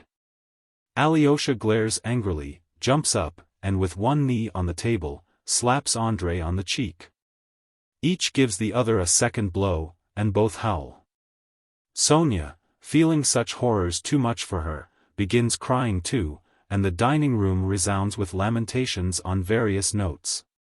But do not imagine that that is the end of the game. Before 5 minutes are over, the children are laughing and talking peaceably again. Their faces are tear-stained, but that does not prevent them from smiling. Alyosha is positively blissful. There has been a squabble. Vazhya, the fifth-form schoolboy, walks into the dining room. He looks sleepy and disillusioned. This is revolting. He thinks, seeing Grisha feel in his pockets in which the kopecks are jingling. How can they give children money? And how can they let them play games of chance? A nice way to bring them up, I must say. It's revolting. But the children's play is so tempting that he feels an inclination to join them and to try his luck. Wait a minute and I'll sit down to a game, he says. Put down a kopeck. In a minute, he says, fumbling in his pockets. I haven't a kopeck, but here is a ruble. I'll stake a ruble. No, no, no. You must put down a kopeck. You stupids. A ruble is worth more than a kopeck anyway, the schoolboy explains. Whoever wins can give me change. No, please. Go away. The fifth-form schoolboy shrugs his shoulders, and goes into the kitchen to get change from the servants. It appears there is not a single kopeck in the kitchen. In that case, you give me change, he urges Grisha, coming back from the kitchen. I'll pay you for the change. Won't you? Come, give me 10 kopecks for a ruble. Grisha looks suspiciously at Vazhya, wondering whether it isn't some trick, a swindle. I won't, he says, holding his pockets. Vazhya begins to get cross, and abuses them, calling them idiots and blockheads. I'll put down a stake for you, Vazhya, says Sonia. Sit down. He sits down and lays 2 cards before him. Anya begins counting the numbers. I've dropped a kopeck. Grisha announces suddenly, in an agitated voice. Wait. He takes the lamp, and creeps under the table to look for the kopeck. They clutch at nutshells and all sorts of nastiness, knock their heads together, but do not find the kopeck. They begin looking again, and look till Vazhya takes the lamp out of Grisha's hands and puts it in its place. Grisha goes on looking in the dark. But at last the kopeck is found. The players sit down at the table and mean to go on playing. Sonia is asleep. Alyosha announces. Sonia, with her curly head lying on her arms, is in a sweet, sound, tranquil sleep, as though she had been asleep for an hour. She has fallen asleep by accident, while the others were looking for the kopeck. "Come along, lie on Mama's bed," says Anya, leading her away from the table. "Come along." They all troop out with her, and 5 minutes later Mama's bed presents a curious spectacle. Sonia is asleep. Alyosha is snoring beside her. With their heads to the others' feet, sleep Grisha and Anya.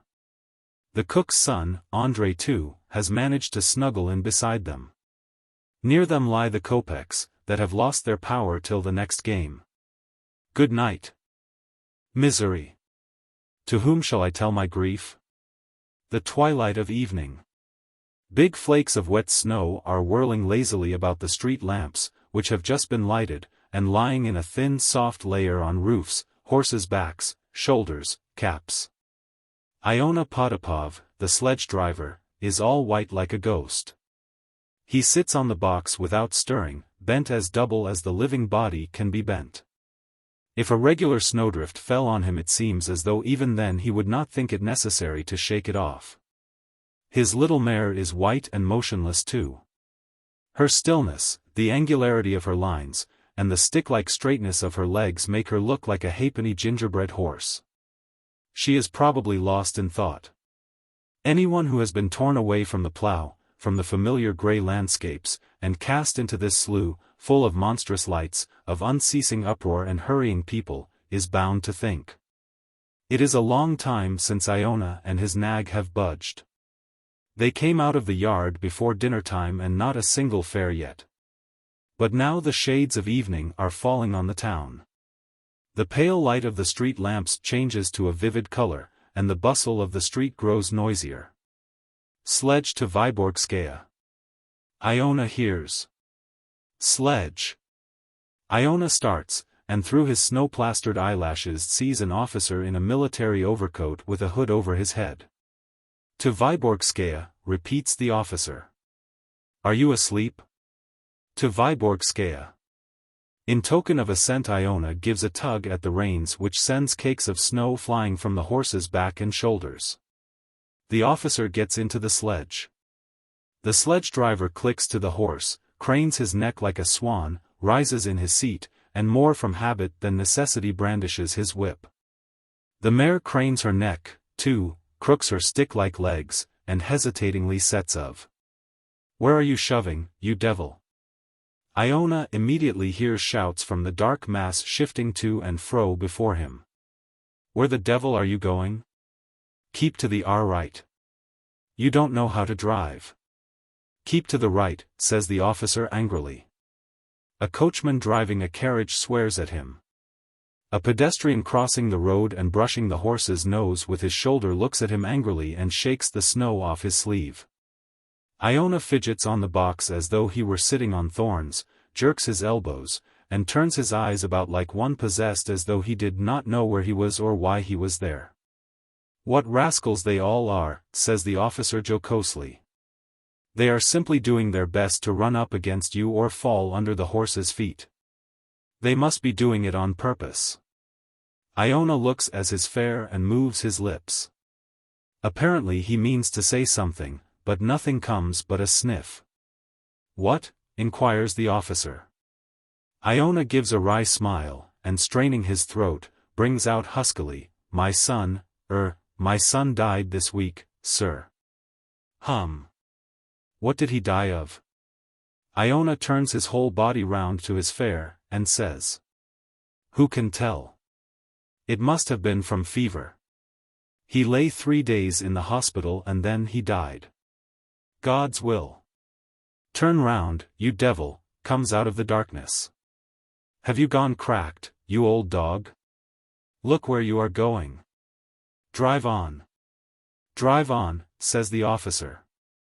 We shan't get there till tomorrow going on like this. Hurry up. The sledge driver cranes his neck again, rises in his seat, and with heavy grace swings his whip. Several times he looks round at the officer, but the latter keeps his eyes shut and is apparently disinclined to listen. Putting his fare down at Vyborgskaya, Iona stops by a restaurant, and again sits huddled up on the box. Again the wet snow paints him and his horse white. 1 hour passes, and then another. 3 young men, 2 tall and thin, 1 short and hunchbacked, come up, railing at each other and loudly stamping on the pavement with their galoshes. "Cabby, to the police bridge!" the hunchback cries in a cracked voice. "The 3 of us, 20 kopecks." Iona tugs at the reins and clicks to his horse. 20 kopecks is not a fair price, but he has no thoughts for that. Whether it is a ruble or whether it is 5 kopecks does not matter to him now so long as he has a fare. The 3 young men, shoving each other and using bad language, go up to the sledge, and all 3 try to sit down at once. The question remains to be settled, which are to sit down and which one is to stand. After a long altercation, ill temper, and abuse, they come to the conclusion that the hunchback must stand because he is the shortest. "Well, drive on," says the hunchback in his cracked voice, settling himself and breathing down Iona's neck. "Cut along. What a cap you've got, my friend. You wouldn't find a worse one in all Petersburg." He, laughs Iona. "It's nothing to boast of." "Well, then, nothing to boast of, drive on." "Are you going to drive like this all the way?" "Shall I give you one in the neck?" "My head aches," says one of the tall ones. "At the Dukmasovs yesterday Vaska and I drank 4 bottles of brandy between us." "I can't make out why you talk such stuff," says the other tall one angrily. "You lie like a brute." "Strike me dead, it's the truth." "It's about as true as that a louse coughs." Grins Iona. "Merry gentlemen." "Tfu!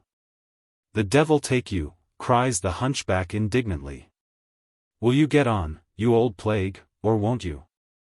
Is that the way to drive? Give her one with the whip. Hang it all, give it her well." Iona feels behind his back the jolting person and quivering voice of the hunchback. He hears abuse addressed to him, he sees people, and the feeling of loneliness begins little by little to be less heavy on his heart. The hunchback swears at him, till he chokes over some elaborately whimsical string of epithets and is overpowered by his cough.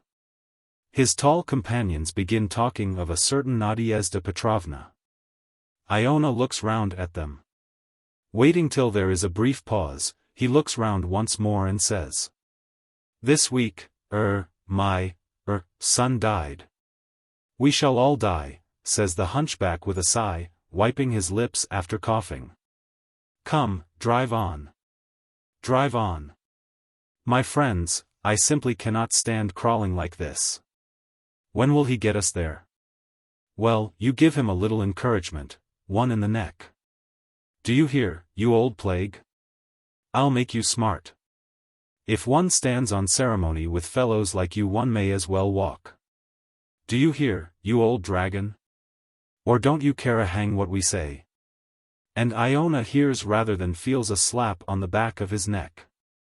He laughs. "Merry gentlemen. God give you health." "Cabman, are you married?" asks one of the tall ones. "I." "Merry gentlemen. The only wife for me now is the damp earth. Ho. The grave that is. Here my son's dead and I am alive. It's a strange thing, death has come in at the wrong door. Instead of coming for me it went for my son." And Iona turns round to tell them how his son died, but at that point the hunchback gives a faint sigh and announces that, thank God, they have arrived at last. After taking his 20 kopecks, Iona gazes for a long while after the revelers, who disappear into a dark entry. Again he is alone and again there is silence for him. The misery which has been for a brief space eased comes back again and tears his heart more cruelly than ever. With a look of anxiety and suffering Iona's eyes stray restlessly among the crowds moving to and fro on both sides of the street. Can he not find among those thousands someone who will listen to him? But the crowds flit by heedless of him and his misery. His misery is immense, beyond all bounds. If Iona's heart were to burst and his misery to flow out, it would flood the whole world, it seems, but yet it is not seen. It has found a hiding place in such an insignificant shell that one would not have found it with a candle by daylight. Iona sees a house porter with a parcel and makes up his mind to address him. "What time will it be, friend?" he asks. "Going on for 10. Why have you stopped here? Drive on." Iona drives a few paces away, bends himself double, and gives himself up to his misery. He feels it is no good to appeal to people. But before 5 minutes have passed he draws himself up, shakes his head as though he feels a sharp pain, and tugs at the reins. He can bear it no longer. Back to the yard, he thinks. To the yard. And his little mare, as though she knew his thoughts, falls to trotting. An hour and a half later Iona is sitting by a big dirty stove. On the stove, on the floor, and on the benches are people snoring. The air is full of smells and stuffiness. Iona looks at the sleeping figures, scratches himself, and regrets that he has come home so early. I have not earned enough to pay for the oats, even, he thinks. That's why I am so miserable. A man who knows how to do his work, who has had enough to eat, and whose horse has had enough to eat, is always at ease. In one of the corners a young cabman gets up, clears his throat sleepily, and makes for the water bucket. "Want a drink?" Iona asks him. "Seems so. May it do you good. But my son is dead, mate. Do you hear? This week in the hospital. It's a queer business." Iona looks to see the effect produced by his words, but he sees nothing. The young man has covered his head over and is already asleep. The old man sighs and scratches himself. Just as the young man had been thirsty for water, he thirsts for speech. His son will soon have been dead a week, and he has not really talked to anybody yet.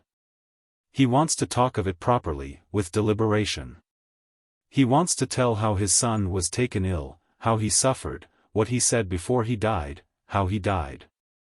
He wants to describe the funeral, and how he went to the hospital to get his son's clothes. He still has his daughter Anyuta in the country. And he wants to talk about her too. Yes, he has plenty to talk about now. His listener ought to sigh and exclaim and lament. It would be even better to talk to women. Though they are silly creatures, they blubber at the first word. Let's go out and have a look at the mare, Iona thinks. There is always time for sleep. You'll have sleep enough, no fear. He puts on his coat and goes into the stables where his mare is standing. He thinks about oats, about hay, about the weather. He cannot think about his son when he is alone. To talk about him with someone is possible, but to think of him and picture him is insufferable anguish. "Are you munching?" Iona asks his mare, seeing her shining eyes. "There, munch away, munch away. Since we have not earned enough for oats, we will eat hay." "Yes. I have grown too old to drive. My son ought to be driving, not I. He was a real cabman. He ought to have lived." Iona is silent for a while, and then he goes on. "That's how it is, old girl. Kuzma Ionitch is gone. He said goodbye to me. He went and died for no reason. Now, suppose you had a little colt, and you were own mother to that little colt. And all at once that same little colt went and died. You'd be sorry, wouldn't you?" The little mare munches, listens, and breathes on her master's hands. Iona is carried away and tells her all about it. An actor's end. Shchiptsov, the heavy father and good-hearted simpleton, a tall and thick-set old man, not so much distinguished by his talents as an actor as by his exceptional physical strength, had a desperate quarrel with the manager during the performance, and just when the storm of words was at its height felt as though something had snapped in his chest. Zhukov, the manager, as a rule began at the end of every heated discussion to laugh hysterically and to fall into a swoon. On this occasion, however, Shchiptsov did not remain for this climax, but hurried home. The high words and the sensation of something ruptured in his chest so agitated him as he left the theater that he forgot to wash off his paint, and did nothing but take off his beard. When he reached his hotel room, Shchipsov spent a long time pacing up and down, then sat down on the bed, propped his head on his fists, and sank into thought. He sat like that without stirring or uttering a sound till 2 o'clock the next afternoon, when Sigov, the comic man, walked into his room. "Why is it you did not come to the rehearsal, Booby Ivanitch?" the comic man began, panting and filling the room with fumes of vodka. "Where have you been?" Shchipsov made no answer, but simply stared at the comic man with lusterless eyes, under which there were smudges of paint. "You might at least have washed your phiz," Sigov went on. "You are a disgraceful sight. Have you been boozing, or, are you ill, or what? But why don't you speak? I am asking you, are you ill?" Shchipsov did not speak. In spite of the paint on his face, the comic man could not help noticing his striking pallor, the drops of sweat on his forehead, and the twitching of his lips.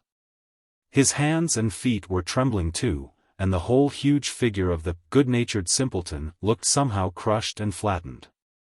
The comic man took a rapid glance round the room, but saw neither bottle nor flask nor any other suspicious vessel. "I say, Mishutka, you know you are ill," he said in a flutter. "Strike me dead, you are ill. You don't look yourself." Shchipsov remained silent and stared disconsolately at the floor. "You must have caught cold," said Sigov, taking him by the hand. "Oh, dear, how hot your hands are. What's the trouble?" "I want to go home," muttered Shchipsov. "But you are at home now, aren't you?" "No. To Vyazma." "Oh, my, anywhere else. It would take you 3 years to get to your Vyazma." "What? Do you want to go and see your daddy and mummy?" "I'll be bound, they've kicked the bucket years ago, and you won't find their graves. My home's there. Come, it's no good giving way to the dismal dumps. These neurotic feelings are the limit, old man. You must get well, for you have to play Mitka in the terrible Tsar tomorrow. There is nobody else to do it. Drink something hot and take some castor oil. Have you got the money for some castor oil? Or, stay, I'll run and buy some." The comic man fumbled in his pockets, found a 15-kopeck piece, and ran to the chemist's. A quarter of an hour later he came back. "Come, drink it," he said, holding the bottle to the heavy father's mouth. "Drink it straight out of the bottle. All at a go. That's the way. Now nibble at a clove that your very soul mayn't stink of the filthy stuff." The comic man sat a little longer with his sick friend, then kissed him tenderly, and went away. Towards evening the jeune premier, Bromoglinski, ran in to see Shchipsov. The gifted actor was wearing a pair of prunella boots, had a glove on his left hand, was smoking a cigar, and even smelt of heliotrope. Yet nevertheless he strongly suggested a traveler cast away in some land in which there were neither baths nor laundresses nor tailors. "I hear you are ill," he said to Shchipsov, twirling round on his heel. "What's wrong with you? What's wrong with you, really?" Shchipsov did not speak nor stir. "Why don't you speak? Do you feel giddy?" "Oh well, don't talk, I won't pester you, don't talk." Bromoglinski, that was his stage name, in his passport he was called Guskov, walked away to the window, put his hands in his pockets, and fell to gazing into the street. Before his eyes stretched an immense waste, bounded by a grey fence beside which ran a perfect forest of last year's burdocks. Beyond the waste ground was a dark, deserted factory, with windows boarded up. A belated jackdaw was flying round the chimney. This dreary, lifeless scene was beginning to be veiled in the dusk of evening. "I must go home," the jeune premier heard. "Where is home?" "To Vyazma, to my home." "It is 1,000 miles to Vyazma, my boy," sighed Bromoglinski, drumming on the windowpane. "And what do you want to go to Vyazma for?" "I want to die there." What next? Now he's dying. He has fallen ill for the first time in his life, and already he fancies that his last hour is come. No, my boy, no cholera will carry off a buffalo like you. You'll live to be 100. Where's the pain? There's no pain, but I feel. You don't feel anything, it all comes from being too healthy. Your surplus energy upsets you.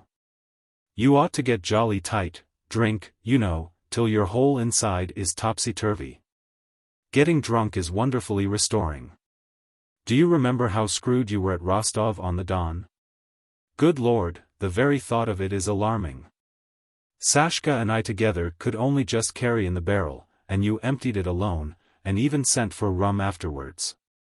You got so drunk you were catching devils in a sack and pulled a lamppost up by the roots. Do you remember? Then you went off to beat the Greeks. Under the influence of these agreeable reminiscences, Shchipsov's face brightened a little and his eyes began to shine. And do you remember how I beat Savoykin the manager? He muttered, raising his head. But there. I've beaten 33 managers in my time, and I can't remember how many smaller fry. And what managers they were. Men who would not permit the very winds to touch them. I've beaten 2 celebrated authors and 1 painter. What are you crying for? At Kherson I killed a horse with my fists. And at Taganrog some roughs fell upon me at night, 15 of them. I took off their caps and they followed me, begging, "Uncle, give us back our caps." That's how I used to go on. What are you crying for, then, you silly? But now it's all over. I feel it. If only I could go to Vyazma. A pause followed. After a silence, Shchipsov suddenly jumped up and seized his cap. He looked distraught. Goodbye. I am going to Vyazma, he articulated, staggering. And the money for the journey? I shall go on foot. You are crazy. The 2 men looked at each other, probably because the same thought, of the boundless plains, the unending forests and swamps, struck both of them at once. Well, I see you have gone off your head, the jeune premier commented. I'll tell you what, old man. First thing, go to bed, then drink some brandy and tea to put you into a sweat. And some castor oil, of course. Stay, where am I to get some brandy? Bromoglinski thought a minute, then made up his mind to go to a shopkeeper called Madame Citrinikov to try and get it from her on tick, who knows? Perhaps the woman would feel for them and let them have it. The jeune premier went off, and half an hour later returned with a bottle of brandy and some castor oil. Shchipsov was sitting motionless, as before, on the bed, gazing dumbly at the floor. He drank the castor oil offered him by his friend like an automaton, with no consciousness of what he was doing. Like an automaton he sat afterwards at the table, and drank tea and brandy. Mechanically he emptied the whole bottle and let the jeune premier put him to bed. The latter covered him up with a quilt and an overcoat, advised him to get into a perspiration, and went away. The night came on. Shchipsov had drunk a great deal of brandy, but he did not sleep. He lay motionless under the quilt and stared at the dark ceiling. Then, seeing the moon looking in at the window, he turned his eyes from the ceiling towards the companion of the earth, and lay so with open eyes till the morning. At 9 o'clock in the morning Zhukov, the manager, ran in. What has put it into your head to be ill, my angel? He cackled, wrinkling up his nose. AIE. A man with your physique has no business to be ill. For shame, for shame. Do you know, I was quite frightened. Can our conversation have had such an effect on him? I wondered. My dear soul, I hope it's not through me you've fallen ill. You know you gave me as good, and, besides, comrades can never get on without words. You called me all sorts of names, and have gone at me with your fists too, and yet I am fond of you. Upon my soul, I am. I respect you and am fond of you. Explain, my angel, why I am so fond of you. You are neither kith nor kin nor wife, but as soon as I heard you had fallen ill it cut me to the heart. Zhukov spent a long time declaring his affection, then fell to kissing the invalid, and finally was so overcome by his feelings that he began laughing hysterically. And was even meaning to fall into a swoon, but, probably remembering that he was not at home nor at the theatre, put off the swoon to a more convenient opportunity and went away. Soon after him Adabashev, the tragic actor, a dingy, short-sighted individual who talked through his nose, made his appearance. For a long while he looked at Shchiptsov, for a long while he pondered, and at last he made a discovery. "Do you know what, Maifa?" he said, pronouncing through his nose, F, instead of SH, and assuming a mysterious expression. "Do you know what? You ought to have a dose of castor oil." Shchiptsov was silent. He remained silent, too, a little later as the tragic actor poured the loathsome oil into his mouth. 2 hours later Yevlampy, or, as the actors for some reason called him, Rigoletto, the hairdresser of the company, came into the room.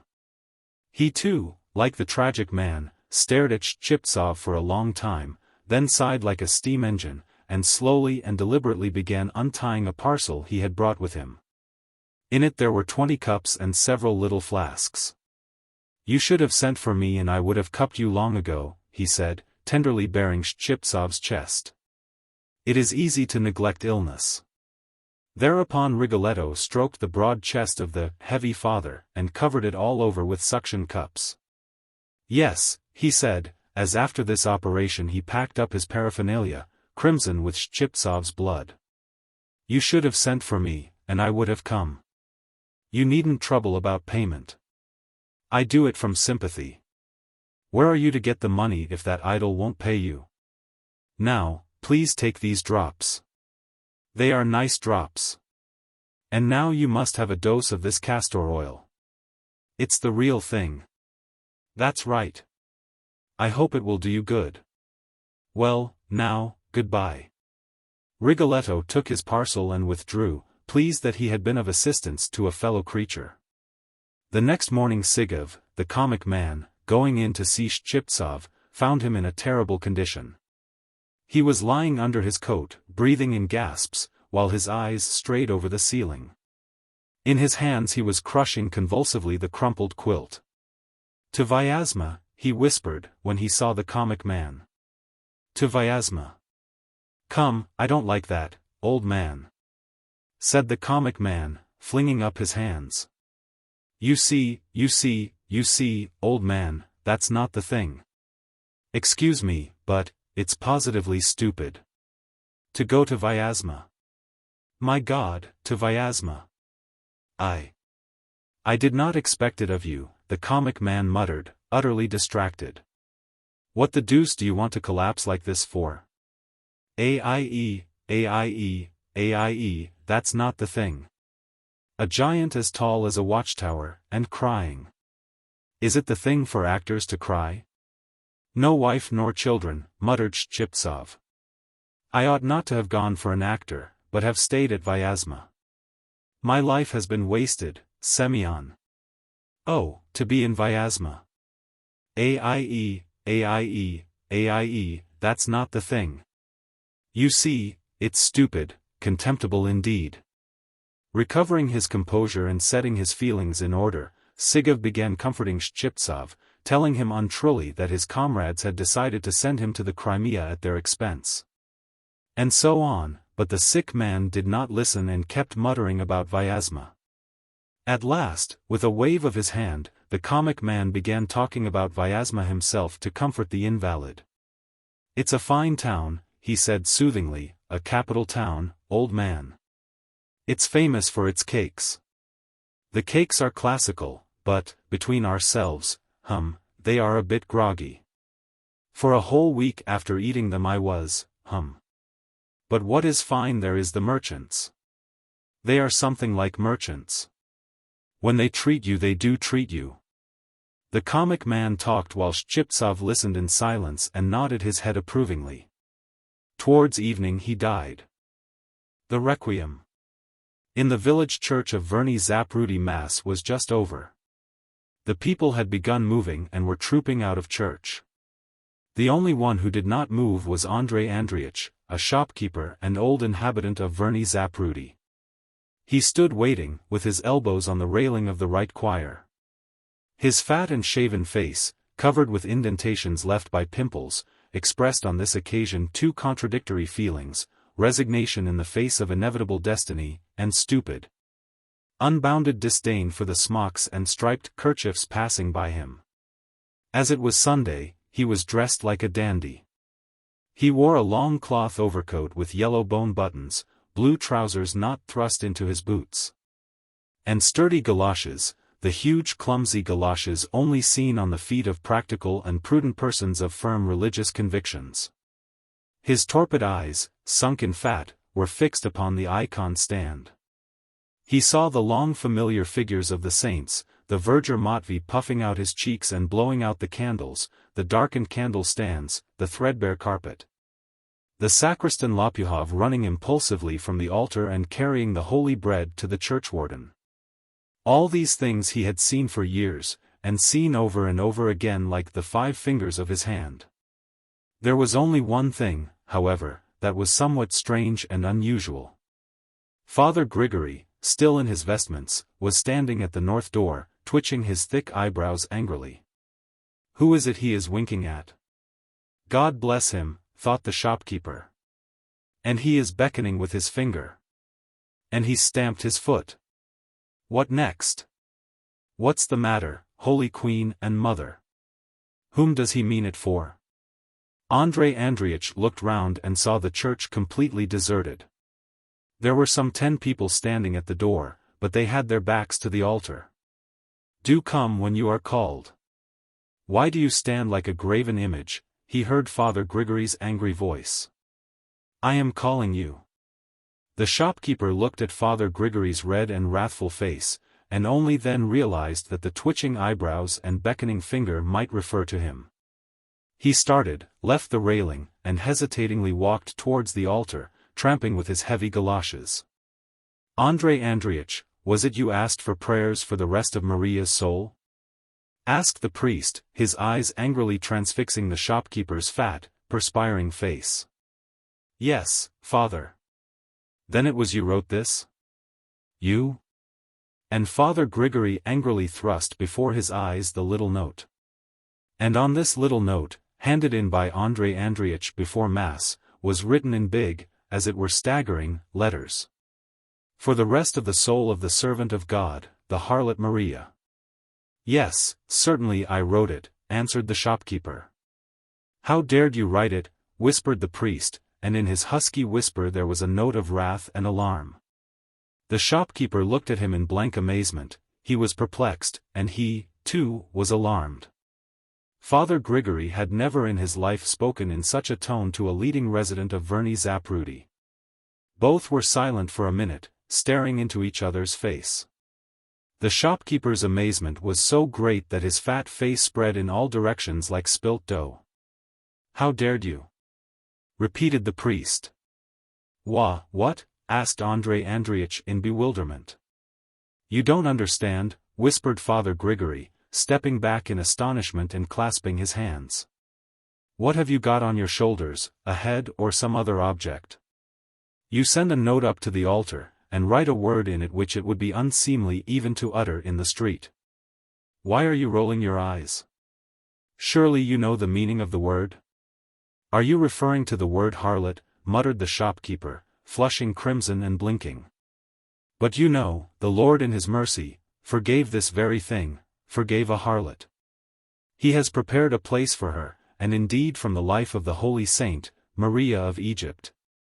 One may see in what sense the word is used, excuse me." The shopkeeper wanted to bring forward some other argument in his justification, but took fright and wiped his lips with his sleeve. "So that's what you make of it," cried Father Grigory, clasping his hands. "But you see God has forgiven her, do you understand? He has forgiven, but you judge her, you slander her, call her by an unseemly name, and whom? Your own deceased daughter. Not only in Holy Scripture, but even in worldly literature you won't read of such a sin. I tell you again, Andrei, you mustn't be over-subtle. No, you mustn't be over-subtle, brother. If God has given you an inquiring mind, and if you cannot direct it, better not go into things. Don't go into things, and hold your peace. But you know, she, excuse my mentioning it, was an actress, articulated Andrei Andreevich, overwhelmed. An actress. But whatever she was, you ought to forget it all now she is dead, instead of writing it on the note. Just so, the shopkeeper assented. You ought to do penance, boomed the deacon from the depths of the altar, looking contemptuously at Andrei Andreevitch's embarrassed face, that would teach you to leave off being so clever. Your daughter was a well-known actress. There were even notices of her death in the newspapers. Philosopher. To be sure, certainly, muttered the shopkeeper, the word is not a seemly one. But I did not say it to judge her, Father Grigory, I only meant to speak spiritually, that it might be clearer to you for whom you were praying. They write in the memorial notes the various callings, such as the infant John, the drowned woman Pelagia, the warrior Jaeger, the murdered Pavel, and so on. I meant to do the same. It was foolish, Andrei. God will forgive you, but beware another time. Above all, don't be subtle, but think like other people. Make 10 bows and go your way. I obey, said the shopkeeper, relieved that the lecture was over, and allowing his face to resume its expression of importance and dignity. 10 bows? Very good, I understand. But now, Father, allow me to ask you a favor. Seeing that I am, anyway, her father, you know yourself, whatever she was still my daughter, so I was, excuse me, meaning to ask you to sing the Requiem today. And allow me to ask you, Father Deacon. Well, that's good, said Father Grigory, taking off his vestments. That I commend. I can approve of that. Well, go your way. We will come out immediately. Andrei Andreevich walked with dignity from the altar, and with a solemn, requiem-like expression on his red face took his stand in the middle of the church. The verger Matveyitch set before him a little table with the memorial food upon it, and a little later the requiem service began. There was perfect stillness in the church. Nothing could be heard but the metallic click of the censer and slow singing. Near Andrei Andreevich stood the verger Matvey, the midwife Makaryevna, and her one-armed son Mitka. There was no one else. The sacristan sang badly in an unpleasant, hollow bass, but the tune and the words were so mournful that the shopkeeper little by little lost the expression of dignity and was plunged in sadness. He thought of his Mashutka, he remembered she had been born when he was still a lackey in the service of the owner of Verny Zaprudy. In his busy life as a lackey he had not noticed how his girl had grown up. That long period during which she was being shaped into a graceful creature, with a little flaxen head and dreamy eyes as big as kopeck pieces passed unnoticed by him. She had been brought up like all the children of favorite lackeys, in ease and comfort in the company of the young ladies. The gentry, to fill up their idle time, had taught her to read, to write, to dance, he had had no hand in her bringing up. Only from time to time casually meeting her at the gate or on the landing of the stairs, he would remember that she was his daughter, and would, so far as he had leisure for it, begin teaching her the prayers and the scripture. Oh, even then he had the reputation of an authority on the church rules and the holy scriptures. Forbidding and stolid as her father's face was, yet the girl listened readily. She repeated the prayers after him yawning, but on the other hand, when he, hesitating and trying to express himself elaborately, began telling her stories, she was all attention. Esau's pottage, the punishment of Sodom, and the troubles of the boy Joseph made her turn pale and open her blue eyes wide. Afterwards, when he gave up being a lackey, and with the money he had saved opened a shop in the village, Mashutka had gone away to Moscow with his master's family. 3 years before her death she had come to see her father. He had scarcely recognized her. She was a graceful young woman with the manners of a young lady, and dressed like one. She talked cleverly, as though from a book, smoked, and slept till midday. When Andrei Andreevich asked her what she was doing, she had announced, looking him boldly straight in the face, "I am an actress." Such frankness struck the former flunky as the acme of cynicism. Mashutka had begun boasting of her successes and her stage life, but seeing that her father only turned crimson and threw up his hands, she ceased.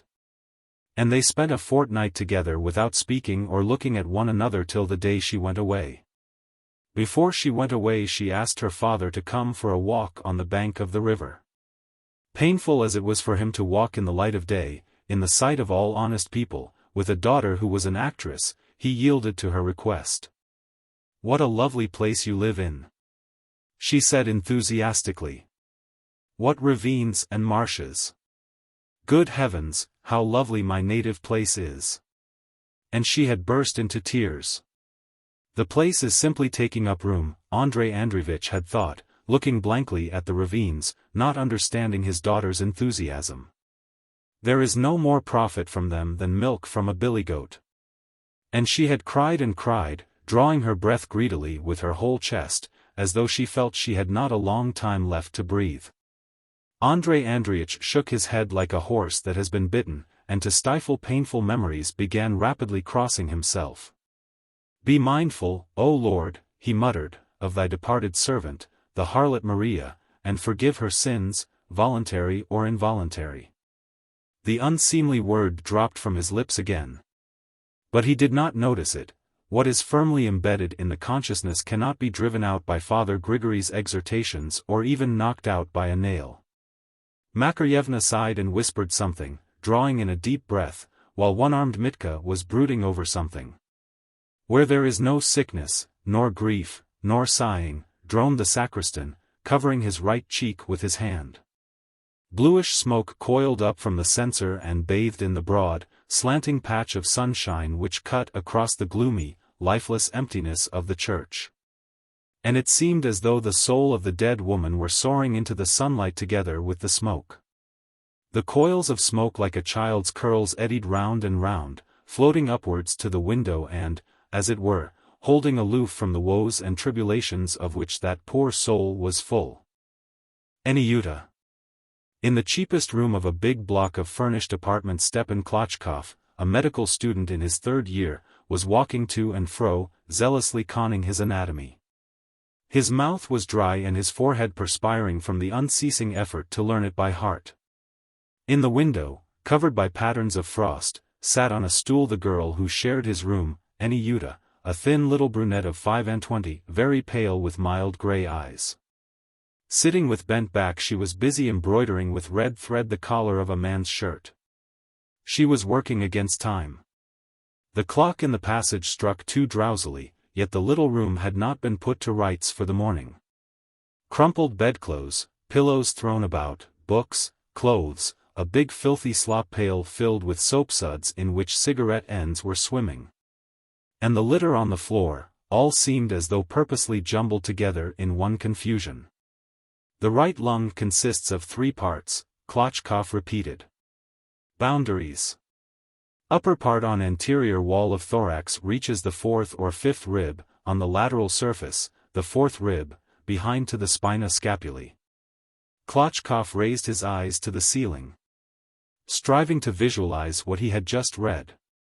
Unable to form a clear picture of it, he began feeling his upper ribs through his waistcoat. "These ribs are like the keys of a piano," he said.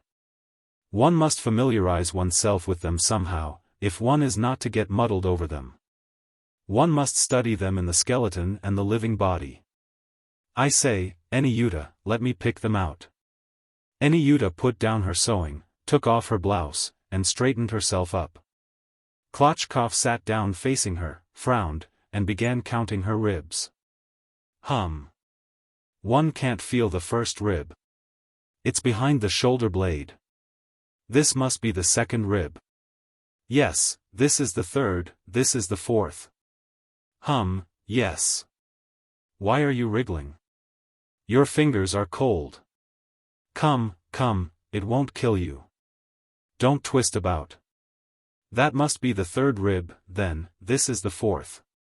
You look such a skinny thing, and yet one can hardly feel your ribs. That's the 2nd, that's the 3rd. Oh, this is muddling, and one can't see it clearly. I must draw it. Where's my crayon? Chekhov took his crayon and drew on Anyuta's chest several parallel lines corresponding with the ribs. First rate. That's all straightforward. Well, now I can sound you.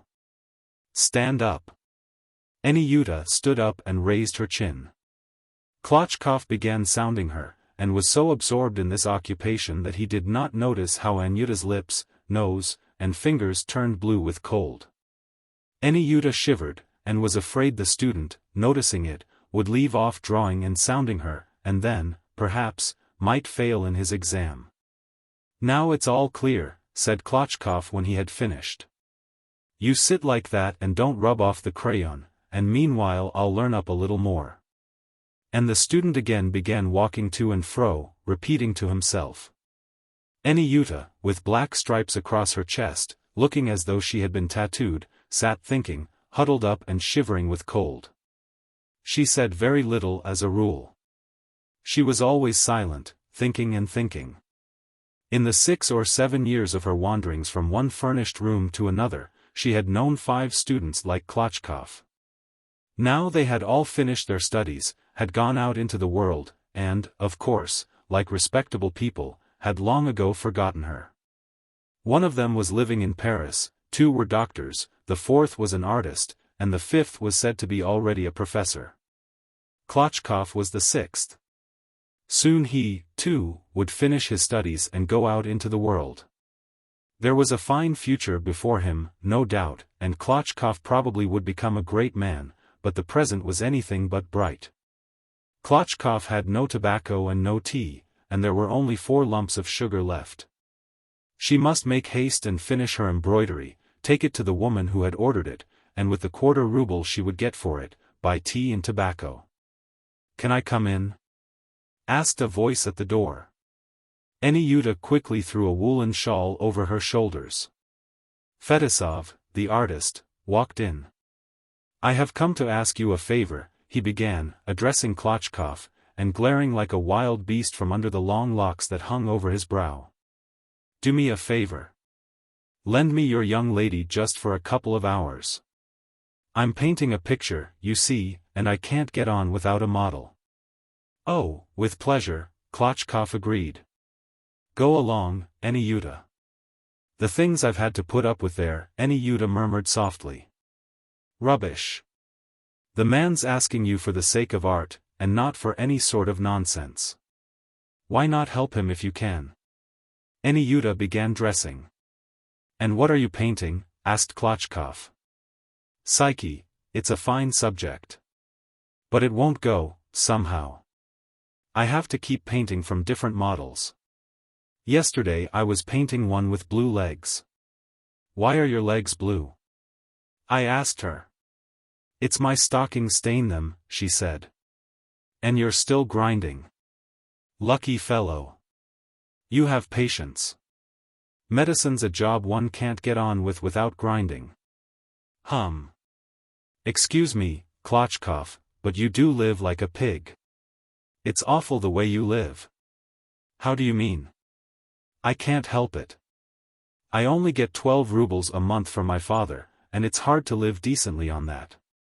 Yes, yes, said the artist, frowning with an air of disgust, but, still, you might live better. An educated man is in duty bound to have taste, isn't he? And goodness knows what it's like here. The bed not made, the slops, the dirt, yesterday's porridge in the plates. Tfu. That's true, said the student in confusion, but Anyuta has had no time today to tidy up, she's been busy all the while. When Anyuta and the artist had gone out, Chekhov lay down on the sofa and began learning, lying down. Then he accidentally dropped asleep, and waking up an hour later, propped his head on his fists and sank into gloomy reflection. He recalled the artist's words that an educated man was in duty bound to have taste, and his surroundings actually struck him now as loathsome and revolting.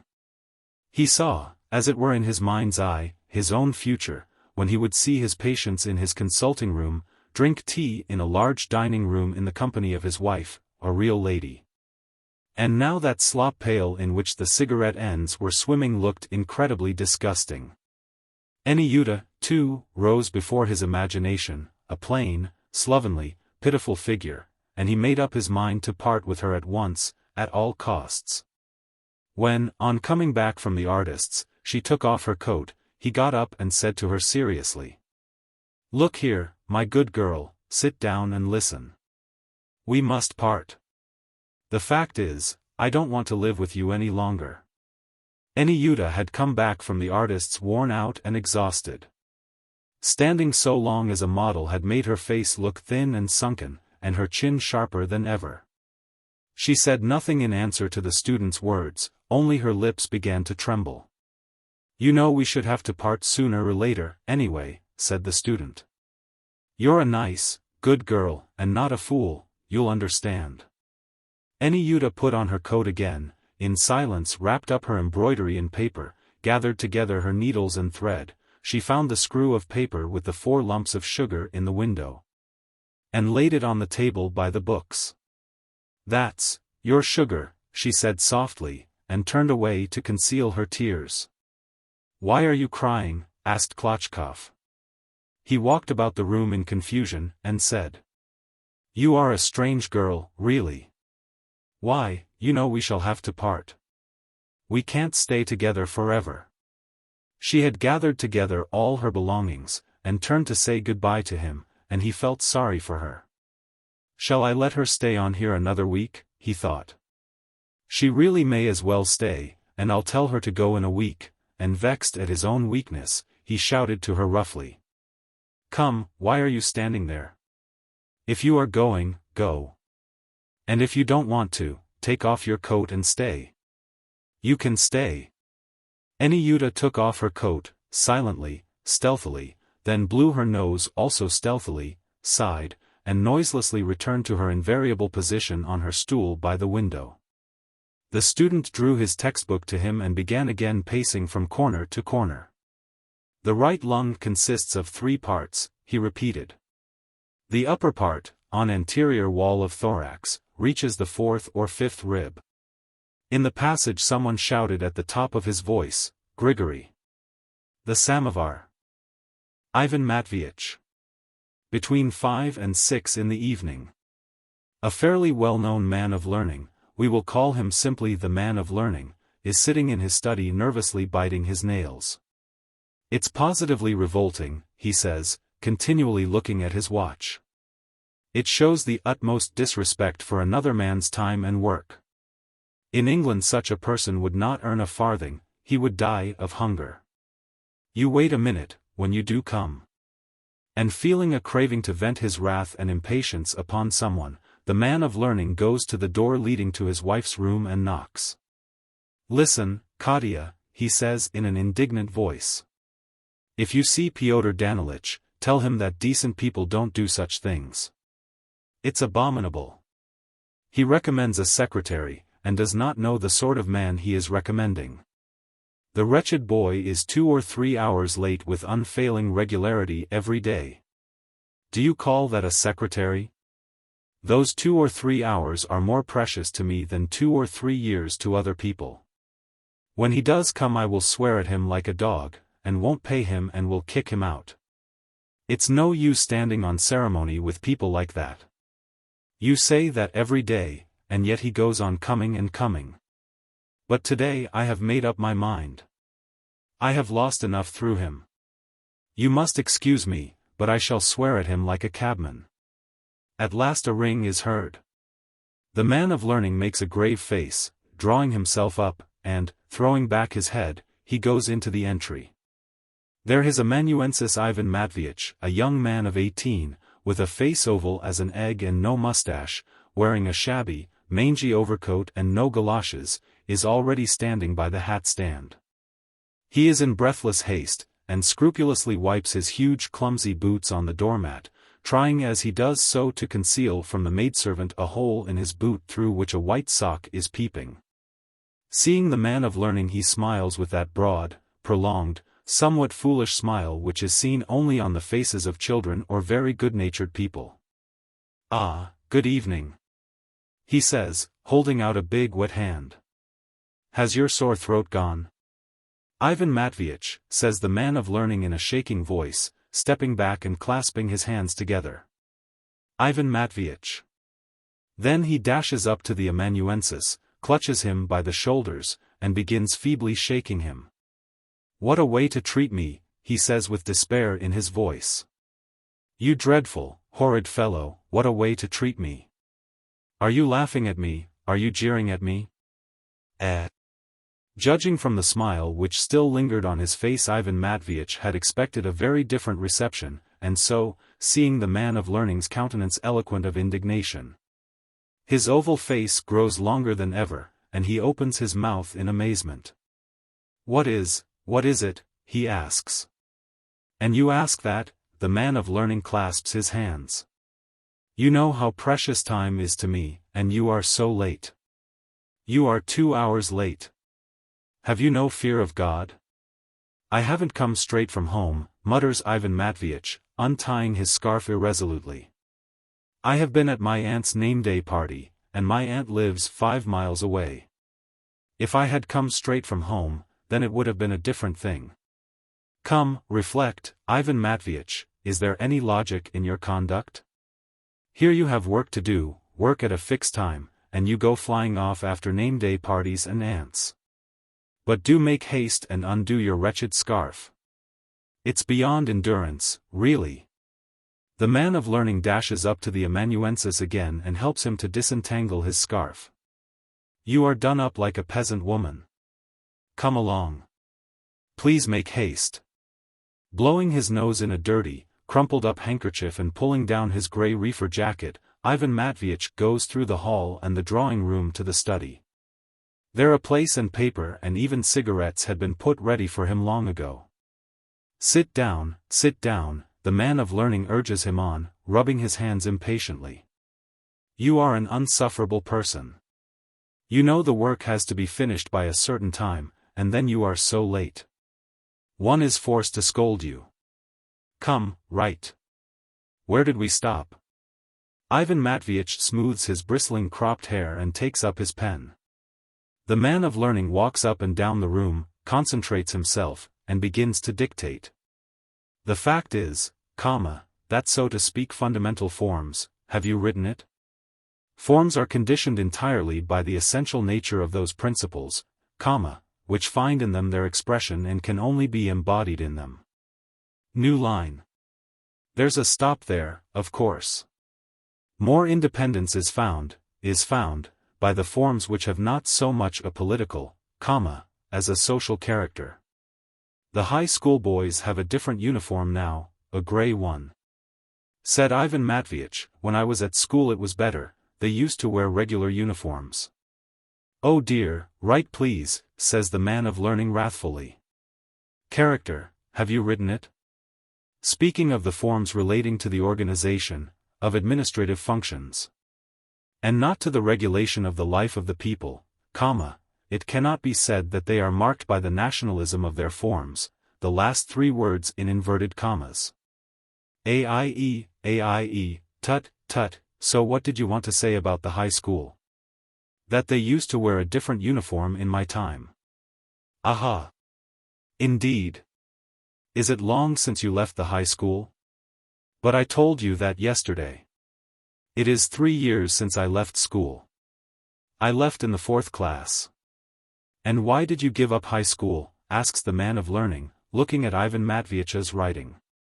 "Oh, through family circumstances." "Must I speak to you again, Ivan Matveyitch?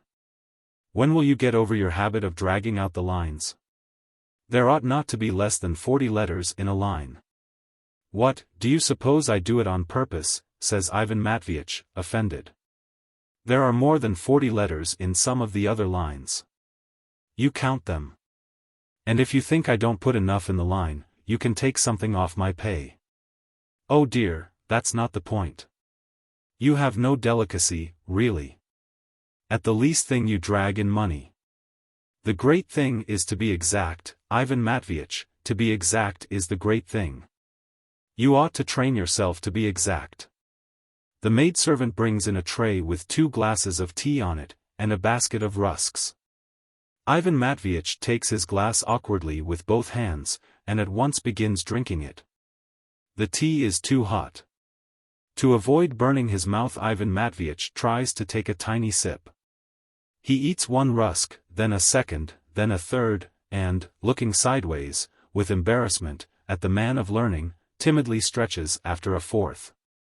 The noise he makes in swallowing, the relish with which he smacks his lips, and the expression of hungry greed in his raised eyebrows irritate the man of learning.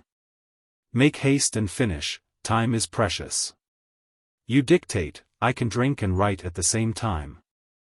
I must confess I was hungry. I should think so after your walk.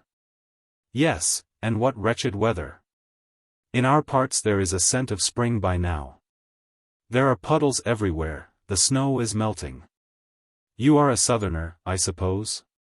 From the Don region. It's quite spring with us by March.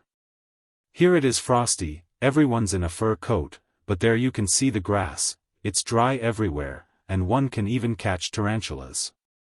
And what do you catch tarantulas for? Oh, to pass the time, says Ivan Matveyitch, and he sighs. It's fun catching them. You fix a bit of pitch on a thread, let it down into their hole and begin hitting the tarantula on the back with the pitch, and the brute gets cross, catches hold of the pitch with his claws. And gets stuck. And what we used to do with them? We used to put a basinful of them together and drop a bihorka in with them. What is a bihorka? That's another spider, very much the same as a tarantula. In a fight one of them can kill 100 tarantulas.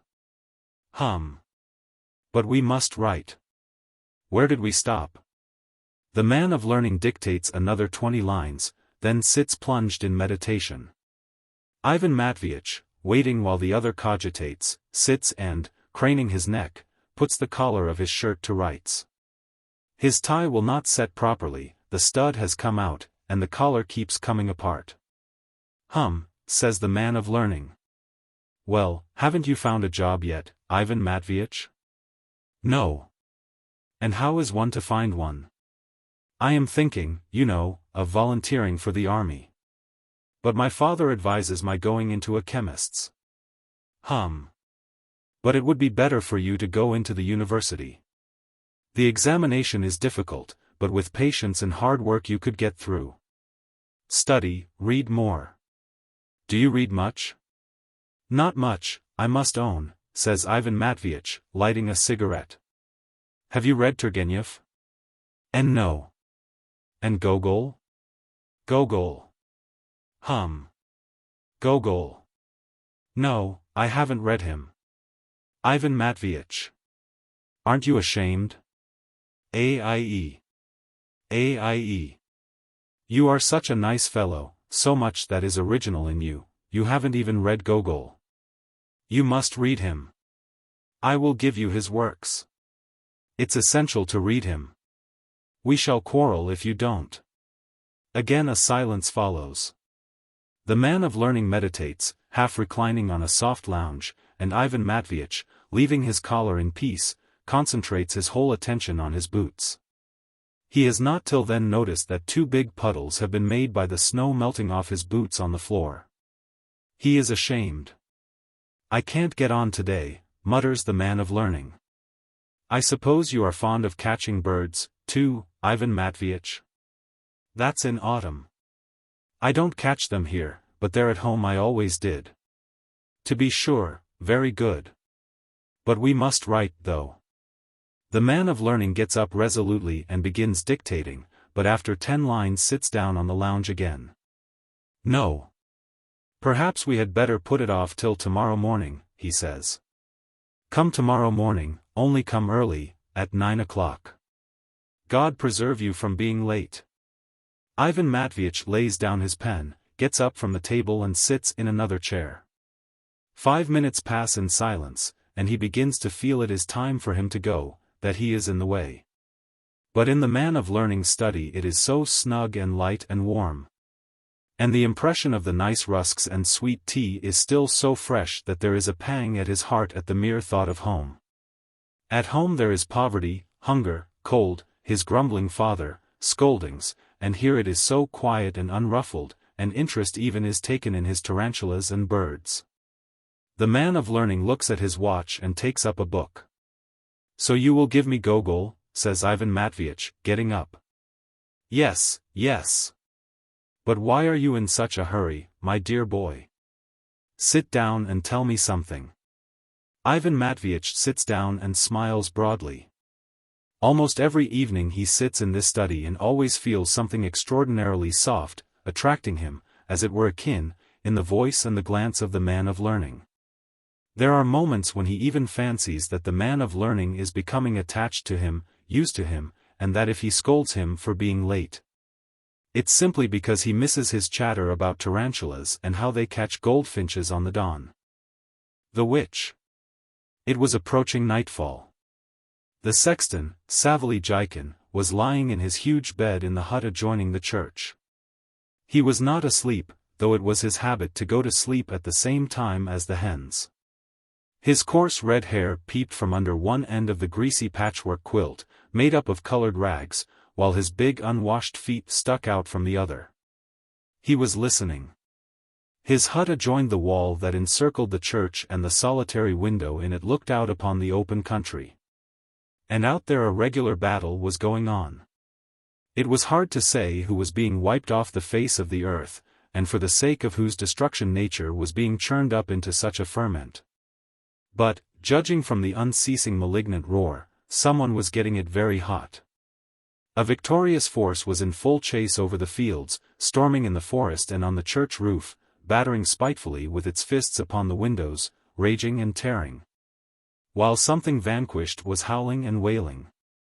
A plaintive lament sobbed at the window, on the roof, or in the stove. It sounded not like a call for help, but like a cry of misery, a consciousness that it was too late, that there was no salvation. The snowdrifts were covered with a thin coating of ice. Tears quivered on them and on the trees, a dark slush of mud and melting snow flowed along the roads and paths. In short, it was thawing, but through the dark night the heavens failed to see it, and flung flakes of fresh snow upon the melting earth at a terrific rate. And the wind staggered like a drunkard. It would not let the snow settle on the ground, and whirled it round in the darkness at random. Savely listened to all this din and frowned. The fact was that he knew, or at any rate suspected, what all this racket outside the window was tending to and whose handiwork it was. "I know," he muttered, shaking his finger menacingly under the bedclothes, "I know all about it." On a stool by the window sat the sexton's wife, Raisa Nilovna. A tin lamp standing on another stool, as though timid and distrustful of its powers, shed a dim and flickering light on her broad shoulders, on the handsome, tempting-looking contours of her person, and on her thick plait, which reached to the floor. She was making sacks out of coarse hempen stuff. Her hands moved nimbly, while her whole body, her eyes, her eyebrows, her full lips, her white neck were as still as though they were asleep, absorbed in the monotonous, mechanical toil. Only from time to time she raised her head to rest her weary neck, glanced for a moment towards the window, beyond which the snowstorm was raging, and bent again over her sacking. No desire, no joy, no grief, nothing was expressed by her handsome face with its turned-up nose and its dimples. So a beautiful fountain expresses nothing when it is not playing. But at last she had finished a sack. She flung it aside, and, stretching luxuriously, rested her motionless, lackluster eyes on the window. The panes were swimming with drops like tears, and white with short-lived snowflakes which fell on the window, glanced at Raisa, and melted. "Come to bed," growled the sexton.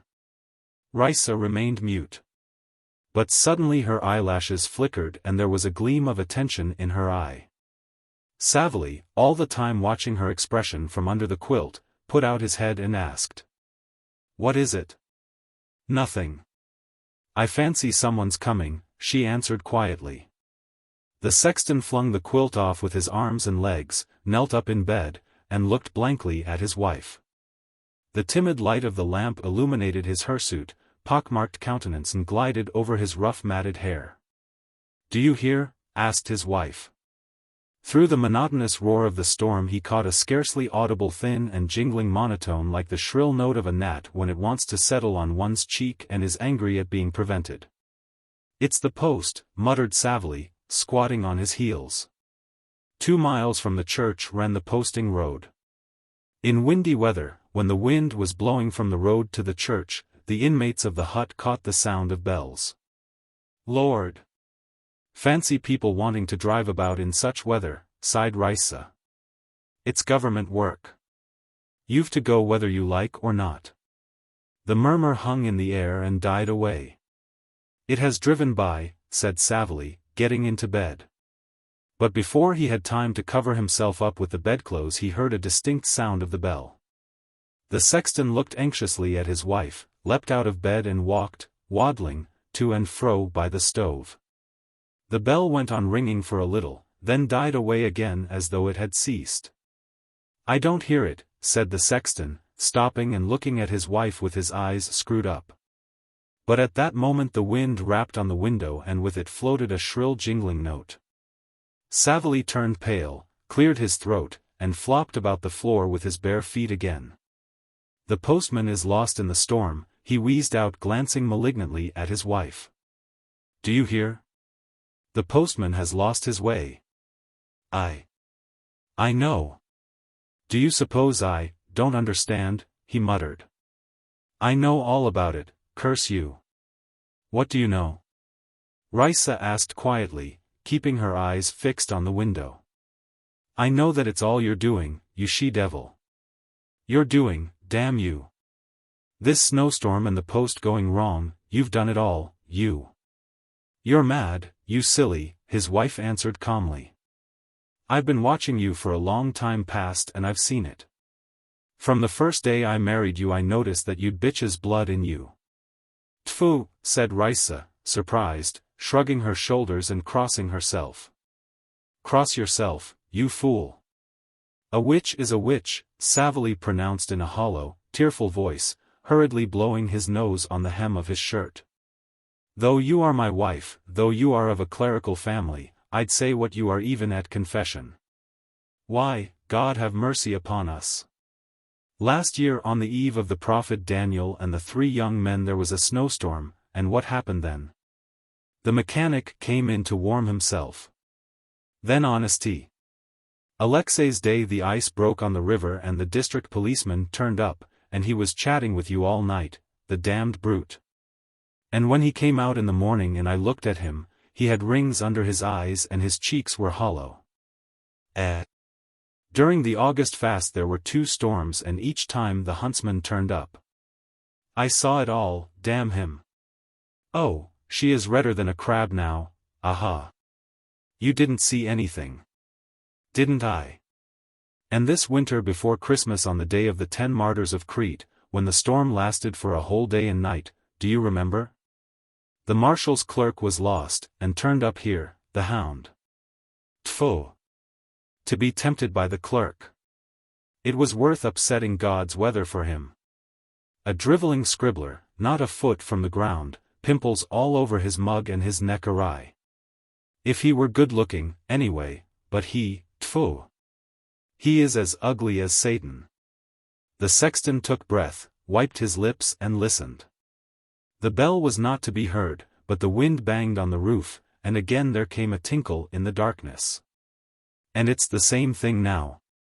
Savely went on. It's not for nothing the postman is lost. Blast my eyes if the postman isn't looking for you. Oh, the devil is a good hand at his work, he is a fine one to help. He will turn him round and bring him here. I know, I see. You can't conceal it, you devil's bauble, you heathen wanton. As soon as the storm began I knew what you were up to. Here's a fool, smiled his wife.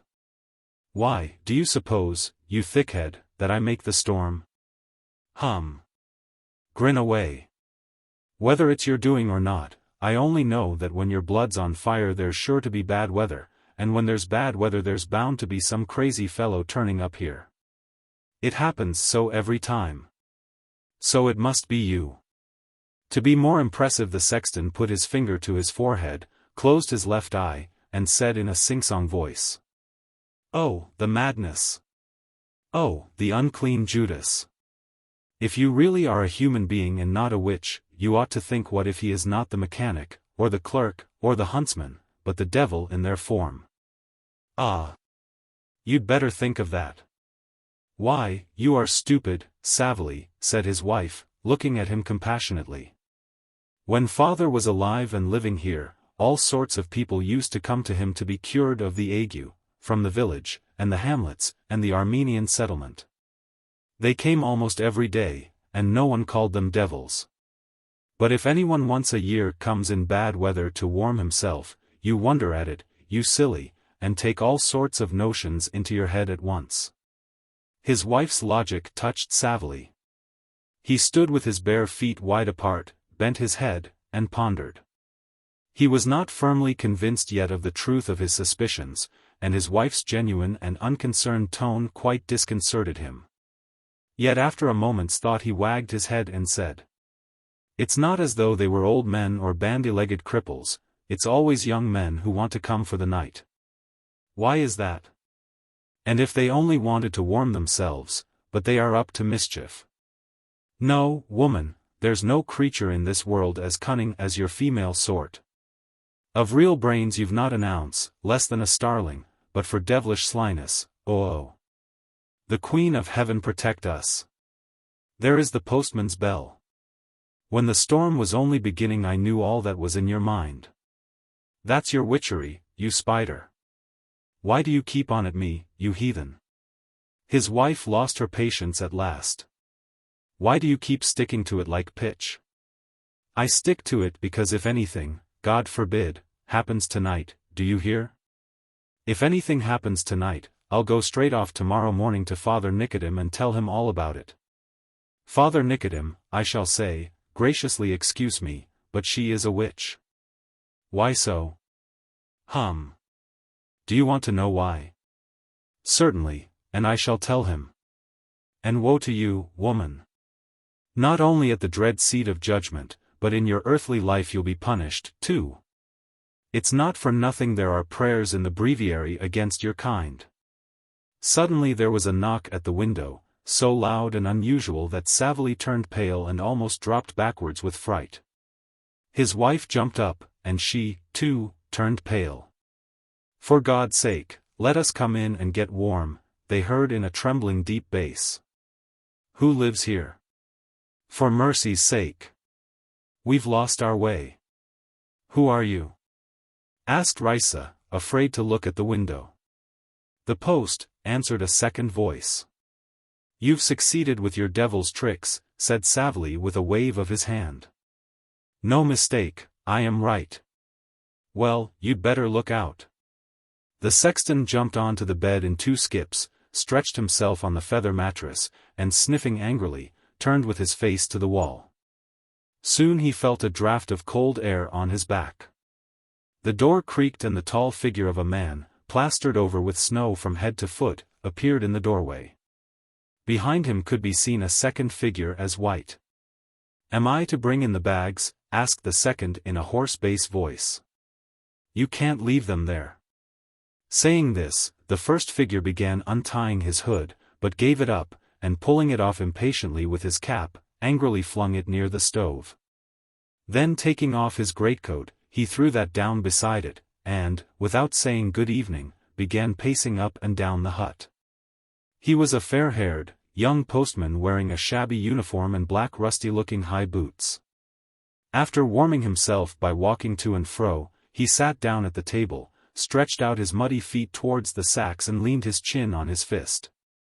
His pale face, reddened in places by the cold, still bore vivid traces of the pain and terror he had just been through. Though distorted by anger and bearing traces of recent suffering, physical and moral, it was handsome in spite of the melting snow on the eyebrows, mustaches, and short beard.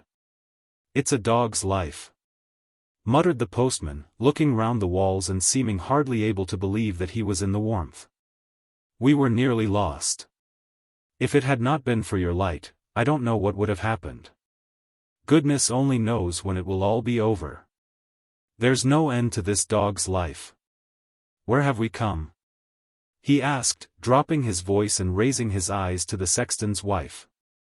To the Gulyovsky Hill on General Kalinovsky's estate, she answered, startled and blushing. Do you hear, Stepan? The postman turned to the driver, who was wedged in the doorway with a huge mailbag on his shoulders. We've got to Gulyovsky Hill. Yes, we're a long way out. Jerking out these words like a hoarse sigh, the driver went out and soon after returned with another bag, then went out once more and this time brought the postman's sword on a big belt. Of the pattern of that long flat blade with which Judith is portrayed by the bedside of Holofernes in cheap woodcuts. Laying the bags along the wall, he went out into the outer room, sat down there and lighted his pipe. Perhaps you'd like some tea after your journey? Raisa inquired. How can we sit drinking tea, said the postman, frowning. We must make haste and get warm, and then set off, or we shall be late for the mail train. We'll stay 10 minutes and then get on our way. Only be so good as to show us the way. What an infliction it is, this weather, sighed Raisa. Yes. Who may you be? We? We live here, by the church. We belong to the clergy. There lies my husband. Savily, get up and say good evening. This used to be a separate parish till 18 months ago. Of course, when the gentry lived here there were more people, and it was worthwhile to have the services. But now the gentry have gone, and I need not tell you there's nothing for the clergy to live on. The nearest village is Markovka, and that's over 3 miles away. Savily is on the retired list now, and has got the watchman's job. He has to look after the church. And the postman was immediately informed that if Savily were to go to the general's lady and ask her for a letter to the bishop, he would be given a good berth. But he doesn't go to the general's lady because he is lazy and afraid of people. We belong to the clergy all the same, added Raisa. What do you live on? Asked the postman. There's a kitchen garden and a meadow belonging to the church. Only we don't get much from that, sighed Raisa. The old skinflint, Father Nicodim, from the next village celebrates here on St. Nicholas Day in the winter and on St. Nicholas Day in the summer, and for that he takes almost all the crops for himself. There's no one to stick up for us. You are lying, Savily growled hoarsely. Father Nicodim is a saintly soul, a luminary of the church, and if he does take it, it's the regulation. You've a cross one, said the postman, with a grin. Have you been married long? It was 3 years ago the last Sunday before Lent. My father was sexton here in the old days, and when the time came for him to die, he went to the consistory and asked them to send some unmarried man to marry me that I might keep the place. So I married him. Aha, so you killed 2 birds with 1 stone, said the postman, looking at Savily's back. Got wife and job together. Savily wriggled his leg impatiently and moved closer to the wall. The postman moved away from the table, stretched, and sat down on the mailbag. After a moment's thought he squeezed the bags with his hands, shifted his sword to the other side, and lay down with 1 foot touching the floor. It's a dog's life, he muttered, putting his hands behind his head and closing his eyes. I wouldn't wish a wild Tatar such a life. Soon everything was still. Nothing was audible except the sniffing of Savily and the slow, even breathing of the sleeping postman, who uttered a deep prolonged hhh at every breath.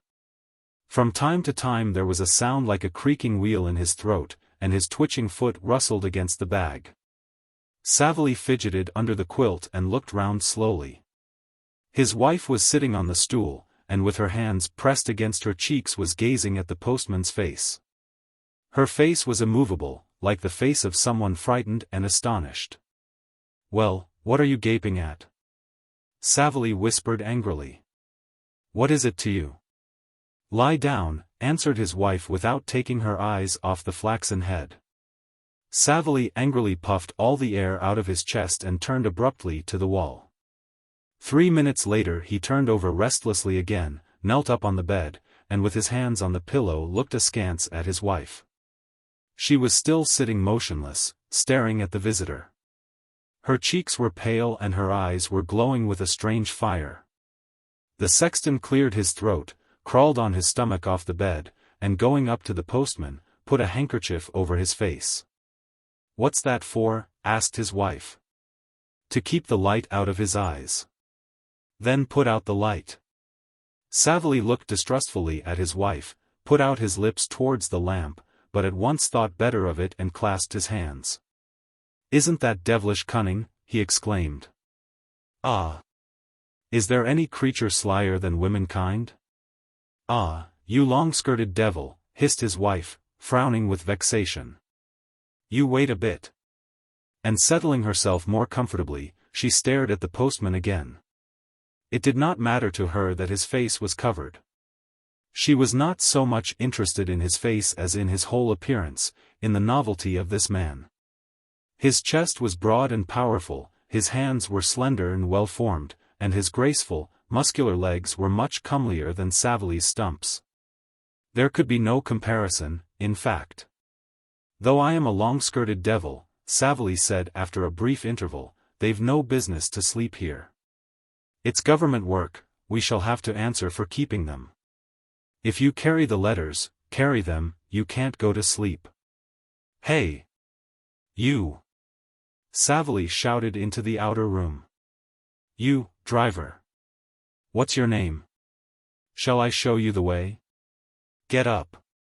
Postman mustn't sleep." And Savely, thoroughly roused, ran up to the postman and tugged him by the sleeve. "Hey, Your Honor, if you must go, go, and if you don't, it's not the thing. Sleeping won't do." The postman jumped up, sat down, looked with blank eyes round the hut, and lay down again. "But when are you going?" Savely pattered away.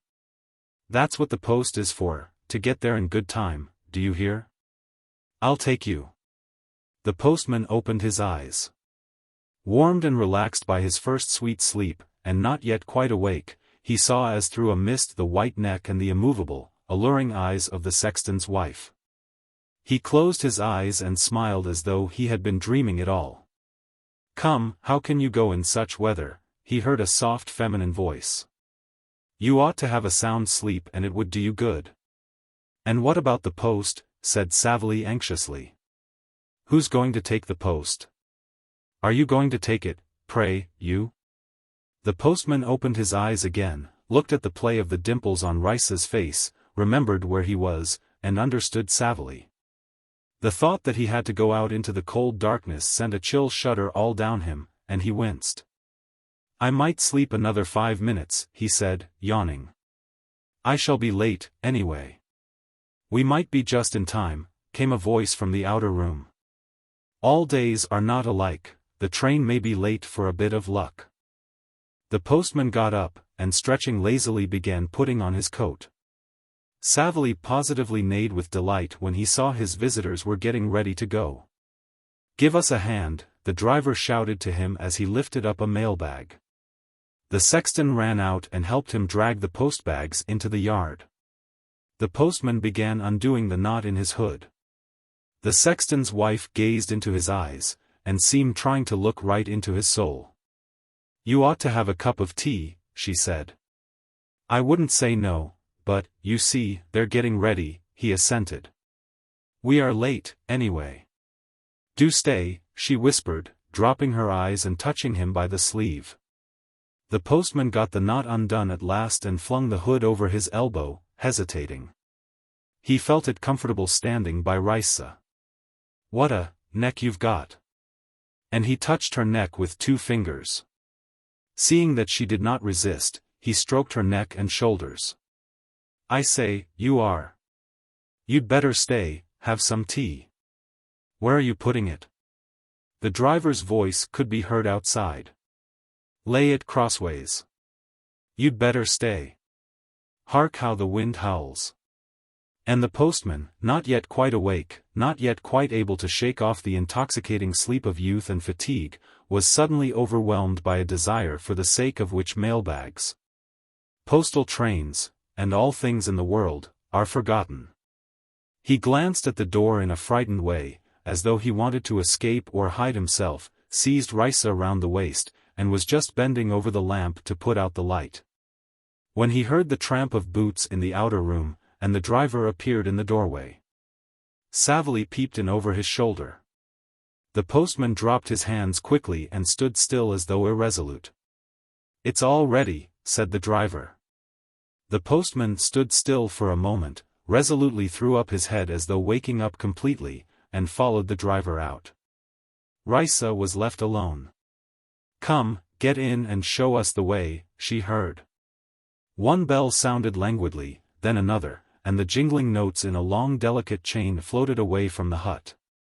When little by little they had died away, Risa got up and nervously paced to and fro. At first she was pale, then she flushed all over. Her face was contorted with hate, her breathing was tremulous, her eyes gleamed with wild, savage anger, and, pacing up and down as in a cage, she looked like a tigress menaced with red-hot iron. For a moment she stood still and looked at her abode. Almost half of the room was filled up by the bed, which stretched the length of the whole wall and consisted of a dirty featherbed, coarse grey pillows, a quilt, and nameless rags of various sorts. The bed was a shapeless ugly mass which suggested the shock of hair that always stood up on Savely's head whenever it occurred to him to oil it. From the bed to the door that led into the cold outer room stretched the dark stove surrounded by pots and hanging clouts. Everything, including the absent Savely himself, was dirty, greasy, and smutty to the last degree, so that it was strange to see a woman's white neck and delicate skin in such surroundings. Risa ran up to the bed, stretched out her hands as though she wanted to fling it all about, stamp it underfoot, and tear it to shreds. But then, as though frightened by contact with the dirt, she leapt back and began pacing up and down again. When Savely returned 2 hours later, worn out and covered with snow, she was undressed and in bed. Her eyes were closed, but from the slight tremor that ran over her face he guessed that she was not asleep. On his way home he had vowed inwardly to wait till next day and not to touch her, but he could not resist a biting taunt at her.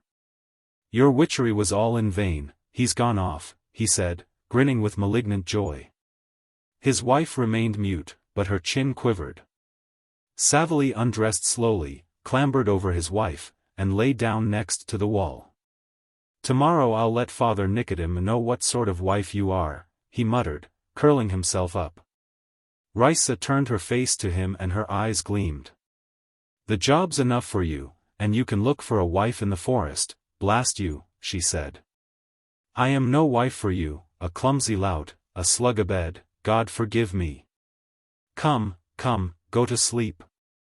"How miserable I am," sobbed his wife. "If it weren't for you, I might have married a merchant or some gentleman. If it weren't for you, I should love my husband now. And you haven't been buried in the snow, you haven't been frozen on the high road, you Herod." Risa cried for a long time. At last she drew a deep sigh and was still. The storm still raged without. Something wailed in the stove, in the chimney, outside the walls, and it seemed to Savely that the wailing was within him, in his ears. This evening had completely confirmed him in his suspicions about his wife. He no longer doubted that his wife, with the aid of the Evil One, controlled the winds and the post sledges. But to add to his grief, this mysteriousness, this supernatural, weird power gave the woman beside him a peculiar, incomprehensible charm of which he had not been conscious before. The fact that in his stupidity he unconsciously threw a poetic glamour over her made her seem, as it were, whiter, sleeker, more unapproachable. "Witch," he muttered indignantly. "Tfu, horrid creature." Yet, waiting till she was quiet and began breathing evenly, he touched her head with his finger, held her thick plait in his hand for a minute. She did not feel it. Then he grew bolder and stroked her neck. "Leave off," she shouted, and prodded him on the nose with her elbow with such violence that he saw stars before his eyes. The pain in his nose was soon over, but the torture in his heart remained. A story without an end. Soon after 2 o'clock one night, long ago, the cook, pale and agitated, rushed unexpectedly into my study and informed me that Madame Mimodi, the old woman who owned the house next door, was sitting in her kitchen. "She begs you to go into her, sir," said the cook, panting. "Something bad has happened about her lodger. He has shot himself or hanged himself." "What can I do?" said I. "Let her go for the doctor or for the police." "How is she to look for a doctor? She can hardly breathe, and she has huddled under the stove, she is so frightened." "You had better go round, sir." I put on my coat and hat and went to Madame Mimodia's house. The gate towards which I directed my steps was open. After pausing beside it, uncertain what to do, I went into the yard without feeling for the porter's bell. In the dark and dilapidated porch the door was not locked. I opened it and walked into the entry. Here there was not a glimmer of light, it was pitch dark, and, moreover, there was a marked smell of incense. Groping my way out of the entry, I knocked my elbow against something made of iron, and in the darkness stumbled against a board of some sort which almost fell to the floor. At last the door covered with torn baize was found, and I went into a little hall. I am not at the moment writing a fairy tale, and am far from intending to alarm the reader, but the picture I saw from the passage was fantastic and could only have been drawn by death. Straight before me was a door leading to a little drawing room. 3 5-kopeck wax candles, standing in a row, threw a scanty light on the faded slate-colored wallpaper. A coffin was standing on 2 tables in the middle of the little room. The 2 candles served only to light up a swarthy yellow face with a half-open mouth and sharp nose. Billows of muslin were mingled in disorder from the face to the tips of the 2 shoes, and from among the billows peeped out 2 pale motionless hands, holding a wax cross. The dark gloomy corners of the little drawing room, the icons behind the coffin itself, everything except the softly glimmering lights, were still as death, as the tomb itself. How strange! I thought, dumbfounded by the unexpected panorama of death. Why this haste? The lodger has hardly had time to hang himself, or shoot himself, and here is the coffin already. I looked round. On the left there was a door with a glass panel, on the right a lame hat stand with a shabby fur coat on it. "Water," I heard a moan. The moan came from the left, beyond the door with the glass panel. I opened the door and walked into a little dark room with a solitary window, through which there came a faint light from a street lamp outside. "Is anyone here?" I asked. And without waiting for an answer I struck a match. This is what I saw while it was burning. A man was sitting on the blood-stained floor at my very feet. If my step had been a longer one I should have trodden on him. With his legs thrust forward and his hands pressed on the floor, he was making an effort to raise his handsome face, which was deathly pale against his pitch-black beard. In the big eyes which he lifted upon me, I read unutterable terror, pain, and entreaty. A cold sweat trickled in big drops down his face. That sweat, the expression of his face, the trembling of the hands he leaned upon, his hard breathing and his clenched teeth, showed that he was suffering beyond endurance. Near his right hand in a pool of blood lay a revolver. "Don't go away," I heard a faint voice when the match had gone out. "There's a candle on the table." I lighted the candle and stood still in the middle of the room not knowing what to do next. I stood and looked at the man on the floor, and it seemed to me that I had seen him before. "The pain is insufferable," he whispered, "and I haven't the strength to shoot myself again." Incomprehensible lack of will. I flung off my overcoat and attended to the sick man. Lifting him from the floor like a baby, I laid him on the American leather-covered sofa and carefully undressed him. He was shivering and cold when I took off his clothes. The wound which I saw was not in keeping either with his shivering or the expression on his face. It was a trifling one. The bullet had passed between the 5th and 6th ribs on the left side, only piercing the skin and the flesh. I found the bullet itself in the folds of the coat lining near the back pocket. Stopping the bleeding as best I could and making a temporary bandage of a pillowcase, a towel, and 2 handkerchiefs, I gave the wounded man some water and covered him with a fur coat that was hanging in the passage. We neither of us said a word while the bandaging was being done. I did my work while he lay motionless looking at me with his eyes screwed up as though he were ashamed of his unsuccessful shot and the trouble he was giving me. "Now I must trouble you to lie still," I said, when I had finished the bandaging, "while I run to the chemist and get something." "No need," he muttered, clutching me by the sleeve and opening his eyes wide. I read terror in his eyes. He was afraid of my going away. "No need. Stay another 5 minutes, 10. If it doesn't disgust you, do stay, I entreat you." As he begged me he was trembling and his teeth were chattering. I obeyed, and sat down on the edge of the sofa. 10 minutes passed in silence. I sat silent, looking about the room into which fate had brought me so unexpectedly. What poverty! This man who was the possessor of a handsome, effeminate face and a luxuriant well-tended beard, had surroundings which a humble working man would not have envied. A sofa with its American leather torn and peeling, a humble greasy-looking chair, a table covered with a little of paper, and a wretched oleograph on the wall, that was all I saw. Damp, gloomy, and grey. "What a wind," said the sick man, without opening his eyes, "how it whistles." "Yes," I said. "I say, I fancy I know you. Didn't you take part in some private theatricals in General Lehachev's villa last year?" "What of it?" he asked, quickly opening his eyes. A cloud seemed to pass over his face. "I certainly saw you there. Isn't your name Vasiliev? If it is, what of it? It makes it no better that you should know me." "No, but I just asked you." Vasiliev closed his eyes and, as though offended, turned his face to the back of the sofa. "I don't understand your curiosity," he muttered. "You'll be asking me next what it was drove me to commit suicide."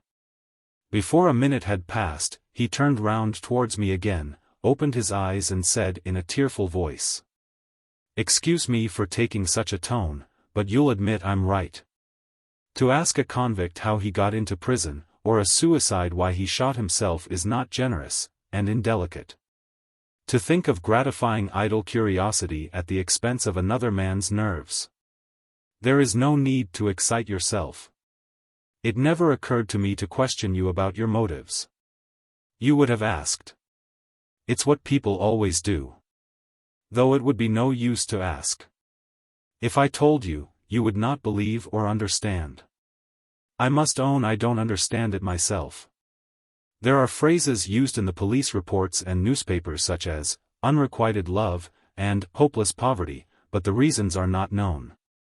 They are not known to me, nor to you, nor to your newspaper offices, where they have the impudence to write the diary of a suicide. God alone understands the state of a man's soul when he takes his own life, but men know nothing about it. That is all very nice, I said, but you oughtn't to talk.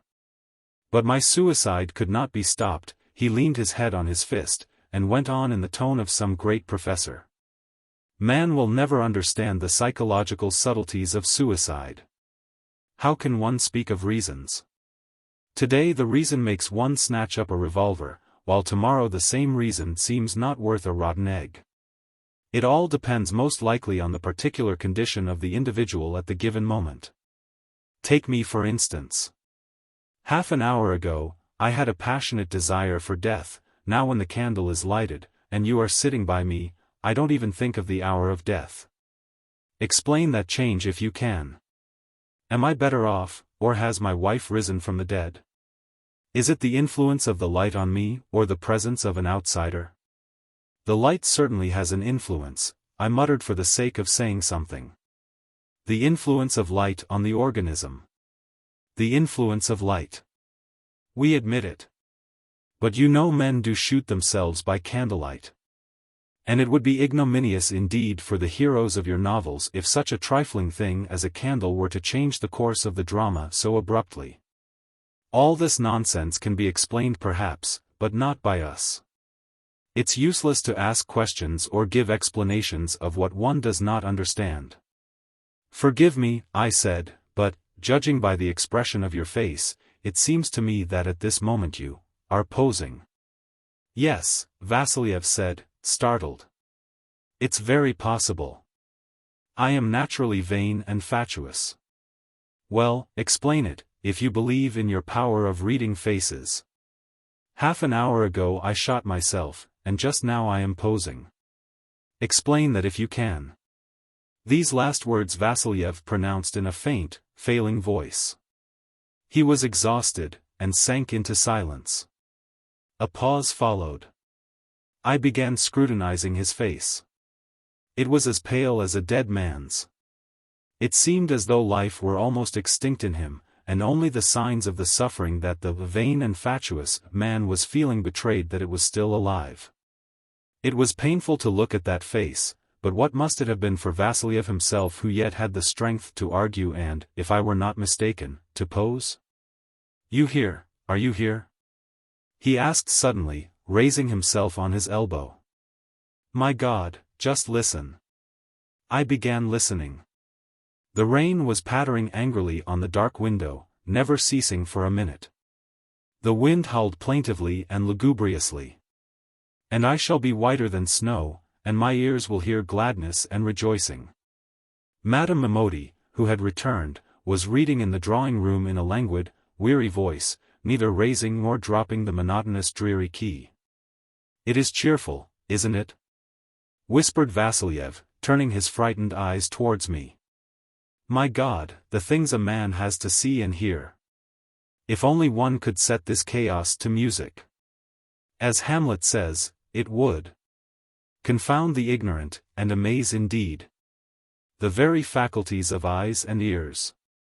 How well I should have understood that music then. How I should have felt it. What time is it? 5 minutes to 3. Morning is still far off. And in the morning there's the funeral. A lovely prospect. One follows the coffin through the mud and rain. One walks along, seeing nothing but the cloudy sky and the wretched scenery. The muddy mutes, taverns, wood stacks. One's trousers drenched to the knees. The never-ending streets. The time dragging out like eternity, the coarse people. And on the heart a stone, a stone. After a brief pause he suddenly asked, Is it long since you saw General Lihachev? I haven't seen him since last summer. He likes to be cock of the walk, but he is a nice little old chap. And are you still writing? Yes, a little. Ah. Do you remember how I pranced about like a needle, like an enthusiastic ass at those private theatricals when I was courting Zina? It was stupid, but it was good, it was fun. The very memory of it brings back a whiff of spring. And now? What a cruel change of scene. There is a subject for you. Only don't you go in for writing the diary of a suicide. That's vulgar and conventional. You make something humorous of it. Again you are posing, I said. There's nothing humorous in your position. Nothing laughable? You say nothing laughable? Vasilyev sat up, and tears glistened in his eyes. An expression of bitter distress came into his pale face. His chin quivered. You laugh at the deceit of cheating clerks and faithless wives, he said, but no clerk, no faithless wife has cheated as my fate has cheated me. I have been deceived as no bank depositor, no duped husband has ever been deceived. Only realize what an absurd fool I have been made. Last year before your eyes I did not know what to do with myself for happiness. And now before your eyes. Vasilyev's head sank on the pillow and he laughed. Nothing more absurd and stupid than such a change could possibly be imagined. Chapter 1, Spring, Love, Honeymoon, Honey, in fact. Chapter 2, Looking for a Job, the Pawn Shop, Pallor, the Chemist's Shop, and Tomorrow splashing through the mud to the graveyard. He laughed again. I felt acutely uncomfortable and made up my mind to go. I tell you what, I said, you lie down, and I will go to the chemist's. He made no answer. I put on my greatcoat and went out of his room. As I crossed the passage I glanced at the coffin and Madame Mimodi reading over it. I strained my eyes in vain. I could not recognize in the swarthy, yellow-faced Zina, the lively, pretty ingenue of Lihachev's company. Sick transit, I thought. With that I went out, not forgetting to take the revolver, and made my way to the chemist's. But I ought not to have gone away. When I came back from the chemist's, Vasiliev lay on the sofa fainting. The bandages had been roughly torn off, and blood was flowing from the reopened wound. It was daylight before I succeeded in restoring him to consciousness. He was raving in delirium, shivering, and looking with unseeing eyes about the room till morning had come, and we heard the booming voice of the priest as he read the service over the dead. When Vasiliev's rooms were crowded with old women and mutes, when the coffin had been moved and carried out of the yard, I advised him to remain at home. But he would not obey me, in spite of the pain and the grey, rainy morning. He walked bareheaded and in silence behind the coffin all the way to the cemetery, hardly able to move one leg after the other, and from time to time clutching convulsively at his wounded side. His face expressed complete apathy. Only once when I roused him from his lethargy by some insignificant question he shifted his eyes over the pavement and the grey fence, and for a moment there was a gleam of gloomy anger in them. "Wheelwright," he read on a signboard. "Ignorant, illiterate people, devil take them." I led him home from the cemetery.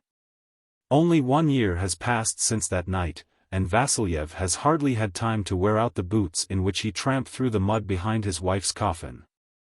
At the present time as I finish this story, he is sitting in my drawing room and, playing on the piano, is showing the ladies how provincial misses sing sentimental songs. The ladies are laughing, and he is laughing too. He is enjoying himself.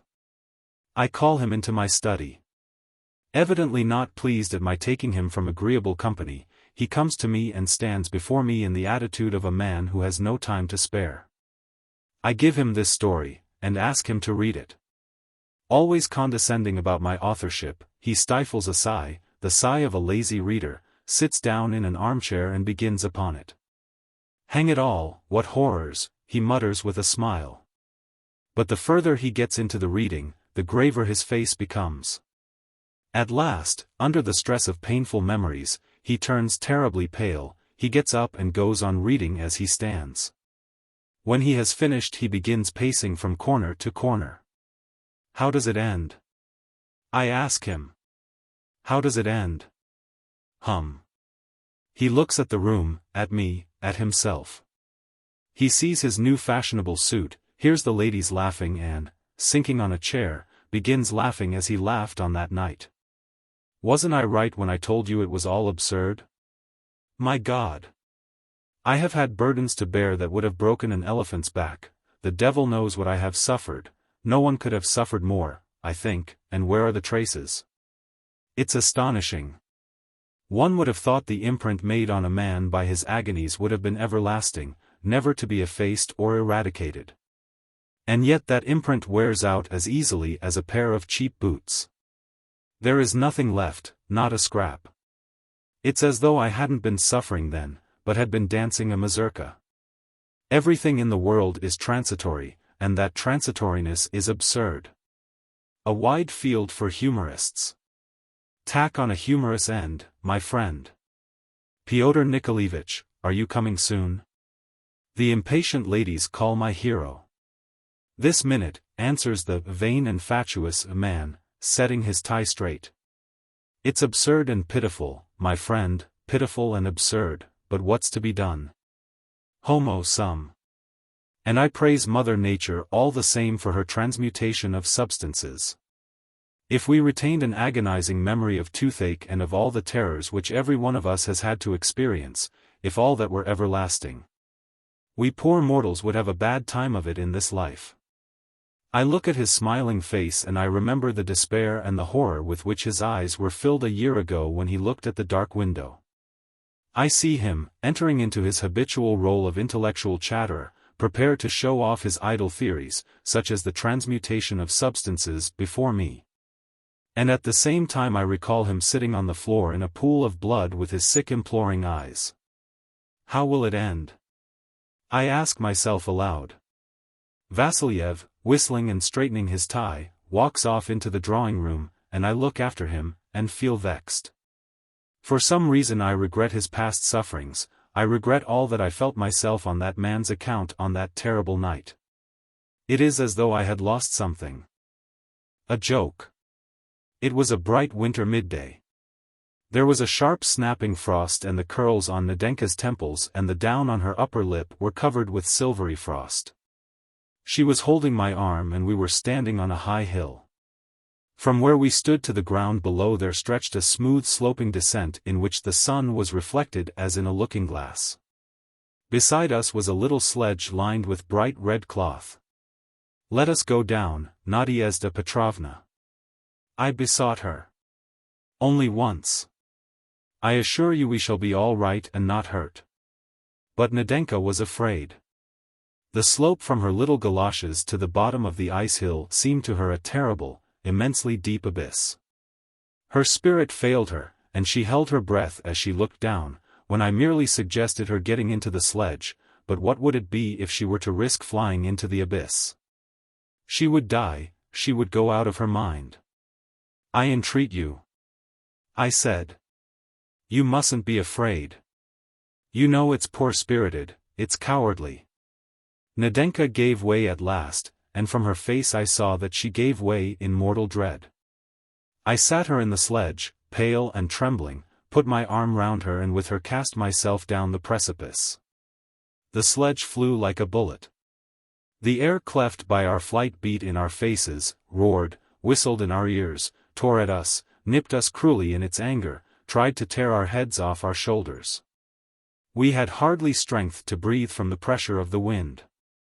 It seemed as though the devil himself had caught us in his claws and was dragging us with a roar to hell. Surrounding objects melted into one long furiously racing streak, another moment and it seemed we should perish. "I love you, Nadia," I said in a low voice.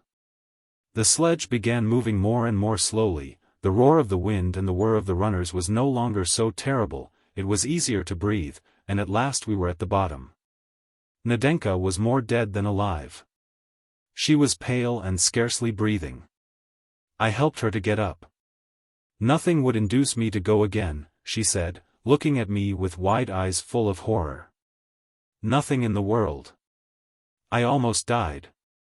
A little later she recovered herself and looked inquiringly into my eyes, wondering had I really uttered those 4 words or had she fancied them in the roar of the hurricane. And I stood beside her smoking and looking attentively at my glove. She took my arm and we spent a long while walking near the ice hill. The riddle evidently would not let her rest. Had those words been uttered or not? Yes or no? Yes or no? It was the question of pride, or honor, of life, a very important question, the most important question in the world. Nadenka kept impatiently, sorrowfully looking into my face with a penetrating glance. She answered at random, waiting to see whether I would not speak. Oh, the play of feeling on that sweet face! I saw that she was struggling with herself, that she wanted to say something, to ask some question, but she could not find the words. She felt awkward and frightened and troubled by her joy. "Do you know what?" she said without looking at me. "Well?" I asked. "Let us slide down again." We clambered up the ice hill by the steps again. I sat Nadenka, pale and trembling, in the sledge. Again we flew into the terrible abyss, again the wind roared and the runners whirred, and again when the flight of our sledge was at its swiftest and noisiest, I said in a low voice, "I love you, Nadenka." When the sledge stopped, Nadenka flung a glance at the hill down which we had both slid, then bent a long look upon my face, listened to my voice which was unconcerned and passionless. And the whole of her little figure, every bit of it, even her muff and her hood expressed the utmost bewilderment, and on her face was written, "What does it mean? Who uttered those words?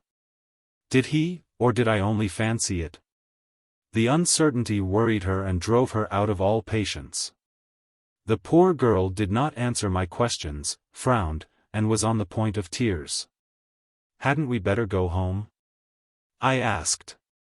Well, I like this tobogganing, she said, flushing. Shall we go down once more? She liked the tobogganing, and yet as she got into the sledge she was, as both times before, pale, trembling, hardly able to breathe for terror. We went down for the third time, and I saw she was looking at my face and watching my lips. But I put my handkerchief to my lips, coughed, and when we reached the middle of the hill I succeeded in bringing out, "I love you, Nadia." And the mystery remained a mystery. Nadenka was silent, pondering on something. I saw her home. She tried to walk slowly, slackened her pace and kept waiting to see whether I would not say those words to her, and I saw how her soul was suffering. What effort she was making not to say to herself, "It cannot be that the wind said them. And I don't want it to be the wind that said them." Next morning I got a little note. "If you are tobogganing today, come for me. N." And from that time I began going every day tobogganing with Nadenka, and as we flew down in the sledge, every time I pronounced in a low voice the same words, "I love you, Nadia." Soon Nadenka grew used to that phrase as to alcohol or morphia. She could not live without it. It is true that flying down the ice hill terrified her as before. But now the terror and danger gave a peculiar fascination to words of love, words which as before were a mystery and tantalized the soul. The same too, the wind and I were still suspected. Which of the two was making love to her she did not know, but apparently by now she did not care. From which goblet one drinks matters little if only the beverage is intoxicating. It happened I went to the skating ground alone at midday. Mingling with the crowd I saw Nadenka go up to the ice hill and look about for me, then she timidly mounted the steps. She was frightened of going alone, oh, how frightened. She was white as the snow, she was trembling, she went as though to the scaffold, but she went without looking back, resolutely. She had evidently determined to put it to the test at last. Would those sweet amazing words be heard when I was not there? I saw her, pale, her lips parted with horror, get into the sledge, shut her eyes and saying goodbye forever to the earth, set off. WHRRR, word the runners. Whether Nadenka heard those words I do not know. I only saw her getting up from the sledge looking faint and exhausted. And one could tell from her face that she could not tell herself whether she had heard anything or not. Her terror while she had been flying down had deprived of her all power of hearing, of discriminating sounds, of understanding. But then the month of March arrived, the spring sunshine was more kindly. Our ice hill turned dark, lost its brilliance and finally melted. We gave up tobogganing.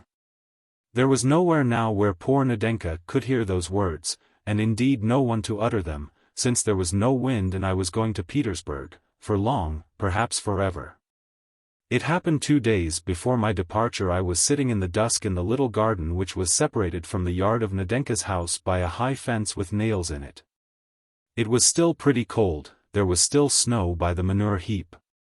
The trees looked dead but there was already the scent of spring and the rooks were cawing loudly as they settled for their night's rest.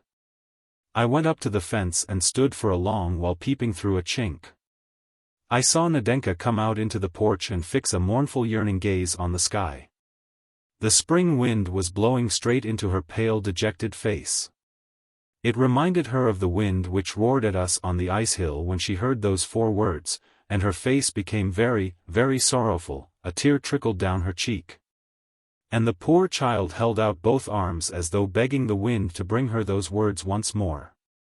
And waiting for the wind I said in a low voice, "I love you, Nadia." Mercy! The change that came over Nadenka. She uttered a cry, smiled all over her face and looking joyful, happy and beautiful, held out her arms to meet the wind. And I went off to pack up. That was long ago. Now Nadenka is married. She married, whether of her own choice or not does not matter, a secretary of the nobility wardenship, and now she has 3 children. That we once went tobogganing together, and that the wind brought her the words, "I love you, Nadenka," is not forgotten. It is for her now the happiest, most touching, and beautiful memory in her life.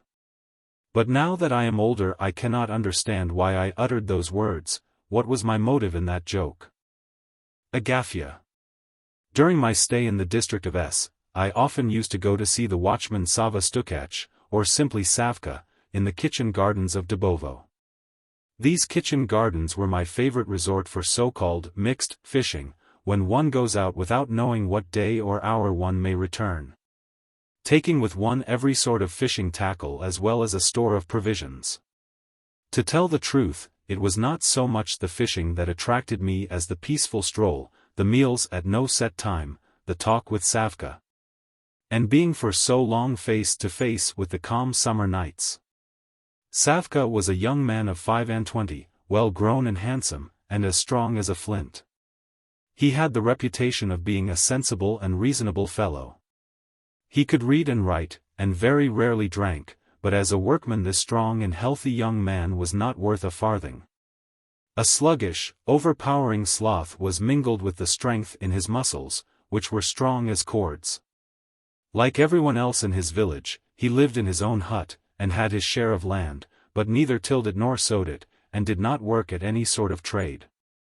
His old mother begged alms at people's windows and he himself lived like a bird of the air. He did not know in the morning what he would eat at midday. It was not that he was lacking in will, or energy, or feeling for his mother, it was simply that he felt no inclination for work and did not recognize the advantage of it. His whole figure suggested unruffled serenity, an innate, almost artistic passion for living carelessly, never with his sleeves tucked up. When Savka's young, healthy body had a physical craving for muscular work, the young man abandoned himself completely for a brief interval to some free but nonsensical pursuit, such as sharpening skates not wanted for any special purpose, or racing about after the peasant women. His favorite attitude was one of concentrated immobility. He was capable of standing for hours at a stretch in the same place with his eyes fixed on the same spot without stirring. He never moved except on impulse, and then only when an occasion presented itself for some rapid and abrupt action, catching a running dog by the tail, pulling off a woman's kerchief, or jumping over a big hole.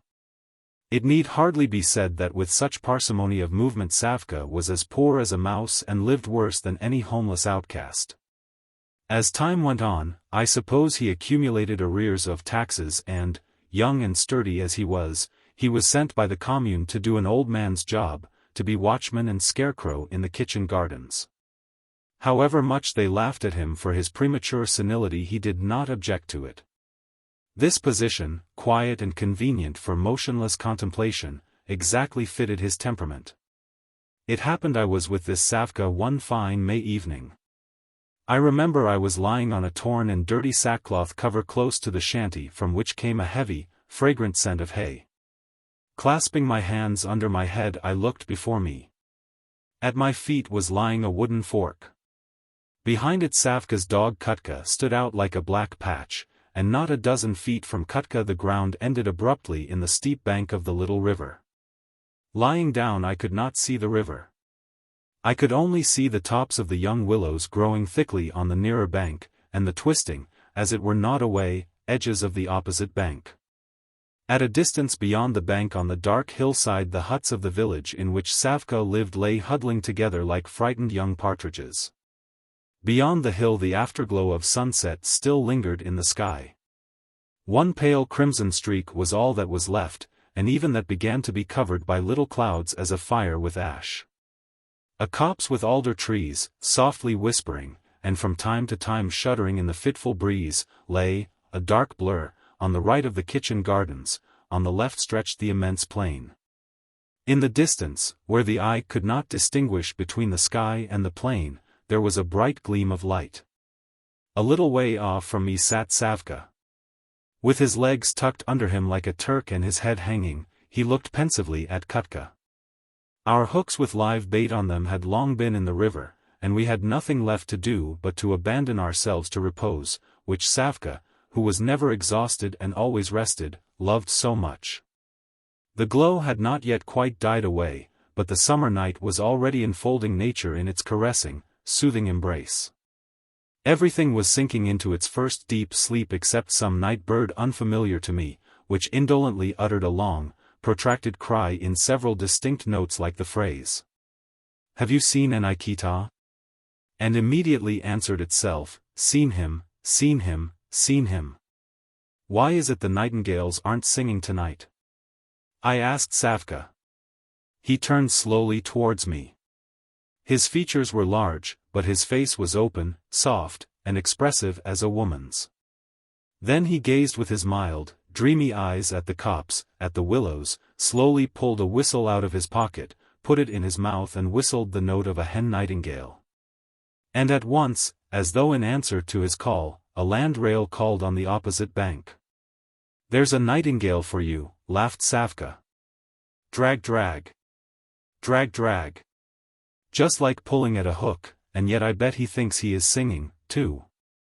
"I like that bird," I said. "Do you know, when the birds are migrating the landrail does not fly, but runs along the ground? It only flies over the rivers and the sea, but all the rest it does on foot." "Upon my word, the dog," muttered Savka, looking with respect in the direction of the calling landrail. Knowing how fond Savka was of listening, I told him all I had learned about the landrail from sportsmen's books. From the landrail I passed imperceptibly to the migration of the birds. Savka listened attentively, looking at me without blinking, and smiling all the while with pleasure. "And which country is most the birds' home? Ours or those foreign parts?" he asked. "Ours, of course. The bird itself is hatched here, and it hatches out its little ones here in its native country, and they only fly off there to escape being frozen." "It's interesting," said Savka. "Whatever one talks about it is always interesting. Take a bird now, or a man, or take this little stone, there's something to learn about all of them." "Ah, sir, if I had known you were coming I wouldn't have told a woman to come here this evening. She asked to come today." "Oh, please don't let me be in your way," I said. "I can lie down in the wood." "What next?" "She wouldn't have died if she hadn't come till tomorrow. If only she would sit quiet and listen, but she always wants to be slobbering. You can't have a good talk when she's here." "Are you expecting Daria?" I asked, after a pause. "No, a new one has asked to come this evening. Agafya, the signalman's wife." Savka said this in his usual passionless, somewhat hollow voice, as though he were talking of tobacco or porridge, while I started with surprise. I knew Agafya. She was quite a young peasant woman of 19 or 20, who had been married not more than a year before to a railway signalman, a fine young fellow. She lived in the village, and her husband came home there from the line every night. "Your goings-on with the women will lead to trouble, my boy," said I. "Well, maybe." And after a moment's thought Savka added, "I've said so to the women, they won't heed me. They don't trouble about it, the silly things." Silence followed. Meanwhile the darkness was growing thicker and thicker, and objects began to lose their contours. The streak behind the hill had completely died away, and the stars were growing brighter and more luminous. The mournfully monotonous chirping of the grasshoppers, the call of the landrail, and the cry of the quail did not destroy the stillness of the night, but, on the contrary, gave it an added monotony. It seemed as though the soft sounds that enchanted the ear came, not from birds or insects, but from the stars looking down upon us from the sky. Savka was the first to break the silence. He slowly turned his eyes from Black Kutka and said, "I see you are dull, sir. Let's have supper." And without waiting for my consent he crept on his stomach into the shanty, rummaged about there, making the whole edifice tremble like a leaf. Then he crawled back and set before me my vodka and an earthenware bowl. In the bowl there were baked eggs, large scones made of rye, pieces of black bread, and something else. We had a drink from a little crooked glass that wouldn't stand, and then we fell upon the food. Coarse grey salt, dirty, greasy cakes, eggs tough as India rubber, but how nice it all was. "You live all alone, but what lots of good things you have," I said, pointing to the bowl. Where do you get them from? The women bring them, mumbled Savka. What do they bring them to you for? Oh, from pity. Not only Savka's menu, but his clothing, too, bore traces of feminine pity. Thus I noticed that he had on, that evening, a new woven belt and a crimson ribbon on which a copper cross hung round his dirty neck. I knew of the weakness of the fair sex for Savka, and I knew that he did not like talking about it, and so I did not carry my inquiries any further. Besides, there was not time to talk. Kutka, who had been fidgeting about near us and patiently waiting for scraps, suddenly pricked up his ears and growled. We heard in the distance repeated splashing of water. Someone is coming by the ford, said Savka. 3 minutes later Kutka growled again and made a sound like a cough. SHSH, his master shouted at him. In the darkness there was a muffled thud of timid footsteps, and the silhouette of a woman appeared out of the copse. I recognized her, although it was dark. It was Agafya. She came up to us diffidently and stopped, breathing hard. She was breathless, probably not so much from walking as from fear and the unpleasant sensation everyone experiences in wading across a river at night. Seeing near the shanty not one but 2 persons, she uttered a faint cry and fell back a step. Ah, that is you, said Savka, stuffing a scone into his mouth. Yes. She muttered, dropping on the ground a bundle of some sort and looking sideways at me. Yakov sent his greetings to you and told me to give you something here. Come, why tell stories? Yakov, laughed Savka. There is no need for lying, the gentleman knows why you have come. Sit down, you shall have supper with us.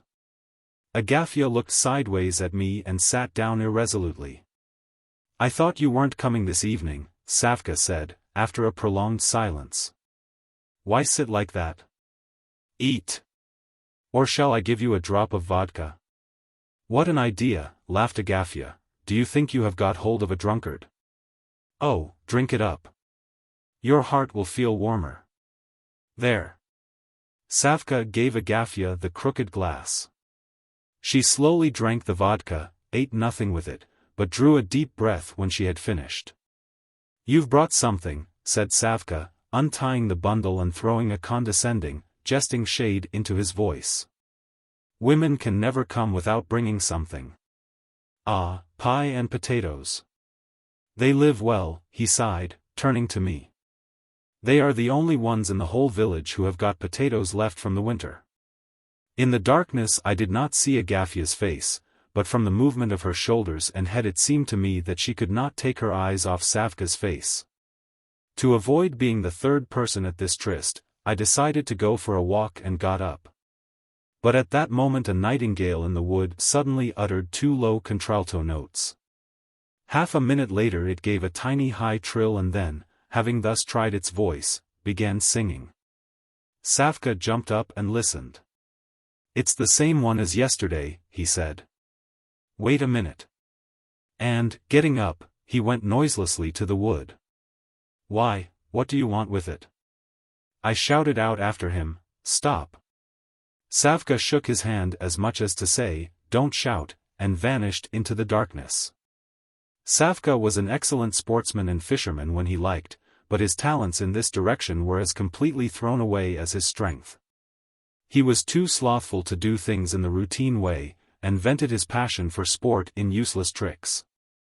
For instance, he would catch nightingales only with his hands, would shoot pike with a fowling piece, he would spend whole hours by the river trying to catch little fish with a big hook.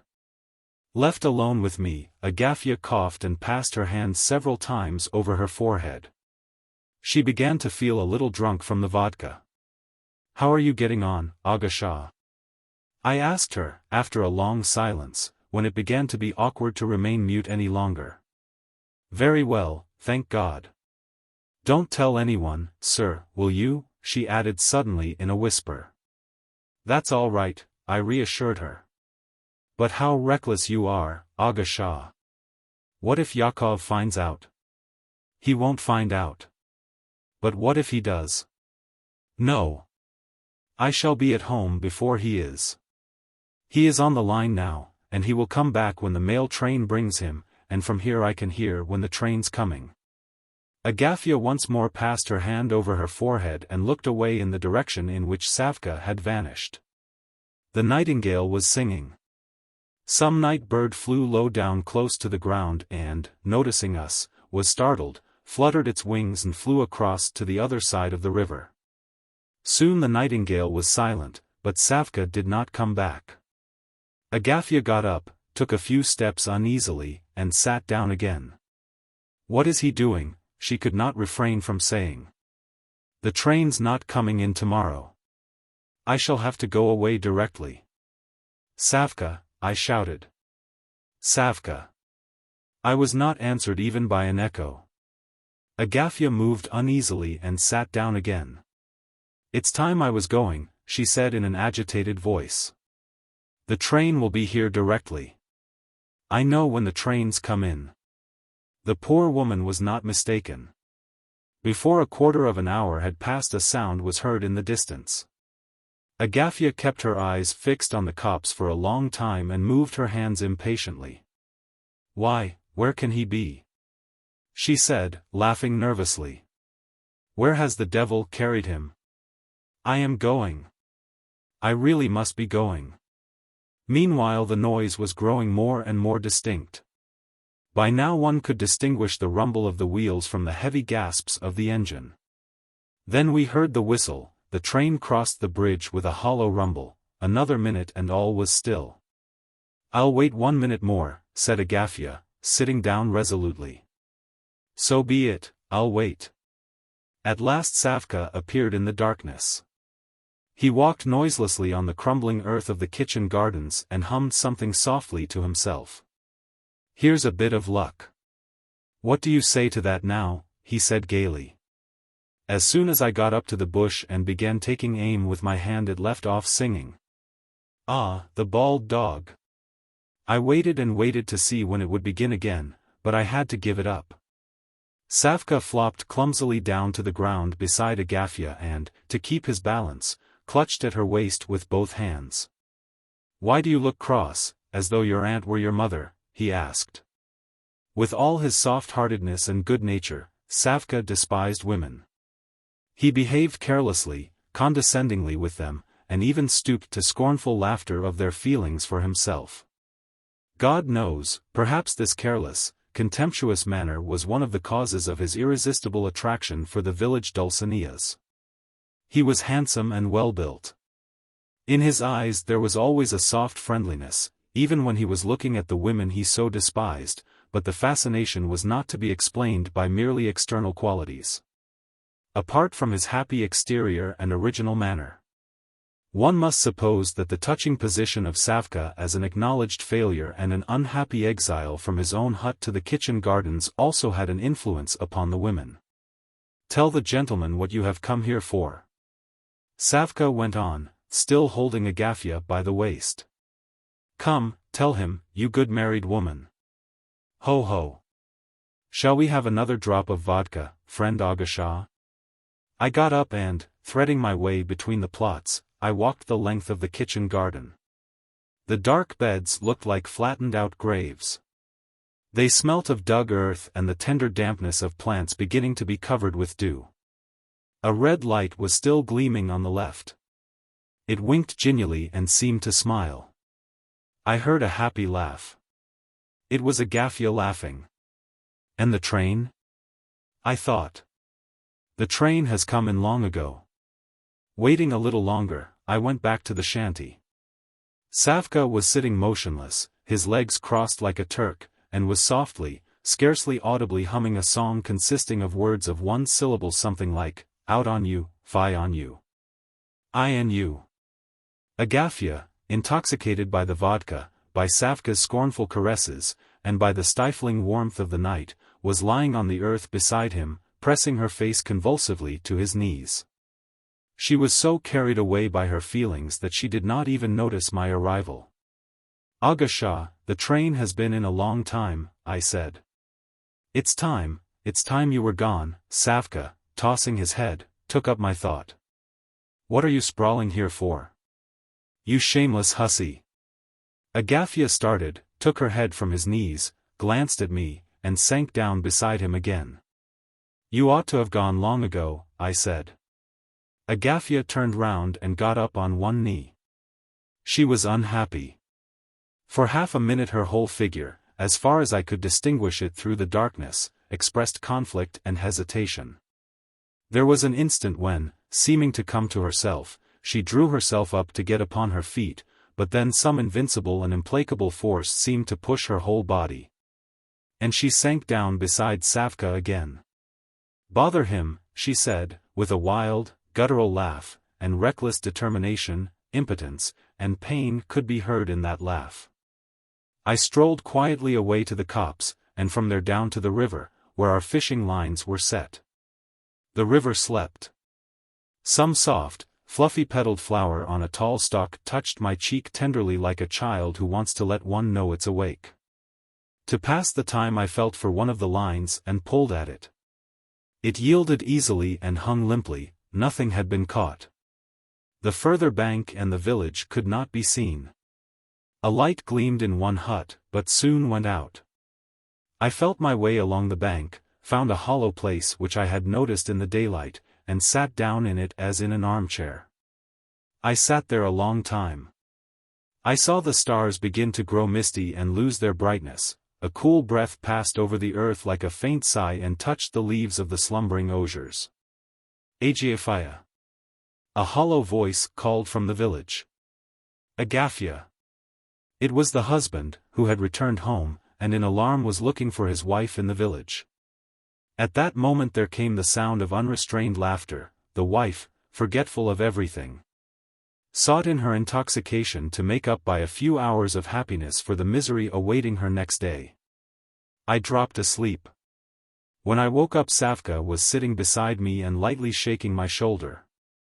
The river, the copse, both banks, green and washed, trees and fields, all were bathed in bright morning light. Through the slim trunks of the trees the rays of the newly risen sun beat upon my back. "So that's how you catch fish," laughed Savka. "Get up."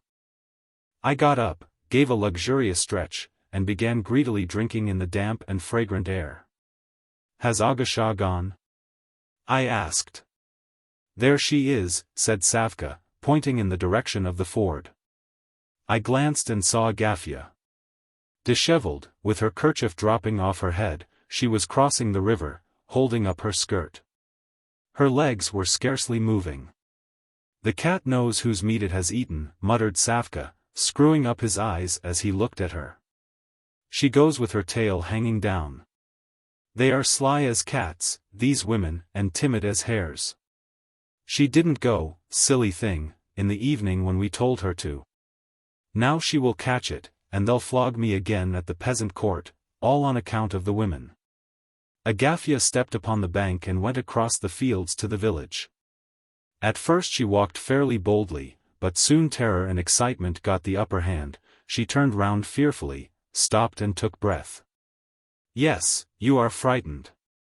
Savka laughed mournfully, looking at the bright green streak left by Agafya in the dewy grass. "She doesn't want to go. Her husband's been standing waiting for her for a good hour. Did you see him?" Savka said the last words with a smile, but they sent a chill to my heart.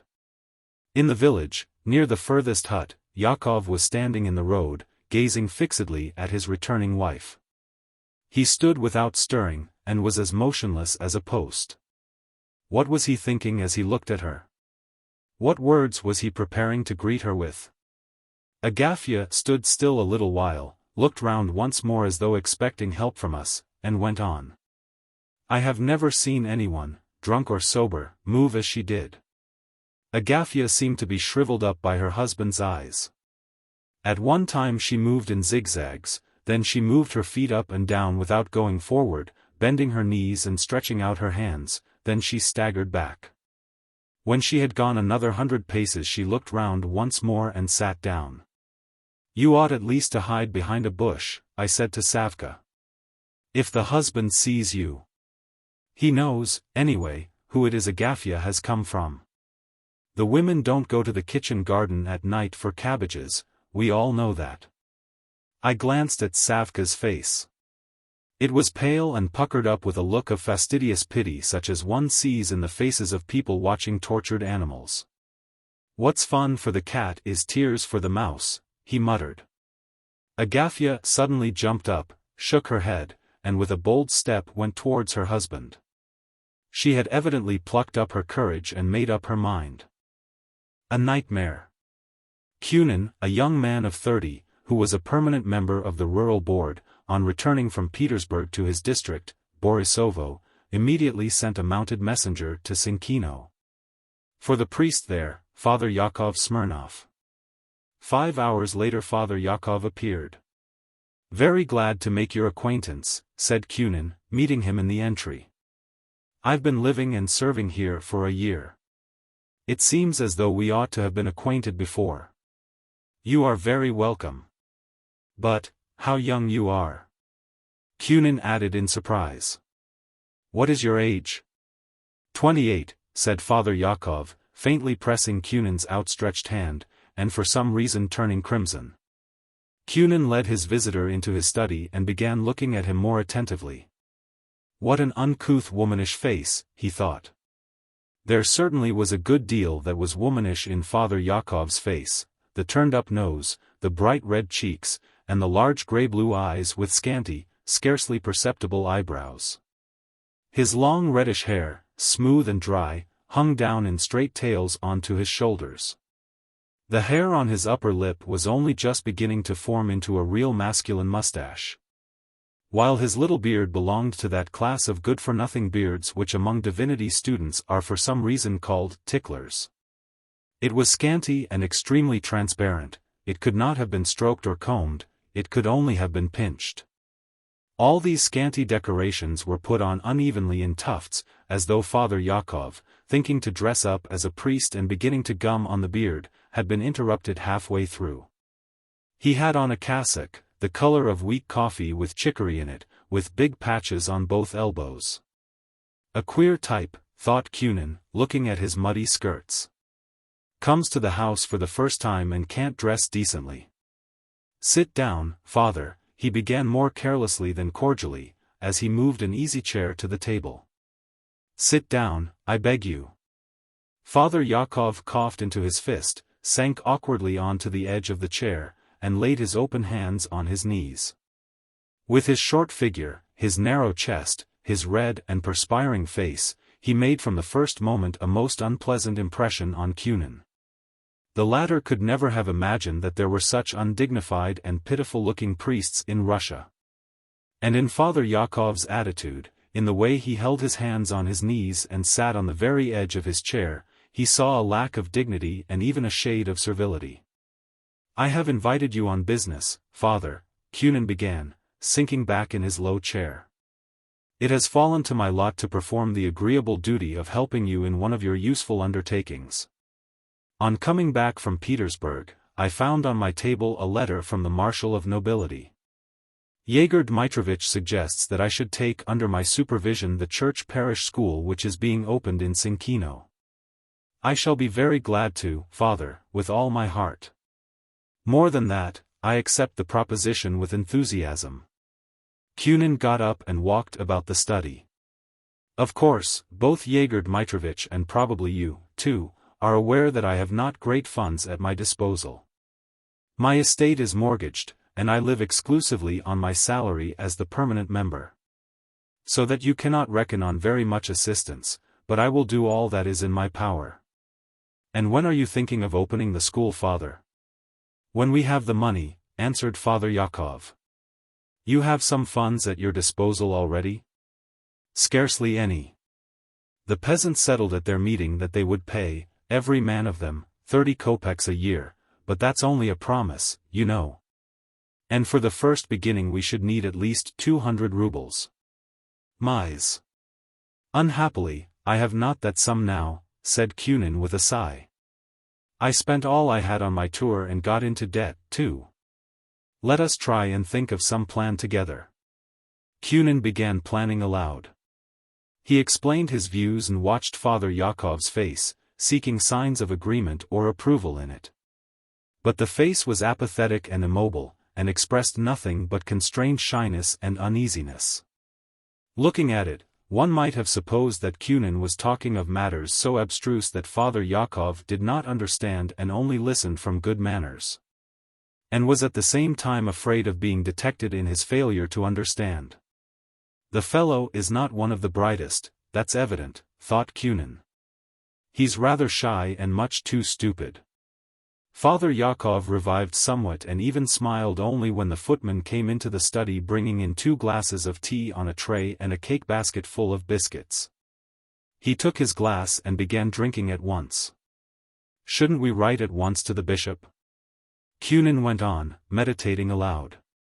"To be precise, you know, it is not we, not the Zemstvo, but the higher ecclesiastical authorities, who have raised the question of the church parish schools. They ought really to apportion the funds. I remember I read that a sum of money had been set aside for the purpose. Do you know nothing about it?" Father Yakov was so absorbed in drinking tea that he did not answer this question at once.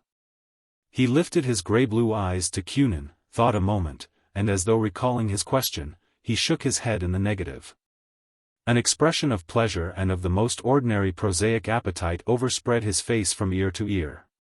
He drank and smacked his lips over every gulp. When he had drunk it to the very last drop, he put his glass on the table, then took his glass back again, looked at the bottom of it, then put it back again. The expression of pleasure faded from his face. Then Kunin saw his visitor take a biscuit from the cake basket, nibble a little bit off it, then turn it over in his hand and hurriedly stick it in his pocket. "Well, that's not at all clerical," thought Kunin, shrugging his shoulders contemptuously. "What is it, priestly greed or childishness?" After giving his visitor another glass of tea and seeing him to the entry, Kunin lay down on the sofa and abandoned himself to the unpleasant feeling induced in him by the visit of Father Yakov. What a strange wild creature, he thought. Dirty, untidy, coarse, stupid, and probably he drinks. My God, and that's a priest, a spiritual father. That's a teacher of the people. I can fancy the irony there must be in the deacon's face when before every mass he booms out, "Thy blessing, Reverend Father." A fine Reverend Father. A Reverend Father without a grain of dignity or breeding, hiding biscuits in his pocket like a schoolboy. Fie! Good Lord, where were the bishop's eyes when he ordained a man like that? What can he think of the people if he gives them a teacher like that? One wants people here who. And Kunin thought what Russian priests ought to be like. If I were a priest, for instance.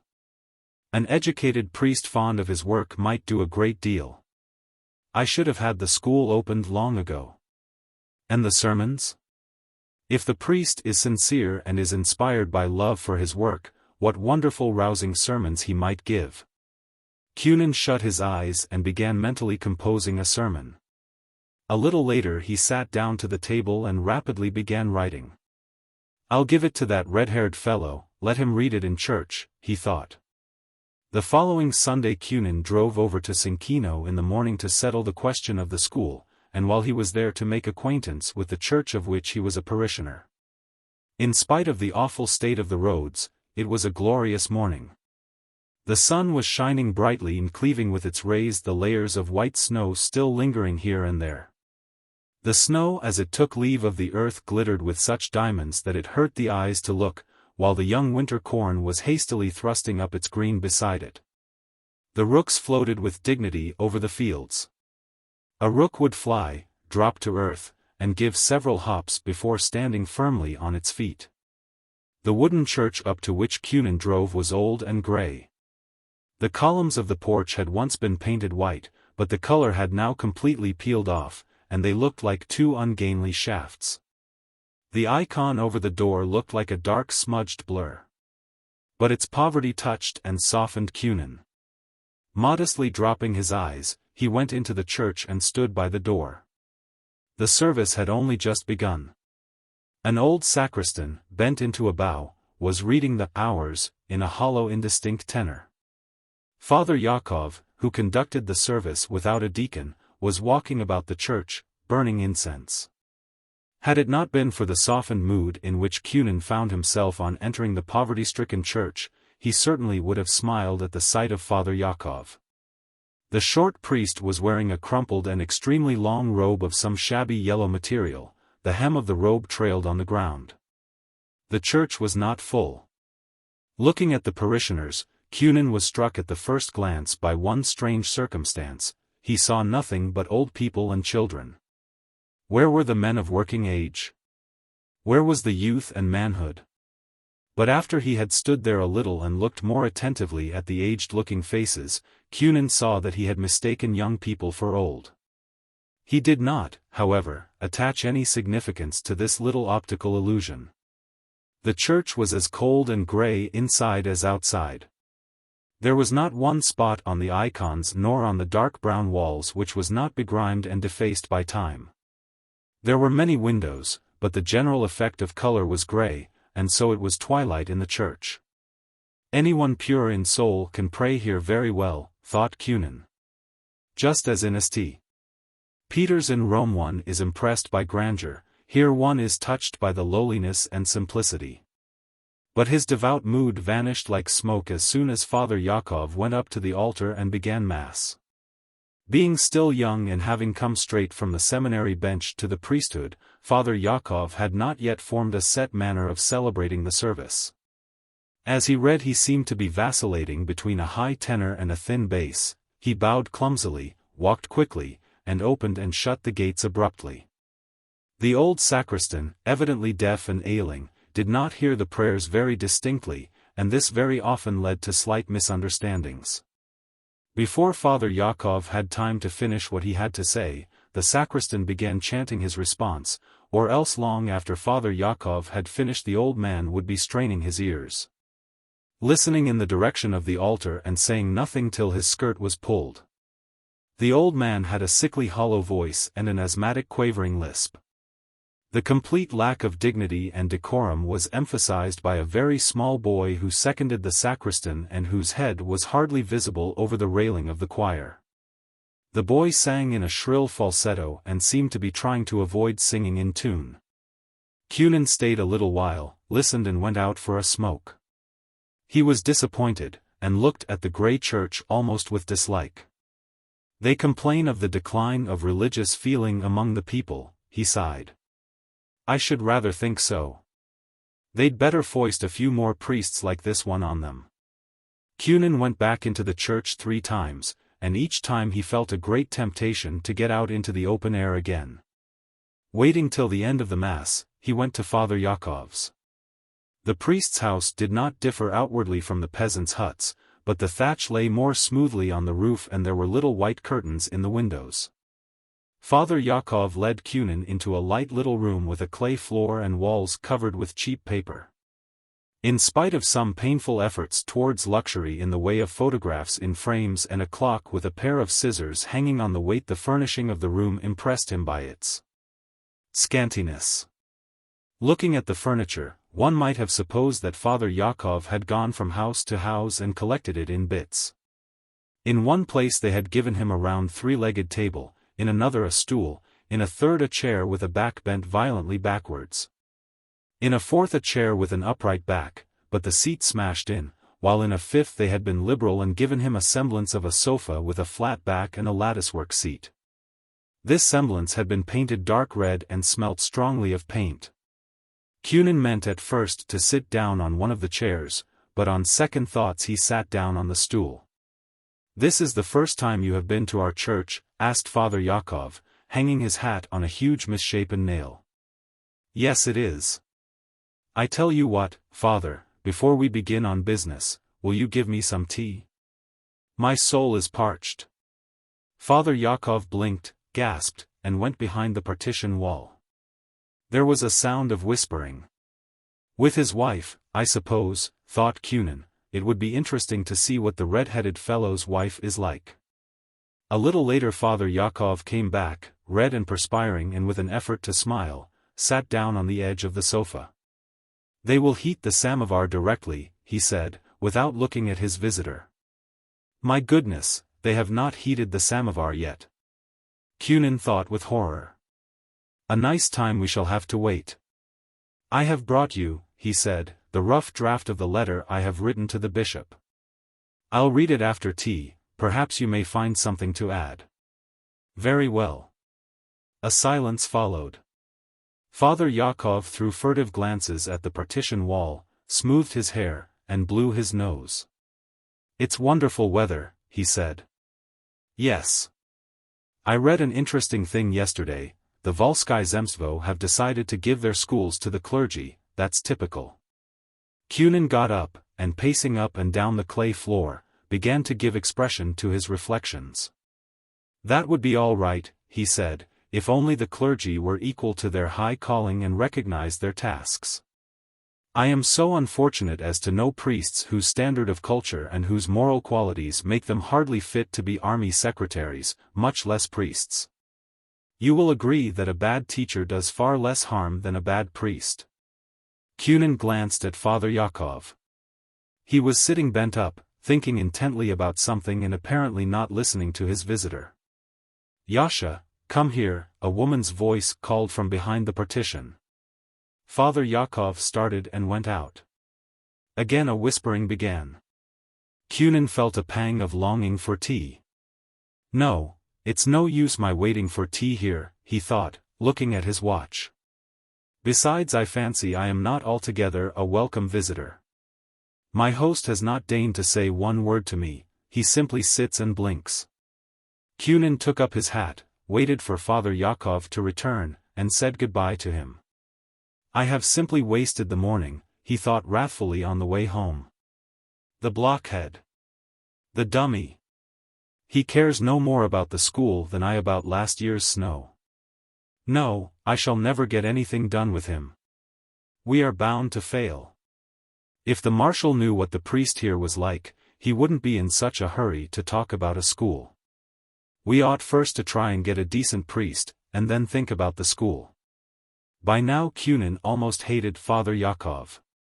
The man, his pitiful, grotesque figure in the long crumpled robe, his womanish face, his manner of officiating, his way of life and his formal restrained respectfulness, wounded the tiny relic of religious feeling which was stored away in a warm corner of Kunin's heart together with his nurse's other fairy tales. The coldness and lack of attention with which Father Yakov had met Kunin's warm and sincere interest in what was the priest's own work was hard for the former's vanity to endure. On the evening of the same day Kunin spent a long time walking about his rooms and thinking. Then he sat down to the table resolutely and wrote a letter to the bishop. After asking for money and a blessing for the school, he set forth genuinely, like a son, his opinion of the priest at Sinkino. He is young, he wrote, insufficiently educated, leads, I fancy, an intemperate life, and altogether fails to satisfy the ideals which the Russian people have in the course of centuries formed of what a pastor should be. After writing this letter Kunin heaved a deep sigh, and went to bed with the consciousness that he had done a good deed. On Monday morning, while he was still in bed, he was informed that Father Yakov had arrived. He did not want to get up, and instructed the servant to say he was not at home. On Tuesday he went away to a sitting of the board, and when he returned on Saturday he was told by the servants that Father Yakov had called every day in his absence. He liked my biscuits, it seems, he thought. Towards evening on Sunday Father Yakov arrived. This time not only his skirts, but even his hat, was bespattered with mud. Just as on his first visit, he was hot and perspiring, and sat down on the edge of his chair as he had done then. Kunin determined not to talk about the school, not to cast pearls. I have brought you a list of books for the school, Pavel Mihailovich, Father Yakov began. Thank you. But everything showed that Father Yakov had come for something else besides the list. His whole figure was expressive of extreme embarrassment, and at the same time there was a look of determination upon his face, as on the face of a man suddenly inspired by an idea. He struggled to say something important, absolutely necessary, and strove to overcome his timidity. Why is he dumb? Kunin thought wrathfully. He's settled himself comfortably. I haven't time to be bothered with him. To smooth over the awkwardness of his silence and to conceal the struggle going on within him, the priest began to smile constrainedly, and this slow smile, wrung out on his red perspiring face, and out of keeping with the fixed look in his grey-blue eyes, made Kunin turn away. He felt moved to repulsion. "Excuse me, Father, I have to go out," he said. Father Yakov started like a man asleep who has been struck a blow, and, still smiling, began in his confusion wrapping round him the skirts of his cassock. In spite of his repulsion for the man, Kunin felt suddenly sorry for him, and he wanted to soften his cruelty. "Please come another time, Father," he said, "and before we part want to ask you a favor. I was somehow inspired to write 2 sermons the other day. I will give them to you to look at. If they are suitable, use them." "Very good," said Father Yakov, laying his open hand on Kunin's sermons which were lying on the table. "I will take them." After standing a little, hesitating and still wrapping his cassock round him, he suddenly gave up the effort to smile and lifted his head resolutely. "Pavel Mikhailovich," he said, evidently trying to speak loudly and distinctly. "What can I do for you? I have heard that you, have dismissed your secretary, and are looking for a new one." "Yes, I am." "Why, have you someone to recommend?" You see. Could you not give the post to me?" "Why, are you giving up the church?" said Kunin in amazement. No, Father Yakov brought out quickly, for some reason turning pale and trembling all over. "God forbid. If you feel doubtful, then never mind. You see, I could do the work between whiles, so as to increase my income." "Never mind, don't disturb yourself." Your income." "But you know, I only pay my secretary 20 rubles a month." "Good heavens! I would take 10, whispered Father Yakov, looking about him. 10 would be enough." You are astonished, and everyone is astonished. The greedy priest, the grasping priest, what does he do with his money? I feel myself I am greedy, and I blame myself, I condemn myself. I am ashamed to look people in the face. I tell you on my conscience, Pavel Mikhailovich. I call the God of truth to witness. Father Yakov took breath and went on. "On the way here I prepared a regular confession to make you, but I've forgotten it all, I cannot find a word now. I get 150 rubles a year from my parish, and everyone wonders what I do with the money. But I'll explain it all truly. I pay 40 rubles a year to the clerical school for my brother Pyotr. He has everything found there, except that I have to provide pens and paper." "Oh, I believe you. But what's the object of all this?" said Kunin with a wave of the hand, feeling terribly oppressed by this outburst of confidence on the part of his visitor, and not knowing how to get away from the tearful gleam in his eyes. "Then I have not yet paid up all that I owe to the consistory for my place here. They charged me 200 rubles for the living, and I was to pay 10 rubles a month. You can judge what is left. And, besides, I must allow Father of Remy at least 3 rubles a month." "What Father of Remy?" "Father of Remy, who was priest at Sinkino before I came. He was deprived of the living on account of his failing, but you know, he is still living at Sinkino. He has nowhere to go. There is no one to keep him. Though he is old, he must have a corner, and food and clothing. I can't let him go begging on the roads in his position. It would be on my conscience if anything happened. It would be my fault. He is in debt all round, but, you see, I am to blame for not paying for him." Father Yakov started up from his seat and, looking frantically at the floor, strode up and down the room. My God," he muttered, raising his hands and dropping them again. "Lord, save us and have mercy upon us. Why did you take such a calling on yourself if you have so little faith and no strength? There is no end to my despair. Save me, Queen of Heaven." "Calm yourself, Father," said Kunin. "I am worn out with hunger, Pavel Mikhailovich," Father Yakov went on. "Generously forgive me, but I am at the end of my strength. I know if I were to beg and to bow down, everyone would help, but I cannot. I am ashamed. How can I beg of the peasants? You are on the board here, so you know. How can one beg of a beggar? And to beg of richer people, of landowners, I cannot. I have pride. I am ashamed." Father Yakov waved his hand, and nervously scratched his head with both hands. "I am ashamed. My God, I am ashamed. I am proud and can't bear people to see my poverty. When you visited me, Pavel Mikhailovich, I had no tea in the house. There wasn't a pinch of it, and you know it was pride prevented me from telling you. I am ashamed of my clothes, of these patches here. I am ashamed of my vestments, of being hungry. And is it seemly for a priest to be proud?" Father Yakov stood still in the middle of the study, and, as though he did not notice Kunan's presence, began reasoning with himself. "Well, supposing I endure hunger and disgrace, but, my God, I have a wife. I took her from a good home. She is not used to hard work, she is soft. She is used to tea and white bread and sheets on her bed. At home she used to play the piano. She is young, not 20 yet. She would like, to be sure, to be smart, to have fun, go out to see people. And she is worse off with me than any cook, she is ashamed to show herself in the street.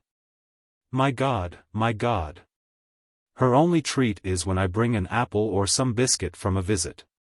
Father Yakov scratched his head again with both hands. "And it makes us feel not love but pity for each other. I cannot look at her without compassion. And the things that happen in this life, O Lord! Such things that people would not believe them if they saw them in the newspaper. And when will there be an end to it all?" "Hush, Father!" Kunan almost shouted, frightened at his tone. "Why take such a gloomy view of life?" "Generously forgive me, Pavel Mikhailovich," muttered Father Yakov as though he were drunk, "forgive me, all this doesn't matter, and don't take any notice of it. Only I do blame myself, and always shall blame myself, always." Father Yakov looked about him and began whispering. "One morning early I was going from Sinkino to Luchkovo. I saw a woman standing on the river bank, doing something. I went up close and could not believe my eyes. It was horrible. The wife of the doctor, Ivan Sergich, was sitting there washing her linen. A doctor's wife, brought up at a select boarding school. She had got up, you see, early and gone half a mile from the village that people should not see her. She couldn't get over her pride. When she saw that I was near her and noticed her poverty, she turned red all over. I was flustered, I was frightened, and ran up to help her, but she hid her linen from me. She was afraid I should see her ragged chemises." "All this is positively incredible," said Kunan, sitting down and looking almost with horror at Father Yakov's pale face. "Incredible it is. It's a thing that has never been. Pavel Mikhailovich, that a doctor's wife should be rinsing the linen in the river. Such a thing does not happen in any country. As her pastor and spiritual father, I ought not to allow it, but what can I do?" "What? Why, I am always trying to get treated by her husband for nothing myself. It is true that, as you say, it is all incredible. One can hardly believe one's eyes. During Mass, you know, when I look out from the altar and see my congregation, of Remy starving, and my wife. And think of the doctor's wife, how blue her hands were from the cold water, would you believe it, I forget myself and stand senseless like a fool, until the sacristan calls to me. It's awful." Father Yakov began walking about again. "Lord Jesus," he said, waving his hands, "holy saints. I can't officiate properly. Here you talk to me about the school, and I sit like a dummy and don't understand a word, and think of nothing but food. Even before the altar. But, what am I doing?" Father Yakov pulled himself up suddenly. You want to go out? Forgive me, I meant nothing. Excuse. Kunin shook hands with Father Yakov without speaking, saw him into the hall, and going back into his study, stood at the window. He saw Father Yakov go out of the house, pull his wide-brimmed rusty-looking hat over his eyes, and slowly, bowing his head, as though ashamed of his outburst, walk along the road.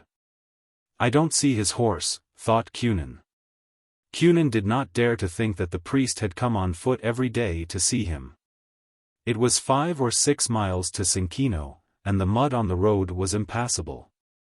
Further on he saw the coachman Andrei and the boy Paraman, jumping over the puddles and splashing Father Yakov with mud, run up to him for his blessing.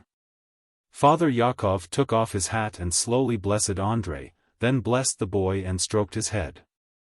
Kunin passed his hand over his eyes, and it seemed to him that his hand was moist. He walked away from the window and with dim eyes looked round the room in which he still seemed to hear the timid droning voice. He glanced at the table. Luckily, Father Yakov, in his haste, had forgotten to take the sermons. Kunin rushed up to them, tore them into pieces, and with loathing thrust them under the table. And I did not know. He moaned, sinking on to the sofa. After being here over a year as member of the Rural Board, Honorary Justice of the Peace, member of the School Committee. Blind puppet, egregious idiot. I must make haste and help them, I must make haste. He turned from side to side uneasily, pressed his temples and racked his brains. On the 20th I shall get my salary, 200 rubles. On some good pretext I will give him some, and some to the doctor's wife. I will ask them to perform a special service here, and will get up an illness for the doctor. In that way I shan't wound their pride. And I'll help Father of Remy too. He reckoned his money on his fingers, and was afraid to own to himself that those 200 rubles would hardly be enough for him to pay his steward, his servants. The peasant who brought the meat. He could not help remembering the recent past when he was senselessly squandering his father's fortune, when as a puppy of 20 he had given expensive fans to prostitutes. Had paid 10 rubles a day to Kuzma, his cab driver, and in his vanity had made presents to actresses. Oh, how useful those wasted ruble, 3 ruble, 10 ruble notes would have been now. Father of Remy lives on 3 rubles a month, thought Kunin. For a ruble the priest's wife could get herself a chemise, and the doctor's wife could hire a washerwoman. But I'll help them, anyway. I must help them. Here Kunin suddenly recalled the private information he had sent to the bishop, and he writhed as from a sudden draught of cold air. This remembrance filled him with overwhelming shame before his inner self and before the unseen truth. So had begun and had ended a sincere effort to be of public service on the part of a well-intentioned but unreflecting and overcomfortable person. Grisha. Grisha, a chubby little boy, born 2 years and 8 months ago, is walking on the boulevard with his nurse. He is wearing a long, wadded pelisse, a scarf, a big cap with a fluffy pom-pom, and warm overboots. He feels hot and stifled, and now, too, the rollicking April sunshine is beating straight in his face, and making his eyelids tingle. The whole of his clumsy, timidly and uncertainly stepping little figure expresses the utmost bewilderment. Hitherto Grisha has known only a rectangular world, where in one corner stands his bed, in the other nurse's trunk, in the third a chair, while in the fourth there is a little lamp burning. If one looks under the bed, one sees a doll with a broken arm and a drum. And behind nurse's trunk, there are a great many things of all sorts, cotton reels, boxes without lids, and a broken jack-a-dandy. In that world, besides nurse and Grisha, there are often Mama and the cat. Mama is like a doll, and Puss is like Papa's fur coat, only the coat hasn't got eyes and a tail. From the world which is called the nursery a door leads to a great expanse where they have dinner and tea. There stands Grisha's chair on high legs, and on the wall hangs a clock which exists to swing its pendulum and chime. From the dining room, one can go into a room where there are red armchairs. Here, there is a dark patch on the carpet, concerning which fingers are still shaken at Grisha. Beyond that room is still another, to which one is not admitted, and where one sees glimpses of Papa, an extremely enigmatical person. Nurse and Mama are comprehensible, they dress Grisha, feed him, and put him to bed, but what Papa exists for is unknown. There is another enigmatical person, Auntie, who presented Grisha with a drum. She appears and disappears. Where does she disappear to? Grisha has more than once looked under the bed, behind the trunk, and under the sofa, but she was not there. In this new world, where the sun hurts one's eyes, there are so many papas and mamas and aunties, that there is no knowing to whom to run. But what is stranger and more absurd than anything is the horses. Grisha gazes at their moving legs, and can make nothing of it. He looks at his nurse for her to solve the mystery, but she does not speak. All at once he hears a fearful tramping. A crowd of soldiers, with red faces and bath brooms under their arms, move in step along the boulevard straight upon him. Grisha turns cold all over with terror, and looks inquiringly at Nurse to know whether it is dangerous. But Nurse neither weeps nor runs away, so there is no danger. Grisha looks after the soldiers, and begins to move his feet in step with them himself.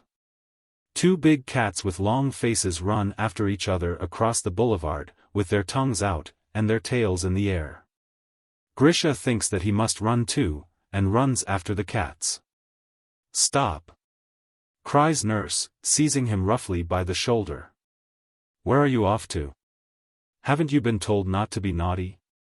Here there is a nurse sitting holding a tray of oranges. Grisha passes by her, and, without saying anything, takes an orange. "What are you doing that for?" cries the companion of his travels, slapping his hand and snatching away the orange. "Silly!" Now Grisha would have liked to pick up a bit of glass that was lying at his feet and gleaming like a lamp, but he is afraid that his hand will be slapped again. "My respects to you." Grisha hears suddenly, almost above his ear, a loud thick voice, and he sees a tall man with bright buttons. To his great delight, this man gives Nurse his hand, stops, and begins talking to her. The brightness of the sun, the noise of the carriages, the horses, the bright buttons are all so impressively new and not dreadful, that Grisha's soul is filled with a feeling of enjoyment and he begins to laugh. "Come along. Come along," he cries to the man with the bright buttons, tugging at his coat-tails. "Come along where?" asks the man.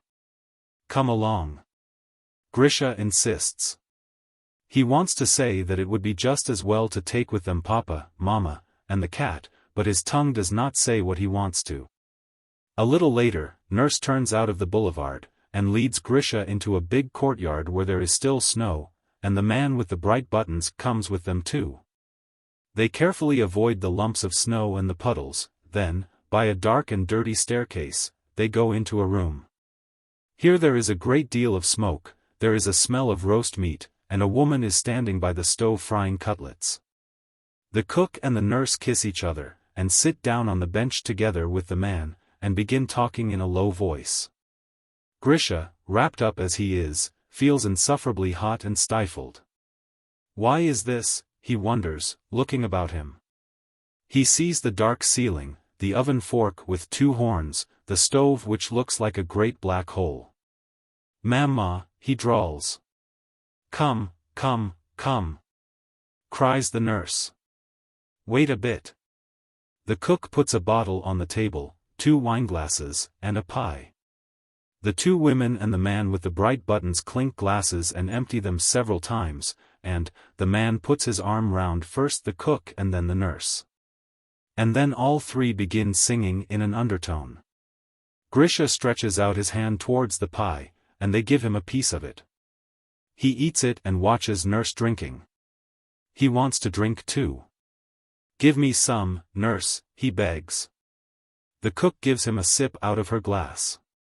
He rolls his eyes, blinks, coughs, and waves his hands for a long time afterwards, while the cook looks at him and laughs. When he gets home Grisha begins to tell Mama, the walls, and the bed where he has been, and what he has seen. He talks not so much with his tongue, as with his face and his hands.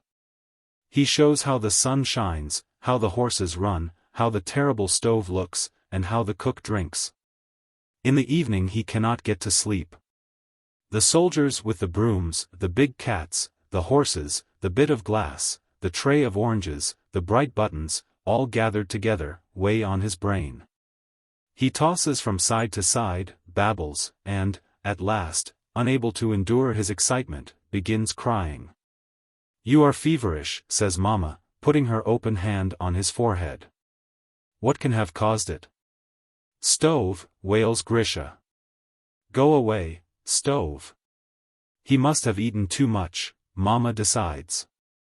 And Grisha, shattered by the impressions of the new life he has just experienced, receives a spoonful of castor oil from Mama.